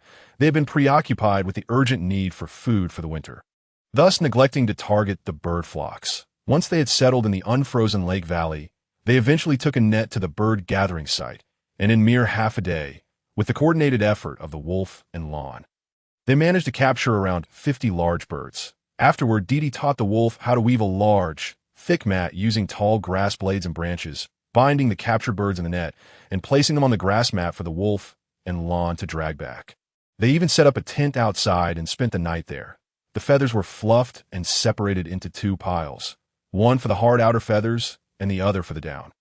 The wool was also divided into 2 heaps. Dee fetched a small stool and began to spin the wool, with the 2 little ones assisting him. Every hour, the wolf would return, casting a glance at Dee before depositing various branches outside the cave and heading back out. When noon arrived, Lon and the white-tail had yet to return, presumably having stayed outside for their meal. The wolf prepared roasted meat, stir-fried yam and cabbage, pan-fried yam cakes, and a pot of sweet tree bean fruit porridge. Once Deepening and the two little ones had their fill and washed the pots, he ventured outside again. After finishing lunch, Deepening felt sleepy and instructed the two little ones to stay in the cave and not wander off. After they obediently agreed, Deepening retreated to the bedroom for a short rest. When he emerged, he found Little White mimicking his actions, spinning wool, while Little Black assisted him. Surprisingly, they were quite adept, having already spun 2 small balls of wool in that brief time. The amount of wool was limited, and after half a day's effort, the 3 of them had spun all the wool. Deepening checked on the flaxen threads, which had dried after nearly a day's exposure, and took a few bundles back to the cave to begin weaving. Initially clumsy, it took nearly 2 hours of trial and error for Deepening, with the 2 little ones unable to assist, to finally start weaving the fabric. After some stumbling, he gradually found his rhythm. By the time the orcs returned in the evening, Deepening had woven a sizable piece of woolen fabric. Of course, the successful creation of this fabric was also thanks to the efforts of the 2 little ones. Upon seeing the soft yet lightweight material, the white-tail exclaimed, "How impressive! Deepening, are you an orc from a city of beasts? How do you possess such knowledge? This loom is truly remarkable. It seems like a divine gift to the orcs rather than a creation of our own." Deepening, intrigued by the mention of the city of beasts, inquired, "Does the city of beasts also have such fabric?" He had previously heard the Khoi from the Yenoyu tribe mention that it was the largest orc city on the southern continent and one of the power centers of the entire southern region. The white-tail nodded, stating, "I once accompanied my father to a trading fair in the hilly valley, located at the intersection of the eastern and southern continents. The fair was jointly organized by the 4 tribes of the southern continent and the 4 tribes of the eastern continent. There was a gorilla tribe from the city of beasts that traded in this fabric." As he caressed the cloth, he continued, "However, their fabric is not as good as yours. It is said that the annual production is exceedingly low, most of which is reserved for the king, the high priest, and the nobility of the city of beasts. The south is perpetually warm, even hot, making this fabric highly sought after. It is rumored that a piece of fabric of equivalent size can be exchanged for 10 pieces of animal hide or 10 pieces of meat, or even more." A glimmer of nostalgia appeared in the white-tail's eyes as he reminisced. "My father once wanted to trade animal hides for a piece of fabric for my stepfather, but my stepfather refused it. The gorilla tribe demanded 20 pieces of animal hides, which my stepfather found too excessive. In the end, that piece of fabric was traded away by the leader of the long-haired striped unicorn tiger tribe from the eastern continent for 18 pieces of animal hides." Upon hearing the white-tail's words, Deepening was left astounded. Is it truly that expensive? However, upon reflection, it made sense.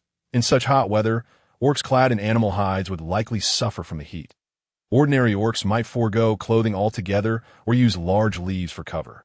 Yet, the powerful and influential orcs would never forsake their dignity. They desired both prestige and quality, making such lightweight and breathable fabric the optimal choice, with many powerful orcs and limited fabric production. It was only natural for prices to soar. Upon hearing the white-tail's revelations and observing the fabric and loom before him, Land's demeanor shifted. "I believe we can head south next spring. With this loom, we need not worry about food." The white-tail was momentarily taken aback. "Are we leaving the tribe?" Without hesitation, Deepening shook his head, dispelling Land's fantasies.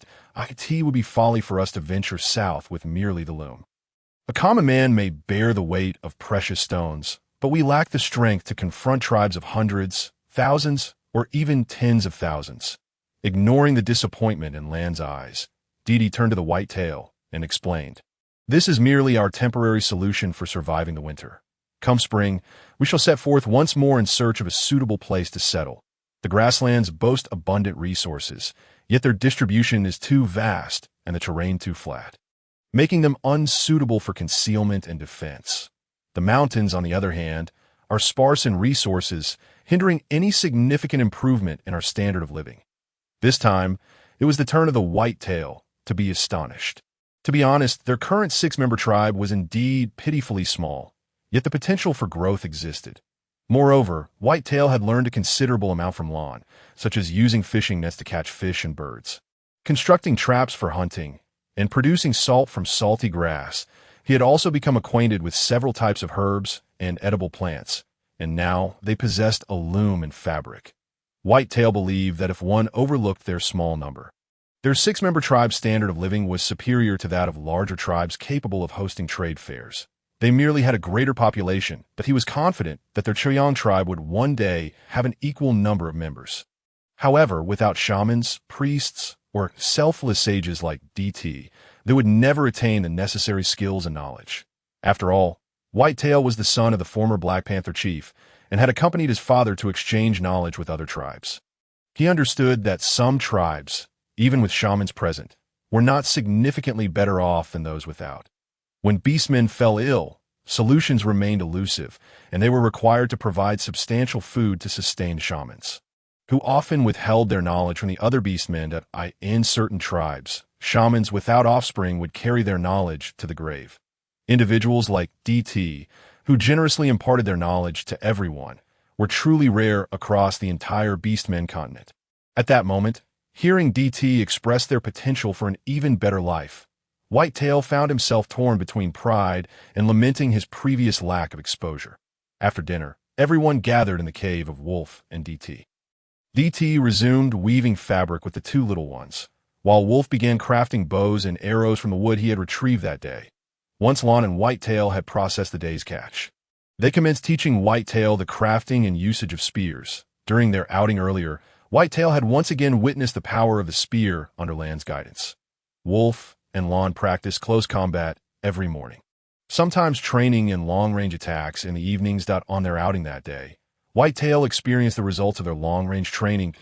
As they returned, they checked several traps, which usually yielded prey, but today, not only did they discover a catch in the traps, but they also spotted prey standing guard outside, unwilling to leave. It appeared to be a pair of crescent horn cattle. The cow was trapped, unable to escape, while the bull had strayed from the herd and stood resolutely by the trap. The crescent horn cattle were robust, with adult males towering over 4 meters without accounting for their horns, reaching nearly 5 meters with them, almost the size of a full-grown mammoth. Their horns were large and moon-white, resembling a crescent moon, hence their name. One crescent horn cattle would suffice to feed the 6 of them for several days. The sight of 2 sent Lon into a state of jubilation. Whitetail was also pleased, but overwhelmed with concern. After all, the immense size of the crescent horn cattle signified terrifying impact and defensive capabilities. For just the 2 of them to confront an enraged bull would be tantamount to courting death. Upon noticing Lon and Whitetail, the bull seemed to realize they were responsible for its mate's predicament and charged at them in fury. Lon immediately dropped the 2 baskets of fish he was carrying and dashed away, transforming into human form at a safe distance, brandishing his spear and aiming for the bull's eye, summoning all his strength to hurl the weapon. The bull, enraged by its mate's entrapment, fixated its gaze on Lon as it closed in, seemingly intent on trampling the one who had ensnared its companion. Suddenly, excruciating pain surged through the bull's brain, radiating throughout its body. It collapsed to its knees, sliding forward. Due to the momentum, it skidded for several meters before convulsing and falling to the ground. The spear lodged deep in its eye, further penetrating its brain as it slid. Whitetail approached, incredulous at the scene before him. The once mighty and formidable crescent horn cattle lay lifeless. Lon, too, was exhilarated. His aim with the spear had improved day by day, honed through countless hunting expeditions and rigorous training sessions. Initially, their throws had been inaccurate. Once the spear was released, they were left defenseless and forced to flee when faced with larger prey.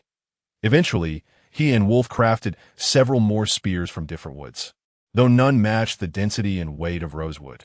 With persistent practice, they had nearly perfected their aim, consistently hitting their targets. After thoroughly checking all the traps, Lon and Whitetail hurried back and forth twice to bring all their spoils back to the cave. During dinner, DT, aware that Wolf was crafting bows and arrows and having seen the 2 cattle they had brought back, felt a surge of desire. The horns of the crescent horn cattle were ideal materials for bow making. However, Wolf remained silent, and DT felt hesitant to ask. After a day of searching and experimenting, Wolf had selected a relatively fine wood, dense and sturdy, comparable to golden silk namu, though still inferior to rosewood. The wood had a reddish hue and a faint fragrance. That night, Whitetail practiced throwing with a spear gifted by Lon, demonstrating his innate prowess as a beastman by the end of the evening. He had already developed a decent aim. Wolf completed the bow and arrows. Most of his time had been spent on the bow itself, crafting only a dozen arrows, with the bow standing almost as tall as DT. Lon, Whitetail, and DT gathered around to admire Wolf's bow and arrows, all of them brimming with excitement. Despite the late hour, Lon could hardly contain himself and insisted that Wolf demonstrate the bow's power. Given that the night was overcast, with the moon completely obscured and the sky hinting at rain, DT proposed that Wolf stand outside the cave and shoot at a piece of wood.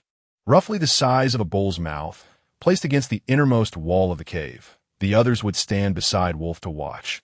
The distance between the cave's interior and exterior was about 6 or 7 meters, akin to the distance between beastmen and their prey during a hunt. Although in reality, prey would not remain still for beastmen to shoot them. Tonight was merely an opportunity to observe the new weapon in action. Lon even arranged a small firewood pile near the cave entrance to illuminate the target, brightening the entire cave. Although Wolf and Lan's vision was unaffected by the darkness, the difference between having light and not was still significant. DT took the bow and arrows and demonstrated for the others. Initially, he had only sketched a shape in the dirt and gestured with empty hands, but now, with a tangible demonstration, everyone could better grasp the concept. Whitetail's understanding was once again refreshed. He had always assumed that the spear and bow were inventions of Wolf or Lon, never realizing that these weapons had actually originated from this small sub-beastman. Wolf had crafted the bow to suit his height and strength. DT held the bow, tested its weight, and found it heavy. He then pulled the bowstring, acknowledging that the sinew from a centipede was indeed excellent for making strings. He positioned the bow upright, steadied it with his left hand, and held an arrow with his right. With a firm pull on the string, he aimed briefly before releasing. The arrow flew forth, not perfectly aimed but with substantial force, striking the cave wall 6 or 7 meters away. The onlookers' eyes lit up. Although the shot was not exceptional, they recognized the bow's power and advantages. DT handed the bow to Wolf, who took it, steadied himself, and emulated DTI's previous actions, aiming at the wooden target. Whoosh! Thud! A hit! Lon, brimming with excitement, dashed into the cave to inspect, followed closely by the others. Wolf found the bow and arrows more effective than the spear. Lon merely cast a glance and instantly discerned that it was time for him to change his weapon. The arrow employed by the wolf was crafted from the same type of wood as the bow, rendering it rather sturdy, with a finely sharpened tip. Conversely, the wood used for kindling was of softer variety, and the wolf's might was such that the arrow pierced through a log as thick as a bowl's rim, embedding itself into the mountainside. Lon scrutinized the struck cliff face, noting the dent left by the collision, while the arrowhead had been shattered due to the immense force. Initially, both Lon and Byway believed that the spear was an exceptional weapon. Take the hunt for the crescent-horned cattle as an example. In the past, it required a coordinated effort from a pack of 10 to even dozens of wolf beastmen to exhaust the creature's stamina, using their claws and fangs to inflict wounds upon its throat or rear, ultimately wearing it down to death. This endeavor often consumed half a day, during which the beastmen themselves would sustain injuries, with the risk of being gored by the creature's horns leading to fatality.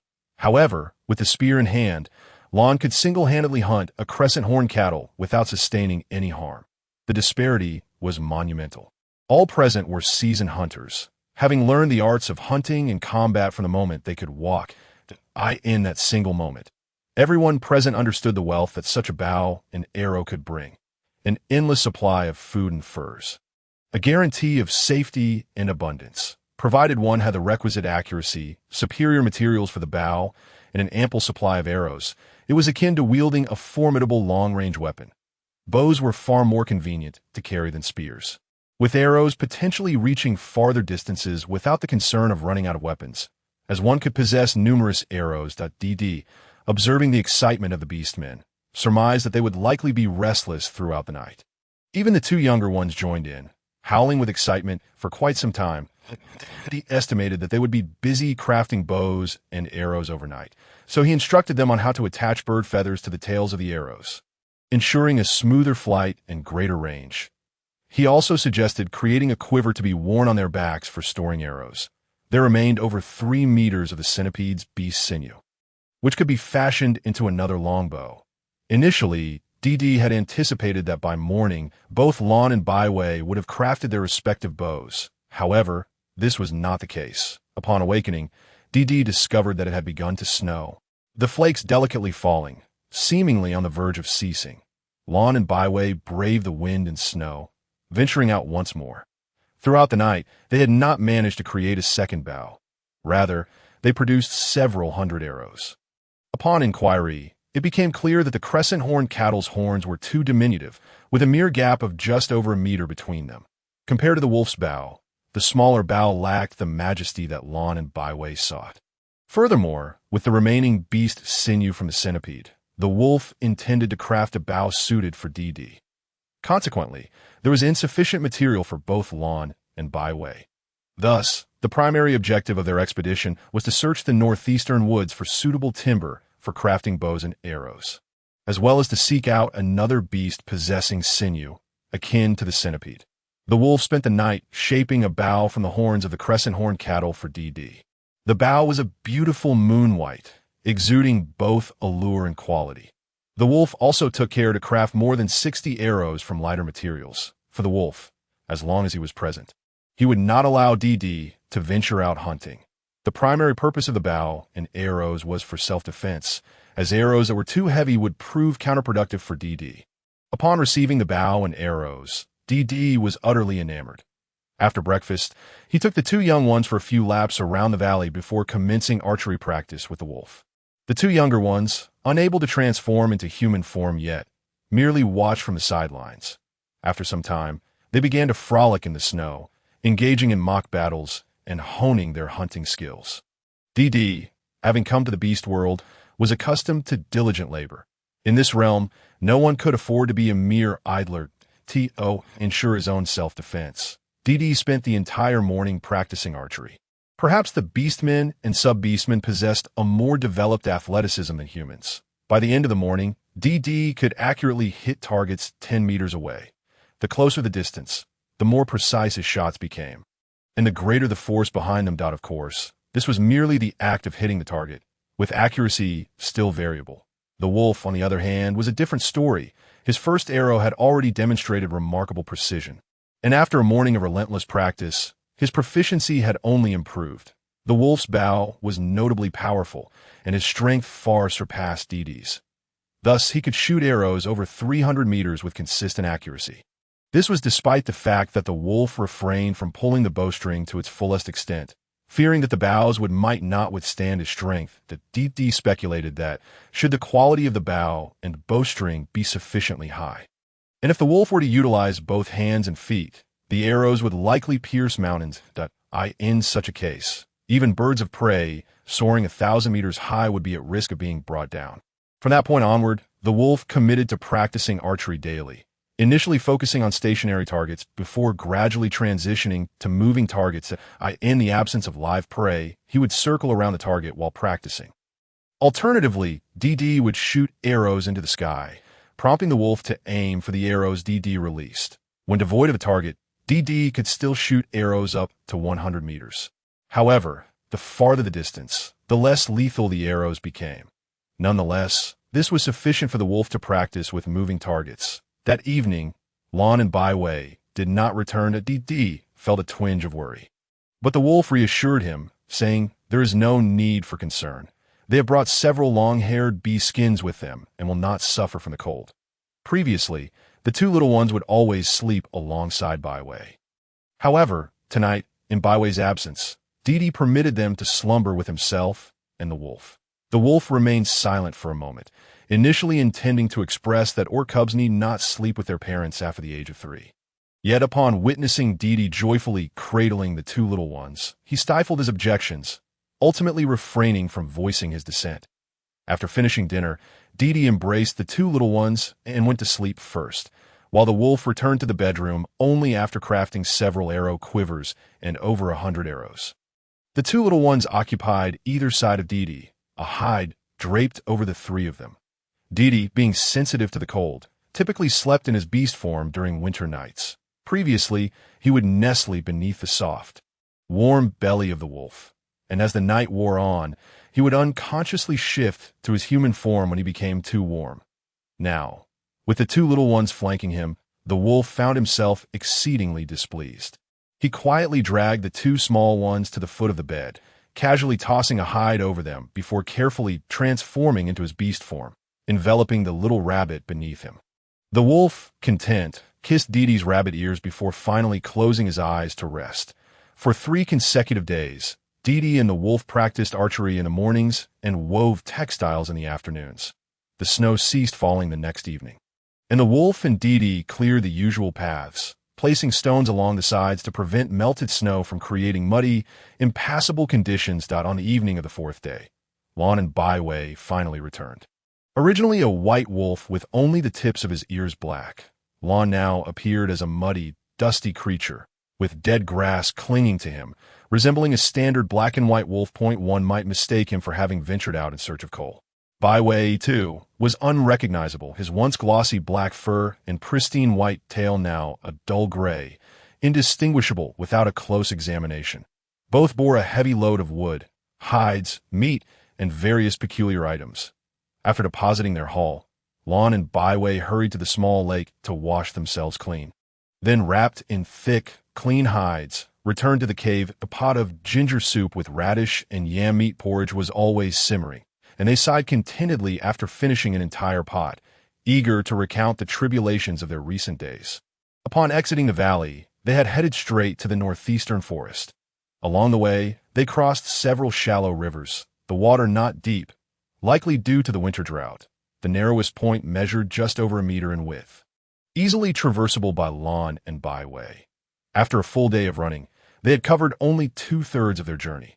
With no low hills, valleys, or large trees for shelter, and the snow still falling, they decided to snack on some jerky and boil water to warm themselves before continuing their journey through the night. However, just as they were packing up the stone pot to resume their trek, fortune smiled upon them that a centipede, measuring over 10 meters in length, appeared before them. Fortunately, Lon possessed night vision and spotted the centipede preparing to attack them, successfully hurling his spear into its maw.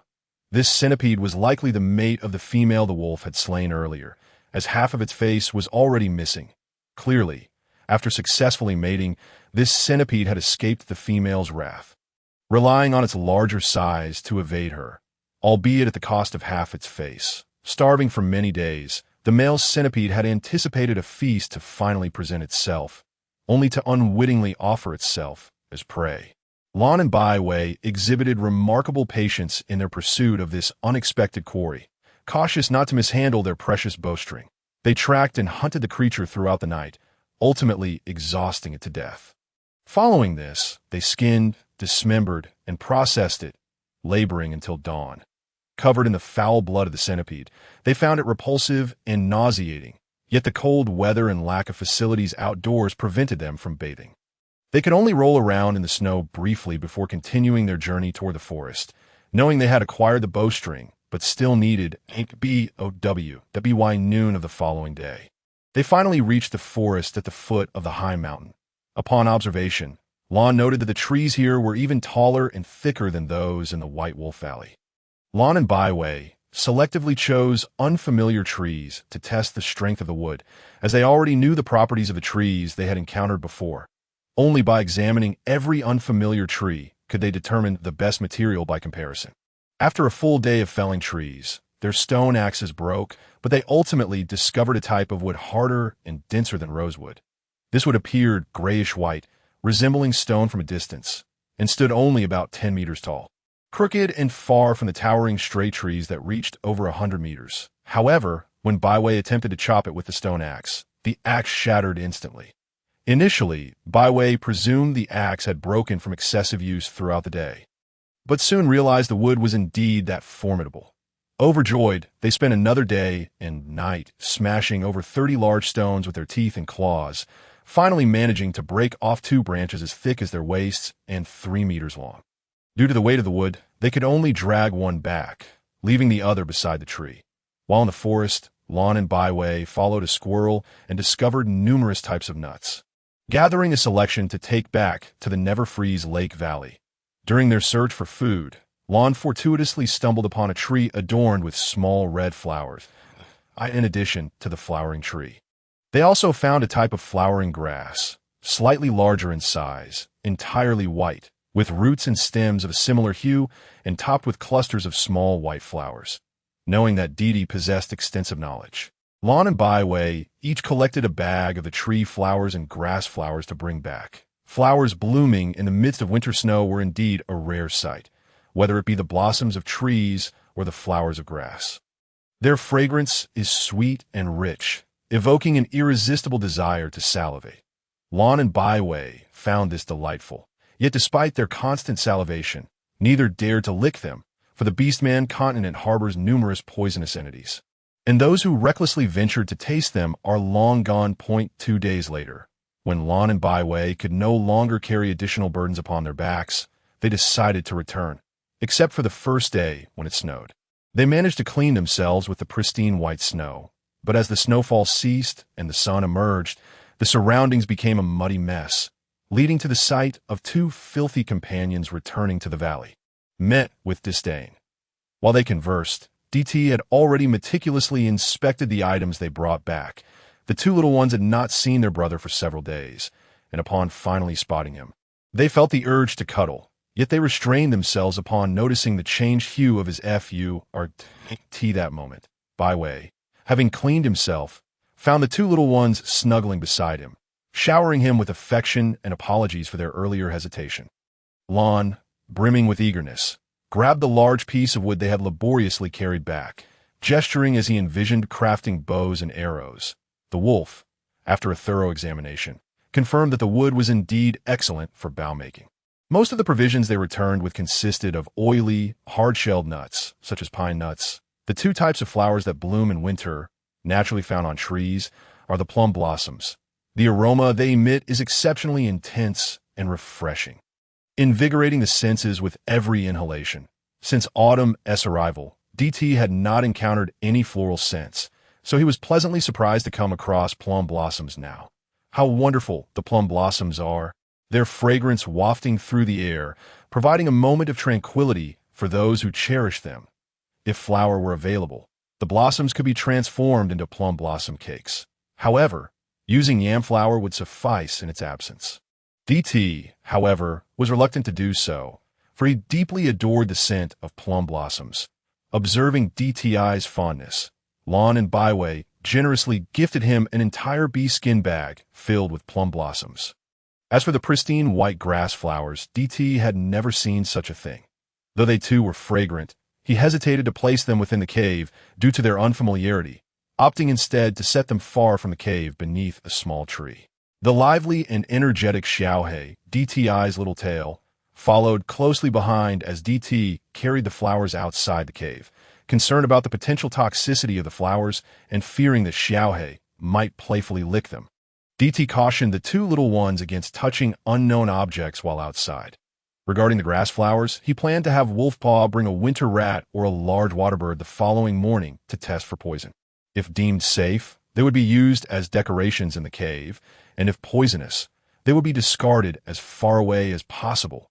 That evening, after several nights of sharing their slumber with Wolf, the 2 little ones finally returned to their own cave to rest, while DT inexplicably sensed Wolf's happiness. Byway and Lon, having been busy for days without proper rest, did not rush to stay up late crafting bows, instead opting to retire early, sleeping soundly until dawn. The previously stored flax and wool had been woven in a fabric by DT and the 2 little ones, resulting in pure linen, pure wool, and a blend of both. It is worth noting that the blended fabric proved superior to the single types, being softer and warmer than pure linen, while also sturdier and cooler than pure wool. DT immediately fashioned several pairs of undergarments for everyone from this fabric, as well as 2 sleep robes, sleeveless shirts, long pants, and shorts for each individual. In no time, the fabric was entirely used up. The following day, Lon and Byway busied themselves with the crafting of their bows, occasionally seeking Wolf's guidance. Wolf continued to practice his archery, and after DT completed his archery training, he utilized the leftover scraps to stitch several fragrant pouches, filling them with plum blossoms to place in the bedroom, ensuring a soothing scent to aid restful sleep. As the day passed and evening approached, Lon and Byway finally completed their bows, before the two could even attempt a test shot. They were startled by Dee's exclamation. Upon hearing his cry, Lang rushed towards the cave, relieved that he was clad in a fur robe. By simply unfastening his belt, he could swiftly remove it. For even a few seconds spent undressing could prove fatal in such urgency. Lon and Byway hastily took a shortcut, joining him in the sprint to the cave. Upon their arrival, the trio discovered that two small creatures had transformed. Dee had been preparing a meal, having thawed a frozen deer, and just as he turned around, the two little ones, who had moments ago been playfully frolicking in the cave, were now shivering and huddled together. Transformed into two naked children, it was no wonder Dee was taken aback. This was his first encounter with a transformation of this nature, leaving him momentarily bewildered. Like at first glance, he mistakenly thought the two bear children were victims of neglect and abuse by their parents, only to realize that he was now in a world of beasts. That a second look revealed the absence of the two black and white kittens, not small leopards, and it dawned on him that the children had indeed transformed. As the three adult beastmen arrived at the cave, Dee suddenly remembered that the children were still cold. He hurried into the bedroom to retrieve 2 pieces of fur clothing for them to wear. The little beastmen, even in their animal form, were already over a meter tall, and with their tails, they measured nearly 2 meters in their human forms. The two children stood only as high as Dee's thigh. Resembling human toddlers of 4 or 5 years old, Dee was utterly enchanted by their transformation in a human form. Fearing the children might suffer from the cold, he quickly retrieved his finest furs to craft garments for them, along with the woolen clothes he had made for them just the previous day, providing both softness and warmth, observing the once fair and tender little feet now reddened from the cold. Dee worked tirelessly through the night to fashion boots with leather soles for them. It is worth noting that beastmen cubs remain in their animal form until they reach the age of 7, transitioning to human form between the ages of 7 and 10, during which they cannot revert to their animal forms. Only after turning 10 can they freely shift between forms. This delicate 3-year period in human form is also the most perilous time for the cubs. Under normal circumstances, cubs of this age would be protected by their parents and remain within the tribe. Yet their entire tribe currently consisted of just 3 beastmen and 1 sub-beastman, making it feasible to care for the 2 children, especially since winter would deter wild beasts from roaming this valley. However, come spring, circumstances would change, as the tribe would need to migrate. The journey would undoubtedly present various unknown dangers from both beasts and rival beastmen tribes.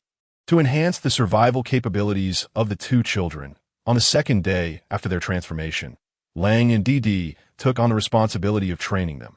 Joining them in this endeavor were Lon and Byway, making it a comprehensive effort. Each morning, their first task was to run, gradually increasing their load to build strength, followed by practicing throwing. The tribe had previously prepared several spare long spears, which were now perfectly suited for the 2 children, allowing them to train with both their left and right hands to ensure balanced arm strength. After half a month, once the children's arm strength had developed, they were each given a small bow to practice archery. Occasionally, Lang would teach them combat techniques in his human form. Byway also participated, imparting the training he had received from his father during his own childhood. Time passed swiftly, and soon the second month of winter had slipped away. Dee assessed their food supplies and realized they would only last the 6 of them for another couple of weeks, with the coldest and snowiest part of winter approaching. After informing Lang of their food situation, he decided that everyone should mobilize to fish in the Great River. Given the frigid conditions, it was unlikely that any wild beast would venture into the valley, so for safety, they would all go together. They secured all the cave entrances with wooden doors, and each of the 3 adult beastmen carried one of the children on their backs as they set off toward the river. Naturally, Lang carried Dee, while Byway initially intended to carry the 2 little ones, but Lang insisted that everyone maintain their optimal strength, so Lon took charge of the little black one. This marked the first outing for the 2 small ones since arriving in the tribe, and they were filled with excitement as they observed their surroundings from the backs of the beastmen. Finding everything novel and thrilling, they pointed excitedly at a distant herd of white-horned sheep grazing on hay and at a nearby ground rat peeking out for fresh air. watching the flock of white-horned sheep that had migrated here. The beastmen were filled with anticipation. These sheep were known for their swiftness and timid nature. At the slightest rustle, they would scatter in panic. Typically, when encountering such a flock, beastmen would need to stealthily circle around to encircle them before launching their attack. However, often before the encirclement was complete, the sheep would disperse for various reasons. Consequently, only a few managed to catch these sheep, and it was not uncommon for them to return empty-handed after a long effort. This was the reality faced by the beastmen. It was not that food and resources were scarce on the beastmen's continent. In fact, there was an abundance of food, yet the challenge lay in capturing it. After a month of intensive training, the excitement among the three beastmen, as well as DD and the two little ones, was palpable upon spotting the sheep. Everyone was eager to test the fruits of their training. Thus, the three beastmen, with their passengers, cautiously approached the herd from different directions. When they were within 50 meters of the flock, DD quietly dismounted from Lang's back, who then crouched behind a haystack.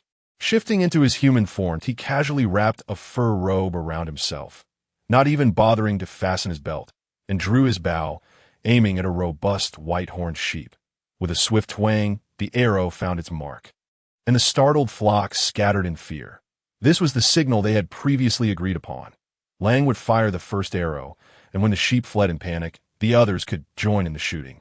Without delay, Lang continued to draw and shoot arrows, while Lon and by way mirrored his actions. Soon, a dozen white-horned sheep lay scattered across the vast grassland. One small lamb, having become separated from its herd, frantically ran toward DD and Lang, who chose to let it pass, intentionally providing DD with a moving target to practice on. DD released an arrow, landing it in the lamb's belly with fair accuracy. While Lang's arrows consistently struck true, almost always hitting the sheep's eyes. When they gathered to tally their catch, they counted a total of 37 sheep. Lang alone had hunted 16, Lon 8, by way 7. And DD 2, with the two little ones each claiming 2 as well. This was a substantial haul, surpassing their earlier plans to fish in the Great River, with 37 plump sheep secured. They had ample provisions to see them through the winter. The trio made several trips to transport all their game back to the valley. This experience made DD realize how beneficial a vehicle would be. A single large truck could have transported everything in one go, eliminating the need for multiple trips. Although they now had enough game, DD felt that an exclusive diet of mutton might be too heating. Thus, the group spent 3 days processing all the sheep before heading back to the Great River. Since that day they had personally hunted, the two little ones had been so excited that they struggled to sleep.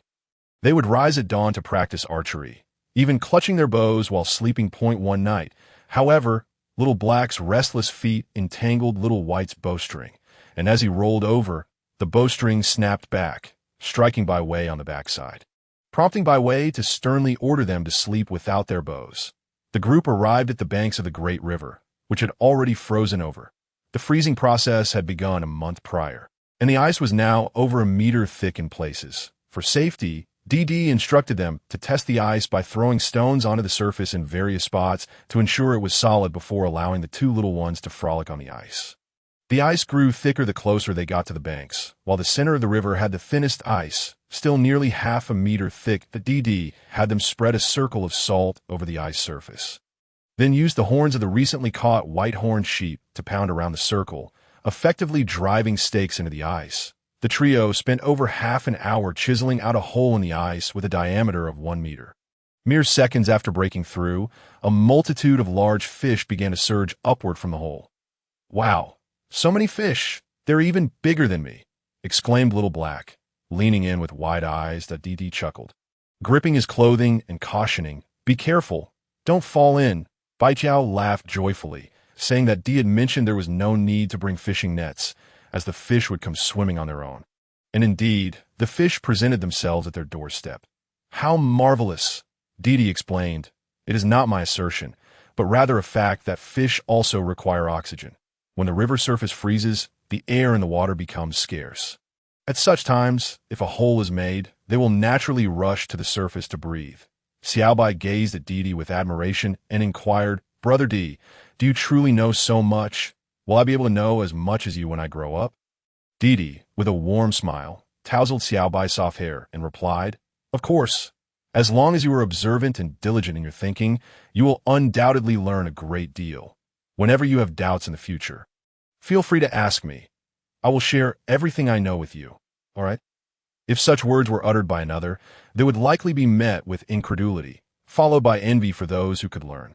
Yet in Didi's case, it was evidently a commonplace occurrence. Previously, Bai Qiao had asked Didi, "Aren't you concerned that by imparting your knowledge to us so freely, we might take it away when we leave in 5 years and teach it to others?" Didi replied with a smile, "Knowledge is meant to be shared. Stagnation harms both oneself and others. That a good life is not one that is enjoyed by a single individual, but one in which everyone thrives together. Moreover, what you learn from me is merely a drop in the ocean. I possess a wealth of knowledge.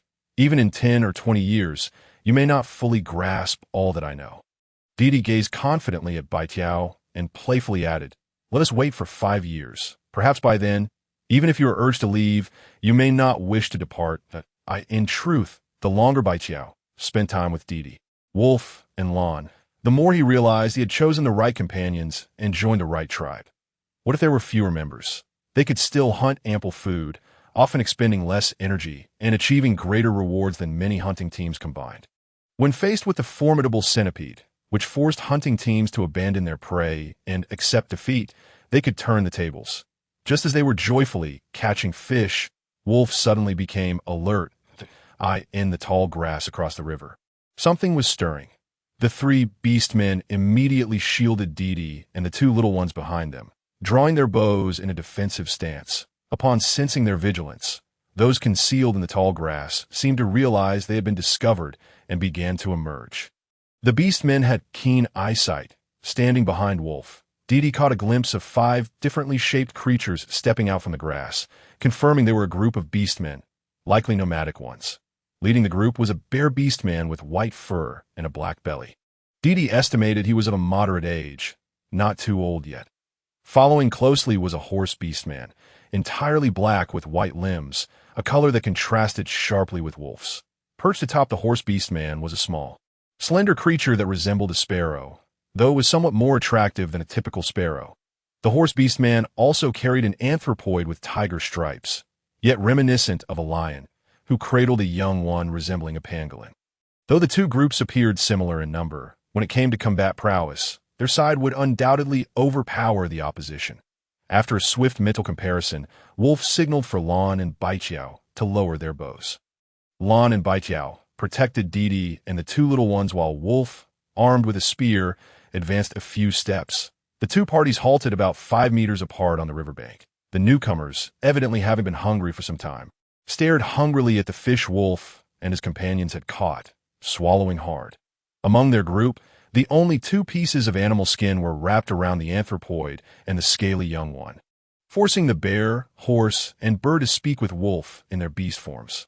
The bear beastman was the first to speak, performing a beastly bow towards Wolf, saying, "Wolf Clan warrior, greetings that my name is Ro, and these are Ban, Ai, Hua, and Xiao." Subsequently, he recounted the origins of their group. Indeed, as Fong Ti had surmised earlier, they were all wandering beastmen. Coincidentally, they had all been cast out as scapegoats by the shamans of their tribes for various reasons following a major earthquake that occurred just before the onset of winter. Such instances of wandering beastmen are not uncommon across the continent, in the case of the bear beastman. Ro, his tribe lacked a shaman. Rather, it was merely due to the misfortune that befell his tribe during the earthquake, resulting in the death of the chieftain's son, who happened to be nearest to him when a boulder rolled down from the mountain. The chieftain, having survived, bore a grudge against our OU.IT. Was said that the shaman of a neighboring tribe had expelled several mixed-color beastmen to appease the wrath of the beast gods, prompting the chieftain of the bear tribe to seize the opportunity to cast Ro out as well. What astonished Fong Ti was that Ro was not the older beastman he had presumed.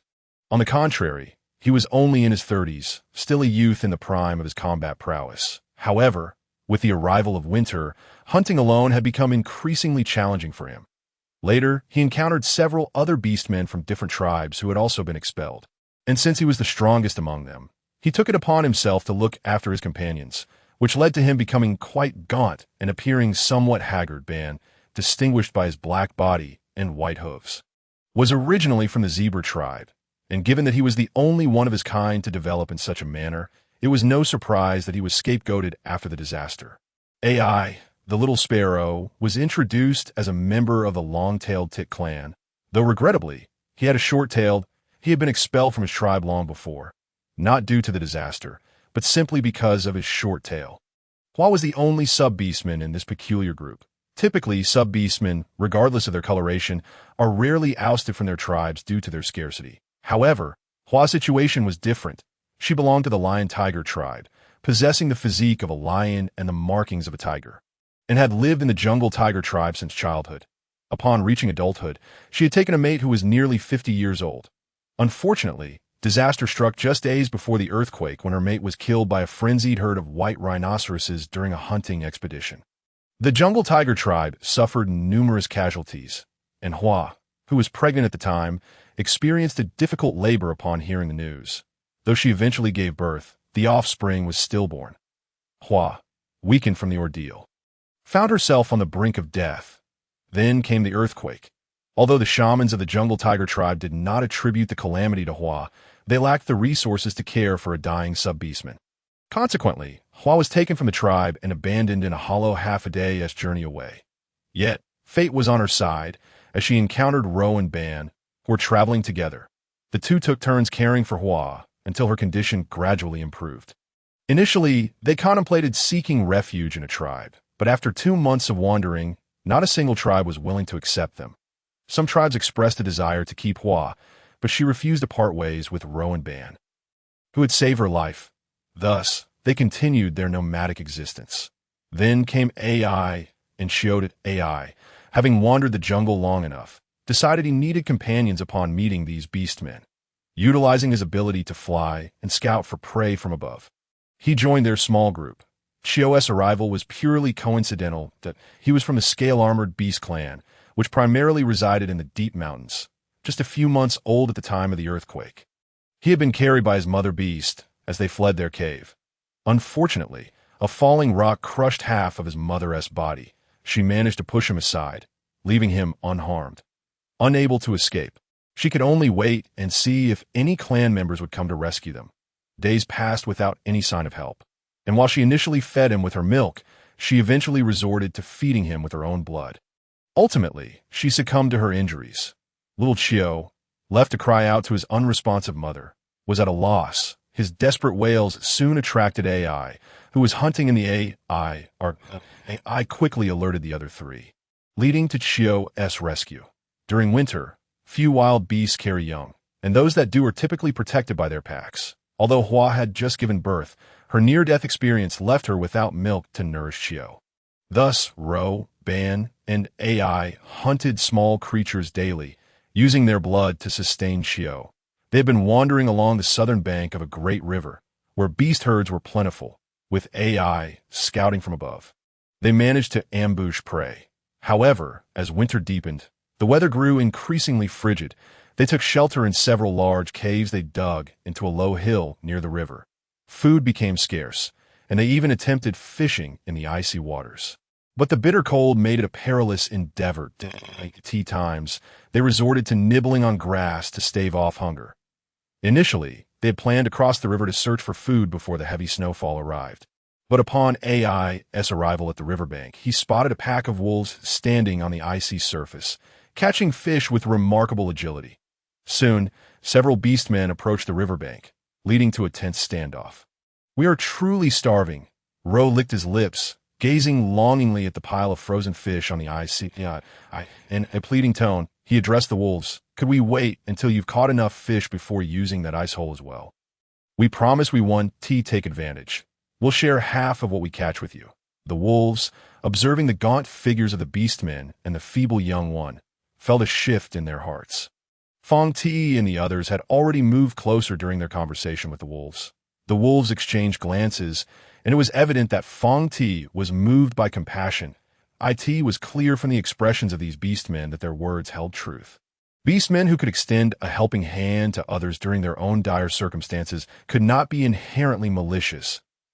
If these beastmen were to join their ranks, the Zhaoyang tribe could further expand its size. After a silent exchange between the wolves and Lan, Bai Wei, the wolves turned to the starving beastmen and said, "We made a fire on the riverbank. Let us head to the shore and talk while we eat." Though the wolves appeared humanoid, they were robust and radiant. Their garments were crafted from the finest beast pelts, with each wearing warm fur hats and wrapped in cozy fur scarves around their necks. Their feet clad in warm fur boots, the wandering beastmen. The wolves' attire spoke volumes of their affluence and lack of concern for sustenance, even more so than their former chieftains and shamans had ever displayed. In the eastern continent, it was rare for beastmen to hunt their kin.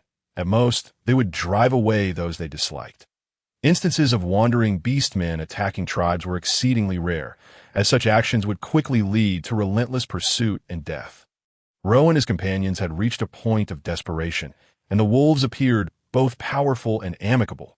Perhaps they were young nobles from a nearby large tribe out for an excursion. Given that two of them were merely fledglings, it seemed implausible they would pose a threat to these wandering beastmen. Thus, Ro and his group felt reassured as they followed the wolves to the northern bank. Earlier, while standing on the ice, both parties had felt the chill in their feet, but they had remained on the surface to ascertain each other's intentions. The fish that had been left to freeze on the ice had been dragged back by Lan and Bai Wei using long linen ropes. Totaling around 40. Ro and Ban initially intended to assist, but hesitated, fearing it might cause misunderstandings, so they merely watched from the shore. Upon returning to the bank, Lan and Bai Wei quickly set to work, igniting a stone pot to prepare a meal. Ro and Ban looked on helplessly as the two busied themselves, wanting to help but unsure how. Although the day was devoid of wind, the temperature remained low, and a careful observer would notice the emaciated Ro and the others shivering slightly, evoking a sense of pity. Despite the cold, they were fortunate to have a continuous supply of fish surfacing through the ice for air, preventing the whole from freezing over once more. Noticing Ro and Ban standing idly by, the wolf said, "Why are you standing there in a daze? Hurry up and catch some fish." Meat and Jean approached joyfully. Mimicking the wolves, as they began to fish through the icy surface, the DD led the two little ones toward Hua, where Xiao Qiu peeked out curiously from a somewhat tattered animal hide. Gazing at the particularly handsome and elegantly dressed sub-human, my name is D, he greeted Hua, who appeared a bit shy, while handing her a lidded wooden tube that hung from his waist. "It's cold. And when Lan and the others finish cooking, a warm soup will help you feel better. This is mountain yam plum water we prepared before coming out. I've wrapped it in animal skin. And it's still warm. You can share some with the cubs." Hua licked her slightly cracked lips, looking gratefully at the exquisitely carved wooden tube in Didi's hand. Upon opening the tube, a delicate fragrance of plum blossoms wafted out, mingling with the freshness of the yam, enticing Xiao Qiu to take a deep sniff. Hua, too, caught a whiff of the subtle aroma emanating from the tube and involuntarily swallowed. In truth, Didi offered her the water because he noticed her dry lips. In winter, the rivers froze, and the beastmen generally did not drink hot water. However, consuming cold water in winter excessively consumed their internal heat. Thus, they typically only melted ice and snow for drinking when gathered around a fire at night. Recently, influenced by DD, wolves, Lan, Bai Wei, and nearly everyone had taken to carrying small wooden tubes wrapped in animal skin, filled with hot water that could stay warm for several hours. Xiao He and Xiao Bai stood on either side of DD. Upon seeing the situation, Xiao Bai also extended his wooden tube, saying, "Use mine, D still needs to drink his. Let Hua drink Xiao Bai's water, and the cub can have mine." Xiao He chimed in, "We can each take care of one." Didi found their actions both amusing and exasperating. He realized that ever since the two little ones successfully hunted two prey with bows and arrows, their confidence had soared, leading them to believe they were mature beastmen. They would often perform acts of grandiosity before him, and whenever there was the slightest rustle, they would call for DD to shelter behind them. They were the epitome of adorable arrogance, innocent and carefree children. Just moments ago, when Meat and his companions first appeared, the two little ones had instinctively positioned themselves on either side of DD in a protective stance.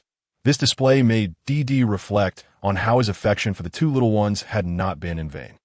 Hua watched the two little ones and Dee with a mix of amusement and envy. Gratefully, she reached out and accepted the wooden tube from Xiaobai, sipping cautiously. Xiaohei, inexplicably feeling competitive, insisted on feeding the scale-armored beast cub. Dee, fearing for the cub's safety, hurriedly steadied Xiaohei's overly extended tube, carefully feeding the cub warm water. The fresh, slightly sweet, and pleasantly warm water filled Hua's mouth, causing her nose to tingle and her eyes to well up with tears. From birth to adulthood, she had never experienced such tenderness from others. She had no memory of her parents and had grown up in the tribe, often facing discrimination and bullying from other beastmen due to her coloration and race. After enduring to adulthood, she married a rather frail beastman, only to lose him before childbirth. She faced a difficult labor, miraculously surviving, only to be abandoned by the tribe. Such was her unfortunate fate. Fortunately, the beast god had not forsaken her. She had encountered Meat and Jean, who saved her life during her time of wandering. Meat and Jean had taken great care of her. Hua felt immense gratitude toward them. As the three traveled together, supporting one another, she had once contemplated using herself as leverage to persuade other tribes to accept Meat and Jean. However, along their journey, not a single tribe had been willing to take them in.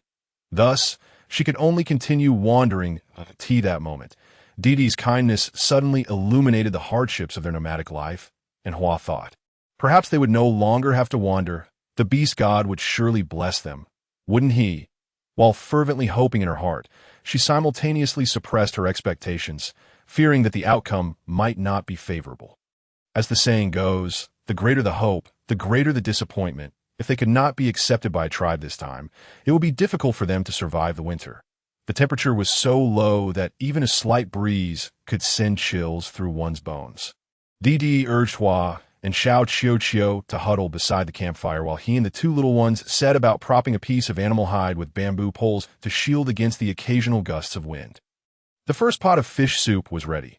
Having prepared to eat outside the valley, Lon and Baiwei had, like Didi, developed the habit of bringing along salt, ginger, and jerky whenever they ventured out.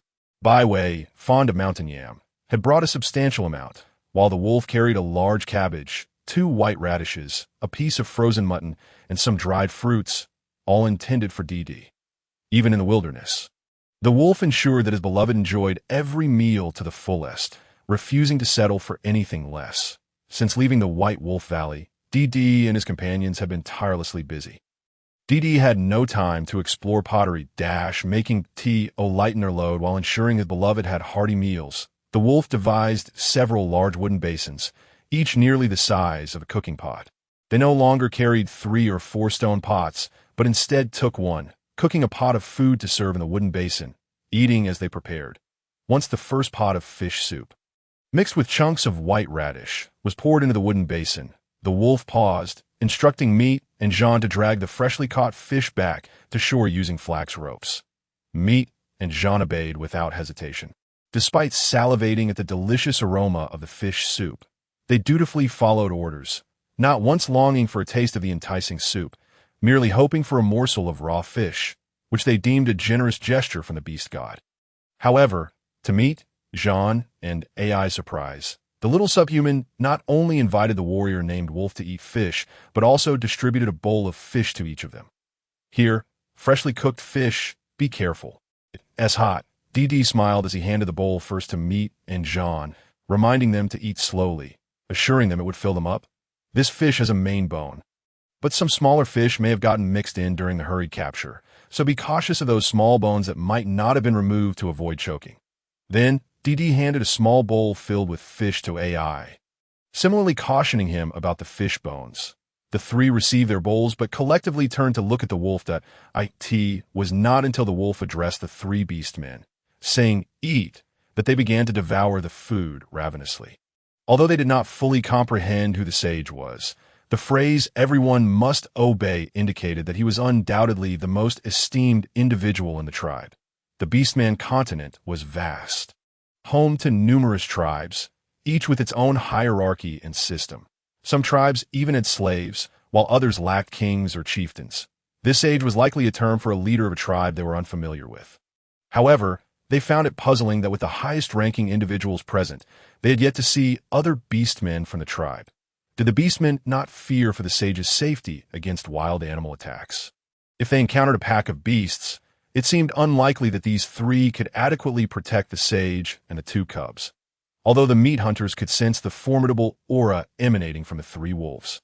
They felt it was rather reckless to allow 3 beastmen to venture out accompanied by a single sub-beastman and 2 younglings. However, any lingering doubts were swiftly cast aside the moment they tasted the first morsel of fish. They clearly forgot the warning from DD about being cautious of fish bones. The sight of them devouring the food with such fervor made DD's heart race with trepidation. He even momentarily suspected that they bypassed the chewing process altogether, swallowing the meat and broth whole. The second pot contained lamb soup, which was ready at the same time as the roasted fish. In order to ensure that Hua enjoyed a good meal, DD took the small ball wrapped in beef skin from her hands right from the start, perhaps sensing DD's kindness and warmth. The little creature naturally burrowed into his embrace. Observing this, the wolf immediately mashed the fish into a paste, mixing it with yam and radish puree, and began feeding the little one while doing so. He urged DD, "You should eat quickly. It will get cold soon. I'll take care of the little one and make sure he is well fed." The scene inexplicably exuded a sense of a family of 3. Xiaobai sat beside DD, encouraging him to eat while devouring his own meal at a rapid pace, mumbling, "I'm eating quickly, and as soon as I finish, I'll feed the little one." Xiaohei, not to be outdone, raced against Xiaobai to see who could eat faster, eager to take on the responsibility of caring for the youngling.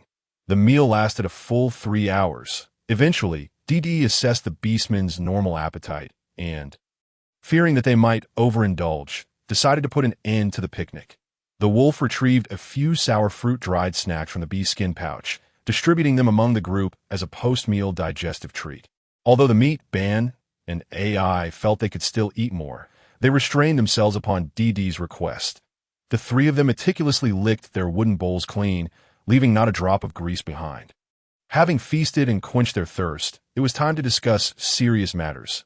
The imposing presence exhibited by the wolf made the meat hunters stand in solemn attention, as if awaiting a verdict. "Do you wish to join our Zhaoyang tribe?" The wolf asked, cutting straight to the chase. "Of course we do." Meat replied with palpable excitement. The others nodded in agreement, a mix of eagerness and apprehension in their expressions. Could it be that the beast god had truly shown them mercy and favor? That they had not been forsaken? The wolf was not taken aback by their response, and with a piercing gaze, stated, "You may join the tribe, but you must adhere to 2 stipulations. First, you must swear loyalty to the tribe before the beast god, pledging never to betray us and committing to remain with the tribe for 5 years. Second, within the tribe, you will obey the commands of the wise and the chieftain. All resources will be centralized and managed by the wise." After hearing these 2 points, the meat hunters remained silent, waiting for the wolf to continue. However, when they realized that these were the only 2 requirements, they exchanged incredulous glances, hardly believing their ears. Were the conditions truly this simple? Wasn't this merely the most fundamental requirement for joining a tribe? Other tribes had even harsher and more stringent demands. For instance, one had to start as the lowest rank of beastman and earn their way up through significant contributions, much like the Bailang tribe. Furthermore, some tribes required immediate servitude or demanded that one hunt a sufficient quantity of prey before being allowed to join. In contrast, the wolf's 2 conditions felt almost trivial. Loyalty to the tribe was a fundamental virtue every beastman held dear. Naturally, it went without saying. Obeying the wise and the chieftain's directives was likewise expected. Finally, with DD's repeated affirmations and confirmations, Meat, Ban, Ai, and Hua, in a dreamlike state, solemnly swore their allegiance and officially became members of the Zhaoyang tribe. Thus, the tribe's numbers formally surpassed single digits, now boasting 11 members, although there remained a herd of hornless cattle and large waterfowl in their valley. DD had previously stated that as long as they were not at their wits' end, they would not disturb the indigenous inhabitants of the valley. Just 3 days prior, they had hunted 37 sheep, enough to sustain them through the winter, but with the addition of 5 more members, that number suddenly seemed insufficient. Even with the fish from the Great River, it was barely adequate, prompting DD to decide to stockpile more provisions. However, before hoarding food, they needed to ensure the newly added tribe members were settled, providing each with at least 2 sets of beast skin garments and a cave to reside in, as well as a brief introduction to their tribe. Consequently, the group set off to catch 6 more baskets of fish, returning to the valley only as dusk began to descend. Halfway through their journey, AI suddenly emitted a sharp warning sound, causing everyone to tense up in alertness. AI flew back from a distance, anxiously reporting, "That vulture has come back." DD, clearly still trying to grasp the situation, understood that trouble was at their doorstep. Meat urgently addressed the wolf. "A vulture has been targeting Hua. AI and the young ones, following us for over 10 days. I dare not attack while Ban are present, but we have to hunt eventually, and it has been tracking us. This foul bird has made it difficult for AI to fly, complicating our search for prey." Meat spoke rapidly, frequently glancing skyward. "You should take the sub-beastmen and the younglings away. I will hold it off." Ban immediately interjected. "No, it's too late, and we need to find a tall patch of grass to hide the sub-beastmen and the younglings. They must cover their heads and remain still. Otherwise, it will find them." The wolf, gazing at the approaching dark shape in the sky, calmly stated, "There's no time. It's already here." Ban instinctively shielded Hua and the younglings, while AI, though small, stood resolutely by Meat. Meat carried an irregular branch, prepared to confront the threat. To Dee's astonishment, both he and the 2 small ones did not cower behind the beastmen, but, like the others, readied peculiar objects, seemingly aimed at the vulture. The calm demeanor exhibited by the wolves, sub-beastmen, and younglings suggested that they were quite accustomed to dealing with such aerial predators, although Meat and Ban were uncertain of their actions.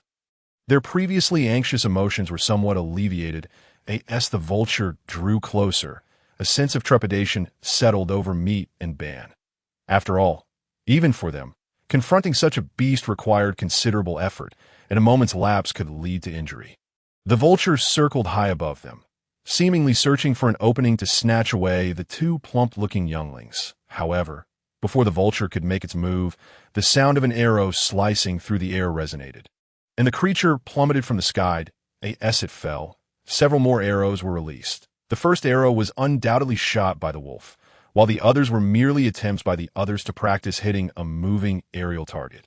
Lon rushed to collect the spoils.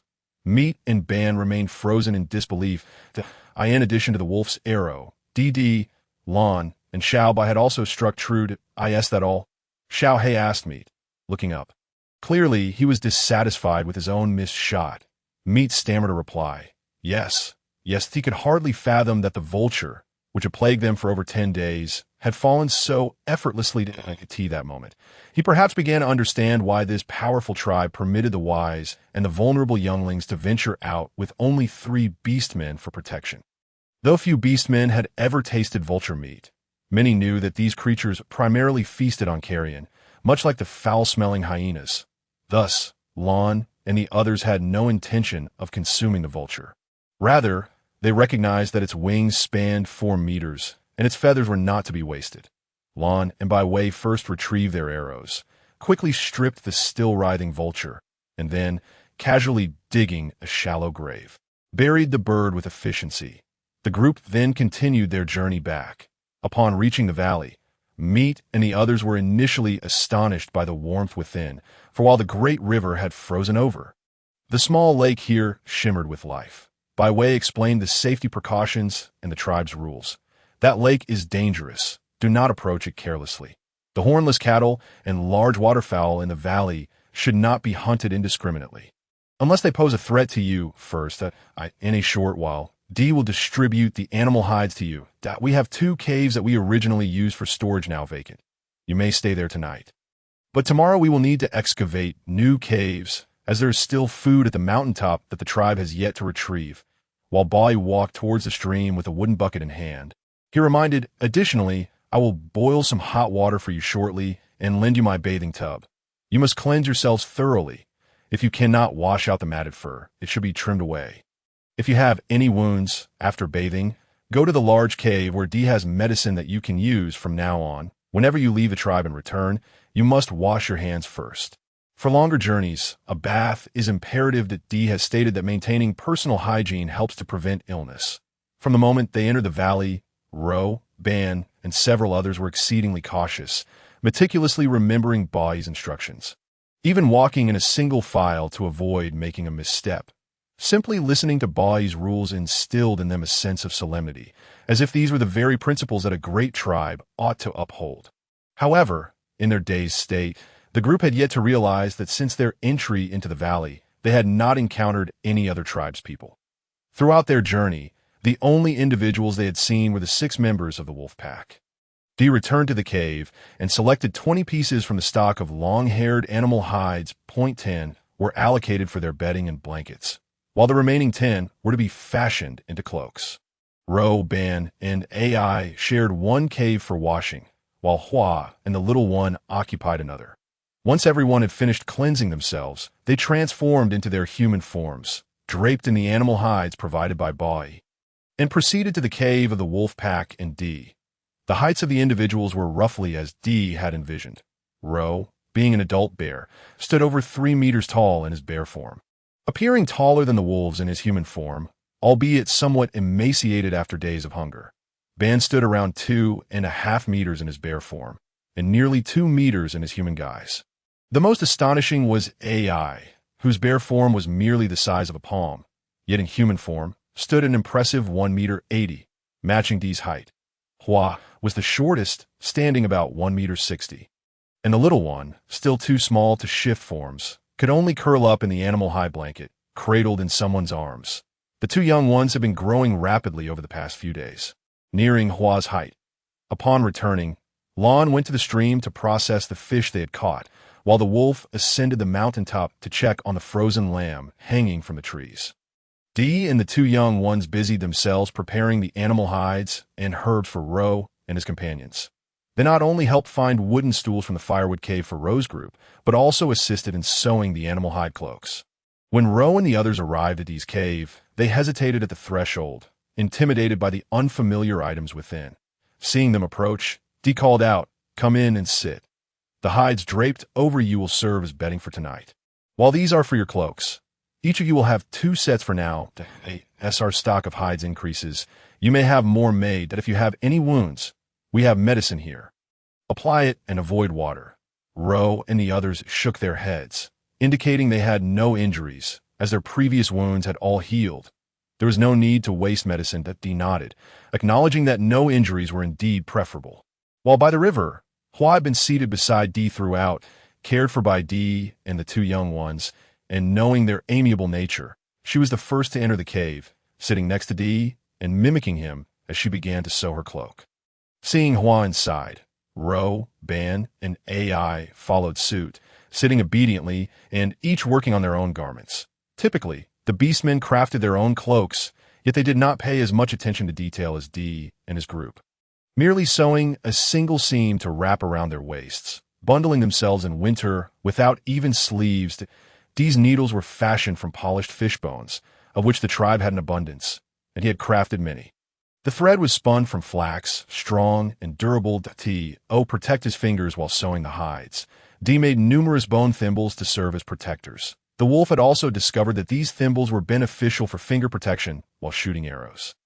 Ro and his companions were diligent learners, and it was only when they completed their cloaks that the wolf, Lon, and Bai returned.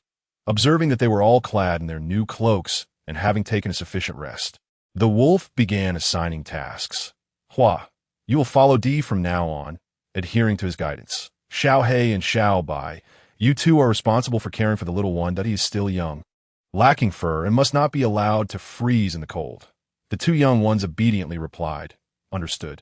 Wrapped in the new animal hide blanket crafted by Dee, the little one peeked out, making soft noises as if to express his desire to join the 2 young brothers in their tasks. Ro, Ban, and Ai, you will accompany me to the mountaintop to retrieve all the lamb meat and bring it back to the firewood cave. The weather indicates that it may rain or snow tonight. Ro, Ban, and Ai responded excitedly in unison. Yes, finally, they could contribute to the tribe. Since their encounter by the river, they had been eating, arriving in the valley, receiving fine animal hides, and learning to sew beautiful cloaks.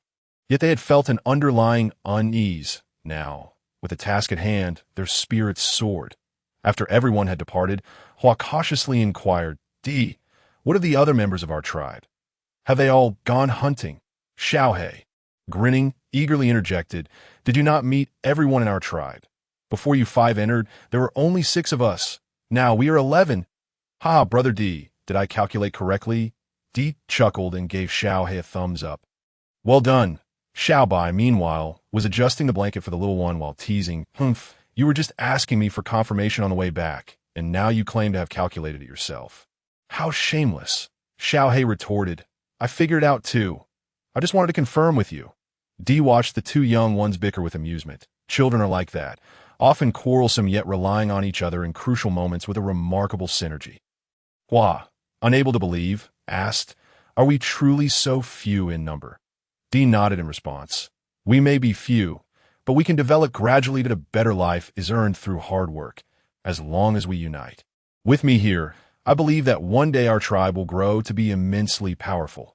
Having visited the mountaintop, Ro and his companions evidently grasped the true size of their tribe, even upon learning that Bai and the 2 young ones had only joined the Choyang tribe 2 months prior. They felt an overwhelming respect for the wolf, Lan, and D. From nothing, with the strength of just 3, they had established a tribe, something that was likely unheard of in the millennia of legends throughout the beastmen continent. Before retiring for the night, the wolf, Lan, and others conducted their customary night training, which included, but was not limited to, physical conditioning, beast form combat, human form fighting, archery, and throwing. Especially the latter 2, which tested a beastman's eyesight significantly. Even the training for the 2 young ones was on par with that of the wolf pack. Despite their small stature, they were legitimate beastmen, excelling in physical training even beyond D. Ro, Ban, and AI participated in the training as well. And after experiencing beast form combat and human form fighting, they were thoroughly impressed by the prowess of the wolf, Lan, and Bai. Notably, the wolf had shown remarkable improvement during this period, although he had not yet sparred with Bai. It was likely that Bai feared he was no longer a match for the wolf. During this time of ample food, drink, and practice, Bai could even see the color of the beast markings on his chest, black. Even the lowest-ranking black-marked beastmen held more strength than those without markings. Bai had previously asked the wolf about the color of his markings. From Bai's perspective, the wolf's potential and strength were astonishing. At least a rank higher than his own as a red-marked beastman, perhaps even more so. After all, to be precise, the wolf was still a minor. Yet Bai had received the answer that the wolf bore no markings. Bai could hardly believe it. After all, he had seen with his own eyes the wolf's clean chest and human form, devoid of any fur, let alone markings. This left Bai in a state of self-doubt regarding the hierarchy of beastmen. Ultimately, it was D who explained that anything is possible. Before the emergence of marked beastmen, unmarked ones would have never believed that one day a select few would develop colorful markings upon their chests. Possessing greater combat capabilities than their unmarked counterparts, today, the wolf's might is an undeniable reality. One must learn to accept events as they unfold and delve into their underlying reasons. Maintaining such an outlook towards all matters will render the world less enigmatic. It can be said that orcs are generally receptive to counsel. Those who disregard advice are often not ensnared by the tricks of charlatans. Evidently, within this small tribe, there exists an inexplicable trust in DT. This trust has been cultivated through DT's repeated transformations of decay into wonder. The extraordinary items that emerged from his hands, previously unseen, solidified his absolute authority in the hearts of all. Although Bai Wei struggled to comprehend DT's assertions, he resolved not to dwell on the matter of beast patterns any longer. That night, snow indeed began to fall heavily, upon rising the next morning. The snow had already reached their calves. Everyone joined in the effort to clear the snow. The snowfall persisted throughout the day, ceasing only by evening. After DT had cleared the snow in the morning, he pondered whether to construct a sled. The flat terrain of the grassland left a thin layer of ice on the haystacks, formed from the snow melt that the earth had yet to absorb in the frigid air. Even after the snowfall had ceased, they would still need to venture out for hunting. They could not afford to repeat the previous experience of making multiple trips to bring back food. With a sled, all the hunted game could be stacked and transported, with the orcs taking turns to pull it back in one trip. That DT had another reason for wanting to build the sled. He was constantly contemplating the search for a new habitat come spring. Given the current circumstances, this valley seemed to be the most habitable. Having spent a winter here, they had grown familiar with the surrounding terrain, and the grassland was teeming with wild beasts, ensuring a steady food supply. However, this was merely due to the winter season. The fierce predators, seeking to escape the cold, had already gorged themselves, with some even entering hibernation.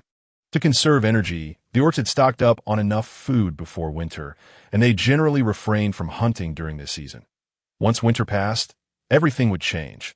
Life would awaken and beasts would emerge in droves. Setting aside the issue of the nearby orc tribe's friendliness, the unpredictable and aggressive nature of certain ferocious animals, including volatile herbivore herds, posed a challenge. Their small tribe could handle one or two beasts, but facing a group would be exceedingly difficult. Furthermore, the valley was too small, surrounded by flatlands, leaving them vulnerable to ambushes without a defensible stronghold. DT envisioned a future where the tribe would grow strong enough to establish a settlement. However, this location was far from the forests, and resources such as stone and timber were scarce, not to mention mineral resources.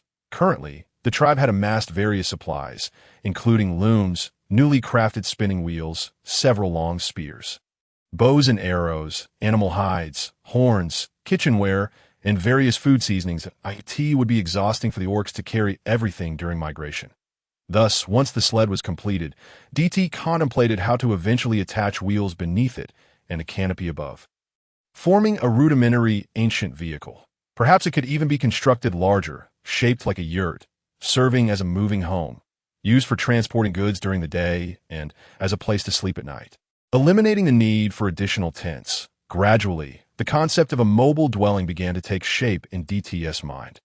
Alas, the primitive terrain of the orc continent posed a challenge, even in the seemingly flat grasslands.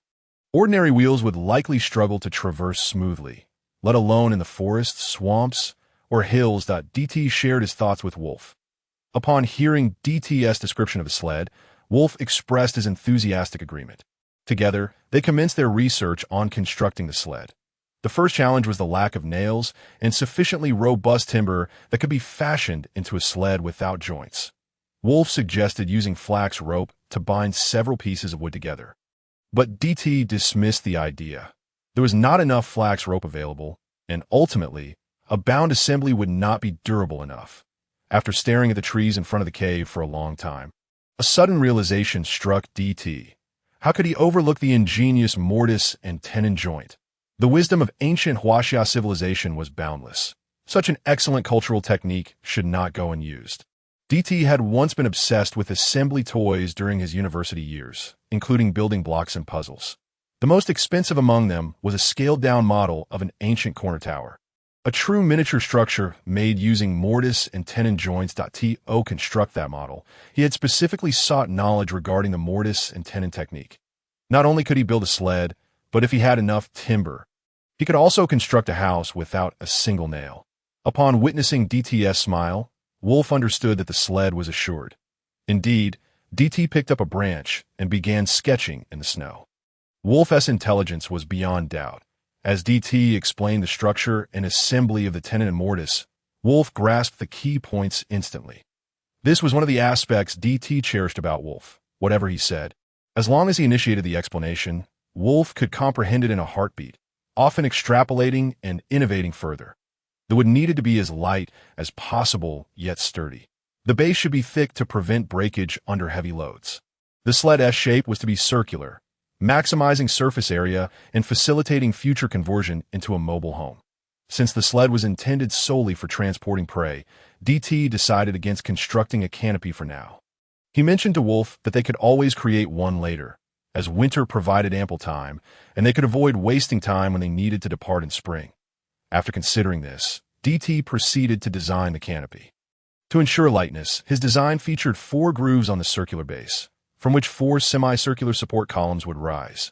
These columns would rest on the base, forming an inverted bowl. Wrapping the columns with cowhide or short-haired sheepskin would create a round dwelling. The animal hides were durable, providing protection against sun, rain, and wind, while being significantly lighter than wood. Though they had a limited supply of long-haired hides, they possessed plenty of short-haired ones. They still had the skins from the 37 white-faced unicorn sheep untouched. As for the wheels, DT indicated he would need to ponder further, as ordinary wheels were clearly unsuitable for the Orc continent. With the snow falling, the tribe busied themselves either clearing the snow or scouring the valley for suitable timber to construct the sled. Within a single day, a sled with an oval base measuring 10 meters in length and 6 meters in width was completed. The underside of the sled was not flat, but designed similarly to those used in sporting events. Equipped with gliding apparatuses composed of 2 sets of runners. These runners were modified by Wolf, ensuring they would navigate the uneven snowfields. Consequently, they were slightly rounded and crafted from the horns of the white-faced unicorn sheep, utilizing 36 of them in total. The sled was also encircled by a 1-meter-high wooden railing for protection. Had it not been for the narrowness of the valley's mouth, the Wolf would have desired to construct a higher protective barrier. DT also insisted on adding a yoke and a pole to ensure that regardless of how many orcs were harnessed to the sled, the weight would be evenly distributed. Once the snow sled was completed, the group tested it on the open ground by the valley lake. The Wolf transformed first into his beast form, followed by DT demonstrating how to attach the sled to him.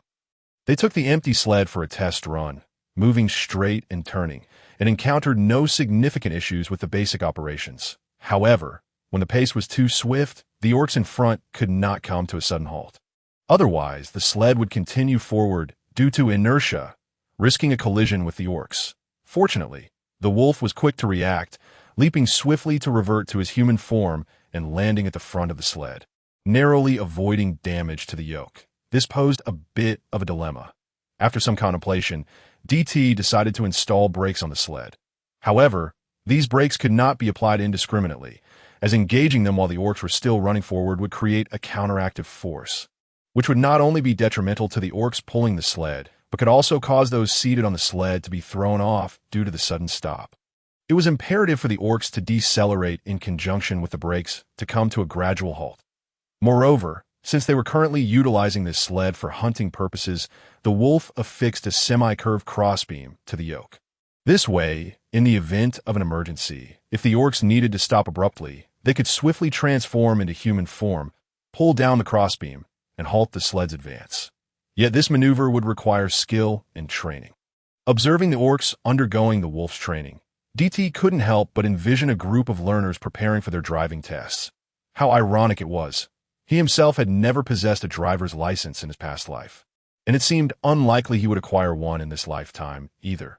The following morning, everyone busied themselves with their routine training, shared breakfast, and then the orcs proceeded to maneuver the sled out of the valley. The mouth of the valley was only 3 meters wide, so as they passed through, they tilted the sled to push it out. Subsequently, they sealed off the cave and the valley entrance that I scouted from above.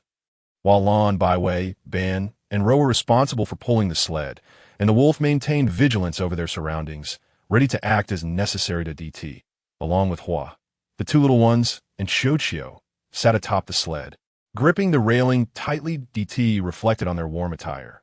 Otherwise, the open-top sled would have been unbearably cold. Typically, when out and about, he would have felt no chill, burying his face in the thick fur of the Wolf's back. Now, seated on the sled, he could only tuck himself into the crook of his own arm. Before setting out, they had already determined their destination, the southern bank of the Great River. According to AI, there were several contiguous hilly forests in that area, inhabited by various wild animal groups such as cattle, horses, donkeys, and deer. Additionally, there were a few wetlands with tall grass near the riverbank, home to a colorful assortment of waterfowl. These waterfowl appeared significantly smaller than those in the valley, sporting bright red plumage atop their heads and short, black-webbed feet, capable of both flight and swimming. However, the waterfowl were quite skittish, with the tall grasses providing cover. Any approach by the orcs would send them soaring into the air, making them difficult to capture. Nevertheless, the situation was different now, as they possessed bows and arrows, as well as nets, upon reaching the southern bank of the Great River. The Wolf instructed the other orcs and the sled to remain by the shore while he ventured forth alone, guided by AI, towards the direction of the animal herds. DT felt a twinge of concern for the Wolf and wished for Byway or lawn to accompany him. But the wolf declined. "Rest assured, I am merely scouting and will not engage. I will not provoke the herds," the wolf reassured the anxious DT. With the wolf's promise, DT felt a measure of relief. The wolf of old had been a formidable beast, often the most aggressive in a hunting party. Yet now, with DT by his side, he acted with greater consideration, striving to employ the safest methods to achieve the greatest gains. He feared that if he were to sustain injuries, it would cause DT distress. Even more so, he dreaded the thought of encountering unforeseen dangers, leaving DT unprotected. The mere thought of his demise, leading DT to become another orc's mate, ignited a flame of jealousy within the wolf. This was also the reason for his relentless efforts to hone his skills and enhance his combat abilities. Even for the sake of his beloved, he could not allow himself to falter. In just half an hour's journey, the wolf and AI arrived near a hilly forest. From a distance, he spotted several robust wild bulls grazing at the edge of the thicket. These bulls were enormous, with fully grown specimens reaching heights of nearly 4 meters. Judging by their thick hides, even if the wolf's arrows struck, they might not penetrate the hide. He would need to aim precisely at their eyes before the herd went into a frenzy. The winter trees stood bare, and as the wolf peered into the depths of the forest, he estimated the herd's size to be in the hundreds. Not a small group by any means. The wolf chose not to disturb the bulls and instead circumvented the thicket, searching for another hilly forest. The second group he discovered was a herd of wild donkeys. Fortunately, this species, when threatened, typically fled or attempted to kick or bite their predators. There were over 200 wild donkeys, and perhaps due to the tall grasses, they appeared well-fed and robust even after half the winter had passed. Finally, he stumbled upon a herd of elk, though this time he had to run at full speed for half an hour to reach them. These were moose, and at this point in early March, the male moose still bore their antlers. It was said that by the latter half of March, with the arrival of the heavy snows, the male moose would shed their antlers, only to regrow new ones come spring. Antlers were immensely valuable. The wolf and AI made their way back. After a thorough scouting expedition, the wolf led the group to circumvent the wild bulls, charting the most direct route through the territories of the wild donkeys and moose. Subsequently, they set out to hunt 20 or so moose, loading them onto the sled, before heading to the gathering place of the wild donkeys, where they shot down over 30 wild donkeys and loaded them for the return journey. With a haul of 50 to 60 animals, combined with the sheep obtained earlier, they would still have some provisions left even after winter had passed. The 5 members of the meat group were utterly astounded by the wolf and his companions' efficient, straightforward, and safe hunting methods, which completely transformed their understanding of hunting. Simultaneously, as Roe gazed at the bows and arrows in the wolf's possession, his eyes sparkled with excitement. The wolf, of course, was not stingy. After all, they were all kin. The stronger the team was for next year's migration, the safer they would be. Yet though bows were relatively easy to craft, finding good string remained a challenge by the time they returned to the valley. Night had already fallen. They unloaded all the game back into the valley and temporarily placed it in an open area. The sled was cleaned and dried, then stored on a pile of clean hay to protect it from snow or rain. For the next 2 days, everyone began to process the newly acquired game, placing it on the mountaintop to freeze. The following days were marked by clear weather, a serene calm before the impending snowstorm. DT participated in training each morning, but in the afternoons, he began to ponder the creation of various peculiar wheels. One day, as he struggled to devise a wheel, it dawned on him that he had yet to procure clay for his pottery. During their migration, it was essential to keep their burdens as light as possible. Thus, during dinner that evening, DT inquired, "Have any of you encountered a type of soil that is red or white, fine and devoid of sand, through which water does not easily pass, and possesses adhesive qualities?" Upon hearing his question, everyone was left perplexed. Soil was inedible. Who would take the time to study its appearance, texture, or adhesive properties? DT had anticipated such a response and let out a soft sigh. In this bitter cold, finding such soil would be no easy task. Perhaps beneath the sprawling grasslands lies a bed of clay or porcelain earth. Yet what purpose does it serve? With the biting cold prevailing, excavating, it seems an unfeasible endeavor. Thus, this matter must be temporarily set aside. Initially, DT harbored thoughts that he would be deprived of his pottery for the time being. However, To his surprise, after breakfast the following day, Wolf informed DD that he intended to take Lon, meat, and Bien with him to seek out Clay. Whitetail and AI would remain in the tribe, with AI primarily tasked with patrolling the territory near the valley each day, reporting any dangers to Whitetail. Should an insurmountable threat arise, they would retreat to the valley, swiftly heading northeast to find assistance. Their search would be confined to the vicinity of the northeast woods, with a consensus to return in 5 days, regardless of their findings. Coincidentally, this period coincided with the onset of the heavy snowfall season.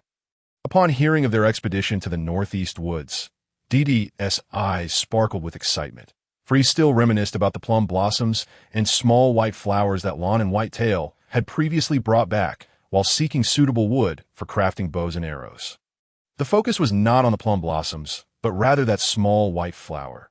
Previously, DD had fed the leaves of the small white flower to the great waterfowl, only to discover that the bird had succumbed to a deep slumber within minutes. Assuming it to be poisonous, he hastily intended to remove the bird's body to prevent others from coming into contact with it. Yet upon closer inspection, he realized the waterfowl was merely in a deep sleep.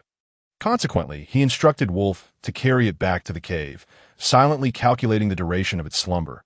Ultimately, he discovered that a single leaf, roughly the size of his palm, could induce a state of deep sleep lasting an entire afternoon, nearly 6 to 7 hours.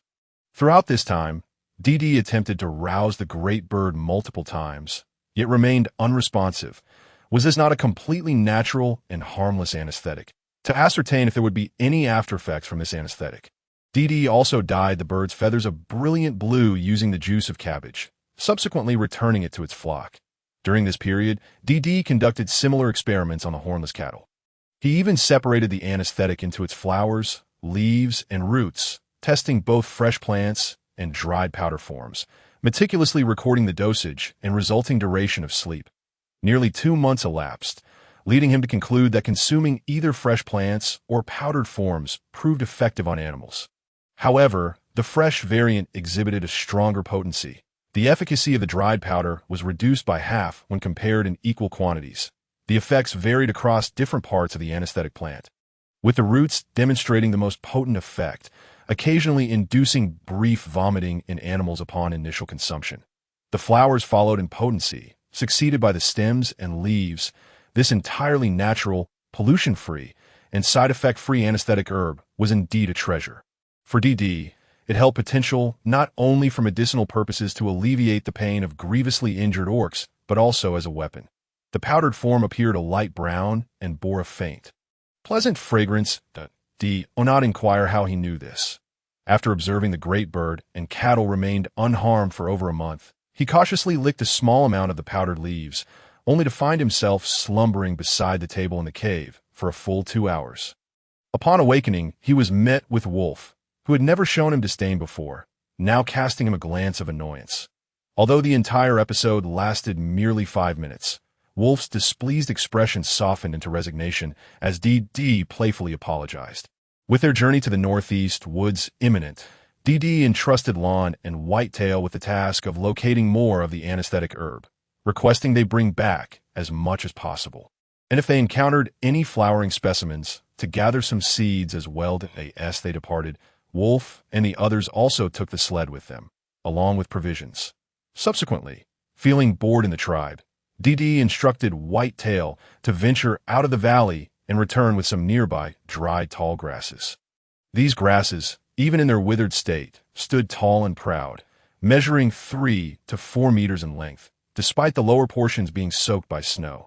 Thus, DD, accompanied by Hua and the 2 little ones, commenced their weaving endeavors. They crafted grass mats, grass cushions, raincoats, and hats with great zeal that DD even attempted to utilize the method of producing linen to transform the abundant dried grass into fiber ropes, eventually leading to the creation of coarse fabric. To his surprise, he indeed discovered a suitable variety.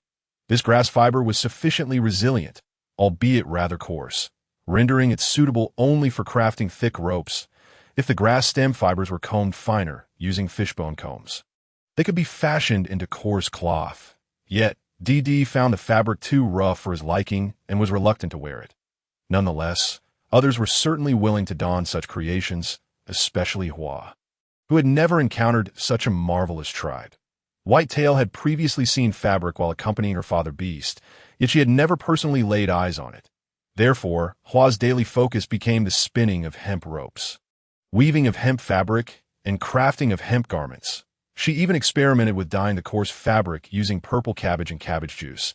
Upon learning that DD wore garments made from blended wool, she sought out various grass fibers for blending, ultimately managing to produce relatively soft, pure grass fabric. Observing Hua's keen interest in the textile arts, as well as her dexterity and patience, DD entrusted her with complete oversight of this endeavor. Thoughtfully, he presented her with several pieces of sturdier fabric, using charred wooden blocks to sketch diverse styles of clothing, including garments, robes, skirts, and trousers. Each morning, the two little ones would accompany Whitetail for training, returning to the cave in the afternoon to assist DD and Hua in their fabric weaving and garment creation. Meanwhile, Whitetail's responsibilities included cooking, training, patrolling the territory, and transporting dry grasses to the cave for their weaving projects. The little ball of fluff merely indulged in eating, drinking, sleeping, and amusing DD, bringing joy to all. Days swiftly passed, and on the fifth day, just before dawn, AI chirped excitedly as she flew back from beyond the valley, announcing that Wolf and the others had returned. Filled with anticipation, DD rushed out to greet them, followed closely by the others. Upon reaching the valley's entrance, DD collided with Wolf, who, without a moment's hesitation, scooped him up and hurried towards the cave.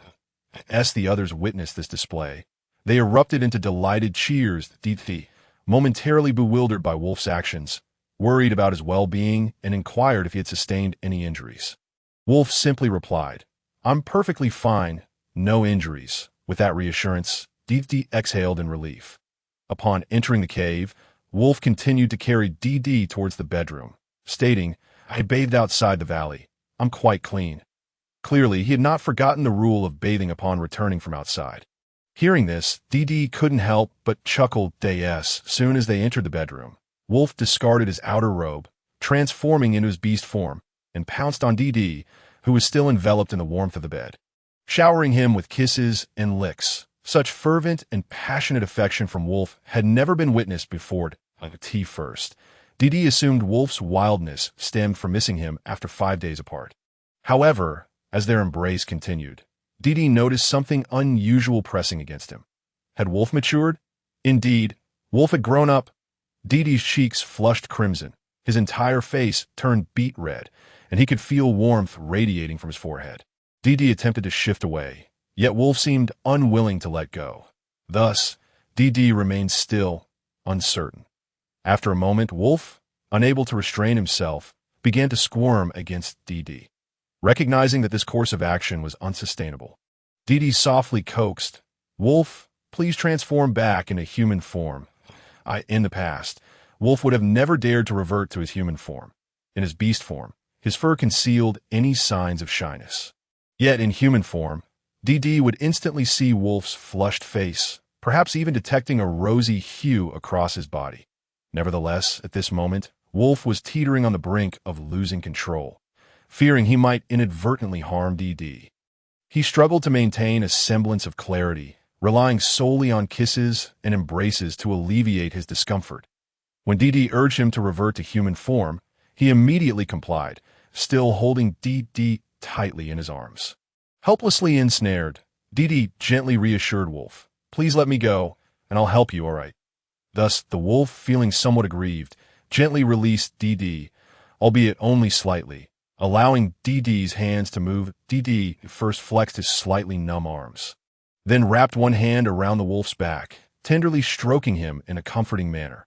Afterwards, both of them lay on the bed, breathless and embraced, unable to regain their composure for a long time.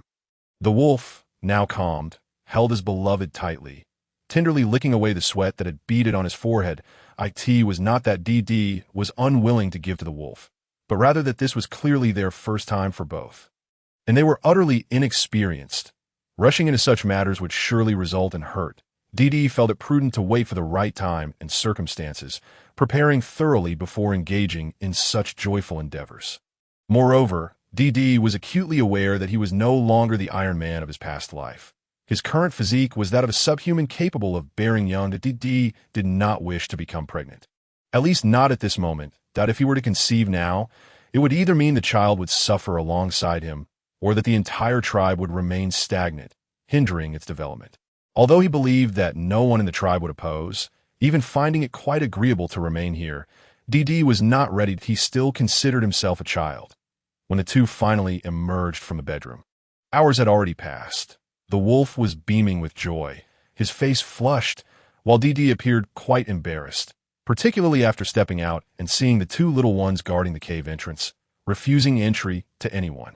He felt a wave of shyness and playfully pinched the soft flesh at the wolf's waist. The wolf allowed him to twist, even gently massaging his fingers when he grew tired, concerned that DD's hands might ache. Little Hay looked at DD with innocent curiosity. "D-Gidge, you're awake. Your face is so red. Did the wolf Gidge make you cold? He hasn't even taken a hot bath." Little Bai observed the expressions of DD and the wolf with a thoughtful demeanor. DD feigned calmness and replied to Little Hay, "Yes, your wolf Gidge is quite unhygienic. Having been away for several days, he returns without a hot bath. You must not follow his example. I've already scolded him."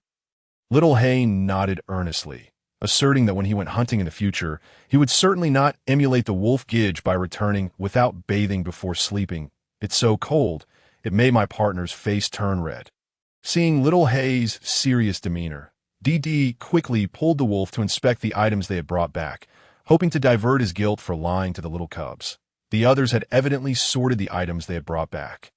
Fortunately, in recent days, DD and the others had woven numerous grass mats, which were just right for organizing these goods. Upon glancing over, DD noticed quite a few treasures.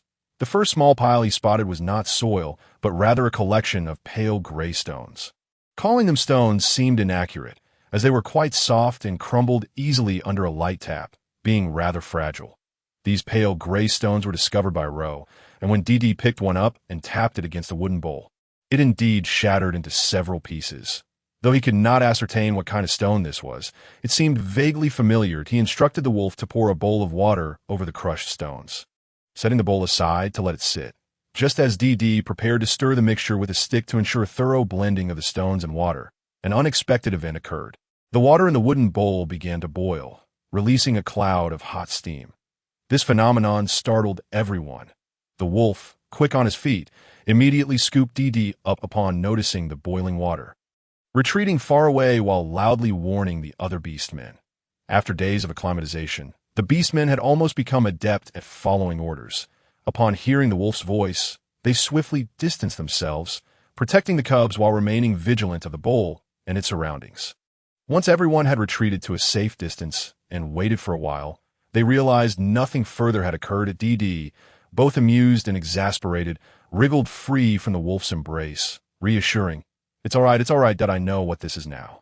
To his surprise, Ro had discovered quicklime. Quicklime is generally produced from limestone after being subjected to high temperatures, and when it encounters water, it releases a substantial amount of heat, transforming into slaked lime. This substance is essential for modern construction and road repair.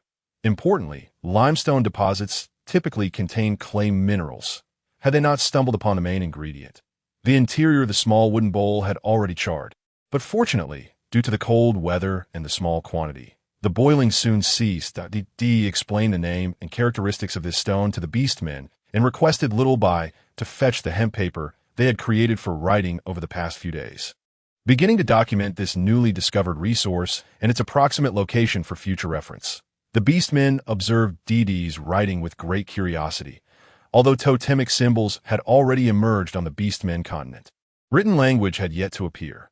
While they watched DD inscribe, none dared to inquire about where he had acquired such knowledge. However, DD's next words left them astounded. He proclaimed, "When the heavy snow season arrives, we will not venture out of the valley for an extended period. During that time, aside from your daily training, you must dedicate an hour each day to learn writing with me. Currently, only the two little ones have learned a bit of arithmetic and writing alongside me. But this is inadequate.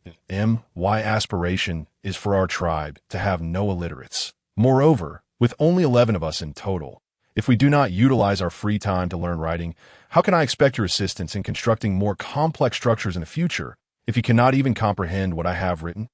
When will our tribe become stronger? Upon finishing his remarks, Little Hay immediately chimed in excitedly. Yes, we must assist D-Gidge in building the strongest tribe on the beastmen continent.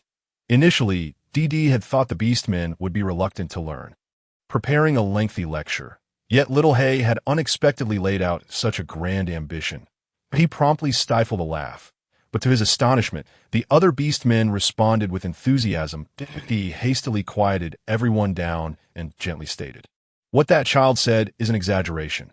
I cannot assert that we will be the most formidable tribe on the beastmen continent. At the very least, we should possess the ability to protect our own tribe, ensuring that no malicious beastmen can seize our resources, right? If other tribes were to conflict with us, we must have the capacity for self-defense. Do you not agree?" The beastmen responded in unison with a resounding yes. DD cleared his throat and finally inquired, "So, will we learn?" The other beastmen were, of course, elated. DD had evidently miscalculated. The astonishment did not stem from the prospect of learning, but rather from the realization that they could acquire such profound knowledge. Some even nearly suggested extending their study hours each day. DD, still preoccupied with the clay, asked Ro, "Did you find any clay near where you discovered the limestone? Or did you bring back any soil from beside these stones?" Ro promptly nodded, pointing to a slightly reddish mound of earth that had been set aside, saying, "It's this." In truth, DD was uncertain of the precise appearance of the clay. However, observing the mound of damp, somewhat sticky earth, half dry yet not entirely so, he felt compelled to give it a try. Indeed, practice is the sole criterion for testing truth. Whether it is or not will be revealed through experimentation. As DD prepared to fetch a wooden basin and some mud, Wolf promptly seized the basin from his hands, filled it with red clay, and began to pour in water and stir. Despite DD's assurances that there was no danger, Wolf insisted on handling it himself, requiring DD to personally confirm that it was indeed safe before allowing him to proceed. Once Wolf had thoroughly mixed the mud, DD poked at it with a small stick, then took a handful to knead, and his heart swelled with delight. The purity of this clay was remarkable. It had not been sifted, yet it was so fine and contained minimal impurities.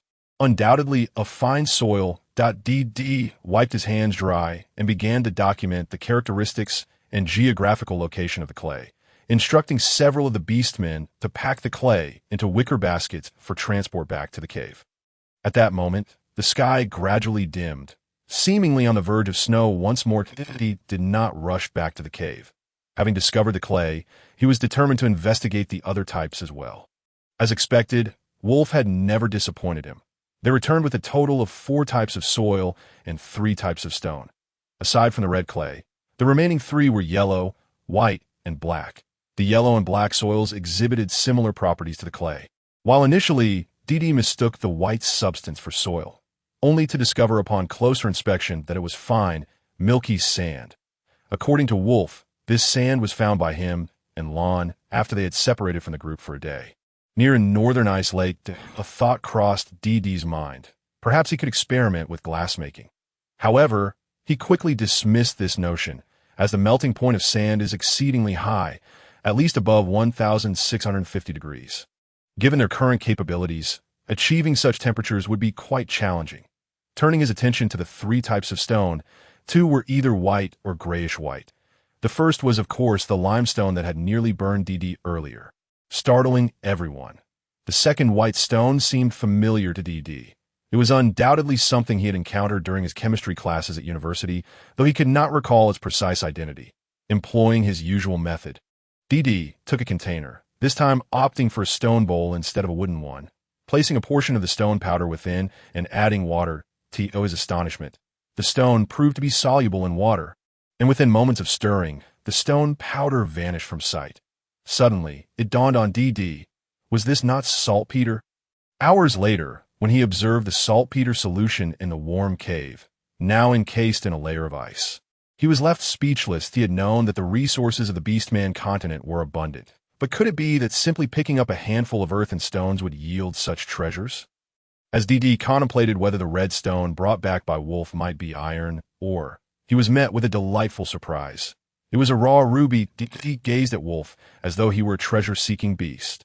He even entertained the notion that Wolf might be the offspring of a beast deity, having been mischievously shorn of his father's hair and cast down to the mortal realm for training.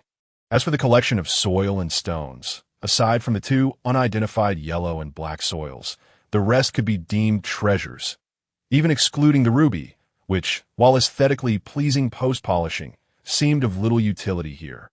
The remaining items were all practical treasures. DD was momentarily dumbfounded as the snowfall intensified. What did it matter? Wasn't a boon to have a partner who was a treasure-seeking beast. There is no need for a fool to possess treasures. Thus, with a grand gesture, DD categorized all the treasures, storing them meticulously in baskets.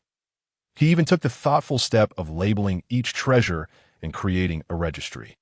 From then on, these would serve as invaluable resources that, in the worst-case scenario, should they find themselves unable to locate a suitable refuge, returning to the northeastern mountains seemed a commendable option in addition to these treasures.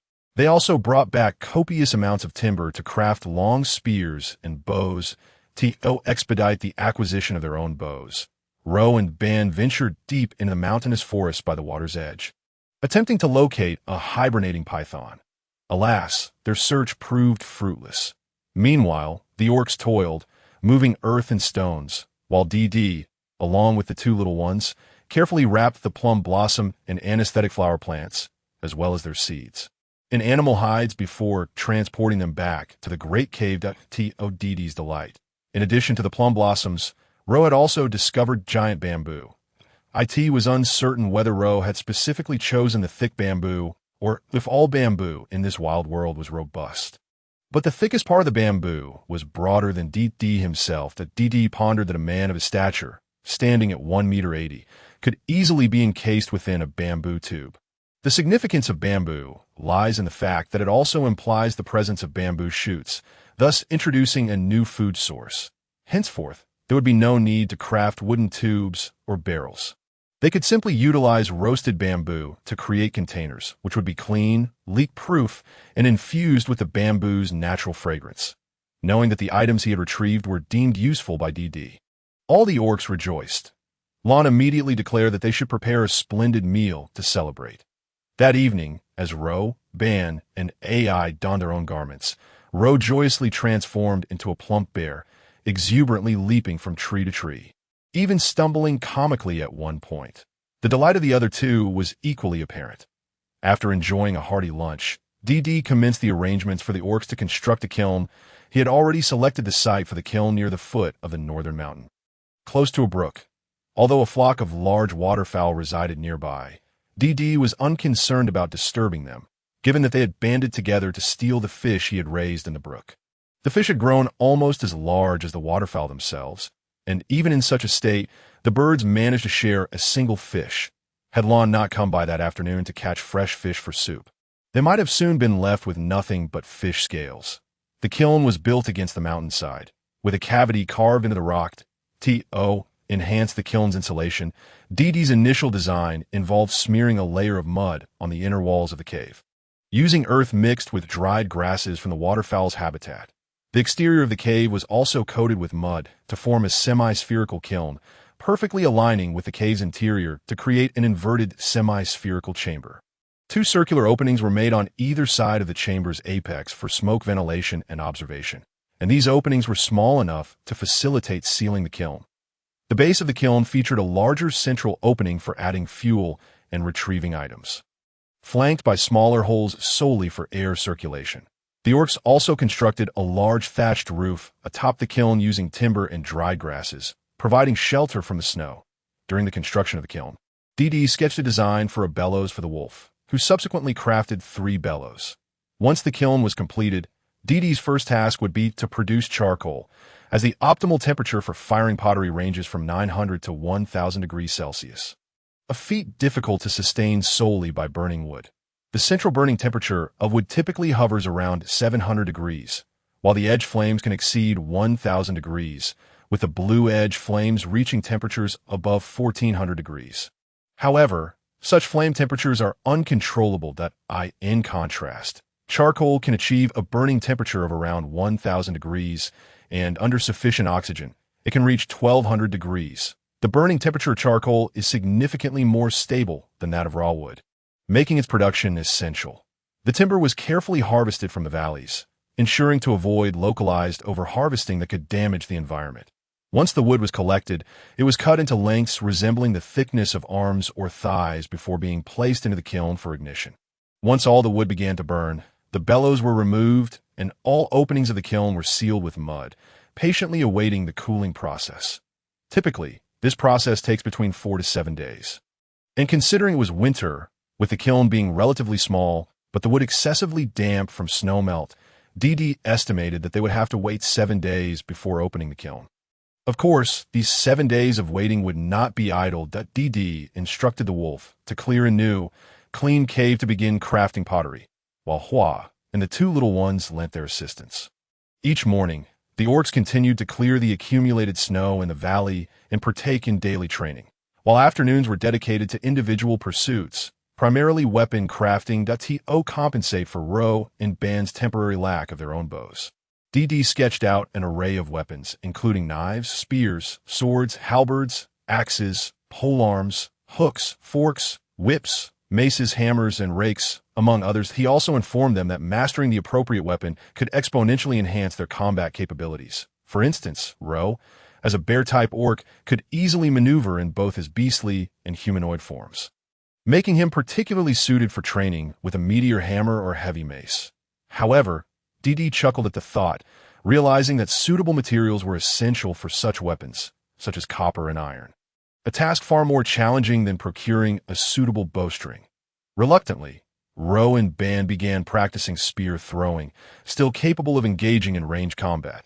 They had devised various strategies, deciding that until they found a suitable bowstring, it would suffice to carry several spears on their backs. During the 7 days of waiting for the charcoal, except for AI, who continued to patrol the valley surroundings for safety each morning and afternoon, the rest remained within the valley. DD spent 2 days molding large frying pans from red, yellow, and black clay, along with 20 basins, 20 lidded jars, 20 plates, and 3 short, stout cylindrical pots with a designated spot for a steamer to allow for cooking or steaming food.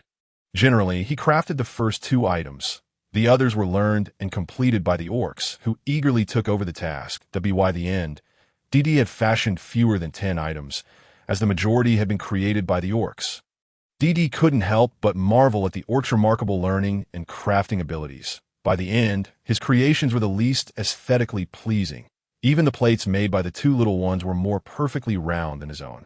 Observing his crooked and lopsided works, DD decided to relinquish his aspirations for perfection, entrusting the serious tools to the experts while he dabbled in whimsical creations, such as a dog that resembled neither dog nor wolf, and a pudgy rabbit devoid of a neck. DD also enlisted the wolf's help in crafting 2 thermoses and 2 insulated cups, along with several smaller cylindrical jars, all featuring spiral twists, an intricate technique that only the wolf could execute. Currently, among the tribal water containers, only DD's had a spiral lid, while the others merely utilized straightforward stoppers. DD instructed the orcs to label all the pottery with their names, ensuring that each piece would be identifiable, facilitating the review of different soil qualities and the quality of various items post-firing. Though each individual's handwriting was uneven and varied, and Ro even accidentally damaged a basin due to a shaky hand. Ultimately, every piece of pottery bore the orcs' unique symbol. Once the molded items were set, they were placed in a cave filled with dry wood to air dry, after which they awaited the completion of the charcoal. With 5 days remaining before the charcoal was ready, DD turned his attention to the bamboo once more.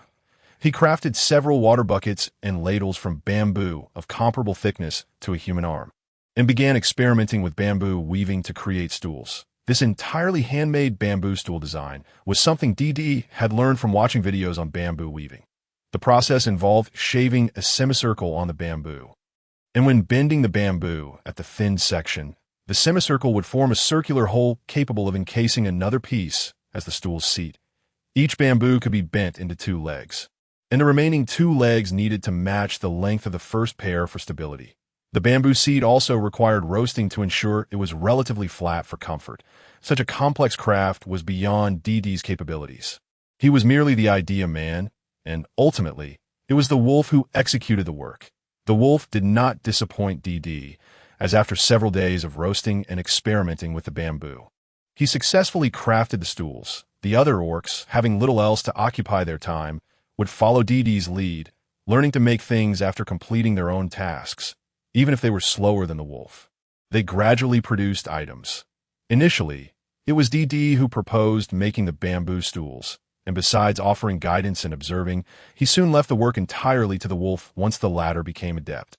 The winter in the Orc continent was unbearably frigid, and DD was not one to enjoy huddling under blankets. Moreover, prolonged inactivity in bed could lead to physical weakness. Unable to venture outside and restless, DD occupied himself by sitting beside the wolf, sharpening stones while the wolf focused on his crafts, taking breaks to roast his anesthetic flowers. Meanwhile, Hua and the two little ones kept busy each day, weaving various grass mats, ropes, and baskets, or spinning thread to weave fabric. With no wool available, Hua turned her attention to the hornless cattle, which possessed a thick, long coat above their abdomens, with anesthetic flower pollen at hand. A small amount could render the cattle unconscious for several minutes or induce a state of confusion. Acquiring the wool from the hornless cattle is remarkably effortless in the heart of winter. It is indeed unusual for them to be sheared at this time, as the thick layer of fat on their bodies, while substantial, is complemented by the warmth provided by their soft fur. Fortunately, the cattle themselves seem to understand this principle, exercising restraint in the process. They leave the coarse hair on their backs intact to shield themselves from the cold. Conversely, the softer fur on their lower abdomens is ideal for blending with grass fibers to create fabric. Additionally, DT has retrieved the exoskeletons of centipedes that have been untouched for an entire winter, and with the assistance of the wolves, he crafted 2 sets of armor from this scaled hide. These include sleeveless vests, arm guards, and knee pads designed for both humanoid and beast forms, with the leftover scraps fashioned into several pairs of leather gloves and waterproof boots when engaged in such tasks. Time seems to fly. It has been 7 days since the kiln was sealed, and the moment to open it has finally arrived. Early that morning, the beastmen rose with the dawn, training only briefly before breaking their fast and eagerly gathering by the kiln. Awaiting its unveiling, as the wolf pride opened the kiln, DT cautiously approached to assess the temperature inside, which was nearly equal to that of the outside world. Before his eyes lay blocks of darkened, fully formed charcoal that a small portion had crumbled, yet the majority remained remarkably intact. When 2 pieces collided, they produced a crisp sound reminiscent of metal striking metal. Observing the successful and high-quality charcoal, DT finally exhaled in relief. In the absence of coal, charcoal represents the pinnacle of fuel sources, and without it, future endeavors would falter. Seeing the smile on DTI's face, the others understood that their task had been accomplished. Without needing further instruction, several individuals began to enter the kiln to retrieve the charcoal. Baskets filled with charcoal were carried out of the earthen kiln and placed under a nearby dry and clean straw shed. To prevent the charcoal from absorbing moisture, DT instructed his companions to sprinkle fresh lime powder at the bottom of the straw baskets, covering it with a layer of dry grass before packing in the charcoal, which was topped off with another layer of dry grass once the baskets were filled. Even after completely filling the kiln with charcoal, it only occupied half of the 30 large baskets available in the tribe. Ultimately, they had to remove the firewood from the woodshed to accommodate the remaining charcoal, thereby clearing the kiln. Since charcoal would be required for subsequent pottery firing, the bottom layer of charcoal within the kiln was preserved. DT directed Row and Byway to open all the ventilation ports in the kiln, then proceeded to stack the already air-dried pottery pieces inside, igniting the charcoal and placing it around the pottery. 3 bellows were directed toward the kiln to begin blowing air. Operating the bellows was labor-intensive, and several beastmen took turns performing this task. DT stood by, periodically checking the combustion of the charcoal and adding fresh pieces as needed. After 7 to 8 hours of firing, DT instructed the beastmen to pause the air supply, leading to a cooling period that lasted throughout the night. The following morning, everyone awoke without the inclination to train. In contrast to the charcoal making, they were far more eager to discover the fate of the pottery they had shaped with their own hands. Thus, upon rising, DT found 10 eager individuals lined up at the entrance of his cave. Even Hua, who usually immersed herself in weaving straw and spinning cloth, held a still sleepy Chiyo in her arms. Gazing at him with hopeful anticipation, DT found the situation both amusing and slightly frustrating. However, he too felt a surge of impatience, and the entire group set off toward the kiln in a grand procession.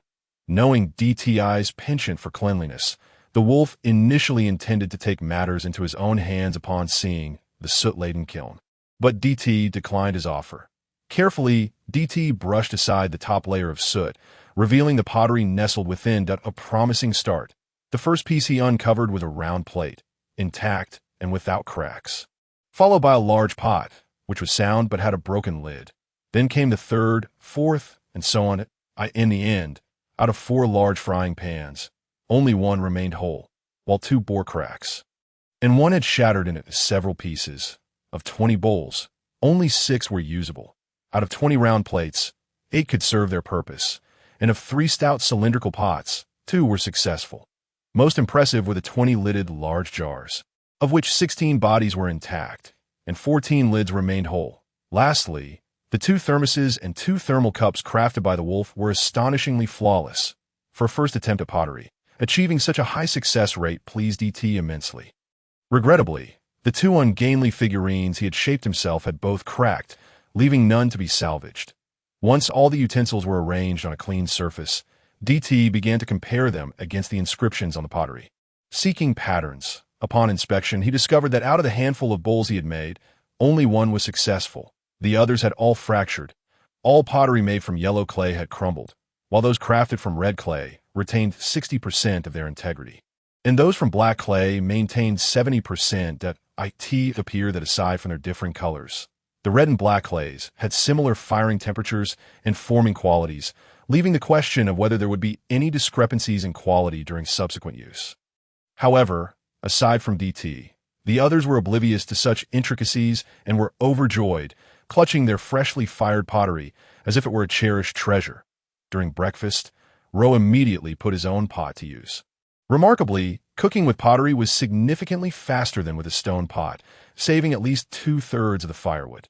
Unfortunately, the previously successful black pot shattered while boiling mutton soup. During the meal, everyone served their food in the pottery. When the bowls were insufficient, they resorted to using jars. After all, the beastmen had hearty appetites, and DT envisioned using bowls as dishes in the future. Thus he hadn't produced any bowls in the initial batch. As they dined, everyone relished their meal, finding the food more delectable than usual. DT, however, found himself lost in thought, feeling that something was amiss. It wasn't until the meal concluded that he realized he had neglected to glaze the pottery.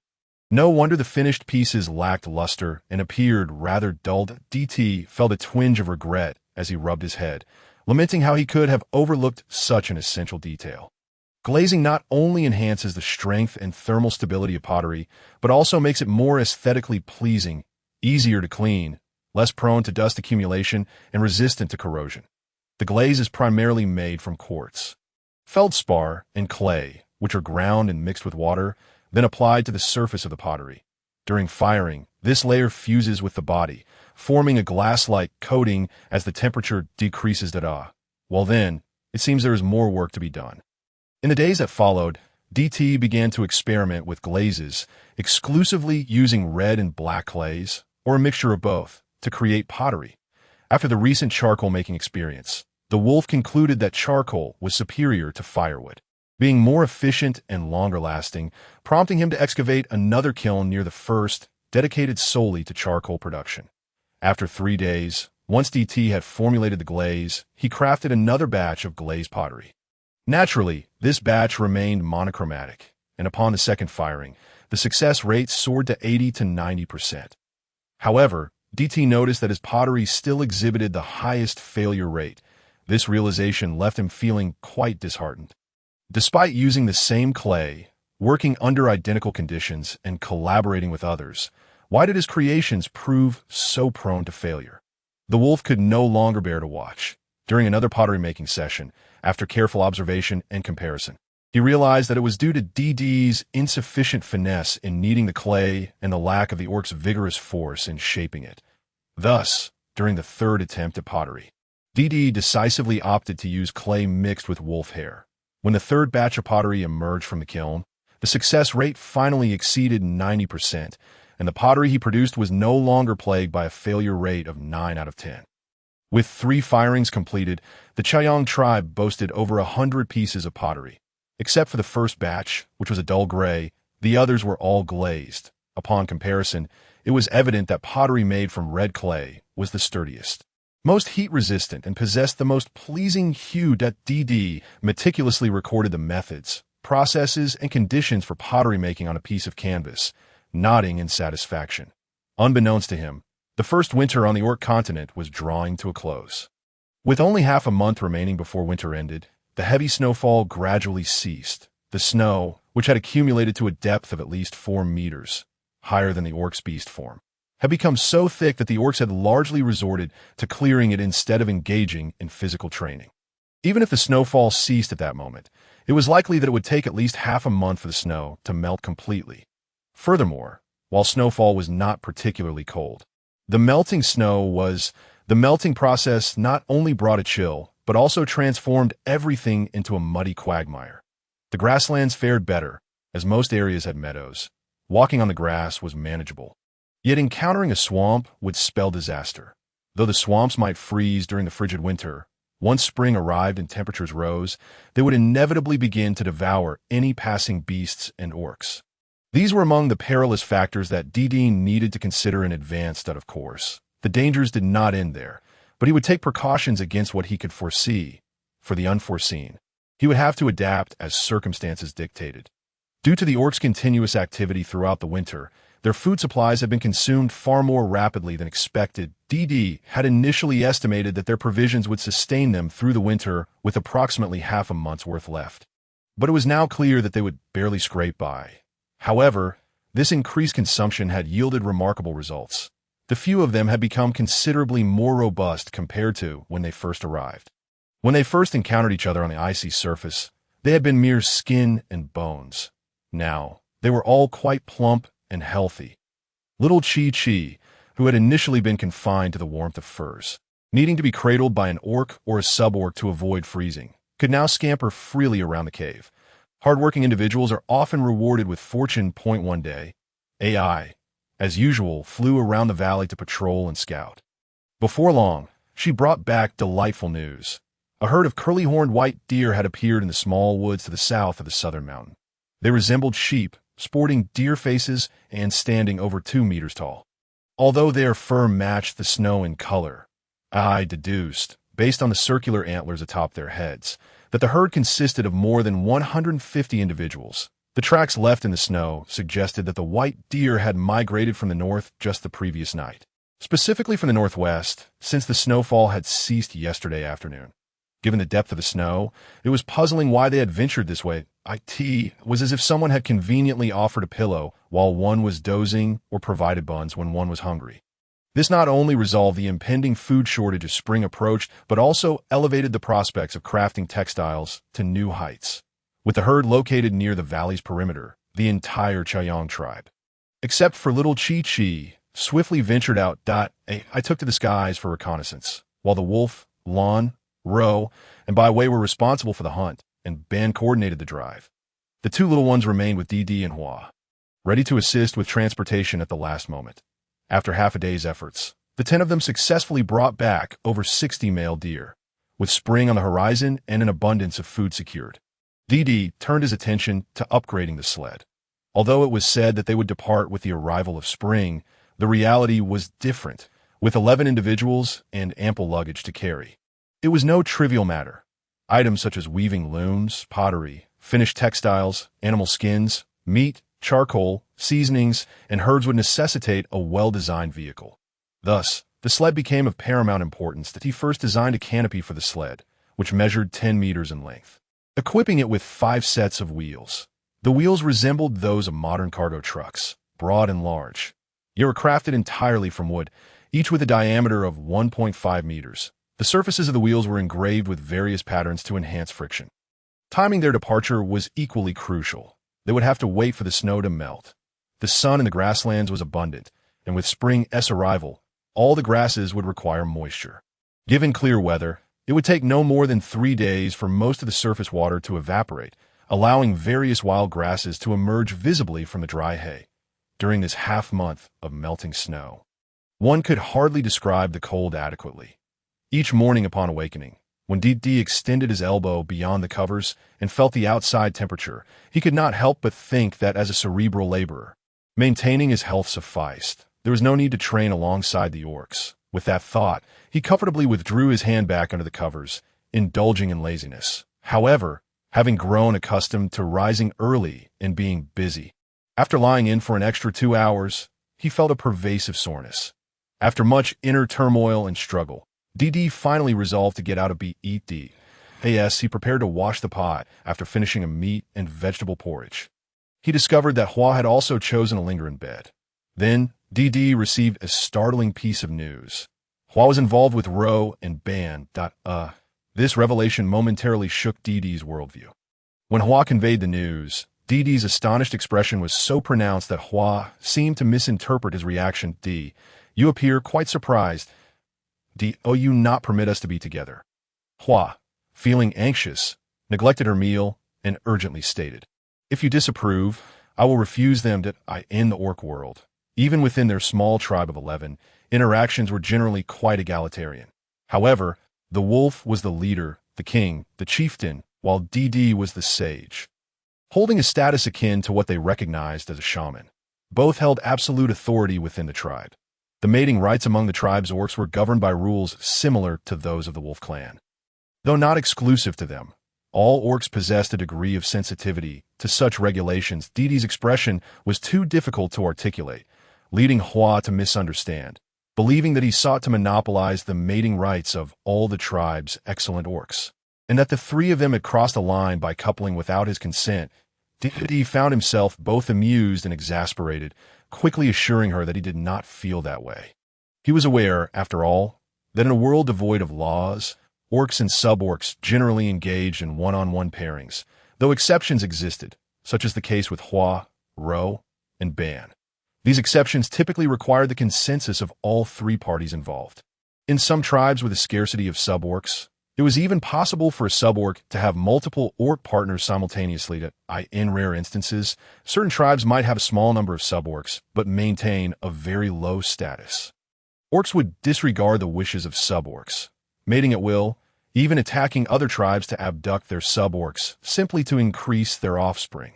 For instance, the initial actions of the hyena clan were among the most egregious. The reality was such that Dee was no deity and could not expect everyone to adhere to his vision of monogamy. While Dee spoke, the other orcs had completed their training and returned. To prevent further misunderstandings, Dee promptly explained to Hua, please do not misconstrue my reaction. I meant no offense, that I was merely taken aback for a moment. Our tribe maintains a fair policy regarding mating rights. As long as both the orc and sub-orc consent, it is permissible. What is consent? The wolf entered the cave, taking a soft piece of wool to wipe his bow and arrows.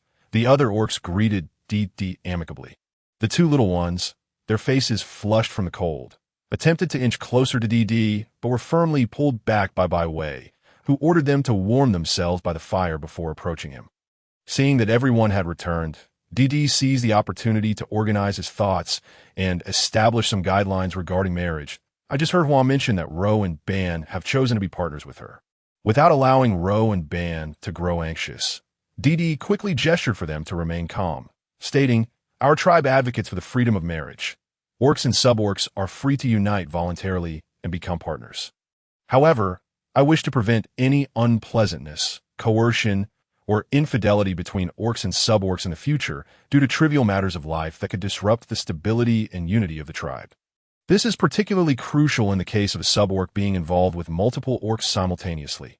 Ro and Ban, I trust that your bond, forged through life and death trials, is profound, since you have chosen to be with Hua. You must honor her, maintain harmony between yourselves, and support each other in mutual benefit. If you ever decide to part ways, it is imperative that you do not harm each other's feelings. nor should you engage in internal strife that jeopardizes the interests of the tribe. Do you understand? Feeling the gravity of DD's seriousness, Ro and Ban immediately stood upright, solemnly pledging to treat Hua well and to avoid any internal conflict arising from jealousy. DD considered that such issues might be manageable with a smaller group. But he was apprehensive that as the tribe grew, he would not want to witness situations of one-to-many relationships. With fewer individuals, simplicity reigns. Any occurrence can be easily managed by him and Lang. However, in a larger assembly, basic guidelines must be established, for even a supreme deity cannot cater to every need. After a moment's contemplation, DD addressed everyone. I've always believed that marriage is a significant milestone in life. Although you're already together, I feel a formal process and fairness are essential. In the future, when newcomers join our tribe, they too should undergo a similar process that I shall ensure that everyone in our tribe is registered. And then I will present you newlyweds with a marriage certificate as a testament to your lawful union in the Zhaoyang tribe. Ro and Ban, as orcs, you ought to present Hua with a fitting gift. Gifts do exist in our world. If it were spring or summer, orcs would gather beautiful flowers while hunting or perhaps bring back an entire prey for their beloved suborc. However, as it stands, we are in winter, and it is a stroke of luck to have enough to eat, let alone find lovely flowers. Furthermore, after enduring so much together, Hua has little appreciation for such impractical gestures. Observing their bewildered expressions, DD offered his meager suggestion. He considered it meager because, having only had Wolf as a companion throughout 2 lifetimes, he had never experienced a proper romantic relationship, let alone given or received gifts. Did you not bring back a trove of ruby ruffs last time? Those stones, once polished, reveal a brilliant clarity and beauty. You could craft some jewelry for Hua. This should also be included in the Orcish proposal process. Although these items are not consumables, the effort to create a rare and exquisite ornament demonstrates your regard for the suborc. That DD's standing in the eyes of others was even slightly higher than that of Lang. Upon hearing this, Ro and Ban eagerly agreed. As the two hurried off in search of rubies, Hua began to exhibit a bashful demeanor. Lan, Baiwei, and Iman looked on enviously as Ro and Ban departed. Lang, however, gazed thoughtfully at DD. Before long, Ro and Ban returned to the Grand Cave, carrying a piece of ruby ruff. Ro, somewhat shy, asked DD, you're the most knowledgeable among us. Could you offer us some guidance? DD readily obliged, grabbing a piece of charcoal and beginning to sketch jewelry on a clean stone slab. Upon seeing this, Hua quickly fetched a piece of coarse fiber cloth she had woven for DD's record-keeping and offered it for his use. DD promptly declined, stating, though this cloth may be coarse, it is still fabric. It would be a waste to use it for sketching jewelry. Best to save it for recording important matters. He then proceeded to illustrate rings, necklaces, and bracelets, explaining that while the materials for crafting jewelry could be varied, the color should be vibrant and the materials robust. If they are rare, that would be even better. The shape and embellishments need not be constrained. As long as the suborc finds them comfortable and aesthetically pleasing, and most importantly, if the suborc likes it, that is what matters most. Orcs could also create 2 sets, one for the suborc and one for themselves. The suborc's jewelry should be presented to her by the orc, and the orcs by the suborc, symbolizing their future interdependence and companionship. Once DD had explained all the jewelry, Lang, who had been silent until then, spoke up. Let there be an additional rule. Each orc may choose only one piece of jewelry, and suborcs may wear only one as well. DD, puzzled, did not grasp Lang's reasoning for this new regulation. Jewelry, after all, is a matter of preference.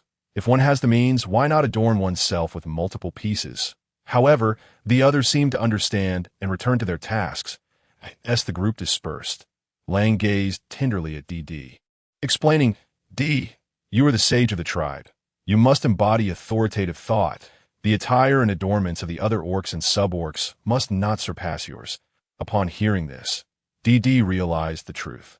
He had grown accustomed to thinking of everyone as equals, and he had indeed interacted with them as such.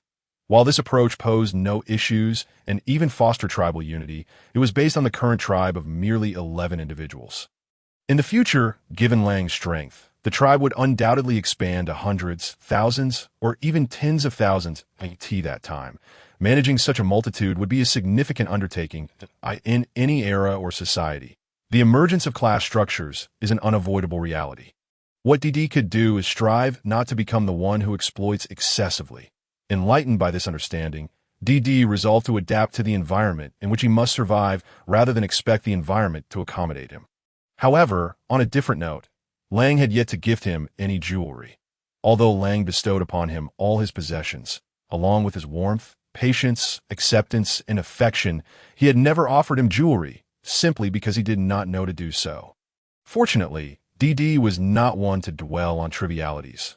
Lang's gifts had been plentiful enough, and reciprocating with a gift was only fitting. With this thought in mind, DD cast a furtive glance at Lang, who immediately sensed his gaze and turned his eyes toward him. DD glanced towards the cave entrance and saw that everyone else had returned to their respective caves, busy with their own affairs. He then leaped into Lang's embrace, gently kissing his cheek and saying, "Wait for me a moment. I have a wonderful gift for you." With that, DD rose and returned to the bedroom, retrieving a silver-gray wooden box the size of 2 palms. Hidden beneath the fur mattress at the back of his bed, this silver-gray would have been gathered by Bai Wei and the others for bow making. It was denser and harder than rosewood. The box was not a typical cube. Its surface, stripped of bark, lacked luster and bore a wavy grain reminiscent of rippling water, combined with its silver-gray hue, creating the illusion of holding the galaxy in hand. DD presented the box to Lang, inviting him to open it. Lang accepted the box and unveiled a meticulously crafted small ruby wolf nestled inside, entwined with a plump little rabbit. The wolf's red hue was slightly subdued, while the rabbit's was more vibrant. DD had secretly crafted this during Lang's training sessions, pouring considerable effort into it. "This is our little likeness. You must not criticize my craftsmanship. This is the best I could manage," DD remarked, seeing Lang momentarily speechless. Although he did not believe Lang would truly find fault, he playfully said so nonetheless. Lang smiled, embracing DD and replying, "In truth, I have known for quite some time that DD." Astonished, exclaimed, "Impossible! How could you have known? I was so careful not to let you find out. It was meant to be a surprise." Lang chuckled, unhesitatingly revealing the informant. "You asked 2 little ones to help polish the silver-gray wood, claiming it was a gift for me. Xiaohei discreetly informed me that same day that DD feigned righteous indignation, saying, 'That little ungrateful one.' I told him not to let it slip, yet he still did. Just wait until I get my hands on him. He won't be allowed to sweep the latrine next time." As Lang observed his beloved feigning anger, he gently stroked his hair and, prompted by conscience, defended Xiaohei, saying, "Even if Xiaohei had kept silent, I would have discovered it. Such a sizable object appearing in our bedroom, bearing the scent of other beasts. How could I not notice?" Upon his utterance, DD was rendered utterly speechless. How could he have forgotten the orc's keen sense of smell? "Ah, so you were aware all along, feigning ignorance, merely waiting for me to unveil it myself, all to witness my embarrassment. Were you?" Rarely feeling a sense of humiliation, DD began to act coyly towards the wolf, throwing a minor tantrum. "In no way. I shall never mock you," the wolf replied, tenderly kissing DD's bright eyes, their foreheads gently pressing together as he professed, "I can only love you to this." It was DD who found himself at a loss for words. This was irrational. Where had that innocent little white wolf gone? The one who would blush at merely being stared at, becoming flustered and unable to meet his gaze. Where had that pure little wolf disappeared to? Could it be that with maturity came a natural ability to flirt? Just as this thought crossed his mind, DD felt something pressing against him. In an instant, he realized what it was and quickly retreated. "Wolf, let us not rush into that, can we?" Fearing a misunderstanding, DD was about to explain when the wolf responded first. "All right, I will follow your lead. Whatever decision you make, there is always a reason behind it, and there is no need for you to explain." Hearing the wolf say this warmed DD's heart. However, love is a matter for two. Even though the wolf did not mind that he was sharing the same dwelling, DD could not simply disregard it. In a loving relationship, lasting companionship cannot rely solely on one party's efforts. This is a belief DD held steadfastly. Typically, orcs enter their mating season in spring, but perhaps due to the favorable conditions in the Xiaoyang tribe, being neither hungry nor cold, the wolf, upon reaching adulthood and sleeping beside Didi daily, could not help but think of that matter. In the initial days, Didi thought he had developed a taste for it, but soon he found himself driven to distraction by the wolf as persistent teasing. Concerned about the potential harm to his body from excessive indulgence, he imposed a limit of assisting the wolf once every 7 days. Other orcs, to varying degrees, also exhibited signs of excitement. Fortunately, the meat and patterns were sufficient. Lon, Byway, and AI, each evening, without the wolf as prompting, enforced stricter training upon themselves to expend their surplus energy. After a time of affectionate cuddling, the wolf unexpectedly produced a redwood box from somewhere. The wood emanated a subtle fragrance, warm to the touch and finely grained, clearly of superior quality. "What is this?"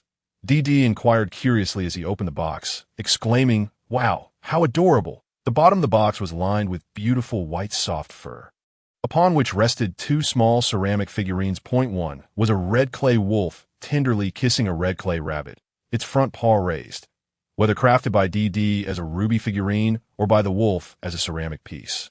The wolf was always depicted in a reclined position. The little rabbit either nestled in the wolf's embrace or affectionately kissed it. DD blinked, looking at the wolf. "When did you make these?" The wolf smiled, kissing his slightly misty eyes.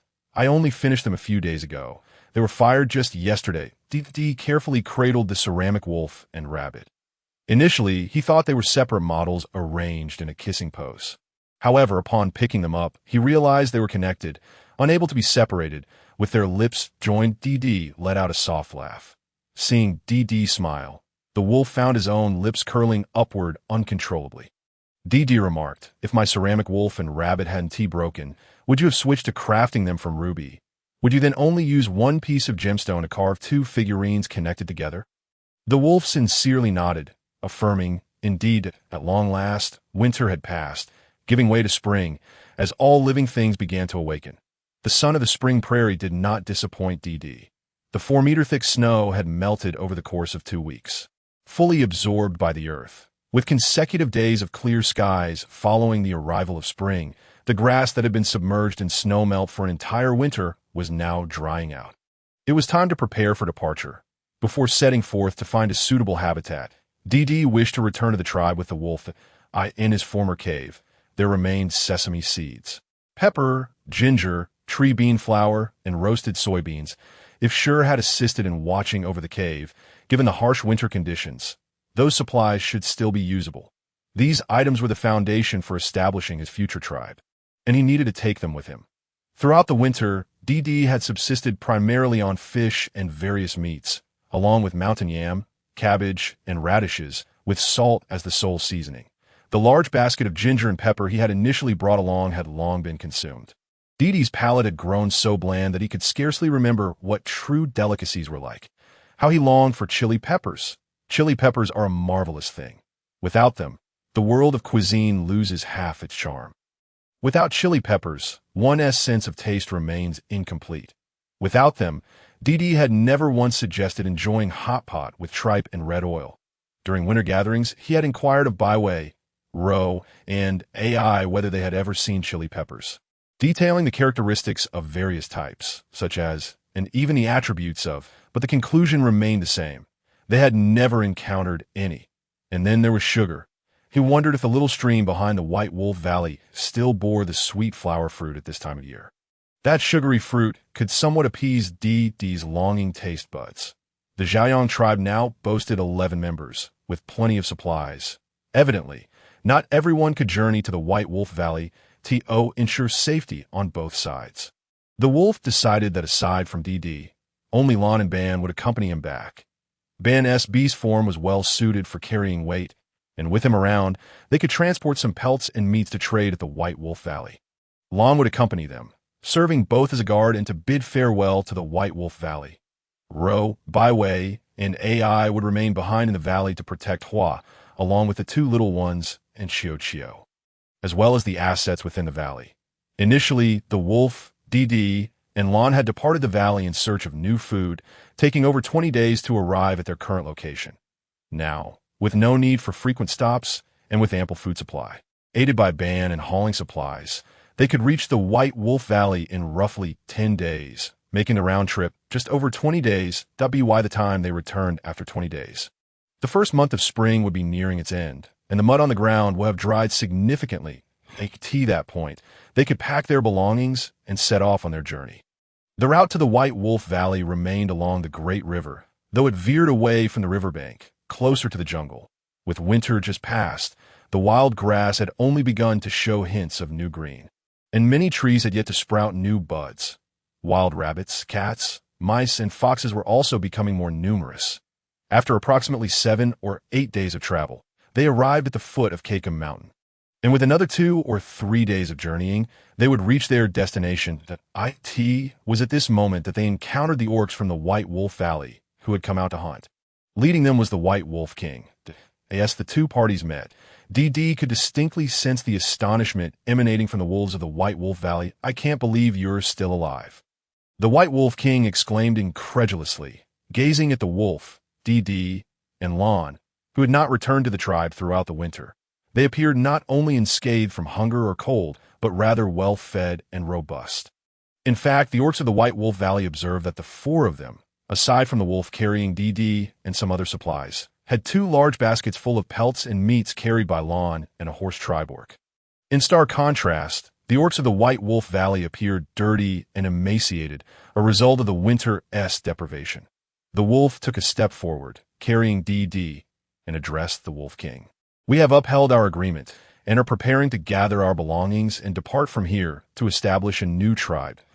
At the same time, we wish to conduct one final trade with your tribe, exchanging our pelts and meats for your salt. Regardless, the White Wolf Valley is merely a 2-month journey from the Simon tribe. If they are in need of salt, they can naturally venture there to barter for it. However, the wolves, during their migrations, are uncertain where they might procure salt, as not every grassland yields the saline grasses, observing the beast meat strapped to their backs. Many of the White Wolf beastmen, particularly those of the lower ranks, instinctively swallowed hard. The food has predominantly been monopolized by the Wolf King and the Shaman, ensuring that they survive the winter without starving, yet they have long since forgotten the sensation of being satiated. In previous winters, they could still indulge in meat, but this year is particularly dire, as DT has introduced tree beans and yellow beans for the tribe's sustenance, leading the Shaman to prioritize these provisions for the lower-ranking beastmen. While the stockpiled beast meat before early winter has been entirely allocated to the first-tier beastmen. Under normal circumstances, the Wolf King would agree to such a trade, as it is evidently advantageous for both parties. Moreover, the meat from their side has been smoked and possesses a thin layer of salt. By all accounts, the White Wolf Valley would incur no loss. Yet, the Wolf King declined. Unreservedly, he revealed the truth to the wolves, "Because you have not returned to the tribe all winter. We presumed you perished. Thus we deemed the belongings you left in the cave as unclaimed property, appropriated for the communal use of the tribe. Furthermore, your cave has been occupied by other beastmen of the clan. Should you require salt, we can exchange it with you, but you may not take anything else." That DT frowned, contemplating the so-called tribal warehouse, which was, in reality, the private storage of the Wolf Queen and the Shaman. It appeared that the Shaman had long coveted DTI's possessions, sitting atop the wolf. DT could immediately sense the creature's rising fury, its fur bristling at the nape of its neck, a clear sign of impending aggression. The beastmen from the White Wolf Valley promptly perceived the wolf's reaction and fell into a defensive stance. DT quickly soothed the agitated fur of the wolf and inquired of the Wolf King. "White Wolf King, forgive my audacity. Who made this decision? When was it made?" The Wolf King furrowed his brow, hesitating momentarily before shaking his head in response. "That is none of your concern in any case.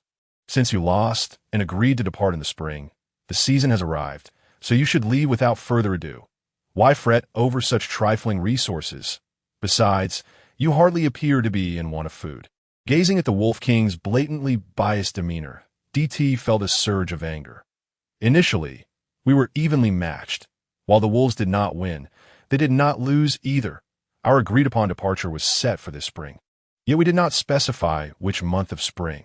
This matter has witnesses among all the beastmen of the White Wolf Valley. Furthermore, I recall entrusting the care of my cave to Bai and Shur when I departed. Since spring is not yet past, you should not forcibly seize my private property.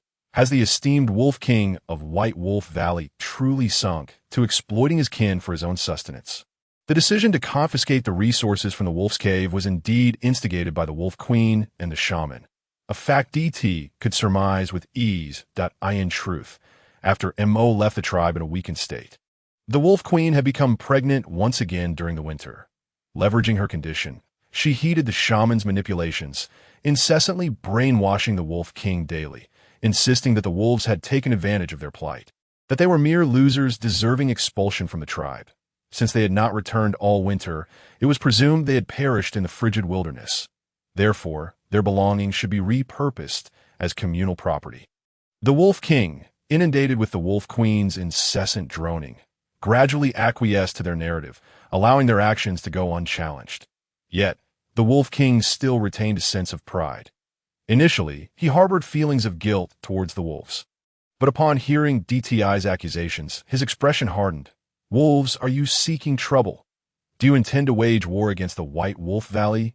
The wolf, previously calmed, felt its emotions surge anew. "Wait," DT bellowed, halting the tense standoff. "Can the wolf challenge the Wolf King now?" At this question, both parties fell into silence. In truth, the wolf had established the Zhaoyang tribe. This signified that the wolf was now the chieftain of an independent tribe, no longer merely a beastman of the White Wolf Valley or a solitary vagabond. If the wolf were merely a wandering beastman, he would still be entitled to challenge the Wolf King for the right to the throne. However, as the leader of an independent tribe, his conflict with the White Wolf King constituted a clash between two tribes. The White Wolf King could command his beastmen to collectively assault the wolves, a distinction of great significance. Nonetheless, the beastmen of the White Wolf Valley were oblivious to the wolf's newfound status. DTI's inquiry was designed to prompt them to make a determination, regardless of the outcome. This confrontation was necessary. The frustration was unbearable. Even if they did not covet those resources, it was imperative to vent their grievances. That moment, an individual emerged from behind the White Wolf beastmen, a beastman named Feng, the partner of the sub-beastman Mu, who had often partaken of the wolf's hospitality in the cave. The wolf is now a vagabond beastman. He is also of the Wolf clan, and thus has the right to challenge the Wolf King. Feng's voice was not loud, yet was sufficiently audible for all of the beastmen of the White Wolf Valley to hear. The wolf, Lan, and the sub-beastman T successfully survived an entire winter, which attests to their capabilities. That is not entirely accurate. Yes, soon as Feng finished speaking, a supporter of the White Wolf King stepped forward in opposition. Where did that horse clan beastman beside the wolf come from? The wolf may have already joined another tribe, in which case he would lose the right to challenge the Wolf King. Ben, having managed to survive in the wilderness, was astute enough to discern the situation. He promptly interjected, "I am a vagabond beastman cast out by my tribe. Had I not encountered the wolf and T before the onset of the heavy snows, I would have perished from starvation. The wolf and T saved my life." He spoke succinctly, neither embellishing nor fabricating tales. Following Ban's declaration, a number of other Wolf Clan beastmen began to emerge, affirming that the wolf was indeed qualified to challenge the White Wolf King. Most of these individuals were third-tier beastmen, the very same who had suffered the most from hunger throughout the winter. The wolf remained silent, standing resolutely, his piercing gaze sweeping over the faces of each beastman. There were over 60 wolves opposing them. Aside from the initial detractor, the remaining wolf beastmen expressed their support for the challenge. The White Wolf King understood that this battle was inevitable. He felt no panic.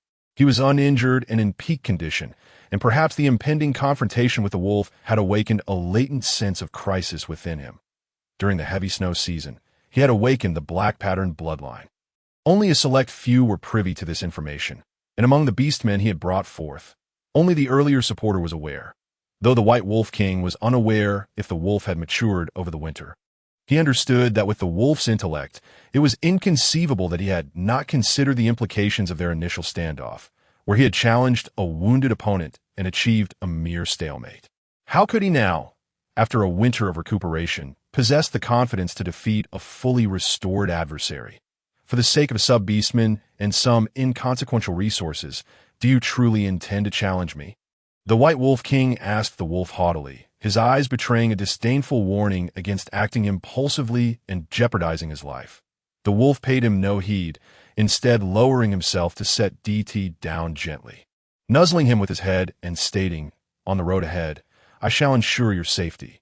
Indeed, in that moment, the wolf resolved to take decisive action, to slay the Wolf King and lead those beastmen of the White Wolf tribe who were willing to follow him. After all, he firmly believed that a prosperous life awaited him alongside DT. Many of the White Wolf clan members, who had fought alongside him, had nurtured him after he lost his parents in his youth. The wolf was a creature of gratitude. Seeing the wolf's determination, all the Wolf Clan beastmen encircled the White Wolf King and the wolf, standing witness to a new contest for the throne. However, as they settled into position, they were taken aback to see the wolf transform into his human form, nonchalantly retrieving a somewhat straightened branch from behind.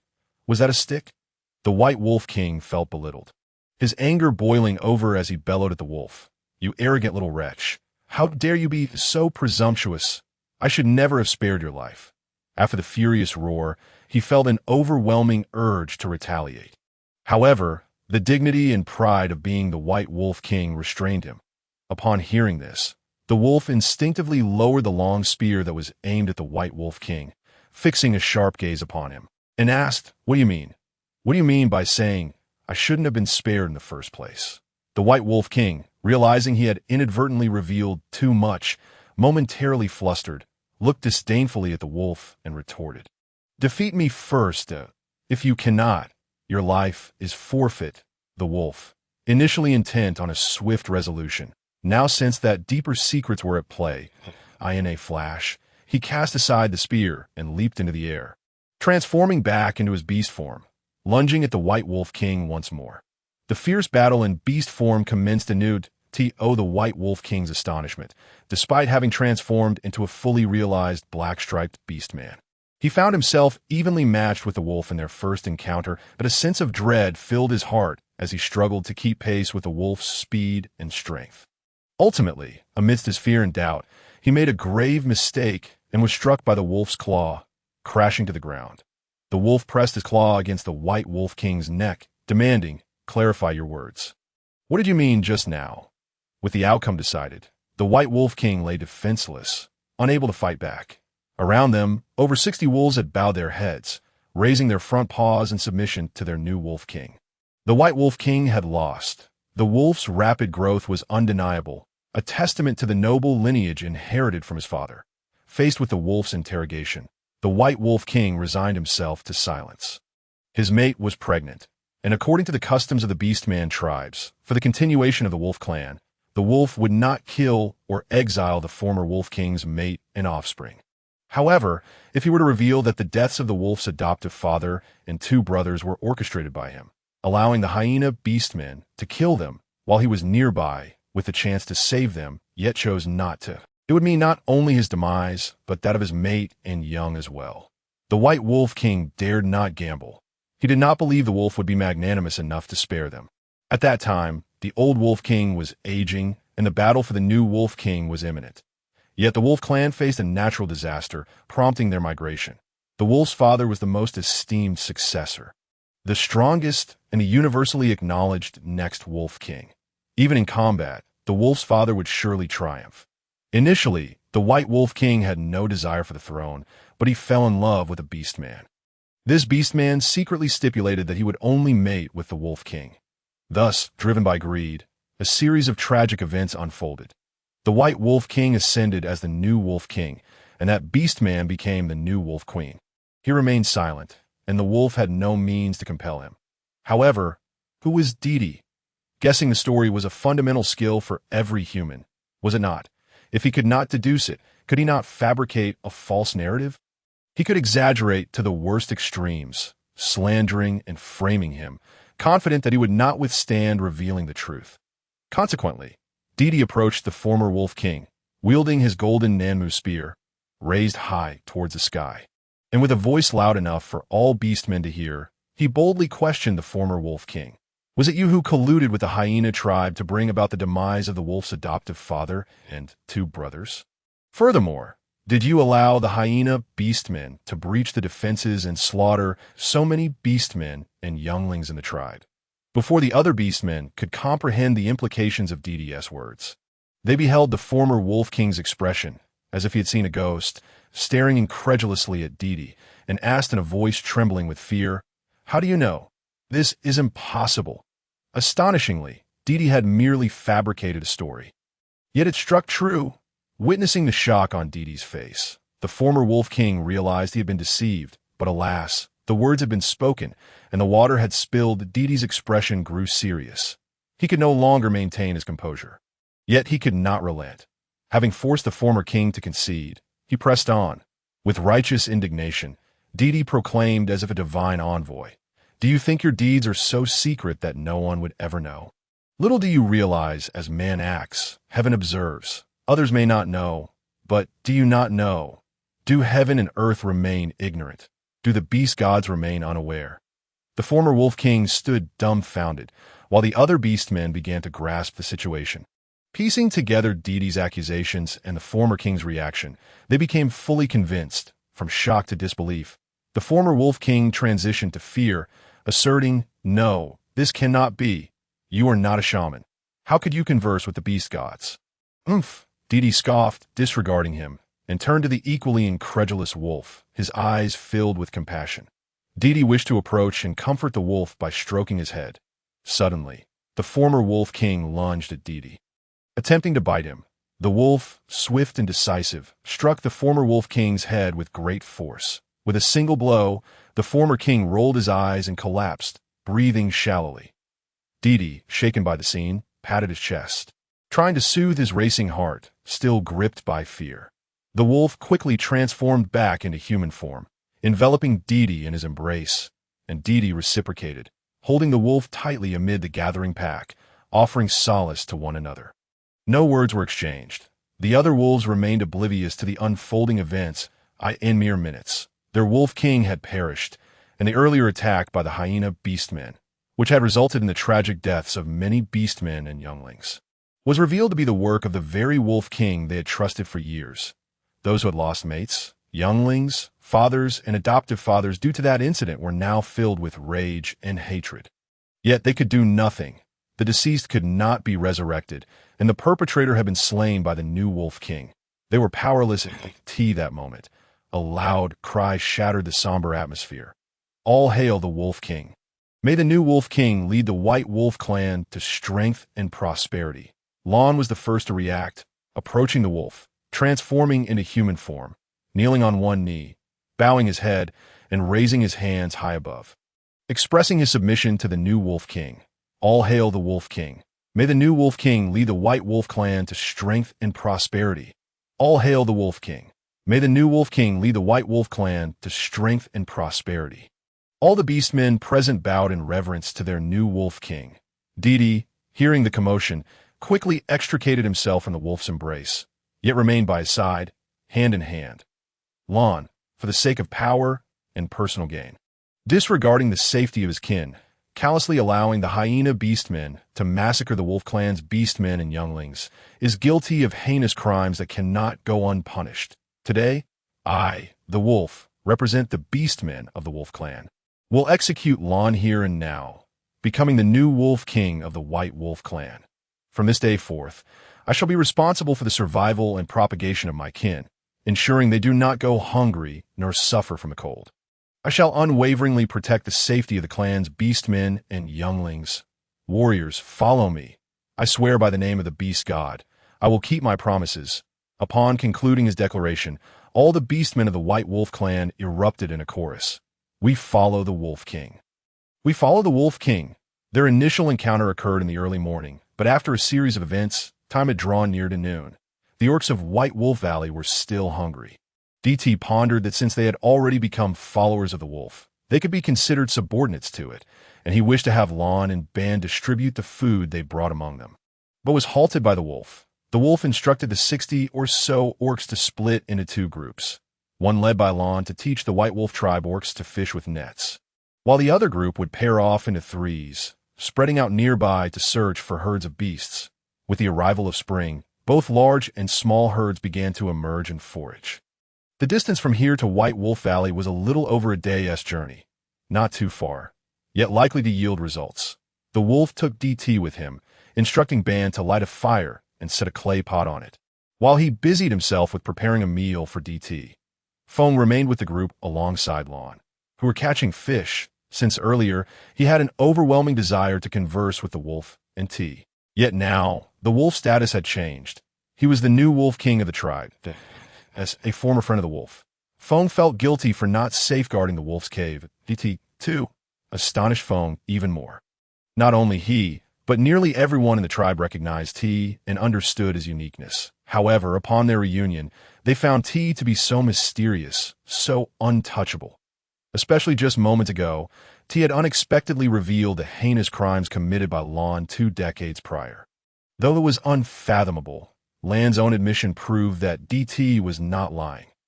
How then did he come to know such truths? They had confirmed time and again that DT was merely an adolescent sub-beastman, likely around 15 years of age or slightly older, but certainly not exceeding 20. The orcs possessed their own methods of discernment and had never erred in this regard. So how did T possess such knowledge? Was he truly not a shaman? Did he lack the ability to communicate with the beast gods? It seemed Lon had noticed Fang's state as well, yet he chose not to address it. During the meal, Fong could no longer contain himself and whispered to Lon, "Lon, how does T know of Lan's actions? Why did he not speak of it before? Did you and the wolf return specifically for revenge after learning of this?" Fang's voice was low, but the orc's hearing was acute. In an instant, all eating ceased, ears perked up, eager to hear Lan's response. Yet, the answer was simply that he did not know. Just then, 2 groups of orcs returning from their patrols simultaneously arrived at the camp. One group reported discovering a herd of short-tailed sheep in the northeast, numbering around 100, migrating eastward. The other group mentioned finding a large number of white-skinned, double-horned wild boars at the edge of the northern forest, preliminarily estimated to be over 200, likely having come to this forest to winter. Just as all the orcs expected the wolf to lead them in hunting the short-tailed sheep, the wolf rose and said to Ban, "You stay at the camp to protect T. I will take them to hunt the wild boars." Ban nodded in agreement. The other orcs were taken aback, though the short-tailed sheep were fewer in number and smaller in size. They posed no threat and were the easiest food for the orcs to hunt. The white-skinned double-horned boars, however, were fierce and formidable, akin to cattle in size, capable of great combat, and their large numbers made them the last beasts the orcs wished to confront. Yet, the wolf had made this decision. Fong could not restrain himself and cautioned the wolf, "Wolf, those are white-skinned double-horned boars. Fong, please mind your address." Lon interjected, cutting off Fong mid-sentence. "The king's decision must be obeyed." Fong immediately lowered his head. "Yes." Thus, the group set forth towards the wild boar herd, leaving behind 10 wolf orcs and Ban at the camp to ensure TI's safety. The orcs patrolling in other directions also heard the summons of the wolf pack and hurried back to the group. Before approaching the wild boar herd, the wolf instructed all the white wolf tribe orcs, "Wait, form groups of 3, just maintain the perimeter and drive the fleeing wild boars towards Lon and me. There is no need for you to engage in direct conflict with the boars. Ensuring your own safety is your hunting task for this occasion." What? Upon hearing the wolf's instructions, the white wolf orcs were momentarily perplexed. What kind of hunting was this? Was it not a death sentence? Or was it a matter of the new wolf king willingly courting death? Lon suppressed his underlying excitement and said, "Just follow the king's orders. In due time, you will understand." With Lon's words, the others had no choice but to comply. The king and Lon were unafraid of death. They merely had to execute the task of driving the herd, which seemed simple enough that as the wolf pack approached the wild boar herd, the boars were leisurely grazing on tender shoots sprouting from the grass. The wolf, having assessed the surrounding terrain and the distribution of the boar herd, climbed with Lon to a relatively elevated mound, using the tall grass for cover, and took out his bow and arrows to begin the hunt. Arrows flew, striking the eyes, hindquarters, and throats of the wild boars. The herd began to panic and riot. Unaware of their enemy, the wild boars began to charge wildly in all directions, scattering and revealing the presence of the white wolf orcs who had been caught off guard. Infuriated by the bloodshed, the herd targeted the white wolf orcs as chaos erupted among the wild boars. The wolf pushed aside the tall grass, concealing him, and let out a howl. Instantly, all the wild boars were drawn to that howl, charging towards the direction of the wolf and Lon. The wolf and Lon unleashed a relentless barrage of arrows, their aim unerring. Almost every arrow released felled a wild boar. Soon, a layer of twitching wild boars, still alive but grievously wounded, obstructed the advance of the other boars. The wolf and Lon then began to pursue the retreating wild boars. Before long, they had emptied a total of over 120 arrows from their quivers. A few pairs of wild boars, in their panic and desperation, collided with each other, fatally injuring themselves as their companions fell one after another. The thick, acrid scent of blood finally drove off the remaining wild boars.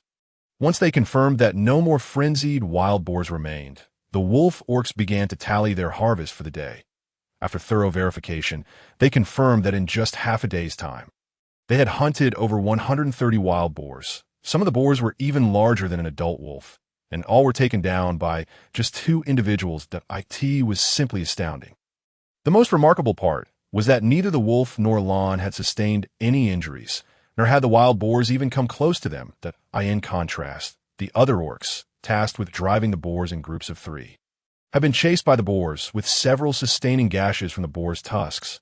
That moment, they finally understood how the wolf managed to lead Lon and T through the bitter winter unscathed by hunger. Such strength, such weaponry, such hunting efficiency, let alone providing for a few individuals, he could easily sustain an entire tribe. After the excitement subsided, the wolf commanded the orcs to slaughter 20 wild boars, ensuring that all present were well fed. The remaining boars were field-dressed, and the orcs joyfully carried them back to the tribe. They traveled through the night, and by dawn the next day, they arrived at White Wolf Valley. The other orcs had returned the day before and had not yet set out. So all were present in the tribe. The wolf's mate and the shaman eagerly awaited at the valley entrance, delighted at the prospect of the Wolf King leading a bountiful hunting party back. Ultimately, what awaited them was a lifeless body, already cold. The wolf, carrying DT and accompanied by Lon and Ban, walked at the rear of the procession. Upon seeing the Wolf King's corpse, all the other orcs were profoundly shocked. Their attention diverted from the wolf and his companions to say, "What on earth transpired? Who killed the Wolf King?" An elder wolf orc named Ching stepped forward to inquire of Land's supporter. Say, the very orc who had defended Lon during the challenge. Say, now devoid of the reverence he once held for Lon, was filled with rage and resentment. In front of everyone, he revealed how the wolf's mate, for her own selfish desires, had incited Lon, allowing the wicked to harm the tribe's sub-beastmen and cubs. Asserting that all present orcs had witnessed Land's confession of his sins before his death. How despicable! How could this be? This is the Wolf King. Why? Why would he do this? Many orcs were unable to accept this reality. Was it simply because you desired to be the wolf's mate? Yet, even if you opposed Lon, he would still have become king, and you could have been the wolf's mate regardless. Why did you compel him to act thus? Someone questioned Wolf Queen who, confronted by the inquiries of the pack, the Wolf Queen realized that her secrets were laid bare. Her firstborn son had been rendered crippled, and her beloved husband, whom she had cherished for so many years, was now deceased. Unable to bear this crushing blow, her mental state gradually deteriorated into madness. Why? I'm the son of the old Wolf King.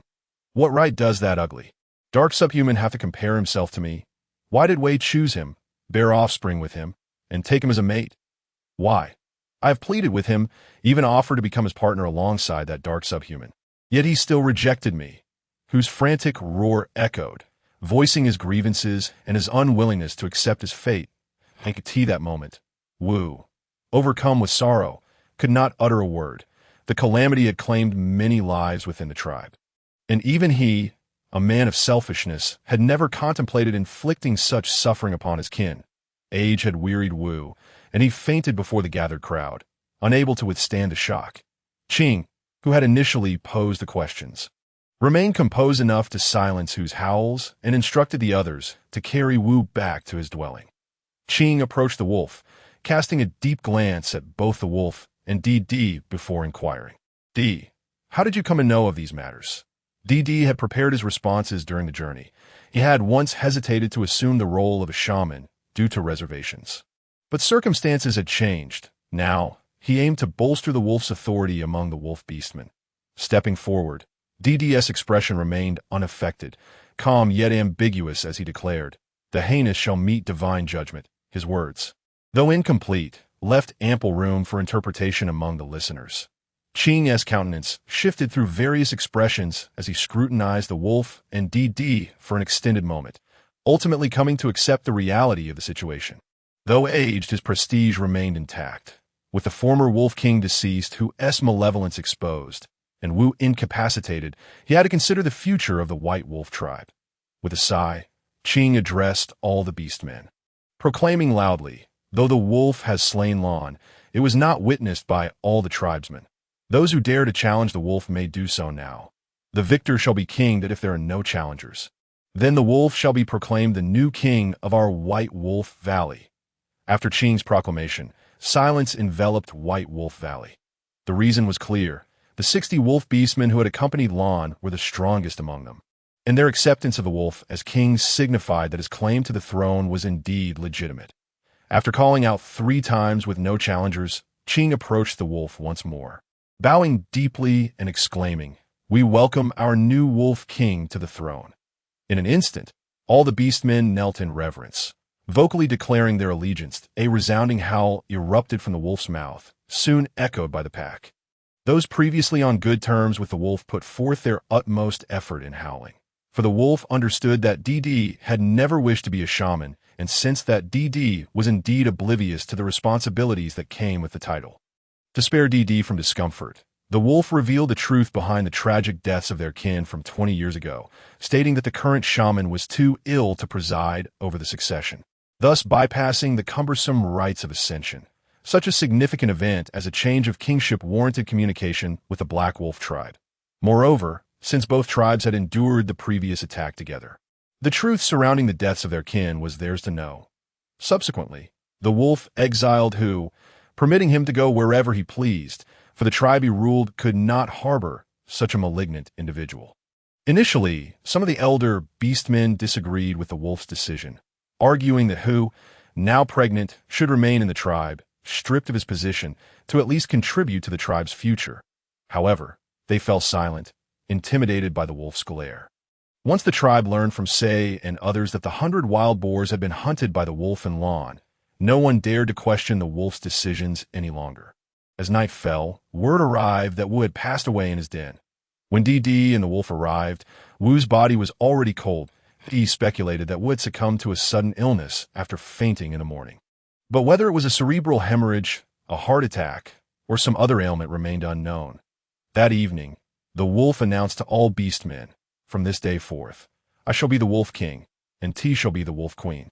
Additionally, T will become the grand shaman of our tribe." After the wolf spoke, Dee stepped forward, addressing the 300 to 400 wolf beastmen with a calm yet resolute demeanor, declaring, "Today, I am the grand shaman, delivering the divine oracle of the beast god. Our entire tribe shall relocate in search of a new homeland." After he finished speaking, Dee anticipated dissent or inquiries from the beastmen, but to his surprise, none were raised. Upon returning to the cave, the wolf clarified to Dee, "It was I who informed Lan and Ban about our plans to winter in the valley. While White Wolf Valley is indeed favorable, it cannot provide adequate sustenance and warmth for our people.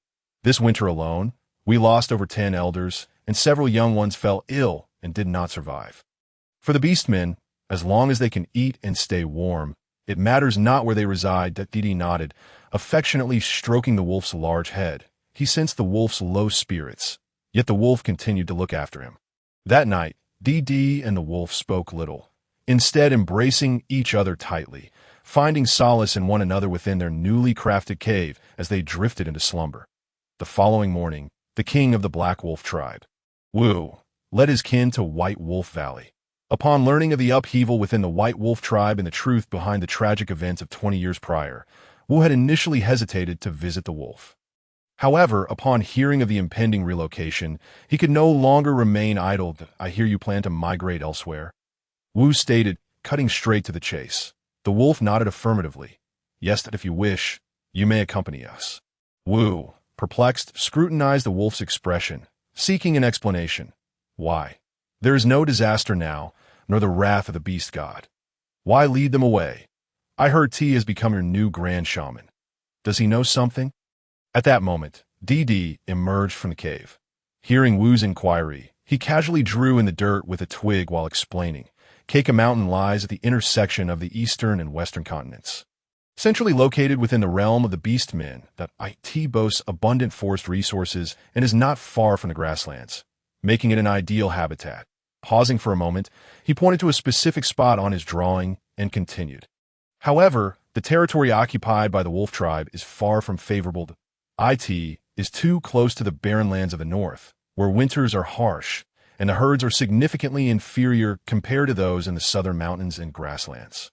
Furthermore, a month's straight distance from here is the Shaman tribe, which sits at the fracture of Keika Mountain, connecting the eastern and western continents. Last year, the western continent experienced a massive earthquake and volcanic eruption.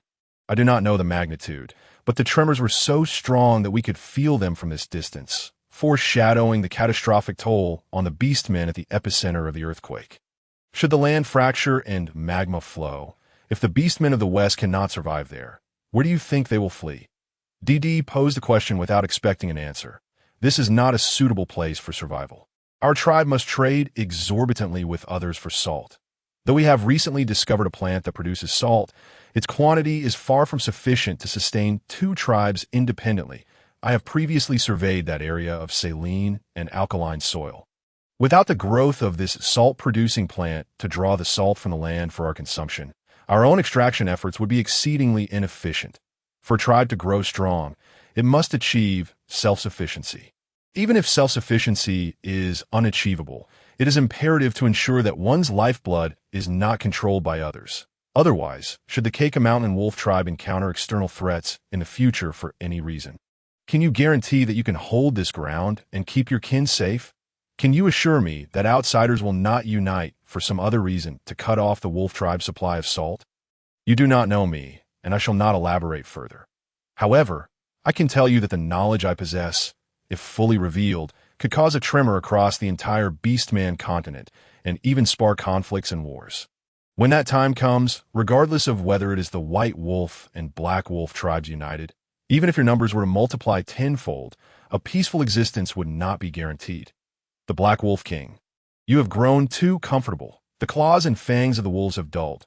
You likely have never witnessed the scene of the wolf and Lon hunting the white-skinned horned wild boar. Soon, you shall see for yourselves. The wolf clan should not be a race that seeks comfort. It is time for change. From the moment DD began to speak, Lon instinctively separated the other wolves around him. Only the wolves and Wu could hear DD's words. Subsequently, the wolves commanded all clan members to gather in the square, where Lon and band demonstrated the use of bows and spears. While shooting at targets lacked the visceral thrill of hunting prey, it sufficiently showcased the power of wielding weapons to all the wolf beastmen. Just as they were processing this revelation, the wolf suddenly gazed skyward, spotting a flight of wild geese soaring from west to east, passing over the White Wolf Valley.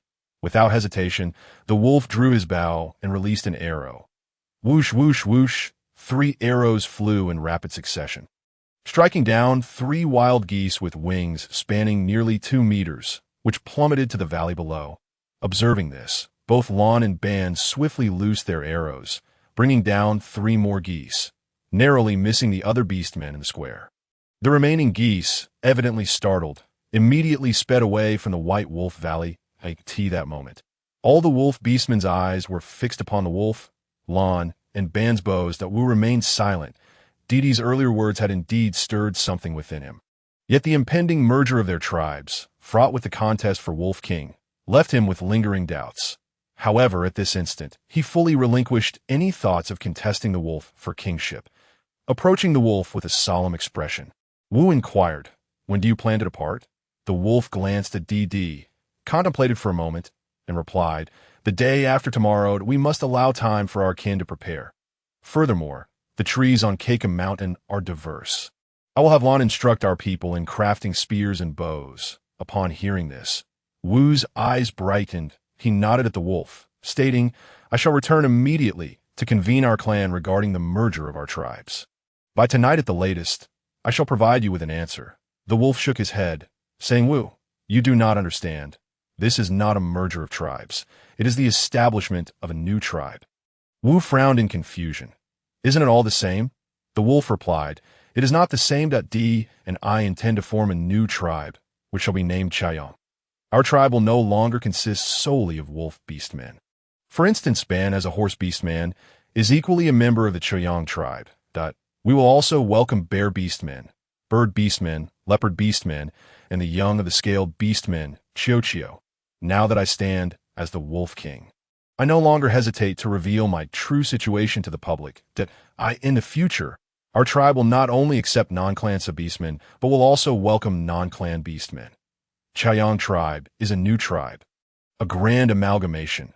There will be no distinctions of class, nor hierarchies of high and low. We are all members of the tribe. Every member bears the responsibility to protect our tribe from invasion. Every member holds the duty to strengthen our tribe. Simultaneously, each tribe member shall receive fair and equal treatment. Those who contribute diligently will reap greater rewards, while those who shirk their duties, jeopardize tribal safety, or hinder tribal advancement shall be scorned by the entire tribe and may face expulsion or, in severe cases, extermination. The wolf's words were not spoken in hushed tones. Naturally, all the surrounding beastmen could hear. Before Wu could respond further, DD stepped forward to add, "The wolf is the first chieftain of the tribe. He will do his utmost to lead us to a better life. Should anyone in the future believe themselves more capable than the wolf, or to do better than the wolf, they may challenge him. Should they defeat the wolf and simultaneously earn the recognition of over 2/3 of the tribe, they shall become the new chieftain. In the Chayan tribe, there are no classes, no distinctions of high or low.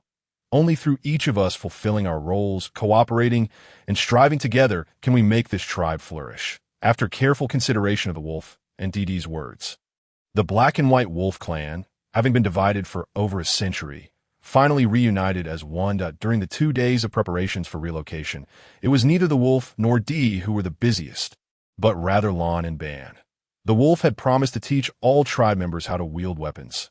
Yet as he was but one, the responsibility naturally fell upon Lon and Ban. They not only had to instruct everyone on selecting suitable wood for crafting weapons, but also patiently recount their legendary experiences to all who inquired how they had survived the harsh winter. Additionally, with over 200 sub-beastmen and more than 100 young ones in the tribe, Lon and Ban had to teach everyone how to construct wooden carts. After all, the supplies for their 11 members were substantial enough to require transportation, let alone for a tribe of hundreds. Fortunately, the trees here were more abundant than those in the frozen lake valley, and the manpower was ample, resulting in the swift and efficient creation of large wooden carts in just one day. Over 20 large circular wooden carts were constructed at a terrifying speed. Meanwhile, the wolf and D leisurely roamed the mountains near the White Wolf Valley for 2 days, although they ultimately returned empty-handed. It was still early spring, and on a clear morning, as the first rays of sunlight pierced the sky and illuminated the White Wolf Valley, the beastmen of the Keika Mountain Wolf clan, led by the new Wolf King, set forth in grand procession towards Xiong. The beastmen of the tribe were organized into squads, with every 50 beastmen forming a team, each led by a captain, resulting in a total of 8 teams. The captains were responsible for remembering all the information regarding their team members, such as appearance, age, combat prowess, and family status. Each team also had a vice captain, who was required to know the information of all team members as well. When the captain was present, they followed his orders. When he was absent, they followed the vice captain. The captain and vice captain communicated directly with the chieftain, who conveyed any orders directly to them, which they would then relay to their team members. The 8 teams were assigned different tasks. There was a vanguard reconnaissance team, 2 protection teams for the sub-beastmen and young ones, a logistics support team, 3 hunting teams, and a technical building team. All beastmen were shuffled into various arrangements, with plans for rotation and adjustment in the future. The sub-beastmen and young ones would also be divided into teams and assigned tasks. The sub-beastmen were divided by DD into 4 large groups, each containing 2 smaller teams, effectively totaling 8 groups. The sub-beastmen engaged in tasks such as tanning hides, foraging for food, weaving, preserving and curing meat, and collecting and preparing medicinal herbs that, of course, weaving was currently the domain of only DD and the yet-to-return Huahui. While tasks related to herbal collection and preparation would also require DD's gradual instruction, AS for the young ones. Those of tender age with sub-beastmen parents would learn relevant skills from their guardians. Orphaned young ones would be adopted by older sub-beastmen in the tribe or those without their own young. The older children would directly participate in training alongside the beastmen. This truly embodied the spirit of full participation in the construction of the new tribe. The wolf instructed Lon to lead the technical building team back to the frozen lake valley to inform Bai Wei and Ro about the addition of over 700 members to the Chayang tribe. He also directed them to gather all the hides in the valley to craft tents, as they would likely need to depart immediately upon the arrival of the main group, in the future. They might spend a year, 2 years, or even longer on the migratory journey, and tents would replace caves as the primary sleeping quarters for the beastmen. The sub-beastmen and young ones excitedly rode in the large, canopied wooden carts, marveling at the scenery along the way. They chatted and laughed, creating a lively atmosphere. Hey, what did I say back then? D is truly no ordinary sub-beastman. Indeed, he is quite a great shaman. What great shaman? He is a wise shaman. We should call him the Wise One. Wise One sounds far more formidable than just great shaman. No wonder he knows so much. The key point is he is genuinely kind and never holds back. He teaches us everything. Exactly. I heard from my third cub that D is going to teach them lion. I've heard it's quite impressive that, oh, what lion? That is called literacy. That I've heard it's a totem that the beast god taught D. And once learned, one can become as formidable as D. Wow, really? Then I'm not a young one. Can I learn it? Of course, but it depends on whether you're clever. Only the clever can learn it. Due to the discomfort of riding in a wooden cart compared to the ease of being on a wolf-fest's back, DT had not utilized a cart since his departure from the valley. Recently, he found himself unexpectedly at ease, yet also burdened with new pressures. Previously, his concerns revolved solely around the accommodations of 11 individuals. But now, he was suddenly faced with the responsibility of over 700 mouths to feed. The management and discipline of the group must be maintained. Otherwise, should an unforeseen circumstance arise in the future, it would indeed be a grave matter. In these days, even during meals, he contemplated the direction they ought to take. Upon returning to the White Wolf Valley, he meticulously replicated the topographical map of the Beastman continent he had learned from Kong, which was inscribed on the cave walls that DT discerned that in terms of forest resources.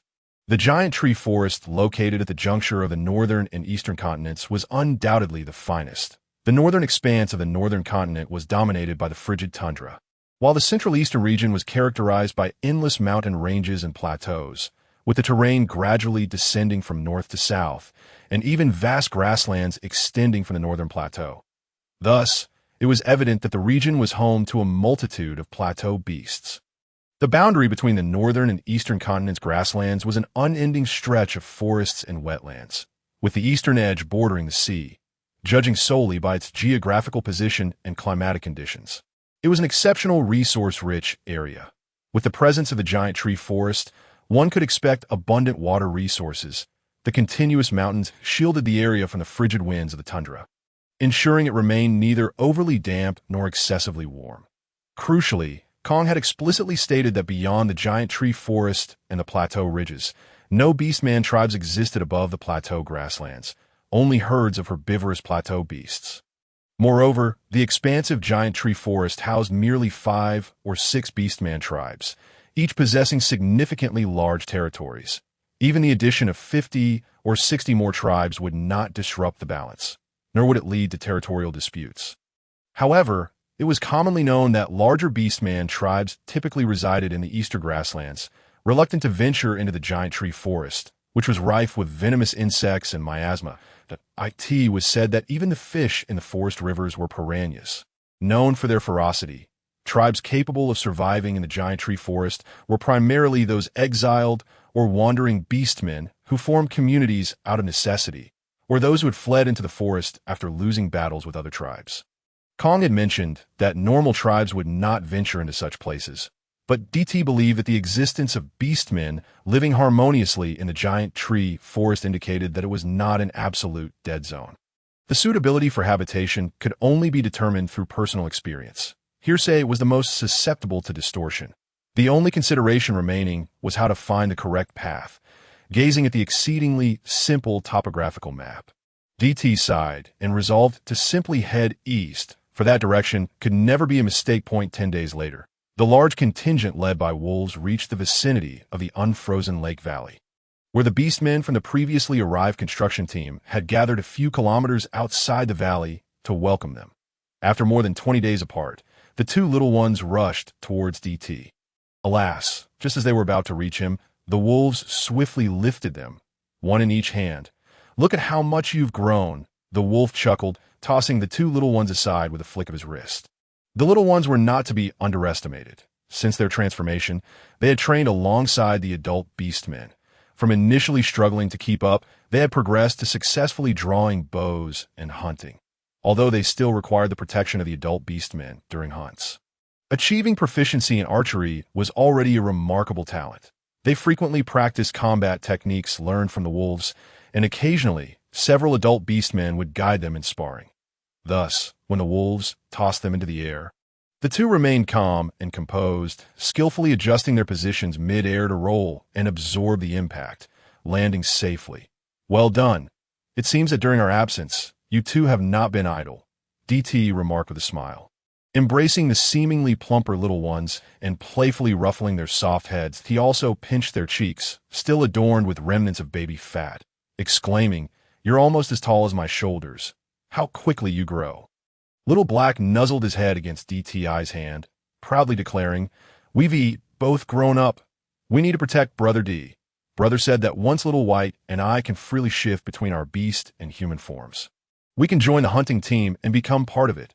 Indeed, Little White chimed in promptly, "We are already formidable warriors." DT gave them both a thumbs up, showering them with praise, amidst the warmth of their reunion. The younglings who had journeyed from the White Wolf Valley looked on with envy. They too longed for DT's commendation, wishing to possess the same agility as the two little ones while wearing such splendid attire. Upon witnessing the tension that had etched itself on DT's brow finally ease, the wolf felt a wave of relief wash over him, albeit accompanied by a hint of jealousy. "Is my fur not appealing to pet? Why must you always fuss over other cubs? They are merely older cubs now." Concealing his envy, the wolf approached with a serious demeanor and addressed the two little ones. "Very well. Since you both have proven yourselves as capable warriors, I shall assign you a task. Are you brave enough to accept it?" The younglings, always eager to prove themselves, replied in unison, "We are." "Excellent," the wolf said, raising an eyebrow as he led them before the gathering of younglings. "Oh, you wish to grow stronger." The younglings clamored eagerly, shouting yes. The wolf nodded in satisfaction and pointed at the two, announcing, "You see these two younglings in their human forms. This is Little White, and this is Little Black. They're the little warriors personally trained by T and me. During winter, they accompanied us on hunts, each successfully bringing down 2 adult white-horned sheep by themselves. What do you say? Impressive, isn't it?" The younglings cheered enthusiastically. "Impressive." The wolf continued in a persuasive tone, "Do you aspire to be as formidable as they are?" The younglings shouted with all their might. "Yes." The wolf, like a mischievous uncle coaxing his younglings, declared, "Very well. From this moment on, those of you unable to transform must continue following the sub-beastman team to learn basic survival skills, eat well, hydrate, build your strength, and practice simple hunting techniques. Those who could transform will follow Little White and Little Black. From now on, Little White will be your captain, and Little Black will be your vice-captain. They will teach you combat and archery techniques exclusive to beastman warriors. You must exhibit discipline like adult beastmen, follow orders, and persist in your training to become the strongest warriors of the tribe. Discipline, follow orders, persist in training, warriors, warriors." The younglings cheered exuberantly. During their journey, they had already witnessed the training conducted by the wolf for all the beastmen. Many had stealthily trailed behind the beastmen, eager to learn. Children are the most competitive, yearning to showcase themselves and prove their worth. Now, they too had a young captain and, like the adult beastmen, were set to become warriors of the tribe. By Wei, Ro Ban, Lan, Hua, and others had endured a harsh winter alongside the wolf and DT. The wolf assigned them roles akin to instructors outside the main ranks of the beastmen. Additionally, the wolf had engaged in a friendly match with Bai Wei beforehand. And as expected, the wolf emerged victorious. Bai Wei upheld his promise and became the wolf's protector. He had no intention of leaving the tribe with his two younger brothers, for the wolf was an enlightened leader. In this tribe, freedom, strength, and equality among all members prevailed. It would be foolish to depart. Ultimately, the wolf established the wise Great Shaman Guard and appointed Bai Wei as its captain. The primary duty of this guard is to ensure the safety of DT during the absence of the wolves from the tribe. Dutifully following DTI's commands as the tribe gathers, inquiries abound regarding when T shall embark and to what destination. This question has occupied DTI's thoughts throughout the winter, leading him to decide to camp in this expansive plain for a period ranging from 10 to 20 days. The rationale behind this decision is that the wolf tribe has yet to undergo formal training or engage in actual combat. With over 700 members, most of the tribe still relies on stone tools, which are cumbersome and inefficient. The production of pottery also requires time.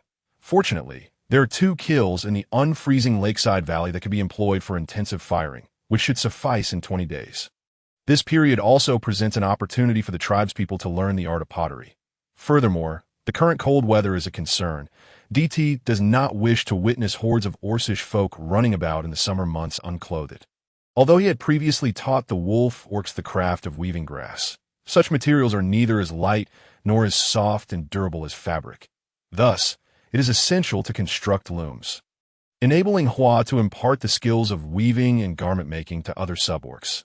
Additionally, the switch from rattan baskets to bamboo ones is warranted, as the latter is sturdier. Moreover, the wolves have decreed that in future collective hunts, half of the spoils will belong to the tribe, while the other half will go to the hunting orcs themselves. This principle applies to all products of weaving, pottery, and basketry.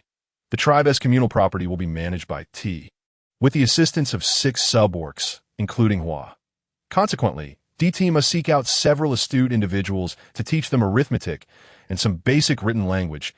As the days pass, the orcs of the Xiaoyang tribe grow increasingly vigorous and robust. Whatever task they undertake, it is executed with order, organization, and discipline. The emaciated orcs, once starved through winter, have all regained their strength. Noteworthy is the fact that during the absence of the wolves and T, Ro and Ban successfully crafted bowstrings from the sinews of hornless cattle. Upon testing the bowstrings, the wolves confirmed their usability, resulting in every orc possessing their own bows and arrows. Amidst this flurry of activity, time progressed to mid-spring, and the Xiaoyang tribe formally set forth towards the east along the Great River. The prairie had begun to exhibit patches of green, and the trees were budding anew. Along the riverbank, amidst tall grasses, numerous waterfowl thrived, fishing in the river. Countless herds of wild beasts appeared to emerge from thin air, leisurely grazing and frolicking upon the fresh green plains.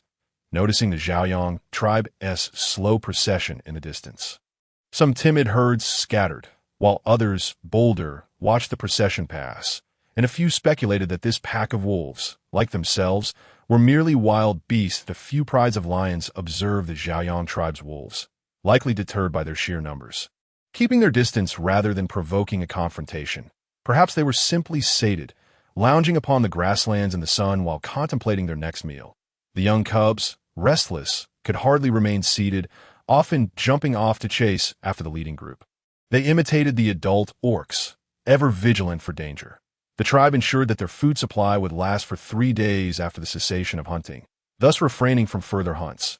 This strategy guarantees that every tribesman receives fresh meat at each meal, preventing spoilage, while also ensuring that in emergencies they would not go hungry within 3 days without hunting. After more than half a month, AI, leading the vanguard, departed for merely an hour before returning. I reported to the wolves and T that the river ahead flows southward, culminating in a massive cliff waterfall. The mountains had split them into 2 teams. One moved southeast to seek a route down to the cliff's base, while the other continued eastward to investigate whether other tribal orcs left traces in the hilly region. I flew northeast for a brief moment, and, near a low mountain hollow, discovered two groups of bear orcs engaged in a brawl. Upon closer observation, it appeared that the brown bear orcs were bullying the black bear orcs. The brown bear orcs, relying on their size, displayed considerable arrogance that I could hear their exchanges from the sky, which indicated that several nearby tribes were obligated to periodically offer tributes to the brown bear tribe, with the black bear tribe being the sole dissenters, thus facing punishment from the brown bear tribe, that I initially contemplated flying closer to eavesdrop further but refrained from acting rashly, fearing exposure and potential pursuit. Instead, I returned to inform you of the situation. The wolf nodded, affirming the wisdom of your decision. You shall lead the way. I will accompany a group of orcs to ascertain the circumstances. He eagerly interjected. I shall go as well. The wolf shook his head, stating, No, it is too perilous for you, that I will merely gather information on the path, not intervene in their conflict. The Keika Mountain wolf tribe is somewhat familiar to me. I will take a few seasoned wolves from our tribe to assess the situation first. However, after contemplation, DT remained resolute in his desire to personally investigate. His stubbornness was not born from a lack of trust in the wolf's ability to manage communications with other tribes, but rather from the understanding that there could be numerous orc tribes in the vicinity. It would be utterly impossible for such a large contingent to traverse this hilly terrain without disturbing anyone. Given AI's claim of oppression in the area, discontent and resistance must undoubtedly exist. It was merely a matter of whether they could withstand it. That DT was not the type to meddle in others' affairs, yet encountering oppression on this continent could not be overlooked. Ensuring the safety of his own tribe, while fostering amicable relations with as many other tribes as possible, was, in DTI's view, ultimately beneficial. Aside from a few exceptional orcs, such as the irredeemable hyenas, the vast majority of orcs possess a sense of gratitude. Naturally, all orcs also harbor grudges. Grateful orcs, if treated well by the Zhaoyang tribe and offered assistance, would not only lead to a multitude of friends or allies, but would at least minimize the number of enemies that, in times of peace, some orc tribes might not encounter any adversities for centuries. However, the climate on the orc continent is notably volatile, and geological activities are frequent. That it is not inconceivable that due to droughts or floods, orcs might be compelled to migrate from their original habitats, leading to encounters among tribes that were once separated by vast distances. Furthermore, orcs generally do not initiate unwarranted attacks on those merely passing through their territories, unless the passing orcs harm the indigenous tribe's members or attempt to linger within the territory. They would typically be met with expulsion or violence. They merely seek directions and do not instigate trouble, so significant danger should not be anticipated. Interestingly, Byway initially traversed from the east, but did not pass through this hilly region, suggesting he must have taken an alternate route to reach the western grasslands. Regrettably, after several narrow escapes, Byway, burdened with 2 cubs, had long forgotten the route he had taken, upon observing DTI's insistence to accompany him. The wolf relented. He promptly commanded a hunting team to arm themselves fully and follow along. I led the way through the sky, and after an hour or so, they arrived at the edge of the hollow. The brown bear orcs were still engaged in their assault on the black bear orcs. Upon spotting the approaching wolves, they momentarily froze, quickly adopting a defensive posture. Remarkably, the skirmish had persisted for over 2 hours, with several black bear orcs lying on the ground, their chests still heaving, indicating they were not yet deceased. One imposing brown bear, standing over 4 meters tall, glared at the wolves and inquired, From whence do you orcs hail? What business do you have in Brown Bear Ridge? The wolf remained silent, while Ching stepped forward, unperturbed, and replied, Mighty warriors of the Brown Bear tribe, we hail from the Keika Mountain Wolf tribe, that we seek to reach the eastern grasslands to participate in this year's Hafeng Mountain Trade Fair. As we passed through here and noticed orc activity, we wish to inquire for directions. The fierce brown bear orc scanned the wolf pack and, sensing that they were en route to a trade fair, demanded, What provisions do you bring for exchange? Ching responded, We have observed signs of orc activity in these mountains, leading us to surmise that there are tribes nearby. Thus, we dared not proceed recklessly and have kept our main party at a distance. We are merely a scouting team seeking directions. Upon hearing this, the brown bear orc narrowed his eyes and asked, How many of you are there in total? Ching replied, We number 150. We kindly request that you direct us, so we may depart swiftly, without lingering in your noble territory. Oh, haha. The brown bear orc laughed boisterously upon hearing the number. I shall guide you. But you must leave half of the beast meat you intended for trade. Ching frowned, his tone no longer amicable. Brown bear orc, what do you mean by this? The brown bear orc waved at the other orcs. And instantly, over 30 brown bear orcs surrounded the wolf pack. The brown bear laughed heartily and declared, what I mean is that you must leave behind half of your beast meat.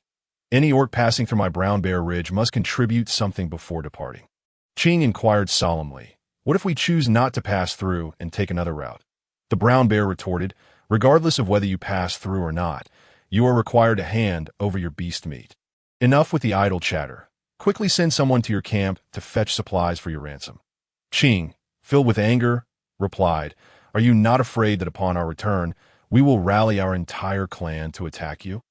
You are attempting to incite discord among the tribes. The brown bear scoffed dismissively. Do not try to intimidate me. I have heard of your Cake Mountain Wolf clan. Your entire tribe comprises no more than 300 individuals, many of whom are merely sub-orcs or cubs lacking combat prowess. The fighting ability of your adult orcs is quite mediocre and cannot compare to our brown bear clan, that we have over 300 adult orcs. Not to mention the bamboo bear clan, black bear clan, red bear clan, and water bear clan that have submitted to us, bringing our numbers to over 1,000. Our chieftain, Chong, is a black-striped orc. Why would our clan fear your insignificant wolf clan? Preposterous! Ching was rendered speechless with fury that moment. Lang stepped forward from behind and said to Ching, Uncle Ching, since the brown bear clan is so formidable, we should not escalate the situation if they desire our food. Let us grant it to them. After all, it is spring. If we run out of provisions, we can always hunt again. Turning to the brown bear, Lang continued, brave warrior, you must understand that the resources in Cake Mountain are quite scarce. To preserve our food, we often smear our meat with charcoal from wood fires, which allows it to last longer but renders it quite unpalatable. We do carry some jerky with us. Would you care to sample it? If it does not meet your satisfaction, we could also offer you half of our pelts as compensation. Our pelts are of the finest quality, long-haired and suitable for wearing in the summer heat. Both beautiful and cool. What do you think? With that, Lang transformed into his human form and pulled out a piece of jerky that had clearly been bitten into, apologizing, oh dear, I nibbled on this one. Here, take this fresh piece instead. He then handed the new jerky to the brown bear. Although the jerky appeared quite dark, upon tasting it, the brown bear was pleasantly surprised by its exceptional flavor. Hand over your pelt bag to me, the brown bear commanded, snatching the bag from Lang's hands. Observing this, the others willingly offered their pouches to the surrounding brown bears, all wearing obsequious smiles, while the black bear clan watched in dismay. Shaking their heads, they thought to themselves, what kind of wolf clan orc is this, so spineless as to bring shame upon their kind?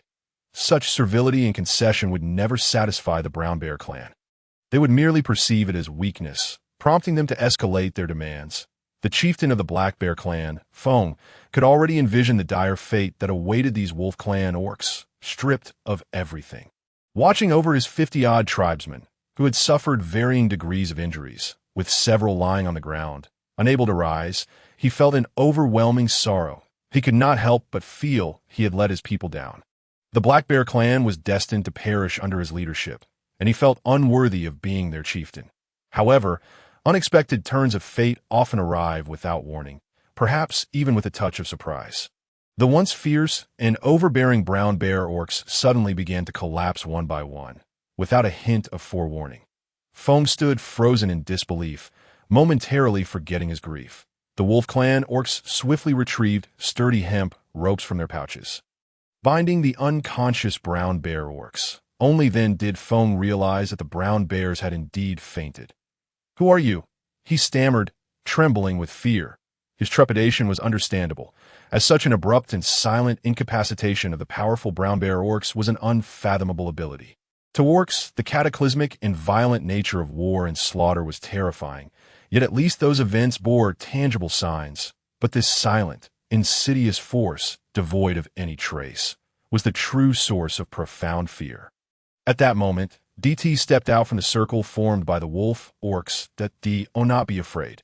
We hail from the Chiyang tribe, that we merely pass through here to inquire about directions. DT, strikingly handsome and diminutive compared to the towering orcs, spoke, alleviating Fang's fear slightly. What has happened to them? Fang's voice quivered. DT reassured him. Do not worry. They are merely asleep and will likely awaken by nightfall. Sensing Fang's continued tension, DT approached him, with Lang closely following. Observing the increasingly anxious black bears, Lang furrowed his brow and asked, although your black bear clan is not as large as the brown bears, why do you endure such bullying? Even if your numbers are few and you cannot fight back, you could still migrate elsewhere to survive. Why do you not leave? Before Fong could respond, DT glanced at the few black bear orcs still lying on the ground and added, I would like to examine their injuries, if that is permissible. As Fong looked at DT, he realized that this young sub-orc not only possessed striking looks, but also dressed exquisitely, suggesting a position of some importance. Clinging to a glimmer of hope, Fong asked, Can you, sir, heal them? DT replied, I can attempt it, but I cannot guarantee success. After all, DT had only dabbled in herbal knowledge and had not extensively studied medicinal formulas. He was a university student focused on engineering. With herbalism merely a pastime in such a vast world, he could not afford to search high and low for remedies. Survival took precedence. Fong nodded vigorously, signaling to the other guards to clear a space for DT. Truth be told, DT lacked medical expertise, but understood that the orcs had sustained head injuries from the beating, and their unconsciousness might stem from blood clots. He extracted a few pieces of turmeric and a pinch of musk from his pouch, placing them into the mouths of the unconscious orcs. Turmeric is not ginger. It is a different species of ginger that they discovered while gathering firewood before the winter snow. The timing coincided with the harvest of the turmeric stalks and leaves. Turmeric promotes blood circulation, alleviates pain, and dispels bruises. Finding it was fortunate, as it was a herb that DT recognized, as for the musk. When the wolves hunted musk deer, DT had remembered this substance and asked the wolves to help procure it. Although he explained to the wolves that it was a medicinal herb, they had inexplicably been envious for several days, causing DT considerable trouble. Musk stimulates consciousness, promotes blood flow, and reduces swelling and pain. Treating unconsciousness, ulcers, swelling, sore throats, blood stagnation, abdominal pain, headaches, injuries, and difficulties in childbirth. Alas, being somewhat a novice with no one else to turn to for help, DT could only rely on his understanding to save lives as best as he could. If he succeeded, it would be a stroke of luck. If not, he would have tried his best. It was better than simply watching them perish. Subsequently, DT produced some powder made from a mixture of musk and camphor, instructing the orcs to mix it with water and apply it to each injured black bear orc, guiding them to gently massage for several minutes until warmth developed. DT had thought of camphor when the wolves were felling trees to produce charcoal. Camphor serves to open channels, eliminate insects, and relieve pain. It is not a naturally occurring product, but requires cutting the camphor tree into small pieces and distilling it with water. The camphor oil rises with the steam, cooling to form camphor. Musk and camphor complement each other effectively. A mature traditional Chinese herbal remedy is undoubtedly composed of a myriad of herbal combinations. However, given the current constraints, DT has had to make do with what is available. Upon witnessing the various unfamiliar substances that DT produced, some for consumption, others for application, Fong felt a profound sense of reverence. Wolf once again posed a question that Fong had previously avoided, prompting Fong to sorrowfully reveal the reasons behind their passive acceptance of their plight. It turned out that the Brown Bear clan had coerced the nearby bear tribes into sending their young to their tribe, under the guise of claiming that the Brown Bear clan was the mightiest and could assist in nurturing the cubs to enhance their combat prowess. Yet this was not nurturing. It was clearly a form of hostage-taking. The area, once known as Bear Ridge, was home to the Bamboo Bear Clan, Black Bear Clan, Red Bear Clan, and Water Bear Clan. Life had been quite tranquil for the four clans until 3 years ago when the Brown Bear Clan migrated from the north. In the initial 2 years, harmony prevailed among the clans, as they all belonged to the Bear family. However, a year ago, the Shaman of the Brown Bear Clan, under the pretense of a spring festival, summoned the other four clans into their midst, leveraging the immense size and formidable combat abilities of the Brown Bears, along with the so-called Beast God, oracle, to forcibly retain the young from the other clans. Since then, the four clans had been living under the dominance of the brown bears, and Bear Ridge had been renamed Brown Bear Ridge. Previously, the four clans lived dispersely across Bear Ridge, with each tribe situated at least half a month journey apart. The Brown Bear clan subsequently relocated them to areas within half a day's travel from Brown Bear Valley, forming a square around it. Each clan had a population of approximately 500. With the number of beastmen consistently hovering around 400, the bear tribes had a relatively low birth rate, with some only able to conceive once every 5 years after the arrival of the Brown Bear clan. Frequent oppression and slaughter of the other clans ensued, resulting in the combined number of beastmen from the four clans plummeting to less than 250 within a year. In contrast, the Brown Bear clan maintained a population of over 500, including sub-beastmen and cubs. However, due to their physical advantages, the combat capabilities of their sub-beastmen and cubs were generally superior to those of the other clans. Even without the involvement of their sub-beastmen and cubs, the sheer number of over 400 adult brown bear beastmen was sufficient to sweep away the four clans that we, the bear clans, have always struggled with conception. For the sake of our cubs, we dare not resist. Fong, a towering figure exceeding 2.5 meters, cried pitifully before Didi, leaving her with a sense of unreality. She always believed beastmen to be fearless warriors who would fight first and ask questions later, ready to face death. Yet, it appeared that beastmen also possessed a tender side. Wolf furrowed his brow at the inconsolable Fong and said, "Enough. What good is crying? Just tell me, if we assist you, would you be willing to rise up and join forces with us to vanquish the Brown Bear clan?" "What?" Fong exclaimed, horrified. "No. We cannot take action.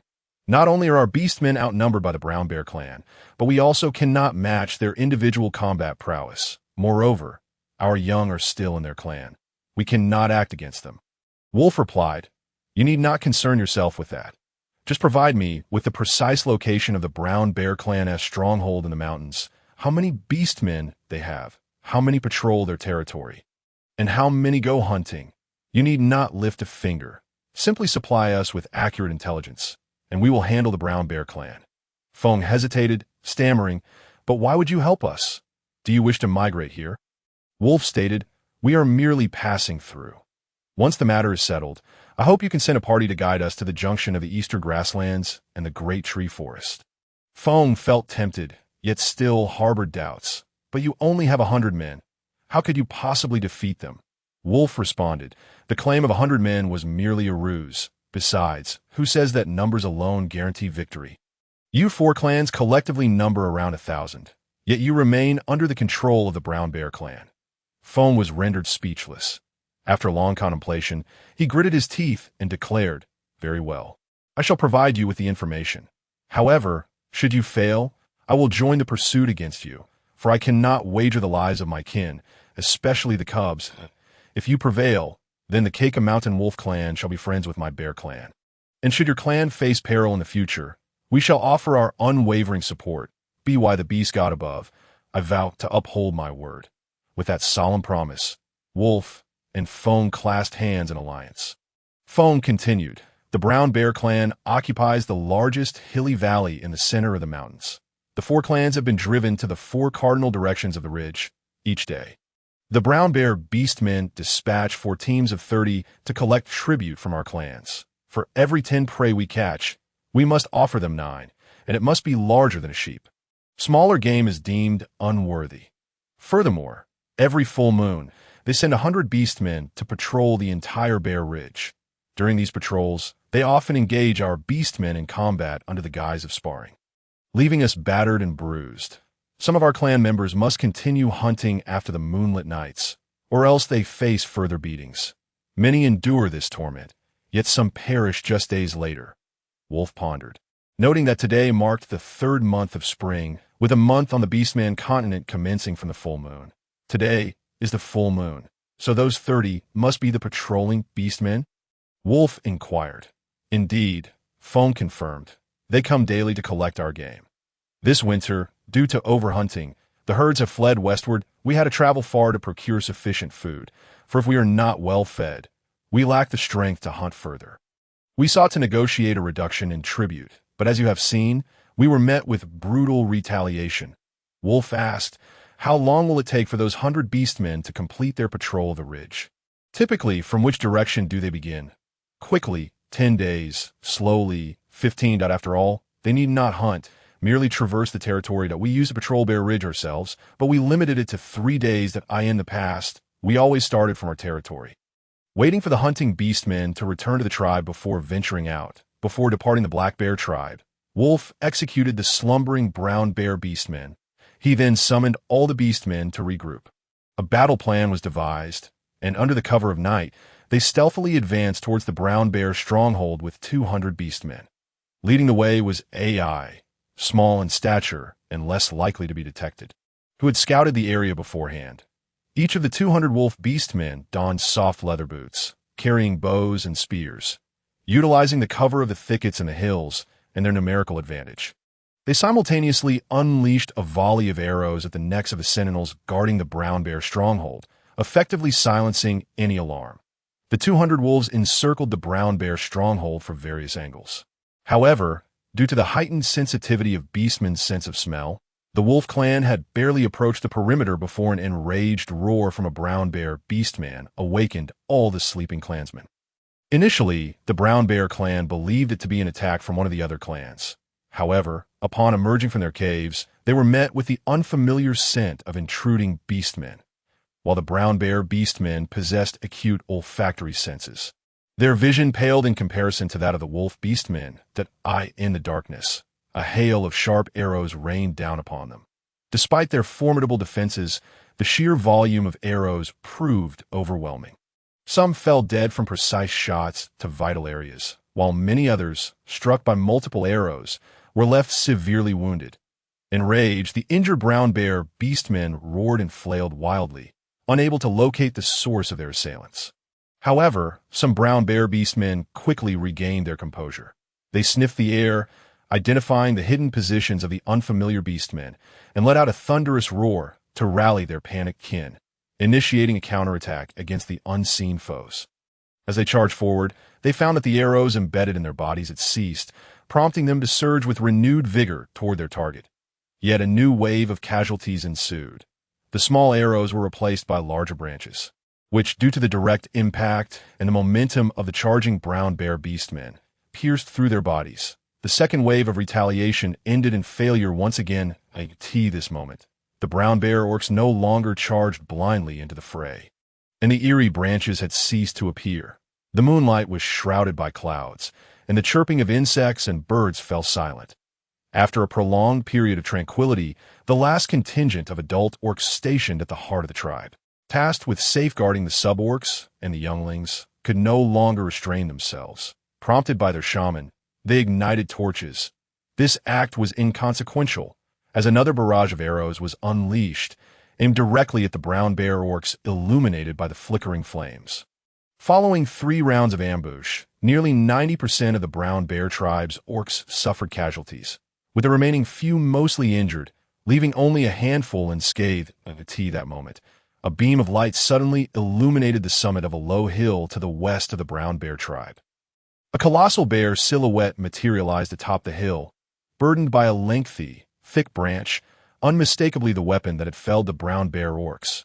Simultaneously, a thunderous voice resonated from all directions, echoing throughout the Brown Bear Valley. The orcs listened intently, recognizing that they were once messengers sent by the bear deity to the orc continent, meant to unite the bear tribes, coexist peacefully, dismantle oppression, and strive for collective advancement. Yet your tribe's great shaman, driven by selfish motives, concealed the divine oracle of the beast god, committing heinous acts and amassing a multitude of sins, warranting the gravest of punishments. Today, the new envoy of the beast god traverses the realm, passing through Bear Ridge, administering justice to restore clarity that I hope you all can awaken from your stupor, eliminate the vile shaman, and extinguish the wrath of the beast god. As thunder, this voice reverberated within the Brown Bear Valley.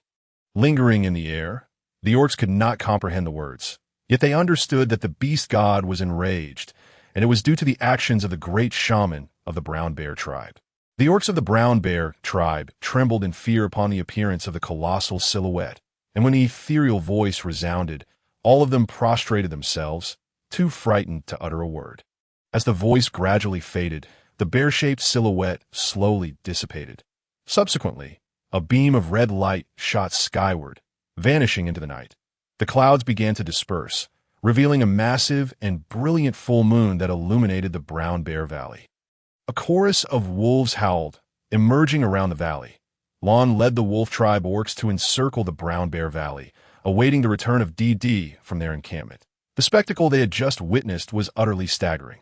Not only the Brown Bear tribe orcs were astonished, but even the wolf orcs who orchestrated the event were filled with uncertainty.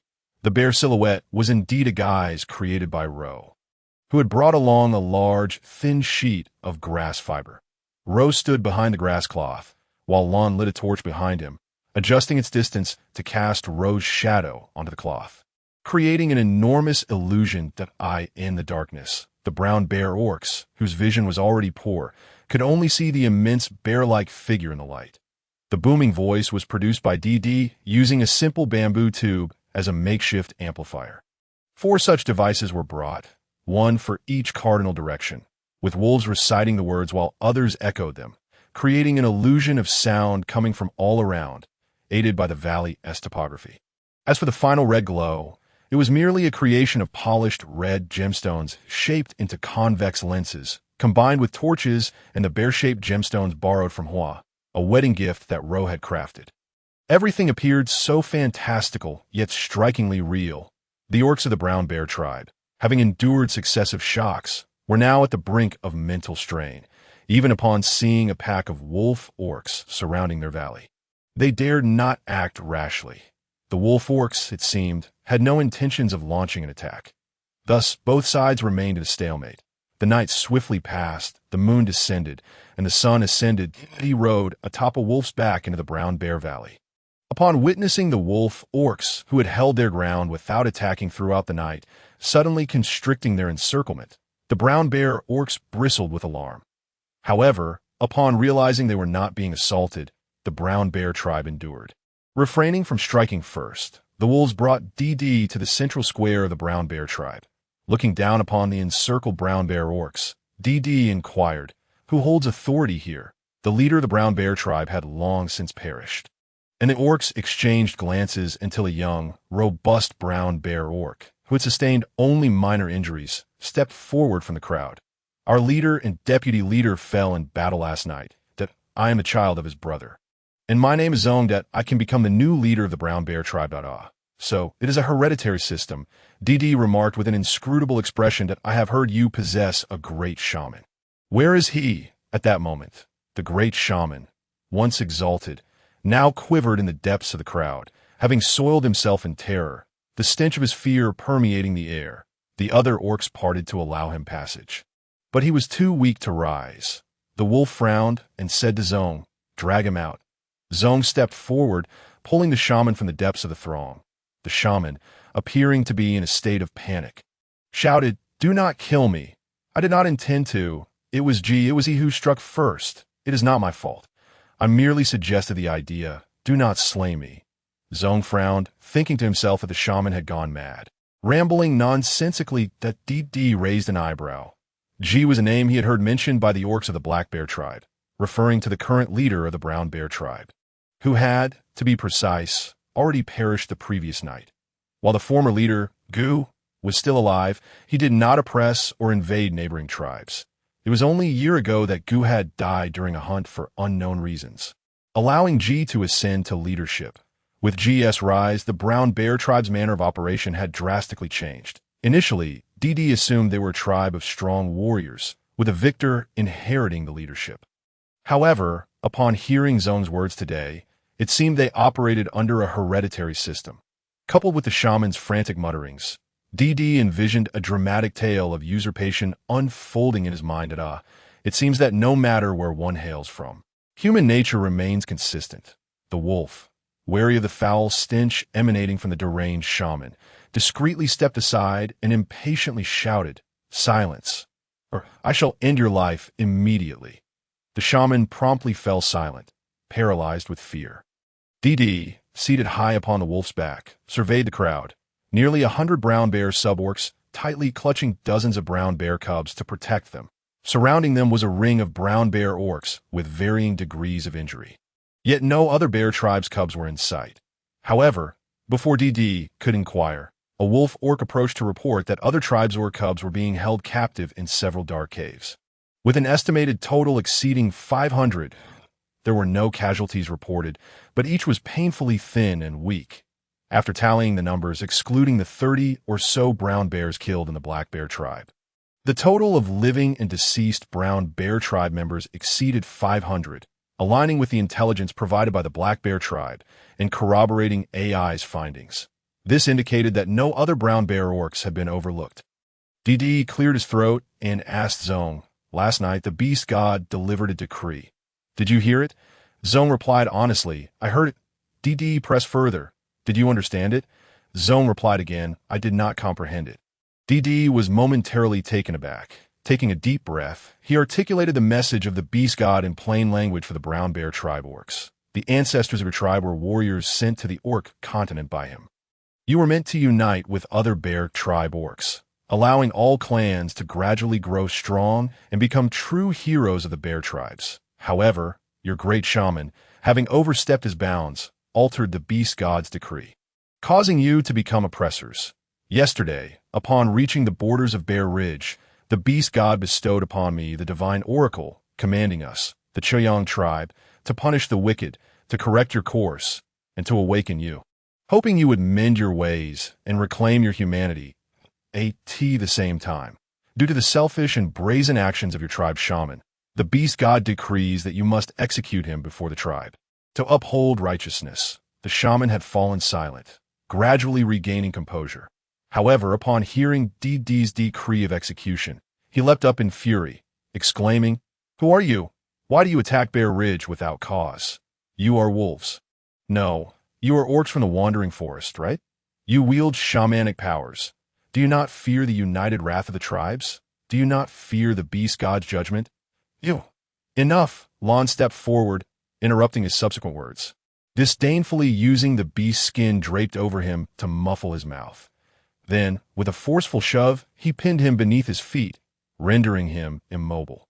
Zong hesitated slightly.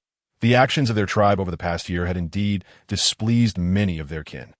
However, due to his status as a shaman and the unwavering support of the chieftain, depriving other tribes ultimately benefited his own people. Were it a case of orcs erring, or ordinary suborcs, or cubs faltering, he would not hesitate to administer punishment. Yet, this was a shaman that in the Orcish belief, a shaman is the messenger of the divine on earth, infallible and beyond reproach. Otherwise, upon the death of his father beast, according to the customs of the brown bear tribe, he would have been the next chieftain, but the shaman declared that the beast god favored his uncle for the position, and without question, he relinquished it.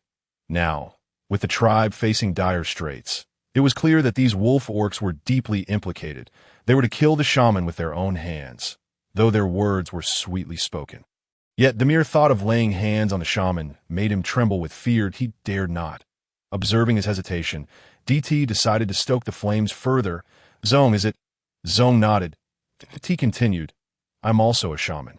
I'm the great shaman and sage of the Choyang tribe. You may doubt me, but you cannot doubt the beast god. Your father beast was a chieftain of discernment, regrettably slain by this false shaman in collusion with Jiao. After Jiao assumed chieftaincy, he became restless, oppressing the weak, and nearly leading the 4 bear tribes to extinction. This angered the beast god, who has now descended punishment upon you. What are you still hesitating for?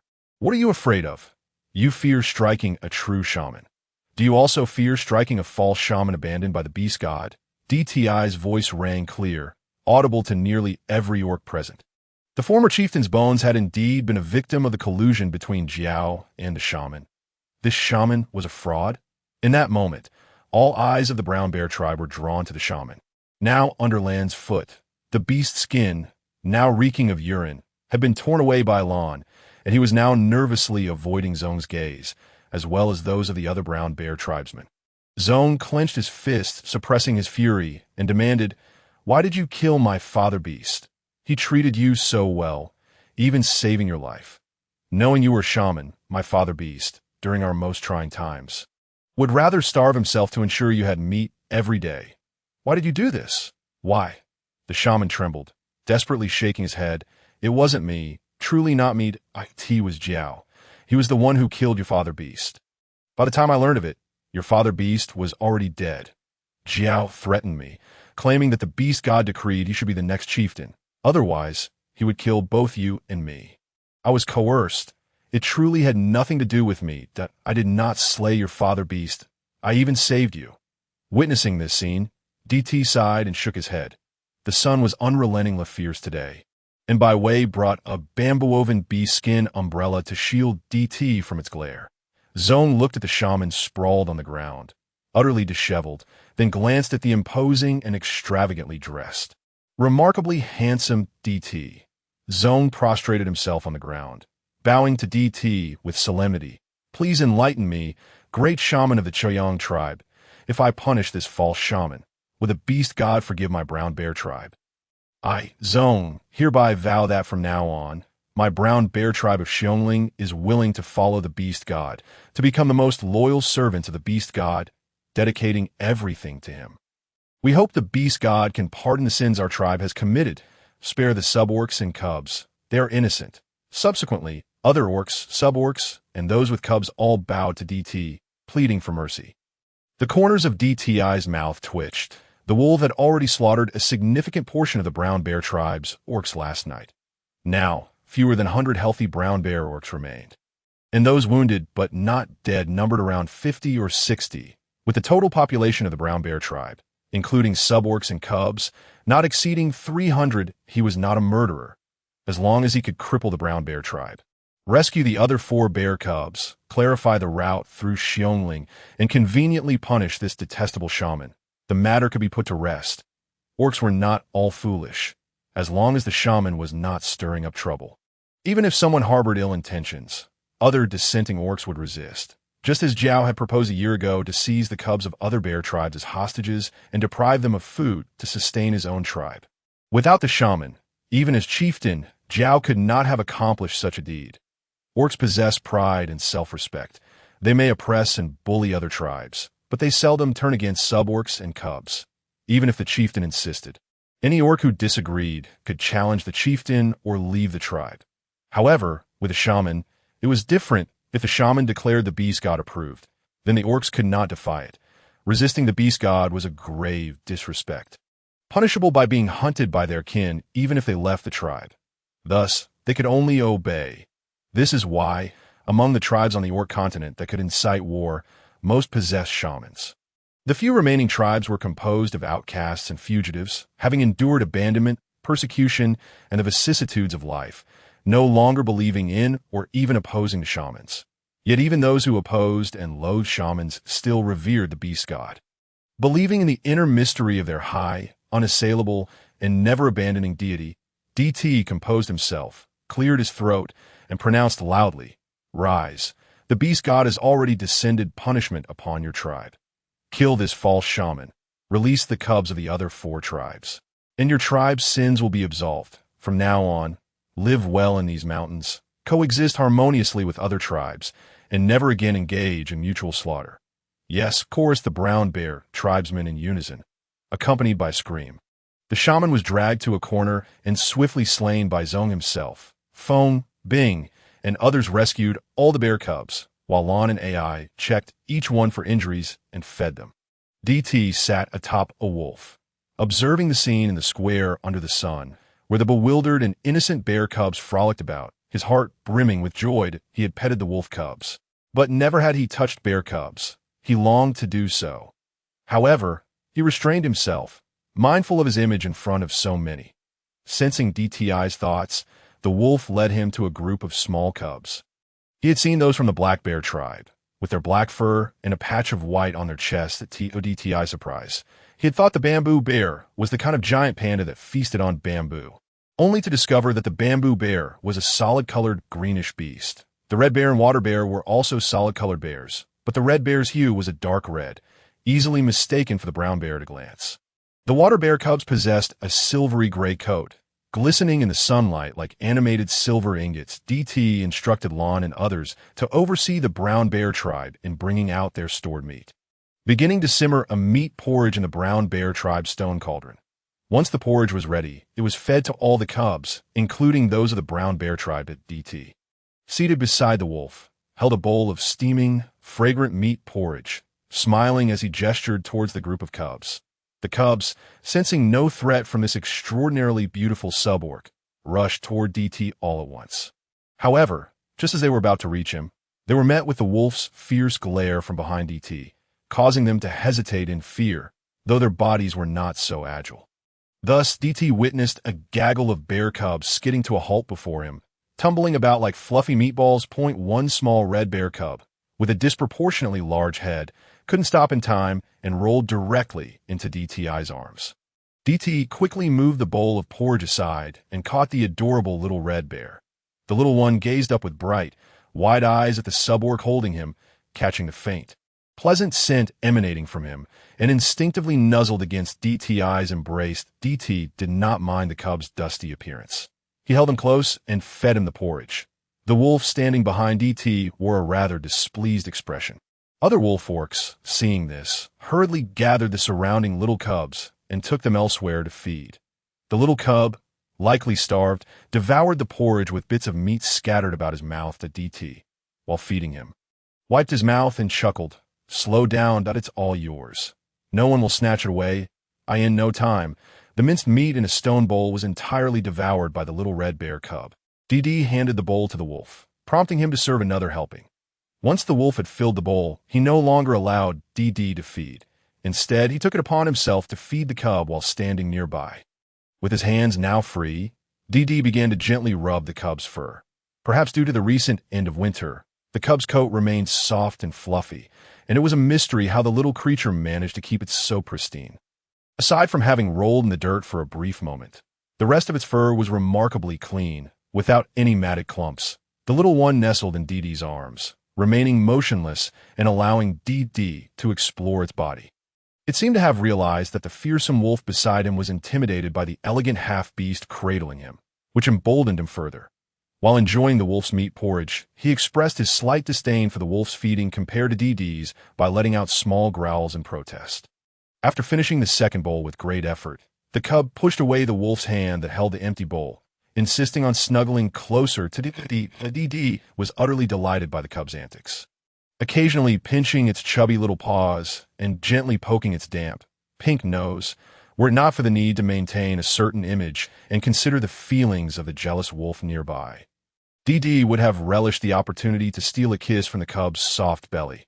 They were having a splendid time together, before long, under the guidance of the Wolf Clan's warriors. The other 4 clans' warriors arrived at the valley of the Brown Bear clan. Upon witnessing the lifeless bodies of the Brown Bear warriors scattered across the ground, the warriors from the other 4 clans were filled with trepidation.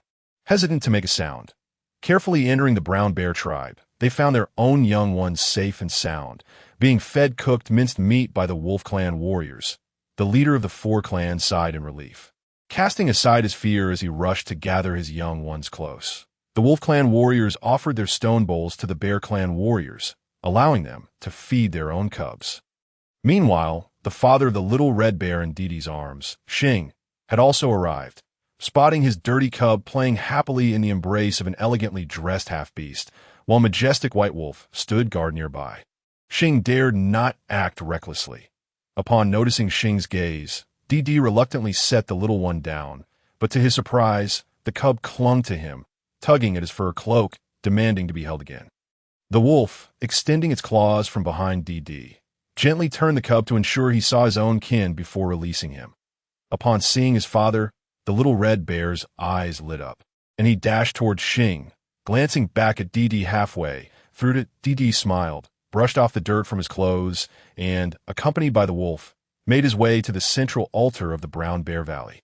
The 5 Bear Clan members stood in 5 distinct lines. It was then that DD realized the Brown Bear Clan indeed had the largest physiques, followed by the Black Bear Clan. The Red Bear Clan and the Water Bear Clan, all of their beast forms standing between 2 to 3 meters tall, with the Bamboo Bear Clan being the smallest, their adult warriors barely reaching 1.5 meters. with dark green fur and round bodies that resembled unformed dumplings. The injured warriors of the Brown Bear clan had already been tended to by their unharmed kin in a corner of the altar. At Didi's signal, Zong proclaimed the proceedings and assumed the position of the Brown Bear clan leader. He apologized to the other 4 clans and vowed never to oppress them again. Throughout this, Didi and the wolf stood on the altar, observing. Meanwhile, Foam from the Black Bear clan stood below the altar with a complex expression, watching Didi and the wolf. He had not anticipated them just one night. The Brown Bear clan would suffer such casualties, their leader replaced, and their attitude transformed so drastically. The most astonishing aspect was that upon surveying the scene, he noticed that the Wolf Clan warriors bore not even a scratch. Had the Wolf Clan sent thousands of warriors? Was such a number necessary for a mere trade meeting? How many warriors did their tribe actually possess? Fang's thoughts raced. Zong completed his oath in front of the 5 clans. Didi contemplated the exhaustion of his kin after a long day and felt they deserved some form of compensation from the Bear clan, especially to reward the wolf warriors who had not slept all night. Suddenly, Zong knelt before Didi, performing a deep bow. Esteemed sage and great shaman, I implore you to grant your protection to the Brown Bear tribe. Zong exclaimed, an unexpected declaration that took everyone by surprise. Save for the Brown Bear clan.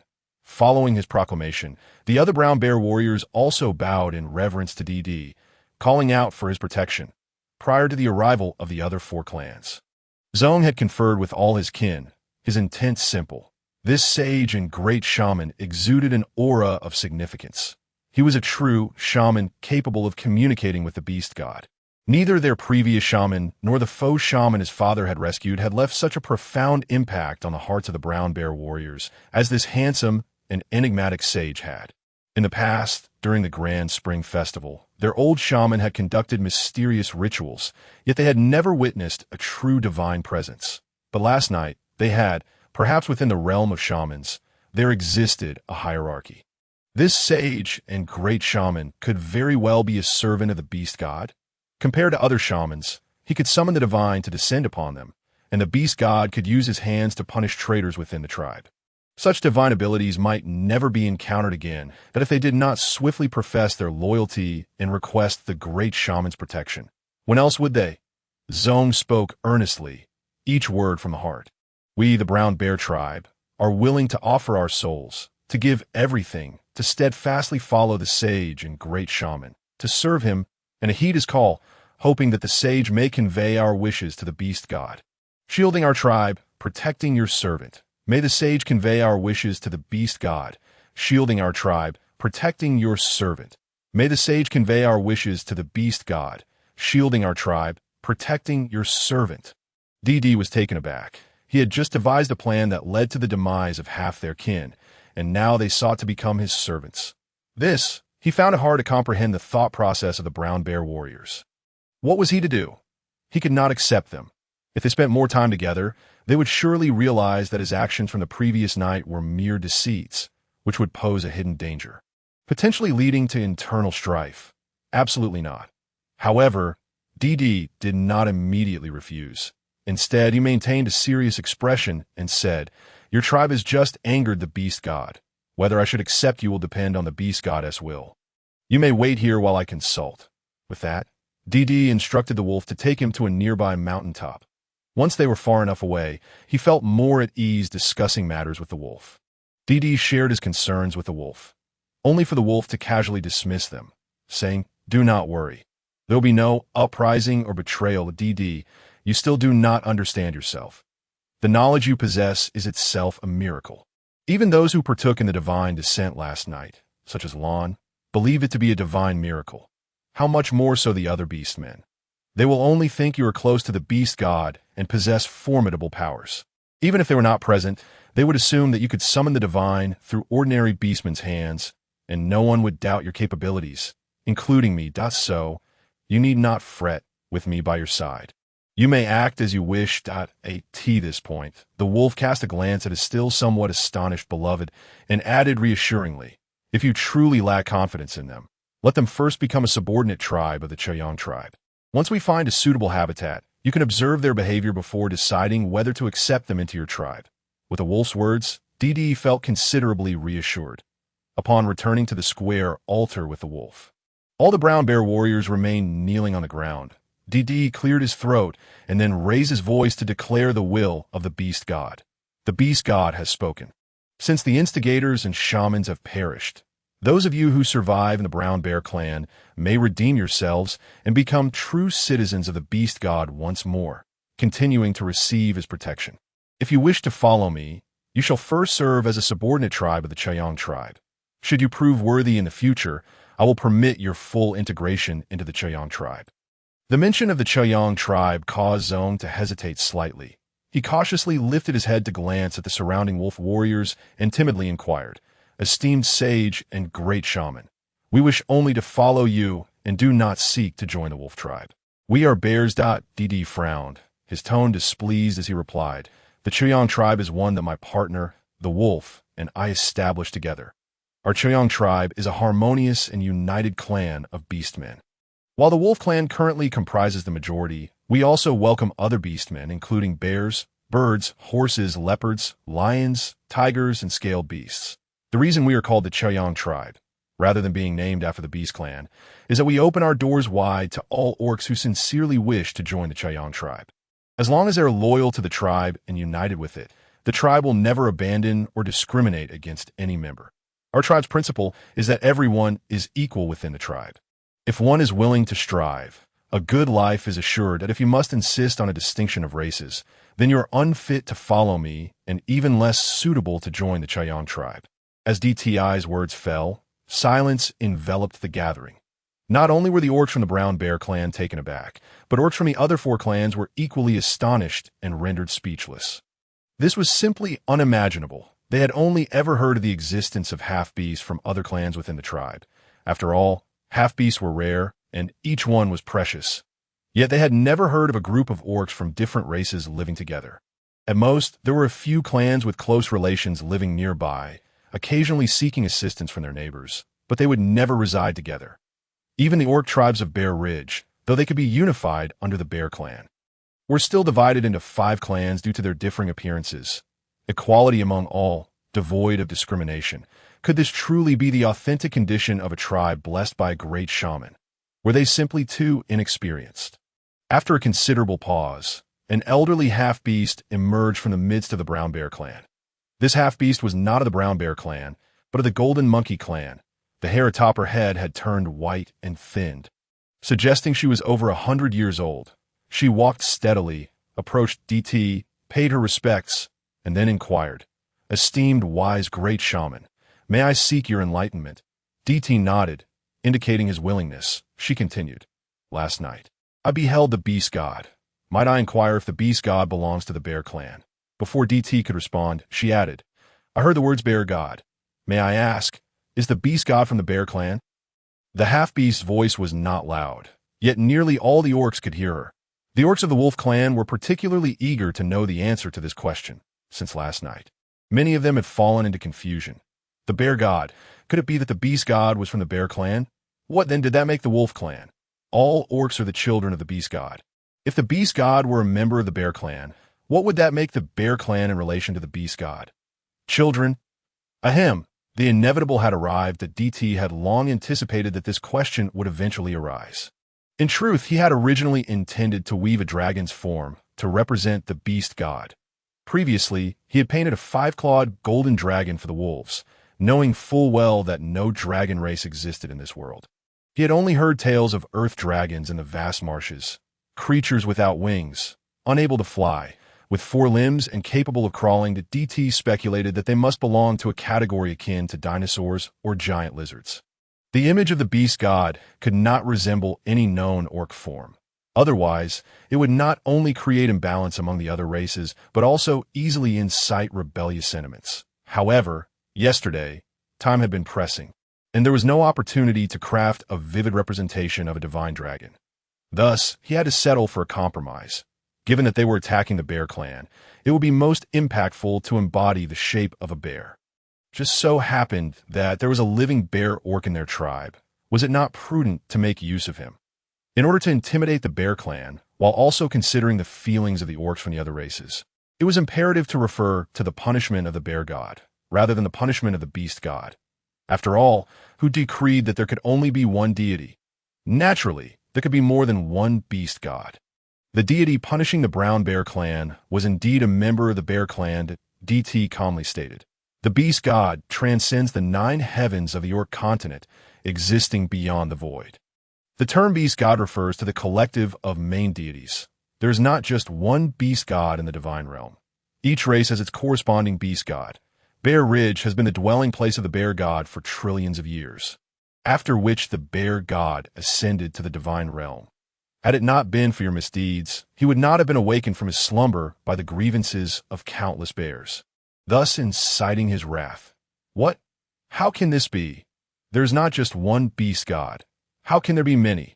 This revelation not only shattered the understanding of the orcs, but also overturned the perceptions of the half-beasts.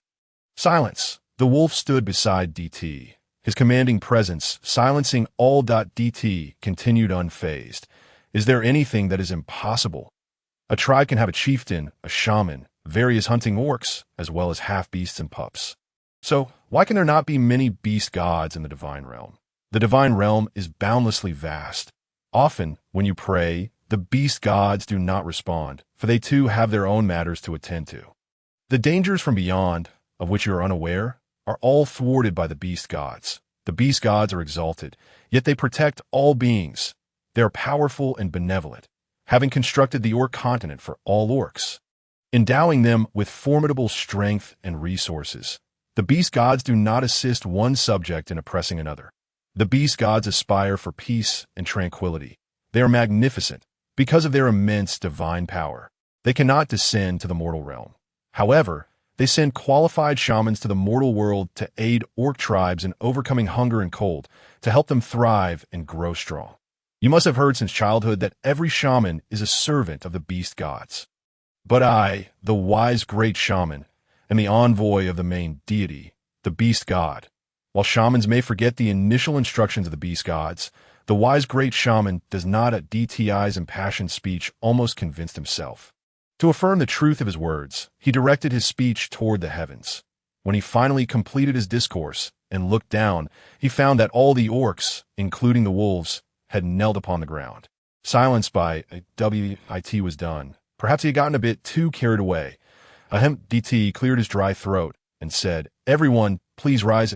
Yes, there. Anyone else with questions?" A profound silence ensued. The wolf, however, stood up, his gaze towards DT filled with complexity, a complexity that DT could not quite comprehend. "I have no further questions.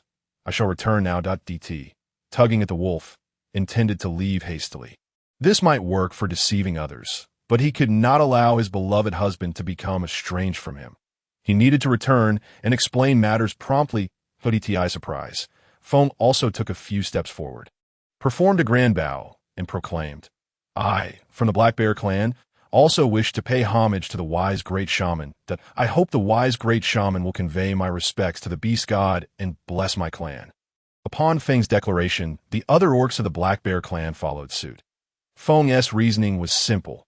Regardless of how many beast gods resided in the heavens, at the very least, DT was capable of communicating with the bear god, which was worthy of the Bear clan's allegiance. Although he was unaware of what had transpired in Brown Bear Valley the previous night, it was evident that the Brown Bear clan had suffered significant casualties, yet still swore loyalty to this wise great shaman. Moreover, that peculiar jerky, which could induce slumber in orcs, was not something an ordinary individual could produce. Furthermore, judging by the words of the Golden Monkey clan half-beast, she had witnessed the beast god with her own eyes. And evidently, other orcs from the Brown Bear and Wolf clans had too. It was already remarkable for a tribe to possess a shaman, let alone one who could encounter a true deity's messenger. DT fell silent for a moment, realizing that the orcs of the other 3 clans were still in a state of bewilderment. While he genuinely wished for his tribe to grow in numbers, he recognized that he was not a managerial type of person. Ultimately, the leadership would have to be entrusted to the wolf. Whether their hearts remained loyal would depend on subsequent assessments. Should I set the questions? I fear none would pass the evaluation. That if you do not mind, the subsequent evaluations for joining the tribe will be conducted by the wolf, according to the customs of the Orc continent. The wolf, sensing the moment, stepped forward, standing shoulder to shoulder with DT, and declared loudly, "My suggestion is that both the Black Bear clan and the Brown Bear clan shall initially start as subordinate tribes of the Chayang tribe, with a provisional assessment period of 1 year. Should you pass the evaluation within the year, I will then hold a grand ceremony for your induction into the tribe. Whether you can become a member of the Chayang tribe depends on your performance throughout this year." Upon returning to the camp, DT was utterly exhausted, having fallen into a deep slumber on the wolf's shoulder. He had spent the entire night in worry, and with dawn barely breaking, he had been summoned to address the aftermath. For one accustomed to rising with the sun and resting at dusk, how could he not be fatigued? The wolf cautiously removed DT's soiled outer robe and gently laid him down on the animal skin mat within the caravan. Afterwards, the wolf disdainfully tossed the robe, now tainted with the scent of bear cubs, to Hua, and instructed, "Wash this garment clean and place it at the very bottom of the tea box. Do not let him wear it again." Hua accepted the animal skin robe with a nod, though internally puzzled. Isn't this the robe that the wolf had newly made for tea, crafted from the finest golden silk deer hide, and yet only worn once before being discarded? Surely, tea cannot be so wasteful. It was only upon smelling the flowers before washing that the realization struck. Subsequently, the matters at hand were entirely entrusted to the wolf. The wolf summoned all the capable beastmen from the Five Bear clan to the Brown Bear Valley, engaging in hand-to-hand combat with the strongest warriors of the 5 tribes. The most straightforward and effective means to subdue the beastmen was indeed through close combat. Within a day, the wolf had faced each of the strongest warriors of the bear clan. Although he emerged from the encounters with considerable injuries, the other bear tribes fared little better. Upon learning that the wolf had only just come of age during the previous winter, any lingering defiance among them vanished without a trace. Fortunately, the only black-striped beastman among the 5 tribes had perished the day before in an ambush. Otherwise, given the nature of the relentless battles, the wolf would undoubtedly have sustained severe injuries to claim victory. Deepening awoke in the afternoon, roused by hunger. Upon realizing that the wolf was addressing the matters of the Bear Ridge tribes, he sighed in relief. It seems he must exercise restraint in his persuasion techniques moving forward. Should he continue to act recklessly, the situation could escalate beyond control. Hua had been vigilantly watching over Deepening, and as soon as he awoke, she promptly served him the meat porridge warming over the fire. After Deepening had eaten his fill, the 2 little ones, accompanied by a troop of cubs, marched over, clutching various items. Brother T, Xiaohei and Xiao Ba were the most exuberant of the bunch, exhibiting an endearing lack of distance with Deepening. Deepening wished to pet the little ones. Yet alas, these 2 had grown so tall that they were nearly his height. Rubbing his slightly itchy fingers, Deepening cheerfully inquired, "What have you been busy with?" Xiaohei immediately presented a jumbled collection of grass, tree roots, branches, wildflowers, and other assorted items, placing them before Deepening. "Brother Wolf instructed us to gather various plants and stones we haven't seen before nearby, suggesting they might be of use to you. Brother T, do you find any of these useful?" With Xiaohei and a swarm of lively little cubs surrounding him, chattering eagerly, they surprisingly exhibited a sense of order, lining up to show Deepening their findings. It appeared that the 2 little ones were not merely playful. They displayed a certain semblance of discipline. Deepening chuckled at the sight of this adorable gathering, settling into a bamboo chair that Xiao Bai had brought over. Beginning to examine their offerings one by one. How diverse their findings were: ordinary weeds, common stones, simple clumps of dirt, and even balls of animal dung among them. Deepening could only laugh in exasperation as he requested Hua to fetch water for him to wash his hands while teasing Xiaohei. "You little rascal, is your nose broken? How else could you have brought back dung balls?" Xiaohei's face flushed with embarrassment as he hurriedly disposed of the remaining dung balls. Meanwhile, several of the cubs in line, upon noticing Deepening's gaze, discreetly tossed out their own unwanted items, prompting Deepening to stifle a laugh and continue sifting through the pile of grasses and plants. Indeed, not everything was without merit. Apart from Xiaohei, nearly every little cub had returned with something of value. For instance, Xiaobai had collected foxtail grass, which could alleviate dampness, reduce swelling, relieve fevers, and treat skin ailments, while also aiding in the relief of stomach discomfort. Dandelions were also among the haul, known for their heat-clearing and detoxifying properties. as well as their diuretic effects. One cub, who could already shapeshift freely, astonishingly found a type of edible tree sprout known as xianchuan, which could only be harvested in spring, a seasonal delicacy. Xianchuan possesses many benefits, including detoxification, expelling dampness, and promoting digestion. Moreover, it contains vitamin E and hormonal substances that can slow aging, hydrate the skin, and enhance beauty. However, it must be blanched before consumption to prevent nitrate and nitrite poisoning due to their high content in the sprouts. The wood of the xianchuan tree is yellow-brown with red rings, exhibiting beautiful grain, hardness, sheen, and resistance to decay, making it an excellent material for furniture and shipbuilding. Deepening promptly instructed Baiwei to dispatch a team of adult beastmen or sub-beastmen to accompany Qian in search of xianchuan trees. Observing the tender sprouts, it was indeed the perfect season to enjoy such a delicacy. How could they let such an opportunity slip by? With the examples of Xiao, Bai, and Qian before them, the other little cubs became increasingly excited, eager to present their own finds to Deepening. Remarkably, having assistance in treasure hunting proved far more efficient than the previous endeavors of Deepening. The wolf and Lan. Subsequently, Deepening continued to discover several varieties of spring wild vegetables and herbs among the wild grasses. Wild garlic, resembling a type of onion, possessed a stronger flavor than both onions and garlic, beneficial for promoting circulation and alleviating stagnation.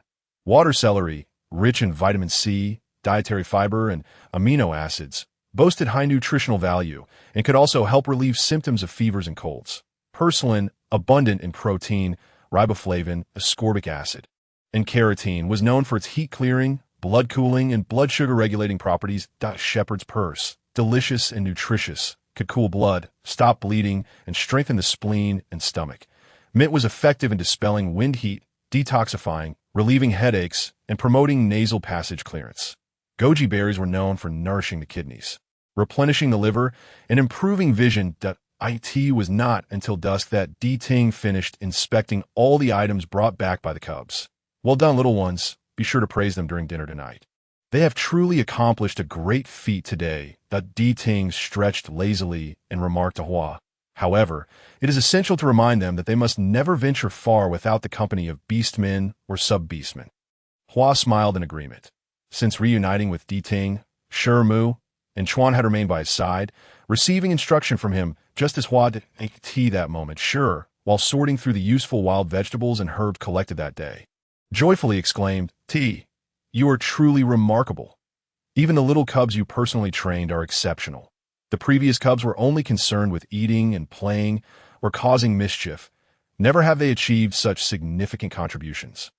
Mu added, Indeed, T is a wise and great shaman. Chuan chimed in, The wolf has come of age this winter. Have you two had any cubs yet? The moment Chuan's words fell, Deepening's face turned crimson. He cleared his throat, feigning interest in the pile of grass he had already sifted through, skillfully diverting the conversation. Let me see if I missed anything. Deepening felt somewhat embarrassed to admit that despite sharing a bed with the wolf for so long, they had yet to reach the final stage of their relationship, making the prospect of having cubs seem unlikely.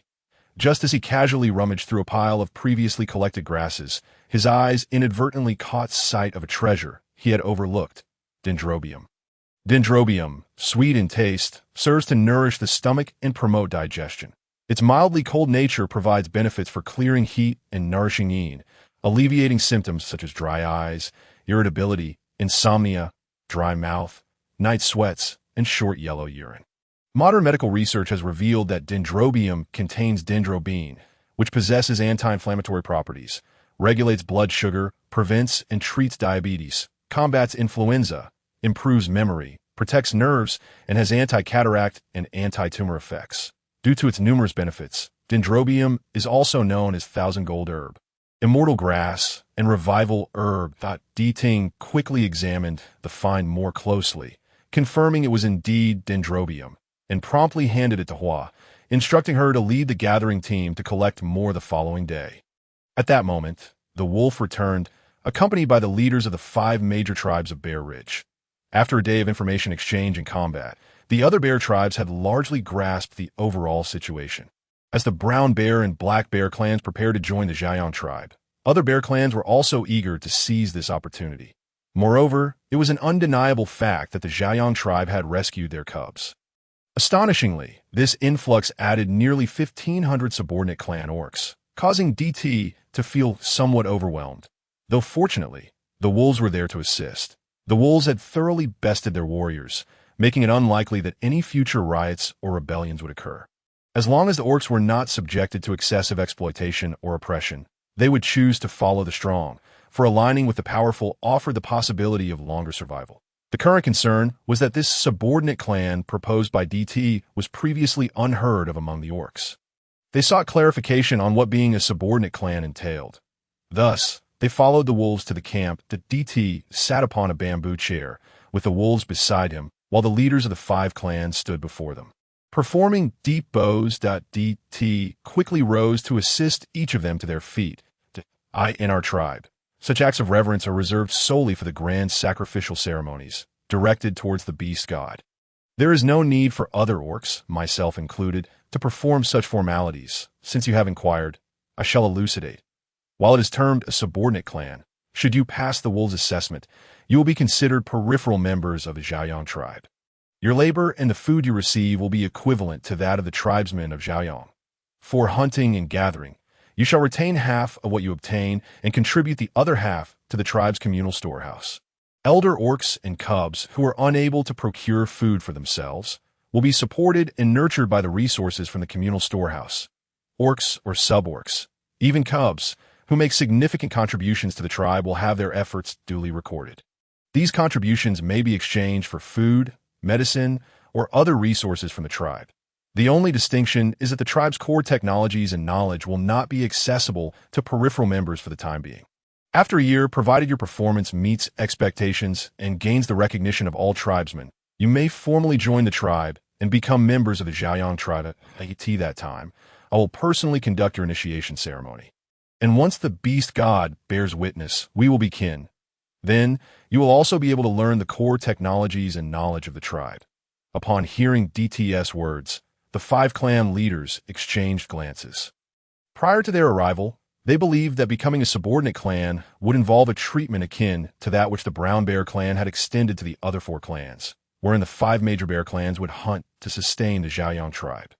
Perhaps the only improvement would be that DT would not seize their cubs, ensure they were well fed, or arbitrarily slay them, allowing their population to dwindle. To their surprise, the terms DT laid out were nearly indistinguishable from outright membership. As for the core technologies he mentioned, it bore resemblance to the previous shamans who withheld knowledge from them. Thus holding no real significance for their circumstances, the leaders of the 5 clans were elated. Previously, the leaders of the Water Bear clan and Bamboo Bear clan had harbored concerns, which were now dispelled. Upon learning that DT intended to journey across the eastern continent in search of a suitable habitat, the leader of the Brown Bear clan, Zong, immediately expressed his willingness to vacate the Brown Bear Valley for the Xiaoyang tribe's encampment. The Brown Bear clan would relocate from the valley to guard the periphery of Bear Ridge, serving as sentinels for the Xiaoyang tribe. The other clans raised no objections. After all, the geographical advantages of Brown Bear Valley were indeed unparalleled within the entirety of Bear Ridge. Bear Ridge itself is characterized by a series of isolated low mountains and hills stretching for thousands of kilometers. Many rivers wind between these low mountains. Currently, in spring, the rivers are either half dry or exposed at their beds. With the arrival of the summer rains, Bear Ridge will see the emergence of numerous rivers, while some small valleys and depressions may transform into lakes of various sizes. Although Brown Bear Valley is also a valley, it is surrounded by towering mountains, and its floor is significantly higher than the surrounding terrain. Even exceeding the heights of some small hills, to the west of Bear Ridge lies a great river that flows from west to east and then bends southward, maintaining an elevation above the river, thus remaining unscathed by floods for nearly a century. The resources within this mountainous region are quite abundant. Not only can they sustain the 5 clans, but even if additional clans were to settle here, resources would remain sufficient. According to Fong, to the west of Bear Ridge lies a grassland, where DT and the others have established their encampment. To the east lies a vast marsh. The distance from the easternmost to the westernmost points of Bear Ridge is approximately a month's journey at its longest. in just over 20 days at its shortest. The marshlands are primarily swampy and teeming with venomous insects and beasts, rendering it nearly uninhabitable for orcs. The only reason it is described as such is due to the presence of a cold-blooded orc clan that existed there decades ago. But for reasons unknown, they too have since relocated. Previously, the bear clans had only engaged in occasional salt trade with them, and thus had no further interactions. Consequently, their current whereabouts remain a mystery to the bear clans. Following that, the bear clan ceased to venture into the marshlands, only occasionally surveying their territory near the boundary between Bear Ridge and the marsh to the south of Bear Ridge, starting from the location of DTI's encampment. One would travel a distance of a month and a half to reach towering mountains, beyond which lies a dense jungle to the north, approximately 10 days' journey away. One would encounter short grasslands and barren deserts. With the desolation increasing the further north one ventures, it is now early March and spring. The resources in this area are indeed abundant. Considering the season, many suborcs are already with child, prompting DT to decide to temporarily settle in Bear Ridge. After a year of suffering, the four bear clans are all in dire need of recuperation. The brown bear clan suffered severe casualties in last night's battle. Given that the clans are inclined to join the Shaman tribe, DT naturally took their actual circumstances into account. DT did not accept the territory of the brown bear clan. Instead, based on the descriptions provided by the various clans, and after sending Faye on a reconnaissance mission for several days, he chose a high ground located a day's journey south of the brown bear clan. This elevated area is surrounded by dense forests, with tree species and sizes comparable to those in the unfrozen Lake Valley. Additionally, this site was formerly the territory of the Red Bear clan. Geographically, it is positioned at the midpoint between the Red Bear clan and the Bamboo Bear clan, with distances to both clans being roughly a day and a half. While it is further from the Black Bear clan and Water Bear clan, it does not exceed 3 days' travel. The reason DT selected this particular area is that the territory extending 10 kilometers outward from the former Red Bear Valley is the highest in the vicinity. Additionally, the elevation gradient between the valley floor and the surrounding area is not as pronounced as that of Brown Bear Valley, with the terrain gradually sloping downwards from the center.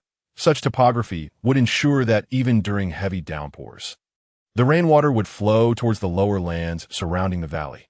Furthermore, the mountains around the Red Bear Valley are closely packed, resembling slender buns, with steep inclines that make it difficult to ascend from the outside. The dense vegetation on the mountains also mitigates the risk of mudslides during rainfall. All these details have been verified through inquiries with the oldest suborcs of the Red Bear clan. Since we are to be one clan in the future, it is essential that we all reside together to foster adaptation and gradual integration. If the 5 bear clans continue to dwell so far apart, how can we consider ourselves a single tribe? We would merely be neighbors. The former Red Bear Valley, in terms of both land size and elevated terrain, is the optimal location for the new tribe. After selecting this land, all orcs, including those from the 5 bear clans, began to clear the underbrush within the valley, laboring diligently to establish the new tribe. Recognizing the need for integration, the wolves dispersed the orc warriors from the 5 clans, merging them into the hunting teams alongside the wolves. The original 4 hunting teams expanded into 10. Now, the Shaman tribe, including the 5 bear clans, has surpassed 2,500 individuals, with the number of adult orcs exceeding 1,250. While suborcs total around 700 and cubs number over 300, such a population qualifies as a major tribe within the eastern continent to ensure the new tribe can be established swiftly. The wolves dispatch 1/3 of the orcs daily for hunting, while 2/3 of the suborcs and older cubs are sent out for gathering. The remaining orcs, following DTI's plans, commence excavating circular corridors along the cliffs of the Red Bear Valley and digging caves. The suborcs remaining in the valley are responsible for cooking for the orcs, while the cubs are gathered together under the supervision of several orcs and suborcs. Most of the caves left behind by the former Red Bear clan are located either within the valley or at its foot. In the eyes of DD, this situation appeared exceedingly perilous. Perhaps it was the tumultuous life he had endured upon arriving in the beast realm that cast a shadow upon him. He always harbored the fear that the low-lying caves, devoid of protection, would be besieged by savage intruders emerging from the unknown. Consequently, DD preferred to reside in open spaces that afforded a broad vista. There were indeed a few scattered caves higher up on the mountainside, but they were few and far between. The beastmen believed that living at a higher elevation was cumbersome.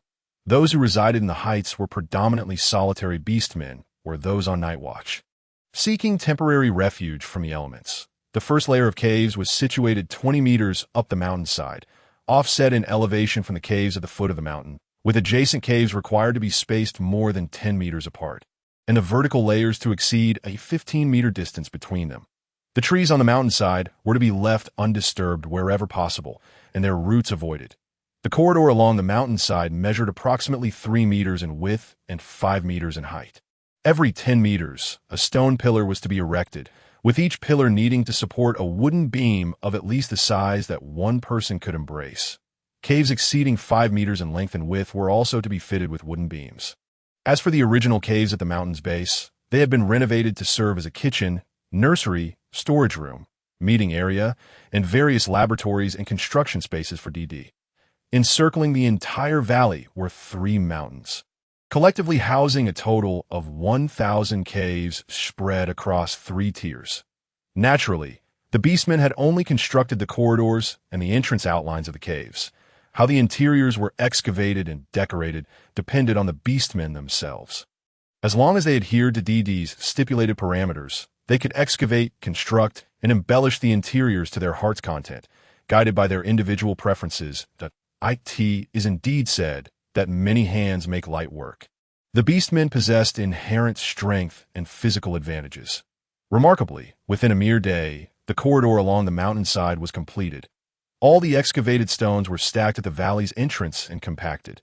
The valley had only one exit facing west, which was overly spacious and lacked fortification.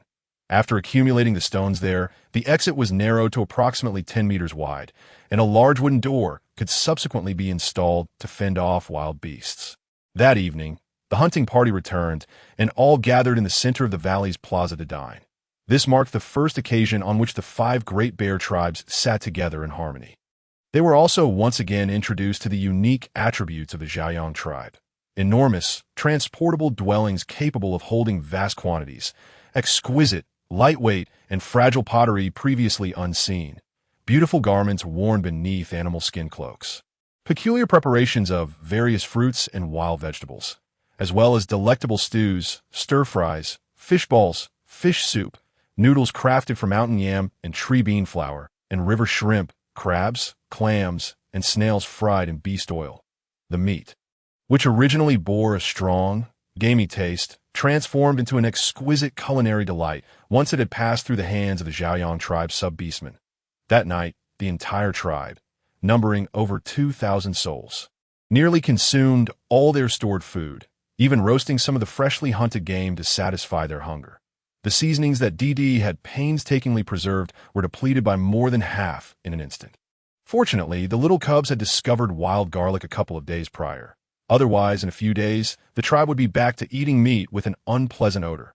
While dining, DD sat at the very center of the bonfire alongside the wolf.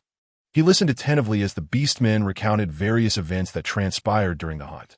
The wolf organized the daily hunting rotations, leadership assignments, patrols, and training for any unassigned beastmen. Meanwhile, Hua reported to DD on the inventory status of various foodstuffs. Medicinal herbs, seasonings, pottery, fabrics, and animal hides within the tribe. Our original supply of salt is nearly exhausted. Fortunately, the 5-bear tribe brought some salt, albeit in the form of large, earthy yellow blocks that are somewhat unclean, mixed with fine sand and soil. Moreover, they possess a rather potent flavor. DD, perplexed, inspected the clay jar containing the salt, revealing yellowish salt crystals mingled with sand and a layer of fine white powder. He pinched the white powder between his fingers and sniffed it, detecting no discernible scent. A gentle lick of his tongue revealed an unmistakable alkaline taste, and DD understood. Turning to the nearby Zong, who was eating, he inquired, "From where did you procure this salt?" Zong, noticing DD's gaze, immediately set down his stone bowl, wiped his mouth, and replied, "To the north of Bear Ridge, beyond the low grassland, there is a lake that produces salt. During the hottest days of summer, the lake water recedes, and salt appears along the shore. The salt we consume is extracted from there. Last summer, the shaman, that false shaman, failed to remind us to gather salt in time. The salt we have now was collected after the onset of spring. Since the lake water level did not lower, we could only extract salt from the sandy edges, which is not very clean. A salt lake, indeed. Could it be that we're destined to settle here? This land is simply too splendid to DD's spirit soared. How far might the salt lake be? Zone replied, it would take approximately 15 days to reach. DD nodded, then glanced at the jar containing the sandy salt. He instructed Hua, tonight, dissolve all the salt mixed with sand in clean water until no more salt can dissolve. Then add a bit of wood ash to the brine. Cover it, and let it sit in the plaza overnight. Hua, aware of DD's capabilities and not questioning his reasoning, promptly arranged for the meat and the leopard to have beastmen fetch water, while she led the sub-beastmen in dissolving the salt in water. The salt stored by the 5 tribes was quite substantial. Although it was not clean, there were still several hundred animal hide bags. Ultimately, over 150 large stone jars were utilized to contain the brine. Once the beastmen had their fill, they eagerly resumed the task of constructing more jars, all without a trace of complaint. While the bear tribe members were puzzled by DD's motives, they observed the wolf tribe's beastmen executing DD's instructions with alacrity, prompting them to follow suit without question as others worked. DD conferred with the wolf about planning an expedition to the Salt Lake in a few days, once the tribe had fully established itself. This location would undoubtedly become the lifeblood of the Zhaoyang tribe and warranted careful consideration. Following that, they would explore the surrounding resources, primarily to seek out any potential mineral veins. Just as they were engrossed in conversation, a little red bear cub, who had been eating in DD's embrace, suddenly dashed out from a corner and clung to DD's clothing, demanding to be held. Its father, Xing, the chief of the red bear tribe, approached to retrieve the cub. "You little rascal, come here. Do not disturb the great shaman and the chief while they discuss important matters." Xing trailed behind, prepared to take the cub away. DD waved his hand, smiling as he cradled the red bear cub, playfully ruffling its fur, and jested, "Ah, little one, you're so much softer after your bath. Have you been eating well these past few days? You seem to have gained quite a bit of weight." As he spoke, he playfully pinched the cub's plump little belly. He longed to cuddle the bear, but dared not. Xing observed from the side, his heart swelling with joy, for everyone knew DD's prowess, and standing to be favored by an unprecedented sage shaman was an immense honor for any beastman. The cub, born this past spring, was just over a month old, a time when it would be consuming ample food and growing rapidly to BY summer. It would be able to speak. While DD continued to pet the bear, he inquired, "I see. Has he been weaned at such a young age?" Xing's smile froze momentarily, for this was unavoidable. When his mate bore him, there were 2 cubs. After giving birth, she bled profusely, unable to stem the flow, and ultimately perished. The smaller cub, too weak, did not survive long. Only he, larger and more robust, managed to endure it. My condolences. DD's smile faded as he regarded the little creature in his arms with pity. "Little one, those who survive great calamities are destined for great fortune. You must grow up strong and healthy." The little cub, comforted by DD's affectionate touch, squinted its eyes, seemingly oblivious to the adult's conversation. "What is his name?" DD asked. "Yuan," Xing replied. "He was quite round when he was born, so we named him Yuan." DD nodded, finding the name fitting.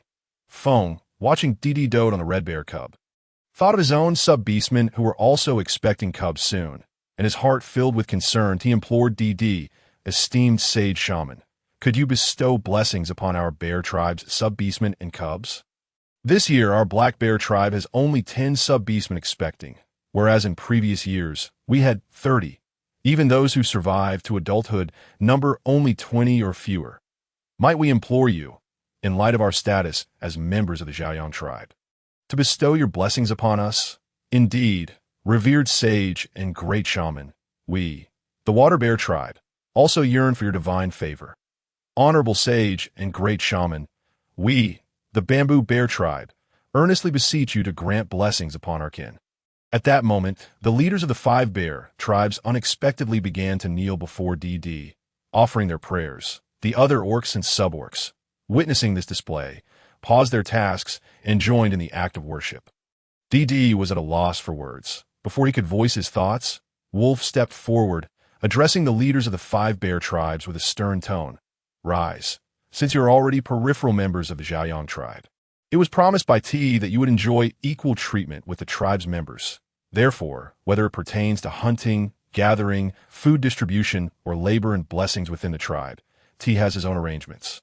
Do not disrupt his plans by soliciting him for assistance here. Ti had also mentioned that in formal settings, he could be addressed as sage, while in everyday life, everyone is free to call him by his name. There is no need for constant kneeling. Orcs should be proud and upright beings, not ones who bow in submission. True respect for an individual comes from genuine acknowledgement in one's heart, reflected through actions. I hope you will remember this. You understand clearly. Phone was the first to respond, immediately rising and declaring loudly, I understand, acknowledging his prior misstep. The other orcs followed suit and stood up, with words already spoken. DD felt compelled to take action. Moreover, he had heard of the perils surrounding orc childbirth, where the survival rate of offspring was alarmingly low. If there was anything he could do to enhance the protection of sub-orcs and their young, it would be a most welcomed endeavor. First, he prohibited pregnant sub-orcs from consuming cold foods. This was not a complete ban. Rather, they could indulge occasionally, but only a single bite at a time. Furthermore, for those prone to internal heat, he forbade the consumption of deer and lamb, favoring instead the milder meats of wild boar, beef, fish, and wildfowl. During pregnancy, cravings can be peculiar. They may eat, but moderation is key. Overindulgence in any food is detrimental. Additionally, many of the medicinal concoctions DD had previously prepared contained musk and blood-activating herbs to prevent any accidental ingestion by pregnant sub-orcs. He forbade them from engaging in the preparation of herbal remedies altogether. After all, it was impractical for him to monitor them constantly. Allowing them to switch tasks with non-pregnant sub-orcs was the safest approach. Small, frequent meals were encouraged. Henceforth, in the tribe, any pregnant sub-orc would have a separate cooking arrangement. Allowed to eat until they were 80% full, with the option of 5 meals a day. They would refrain from heavy labor, though light activities were still necessary to facilitate childbirth, in cases where sub-orc's condition was so frail that they could only remain bedridden. Their orc partners were required to stay by their side, with all necessary provisions provided by the tribe until a safe delivery was achieved. Of course, such cases were currently non-existent among the sub-orcs, whose health was surprisingly robust, surpassing DD's expectations. The perilous moments arose solely during childbirth, with the greatest fears being complications and excessive bleeding that DD promptly requested Wolf to bring over a clean stone slab, on which he sketched various hemostatic herbs such as sanchi, sephora flower, and mugwort, instructing the orcs, sub-orcs, and younglings that if they encountered any resembling these in their foraging, they should bring them back to the tribe. DD would then categorize, process, and store them for future use. The younglings, in fact, tended to fall into 2 extremes. Those that thrived robustly within the womb had a high chance of survival, while those that appeared frail and emaciated were typically malnourished. If the mother had an ample supply of milk and provided careful nurturing, the survival rate of the younglings remained quite high. Nevertheless, these weaker offspring often stemmed from larger litters, where the strongest received priority in nourishment, leaving the others neglected. Naturally, this diminished their chances of survival. Fortunately, it was springtime, not only a peak season for orc pregnancies, but also for wild animals. DD further advised the orcs to endeavor to capture pregnant wild beasts during their hunts, such as sheep, cattle, deer, and horses, should any sub-orc give birth to multiples, and if the mother's milk proved insufficient, they could utilize the milk from these wild creatures for nourishment. After all, the stomachs of these little ones were quite robust, and they grew rapidly. They required only a month of milk, after which they could begin solid foods, feeding them meat mash to promote even faster and healthier growth. DD contemplated and sketched additional herbs for astringent and deworming purposes. Despite having emphasized the importance of cooking meat thoroughly, many orcs had grown accustomed to consuming raw meat, leading to potential carelessness. DD feared for the delicate younglings, who might carelessly ingest something harmful. After thorough arrangements were made, DD concluded, "Follow my instructions. While I cannot guarantee absolute efficacy, this is the extent of my knowledge regarding blessings. If any sub-orc goes into labor, please inform me. and I shall be present. As night deepened, Deepening noticed that the little red bear cub had fallen asleep in his arms, undisturbed even by his recent drawings on the stone slab. The little one seemed to find great comfort in Dee's embrace, clutching tightly to Dee's robe as he slept. Reluctantly, Dee removed his outer robe and gently wrapped the cub in it before returning him to Xing. Wolf enveloped Dee in his own robe and effortlessly lifted him. Heading towards his new cave, as the valley's entrance lay to the west, Dee chose to reside on the eastern mountain, leading most orcs to follow suit. Once the eastern mountain was fully occupied, the remaining orcs opted for the southern or northern mountains, which still had ample unoccupied caves. During the day, while Wolf was away, the cave was prepared by Lon, Ro, and Bai Wei, mirroring the arrangement of Dee's previous dwelling, albeit larger. Inside the cave, Dee furnished only the bedroom, leaving the rest for Wolf to decorate. Wolf placed Dee upon a soft bed layered with numerous animal skins, and before Dee could react, he transformed into his beast form and playfully pinned him down. With a gentle, warm tongue, Wolf licked Dee from head to toe, first on the front, then on the back, leaving Dee utterly captivated and entranced. The large-tailed wolf feigned the demeanor of a domesticated pet, gazing at Dee with an innocent expression. Before Dee could regain his composure, Wolf pressed himself against him, remaining still, gazing up with a pitiful look. After a considerable moment, Dee finally snapped back to reality. Chuckling at the sight of the seemingly aggrieved wolf, he affectionately patted the wolf's head and kissed its ears, offering a comforting gesture. Thereafter, the two settled into a slumber, one in human form and the other in beast form. Embracing one another, in truth, Dee pondered whether Wolf had misconstrued his concern for the offspring of others as a desire for a youngling of his own. However, the optimal period for conception had already passed, and should he become pregnant now, the ensuing summer would undoubtedly be fraught with difficulties. Dee assumed that Wolf was merely concerned for him. Unbeknownst to him, that Wolf's true feelings were rooted in jealousy, watching Dee with the offspring of others, even if that offspring was but a mere month old and unable to speak. As dawn broke, orcs began excavating their own cave before the sun had fully risen, in order to foster communication and integration among the various orc clans. Dee established a regulation. All caves may be freely chosen, but within any given level, no 3 adjacent caves may belong to the same race. Should any individual desire the same cave, the matter shall be resolved through combat, with the community serving as judge. Fortunately, the interactions among the clans were not as discordant as Dee had anticipated. The process of selecting caves proceeded smoothly and amicably. Today, Lon was leading an expedition while Lang remained in the tribe. Thus, Dee began to manage and decorate his own cave. He contemplated that as the tribe grew, so would the number of affairs, and orcs or sub-orcs would inevitably come to the cave, seeking Lang or himself. Hence, he opted for 2 adjacent caves, one for living and sleeping, and the other to serve as a workspace or reception area. After rising, Dee commenced the process of refining the brine that had settled overnight into pure salt. He instructed Hua and others to prepare several clean large clay pots, into which he poured the clear liquid from the brine, boiling it until white salt crystals began to form.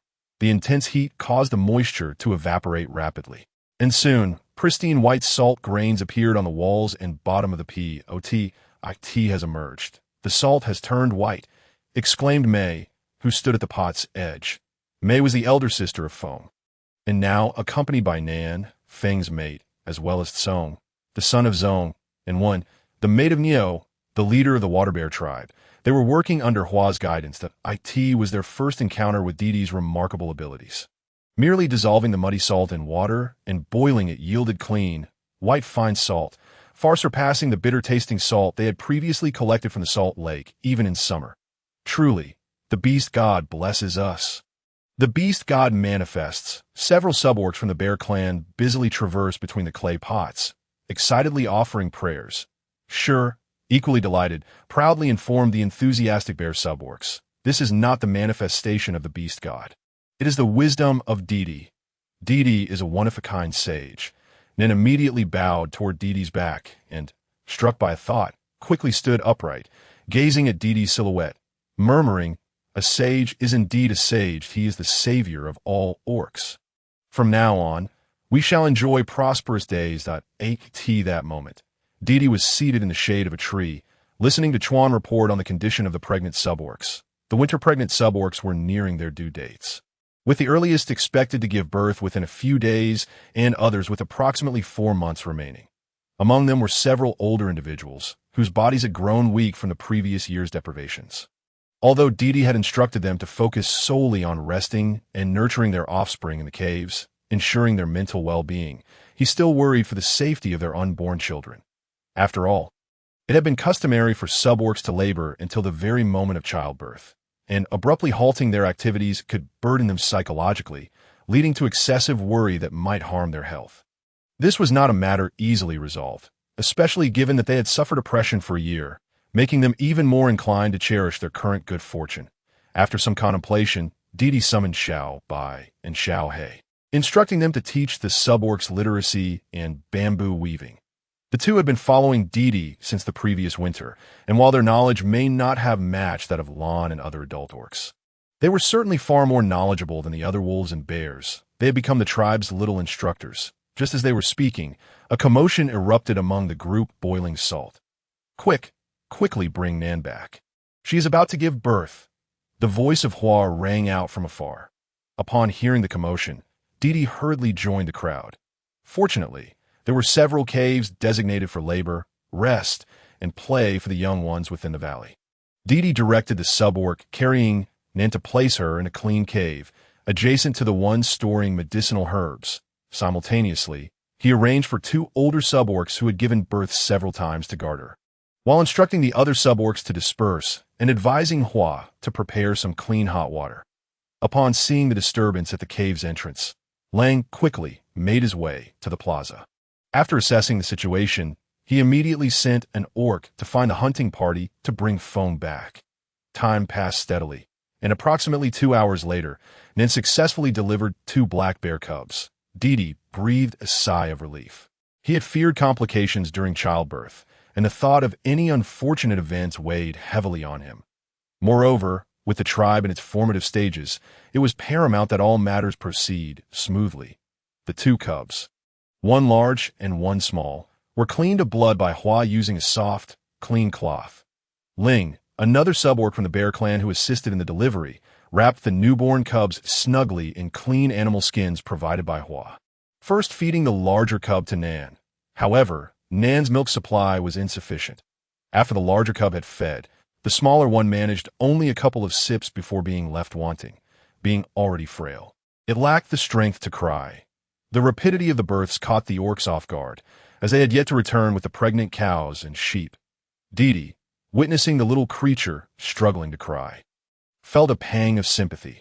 Remembering that fish soup could enhance milk production, he promptly instructed Lang to send the tribe's orcs to catch some live fish, slaughter them, and prepare fresh fish soup for Nan. After another 2 hours, just as Nan had finished the milk that had been secreted, Foam finally returned, carrying a female yellow sheep on his back. After boiling and cooling the sheep's milk in a clay pot, he fed it to the cubs. Once the smaller cub had finally quenched its hunger and drifted into a deep sleep in Deedee's embrace, the larger cub suddenly awoke and began to cry. After a flurry of activity, the chaos subsided, and Deedee gently placed the cubs beside Nan, turning to the weary Foam and saying, "You should clean yourself up first. The young are weak, and Nan, having just given birth, should not be exposed to unclean things, as it could lead to illness. For the next few days, you shall exchange duties with the other orcs, remaining in the tribe to care for your mate and cubs. Remember, Nan must be given fish soup and meat broth daily, and keep salt to a minimum in her diet. Ensure that the milk given to the cubs is boiled and cooled before feeding. If you need to speak, sneeze, or cough, do not do so near your mate, the cubs, or their food. Wash your hands after using the toilet, and remember to wash your hands after working before handling the cubs' food." After finishing his instructions, Deedee exited the cave, only to find a throng of curious suborcs and young ones eager to see the newborns that prevent too many people from disturbing Nan and the cubs' rest. Deedee addressed the crowd, saying, "The cubs are still very small. Please refrain from coming frequently in the next few days, and avoid gathering in large numbers to view them. Both the mother and the cubs require peace and rest. You may come to see them again in 20 days when the cubs have grown stronger. Upon hearing this, everyone curbed their intense curiosity and returned to their tasks. Dee playfully ruffled a few little bear cubs, who happily bounded away. Meanwhile, the captured female yellow sheep was being restrained by Lang, who was struggling to control it was far too agitated. Earlier, during the milking process, it had been held down by two orcs on a large stone, while a sub-orc collected the milk in a clay pot. Now, the flax rope that had secured it had been chewed through, and it was rampaging through the tribe, nearly injuring the cubs. Dee approached, surveying the scene, and inquired, "Where's the lamb that belongs to this ewe?" Lang replied, "Fong returned with the ewe, but there was no lamb, and oh wonder this sheep is so agitated." Dee remarked, "We must send someone to retrieve its young, or it may refuse to eat or injure itself. Even if it survives without its lamb to nurse, it will stop producing milk in a few days. Currently, this ewe is the only source of milk for our tribe, so we must care for it diligently." Upon hearing Dee's words, Wu immediately volunteered to venture out and find the hunting party to bring back the lamb. Dee nodded, instructing Chuan, "From now on, you shall be responsible for arranging the care of the tribe's ewes. When foraging, bring back some tender grass for them.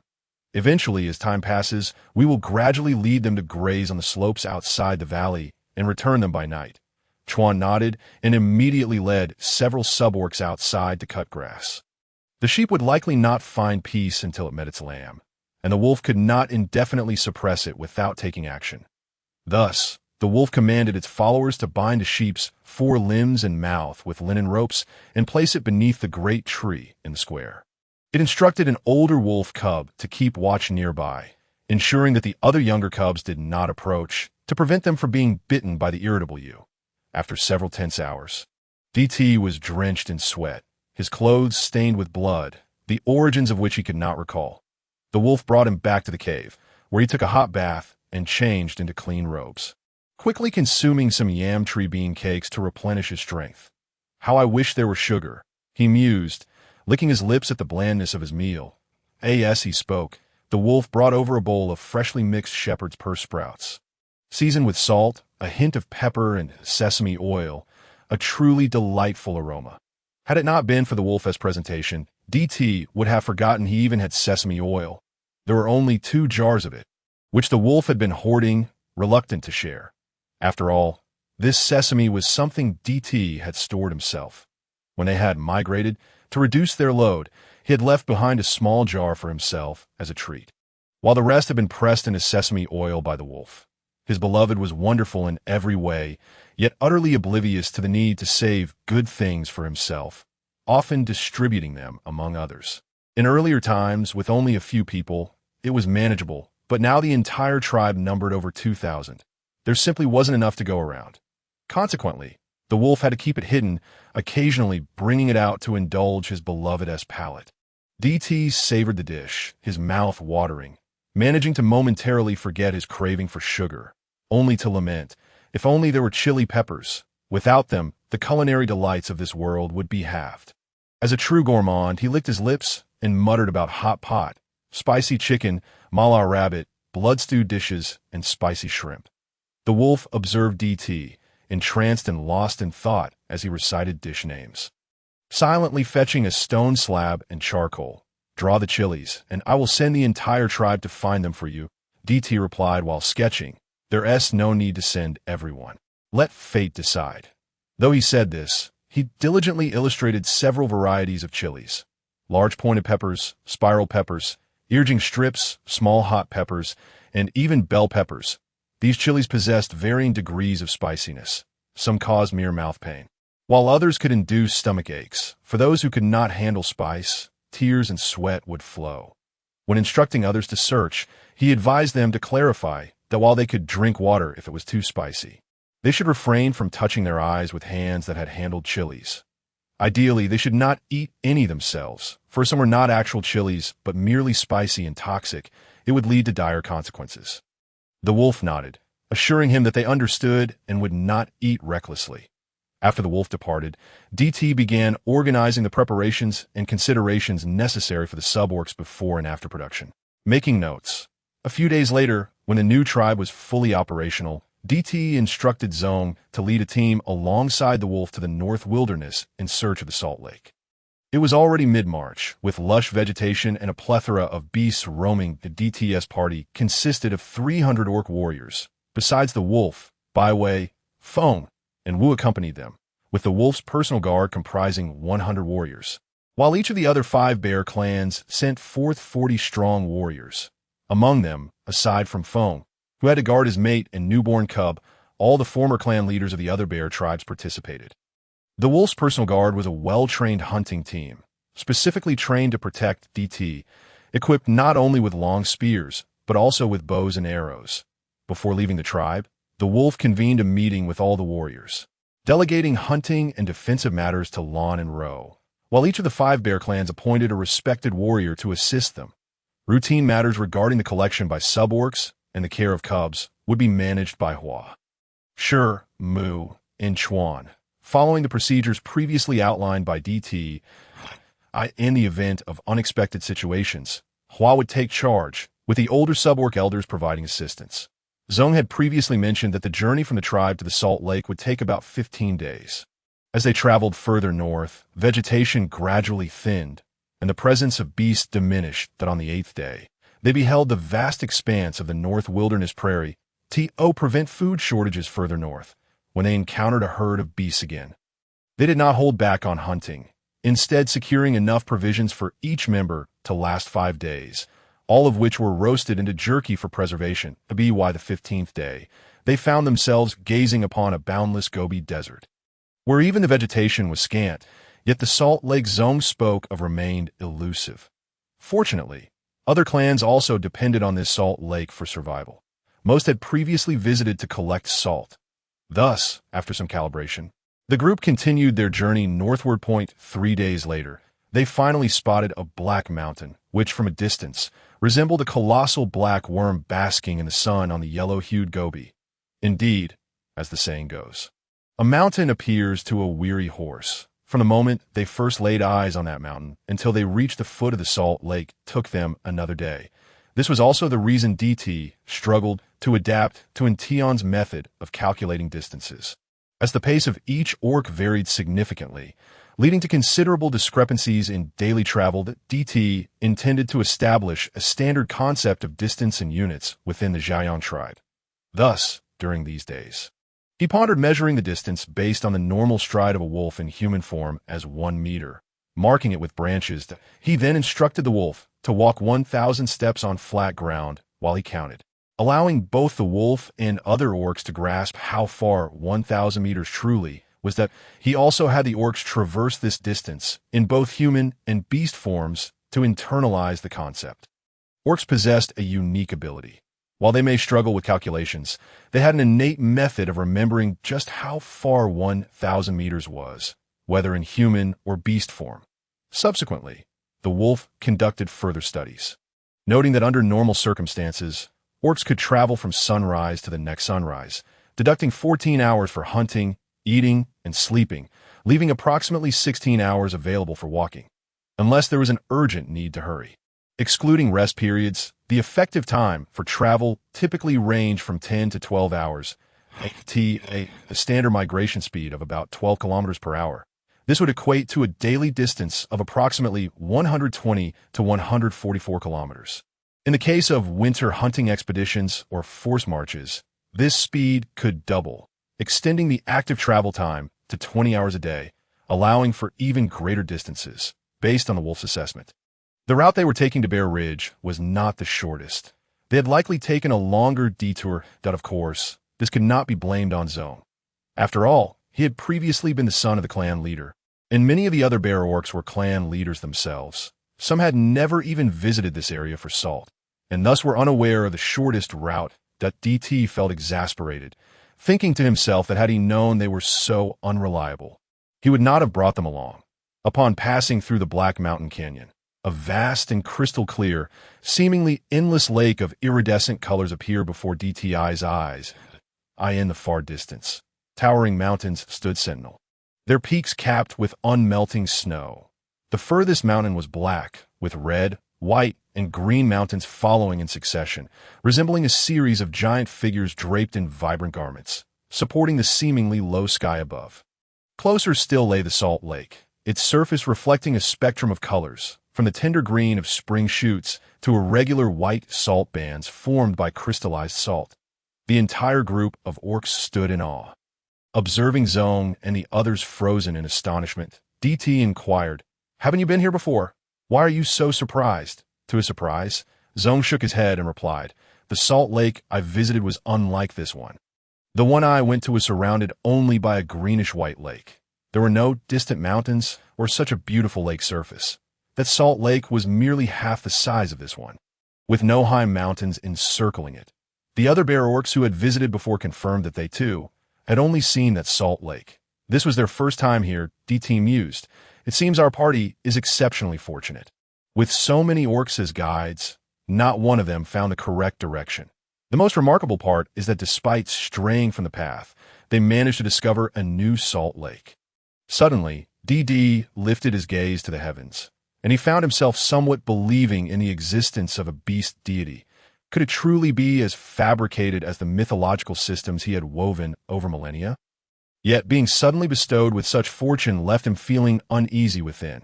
After a prolonged period of aimless thoughts, DD could not reach a conclusion, so he resolved that with salt now in hand, whether by coincidence or fate, it mattered not to dwell upon. Since they had come this far, there was no intention of returning empty-handed. He gently pinched a grain of salt between his fingers, examining it closely, yet refrained from hastily tasting it. The salt here was remarkably pure, with a high concentration. Both the lake and its banks were adorned with copious amounts of pristine salt crystals. There was no need to search for firewood to boil the salt. Wolf instructed the hunting party to disperse and patrol the surroundings, while simultaneously capturing a wild mouse at the foot of the Black Mountain. After feeding the salt crystals and brine to the mouse, DD directed Zone to keep watch over it, ensuring it received regular food and water for the next few days, as long as the mouse survived. It would indicate that the salt here was safe for consumption. Subsequently, Wolf assigned Wu and Foam to remain behind with the bear warriors while he took DD, by way, and a portion of the Wolf clan as guards to scout further along the salt lake.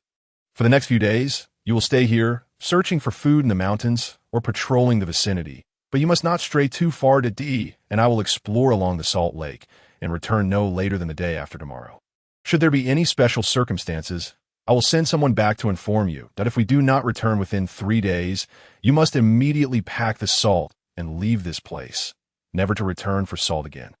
As Zong listened to Wolf's arrangements, his brows furrowed deeply. "Let us go together, or you could go alone and leave D behind." The other Bear Clan leaders readily agreed with Zong's suggestion. Xing Dao added, "Indeed, let us go together. If danger truly arises, with our presence, at least we can buy some time.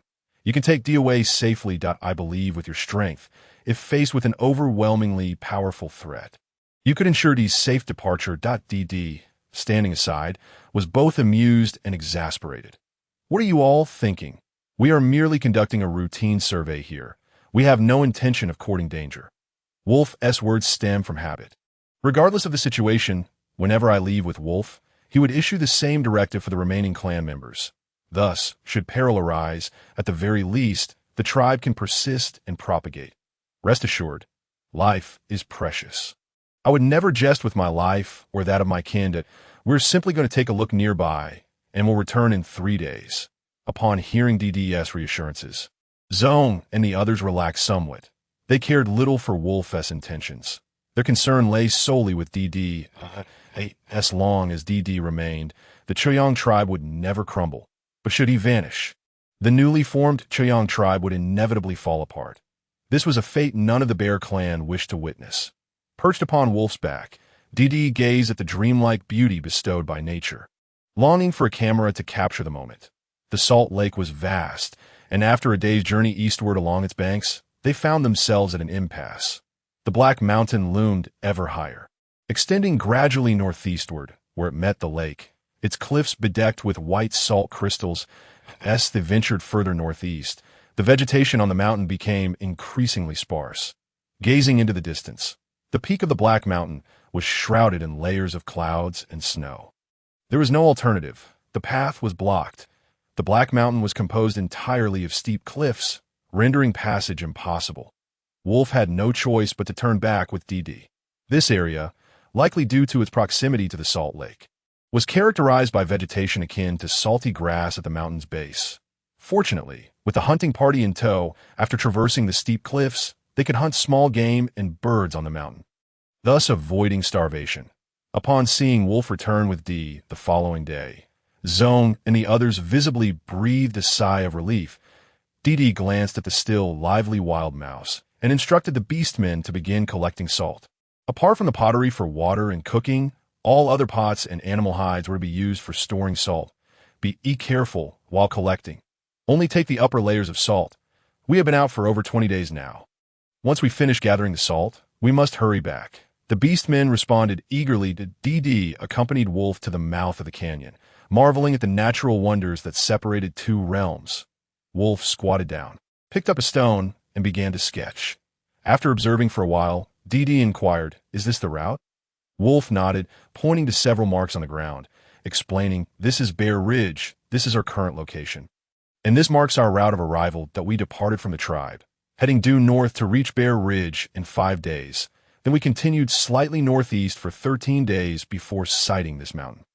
The final day was spent tracking back northward that if the salt lake with sand that Zone mentioned exists, it should lie along the route we took eastward.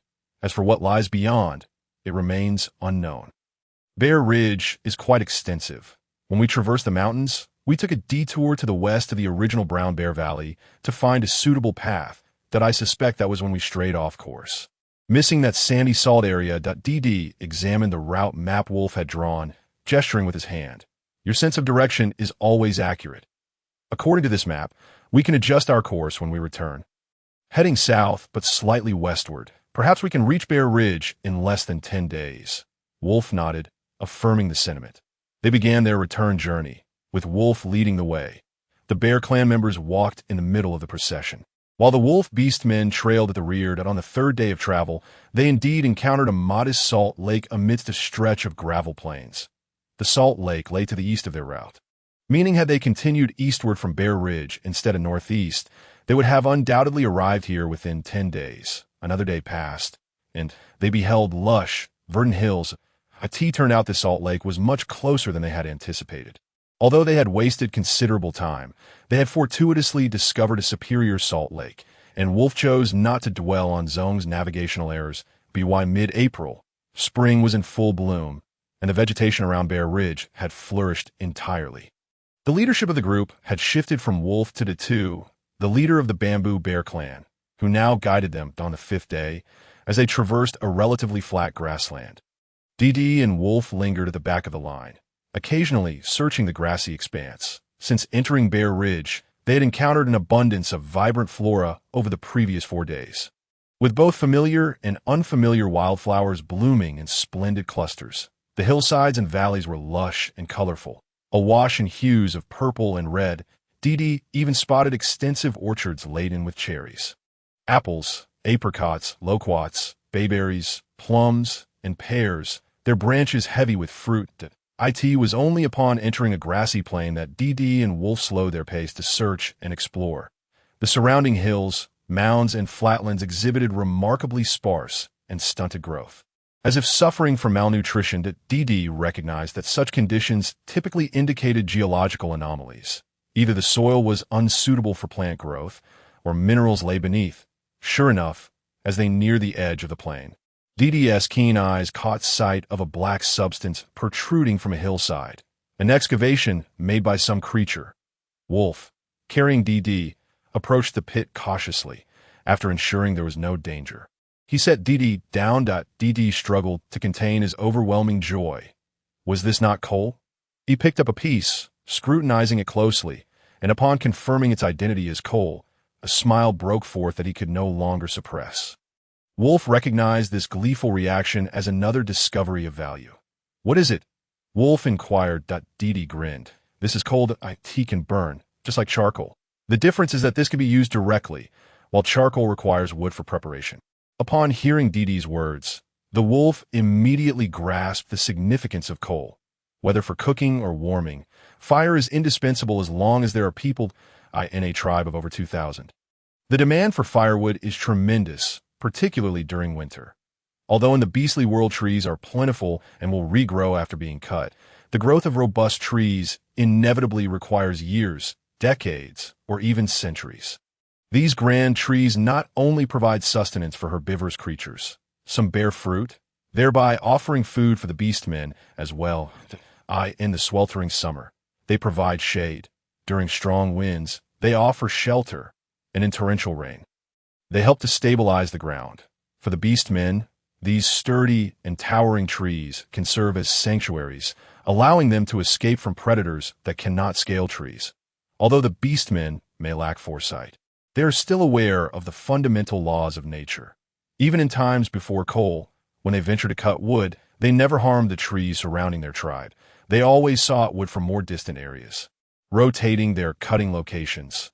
Additionally, they would utilize dead branches whenever possible, only resorting to cutting live trees when absolutely necessary. And even then, they would only remove redundant branches. Just like the wolves, they had only cut down a few whole trees when Deepening needed to construct sleds. Upon establishing the new tribe, they had also felled trees for the construction of pillars, all other times. Including when producing charcoal, they only removed tree branches rather than cutting down entire trees. Now, with the advent of coal, their use of fire has become significantly more convenient. Daitu proved to be far more reliable than Zone, and after 3 days of travel, he led everyone back home. This salt-gathering expedition stretched from mid-March to late April. When the tribe's beastmen caught sight of the wolves and DD, a jubilant cheer erupted among them. The wise shaman has returned. The chief is back. The news spread throughout the entire clan, and everyone awaited at the entrance of the valley to welcome their sage and chief. After being away for over a month, DD returned to find several new cubs in the tribe. Fortunately, the beastmen had managed to capture a dozen mother yellow sheep with their young, ensuring that the newborns did not suffer from a lack of milk. In truth, there have been instances in the past where beastmen forcibly took milk from mother beasts to feed their young. But typically, within just 2 days, the mothers would either self-destruct or starve to death. The beastmen had long been at a loss as to how to keep the mother beasts alive, but now they finally understood the reason. The vulnerability of the mother beasts lay in their newborns. As long as the young ones were alive, the mothers would not willingly perish. Once the mothers and their young adapted to the care of the beastmen, over time, even when the young grew and the mothers ceased to produce milk, they would no longer fear for their lives, realizing that the beastmen meant them no harm. That evening, a grand bonfire celebration took place in Chaoyang Valley. Despite his reluctance, for the sake of tribal harmony and the stability of the beastmen, DD ascended the high platform to assume the role of shaman. However, lacking any formal training in shamanic arts, he was unfamiliar with the incantations and blessings. Thus, to ensure the ceremony felt complete, he recited a passage from Lisa loudly from the elevated altar. After all, without translation, not even the beastmen, let alone modern individuals, would likely comprehend it. The incomprehensible is inherently mysterious. To amplify the grandeur of his poetic recitation during the sacrificial ceremony, DD even enlisted the wolves to craft a large drum and a long horn. During the day, he utilized the wolf's elite guard for the drum and horn performances, culminating in a remarkably successful outcome. Subsequently, DD voluntarily offered blessings for the newborn cubs. Naturally, he wouldn't disclose to others that his true intention was simply to cuddle the adorable beast cubs, one by one. DD cradled the tiny creatures in his arms, gently kissing their foreheads and playfully pinching their chubby little paws and ears, observing the curious cubs with their round, sparkling eyes gazing up at him and sniffing his scent with their tiny noses. DD's heart melted, and one can resist the allure of soft and adorable animal cubs. No one. That night, DD dreamt of being surrounded by the playful little ones, and his laughter in his sleep startled the wolves awake. The following day, the wolves selected 100 individuals from among the hunting beastmen and repurposed over 30 previously crafted mobile homes into open-top carts, officially commencing their coal mining venture. As spring neared its end and summer approached, DD had not ventured beyond the tribe since his salt-gathering expedition. Most days, the sub-beastmen and cubs would go out to forage, bringing back both familiar and unfamiliar herbs, fruits, and flowers for DD to identify. Daily, DD utilized the fruits collected by the sub-beastmen to create dried fruits or brew fruit wine. Notably, during the month DD and the wolves were away seeking salt, Lon discovered clay while fishing in the Western River. Thus, the tribe's pottery-making endeavors were reignited. Currently, the tribe operated under a communal system, with meals provided by the sub-beastmen in large communal pots. With an increase in population, the pottery was insufficient. Thus, some meals were prepared using stone pots. Clay pots were fragile, and those who used them were all skilled sub-beastmen of the wolf clan. Additionally, during mealtime, most of the wolf sub-beastmen and beastmen utilized ceramic bowls, and water vessels were also made of pottery. The bear clan beastmen and sub-beastmen envied this situation greatly. Despite their envy, no one would harbor jealousy or desire to possess their own pottery, as they were well aware of their status as peripheral tribesmen. In truth, it was not that DD was unwilling to share, but rather that he had not found the clay to create pottery. Now that clay was available and several kilns had been constructed. With coal and charcoal at hand, the production of pottery could recommence. Pottery is a core technology of the tribe, and those skilled in its creation are all part of the wolf clan as sub-beastmen. After the new kilns were fired up, the bear clan beastmen, though curious, did not approach to learn. They understood that if they performed well over the course of a year, they would officially become members of the Choyang tribe. Unauthorized learning of the tribe's core techniques without permission could jeopardize their entire clan status within the Choyang tribe, inciting resentment from others that, of course, these notions were merely their own thoughts that in reality. DD's earlier statements had been intended to instill a sense of awe and mystery, ensuring that the beastmen would not feel that joining the tribe was an easily attainable feat, thereby fostering an urgent desire to prove their loyalty to the tribe. Moreover, as they all lived within the same tribe, the beastmen were not foolish. Over time, they would inevitably discern certain subtleties.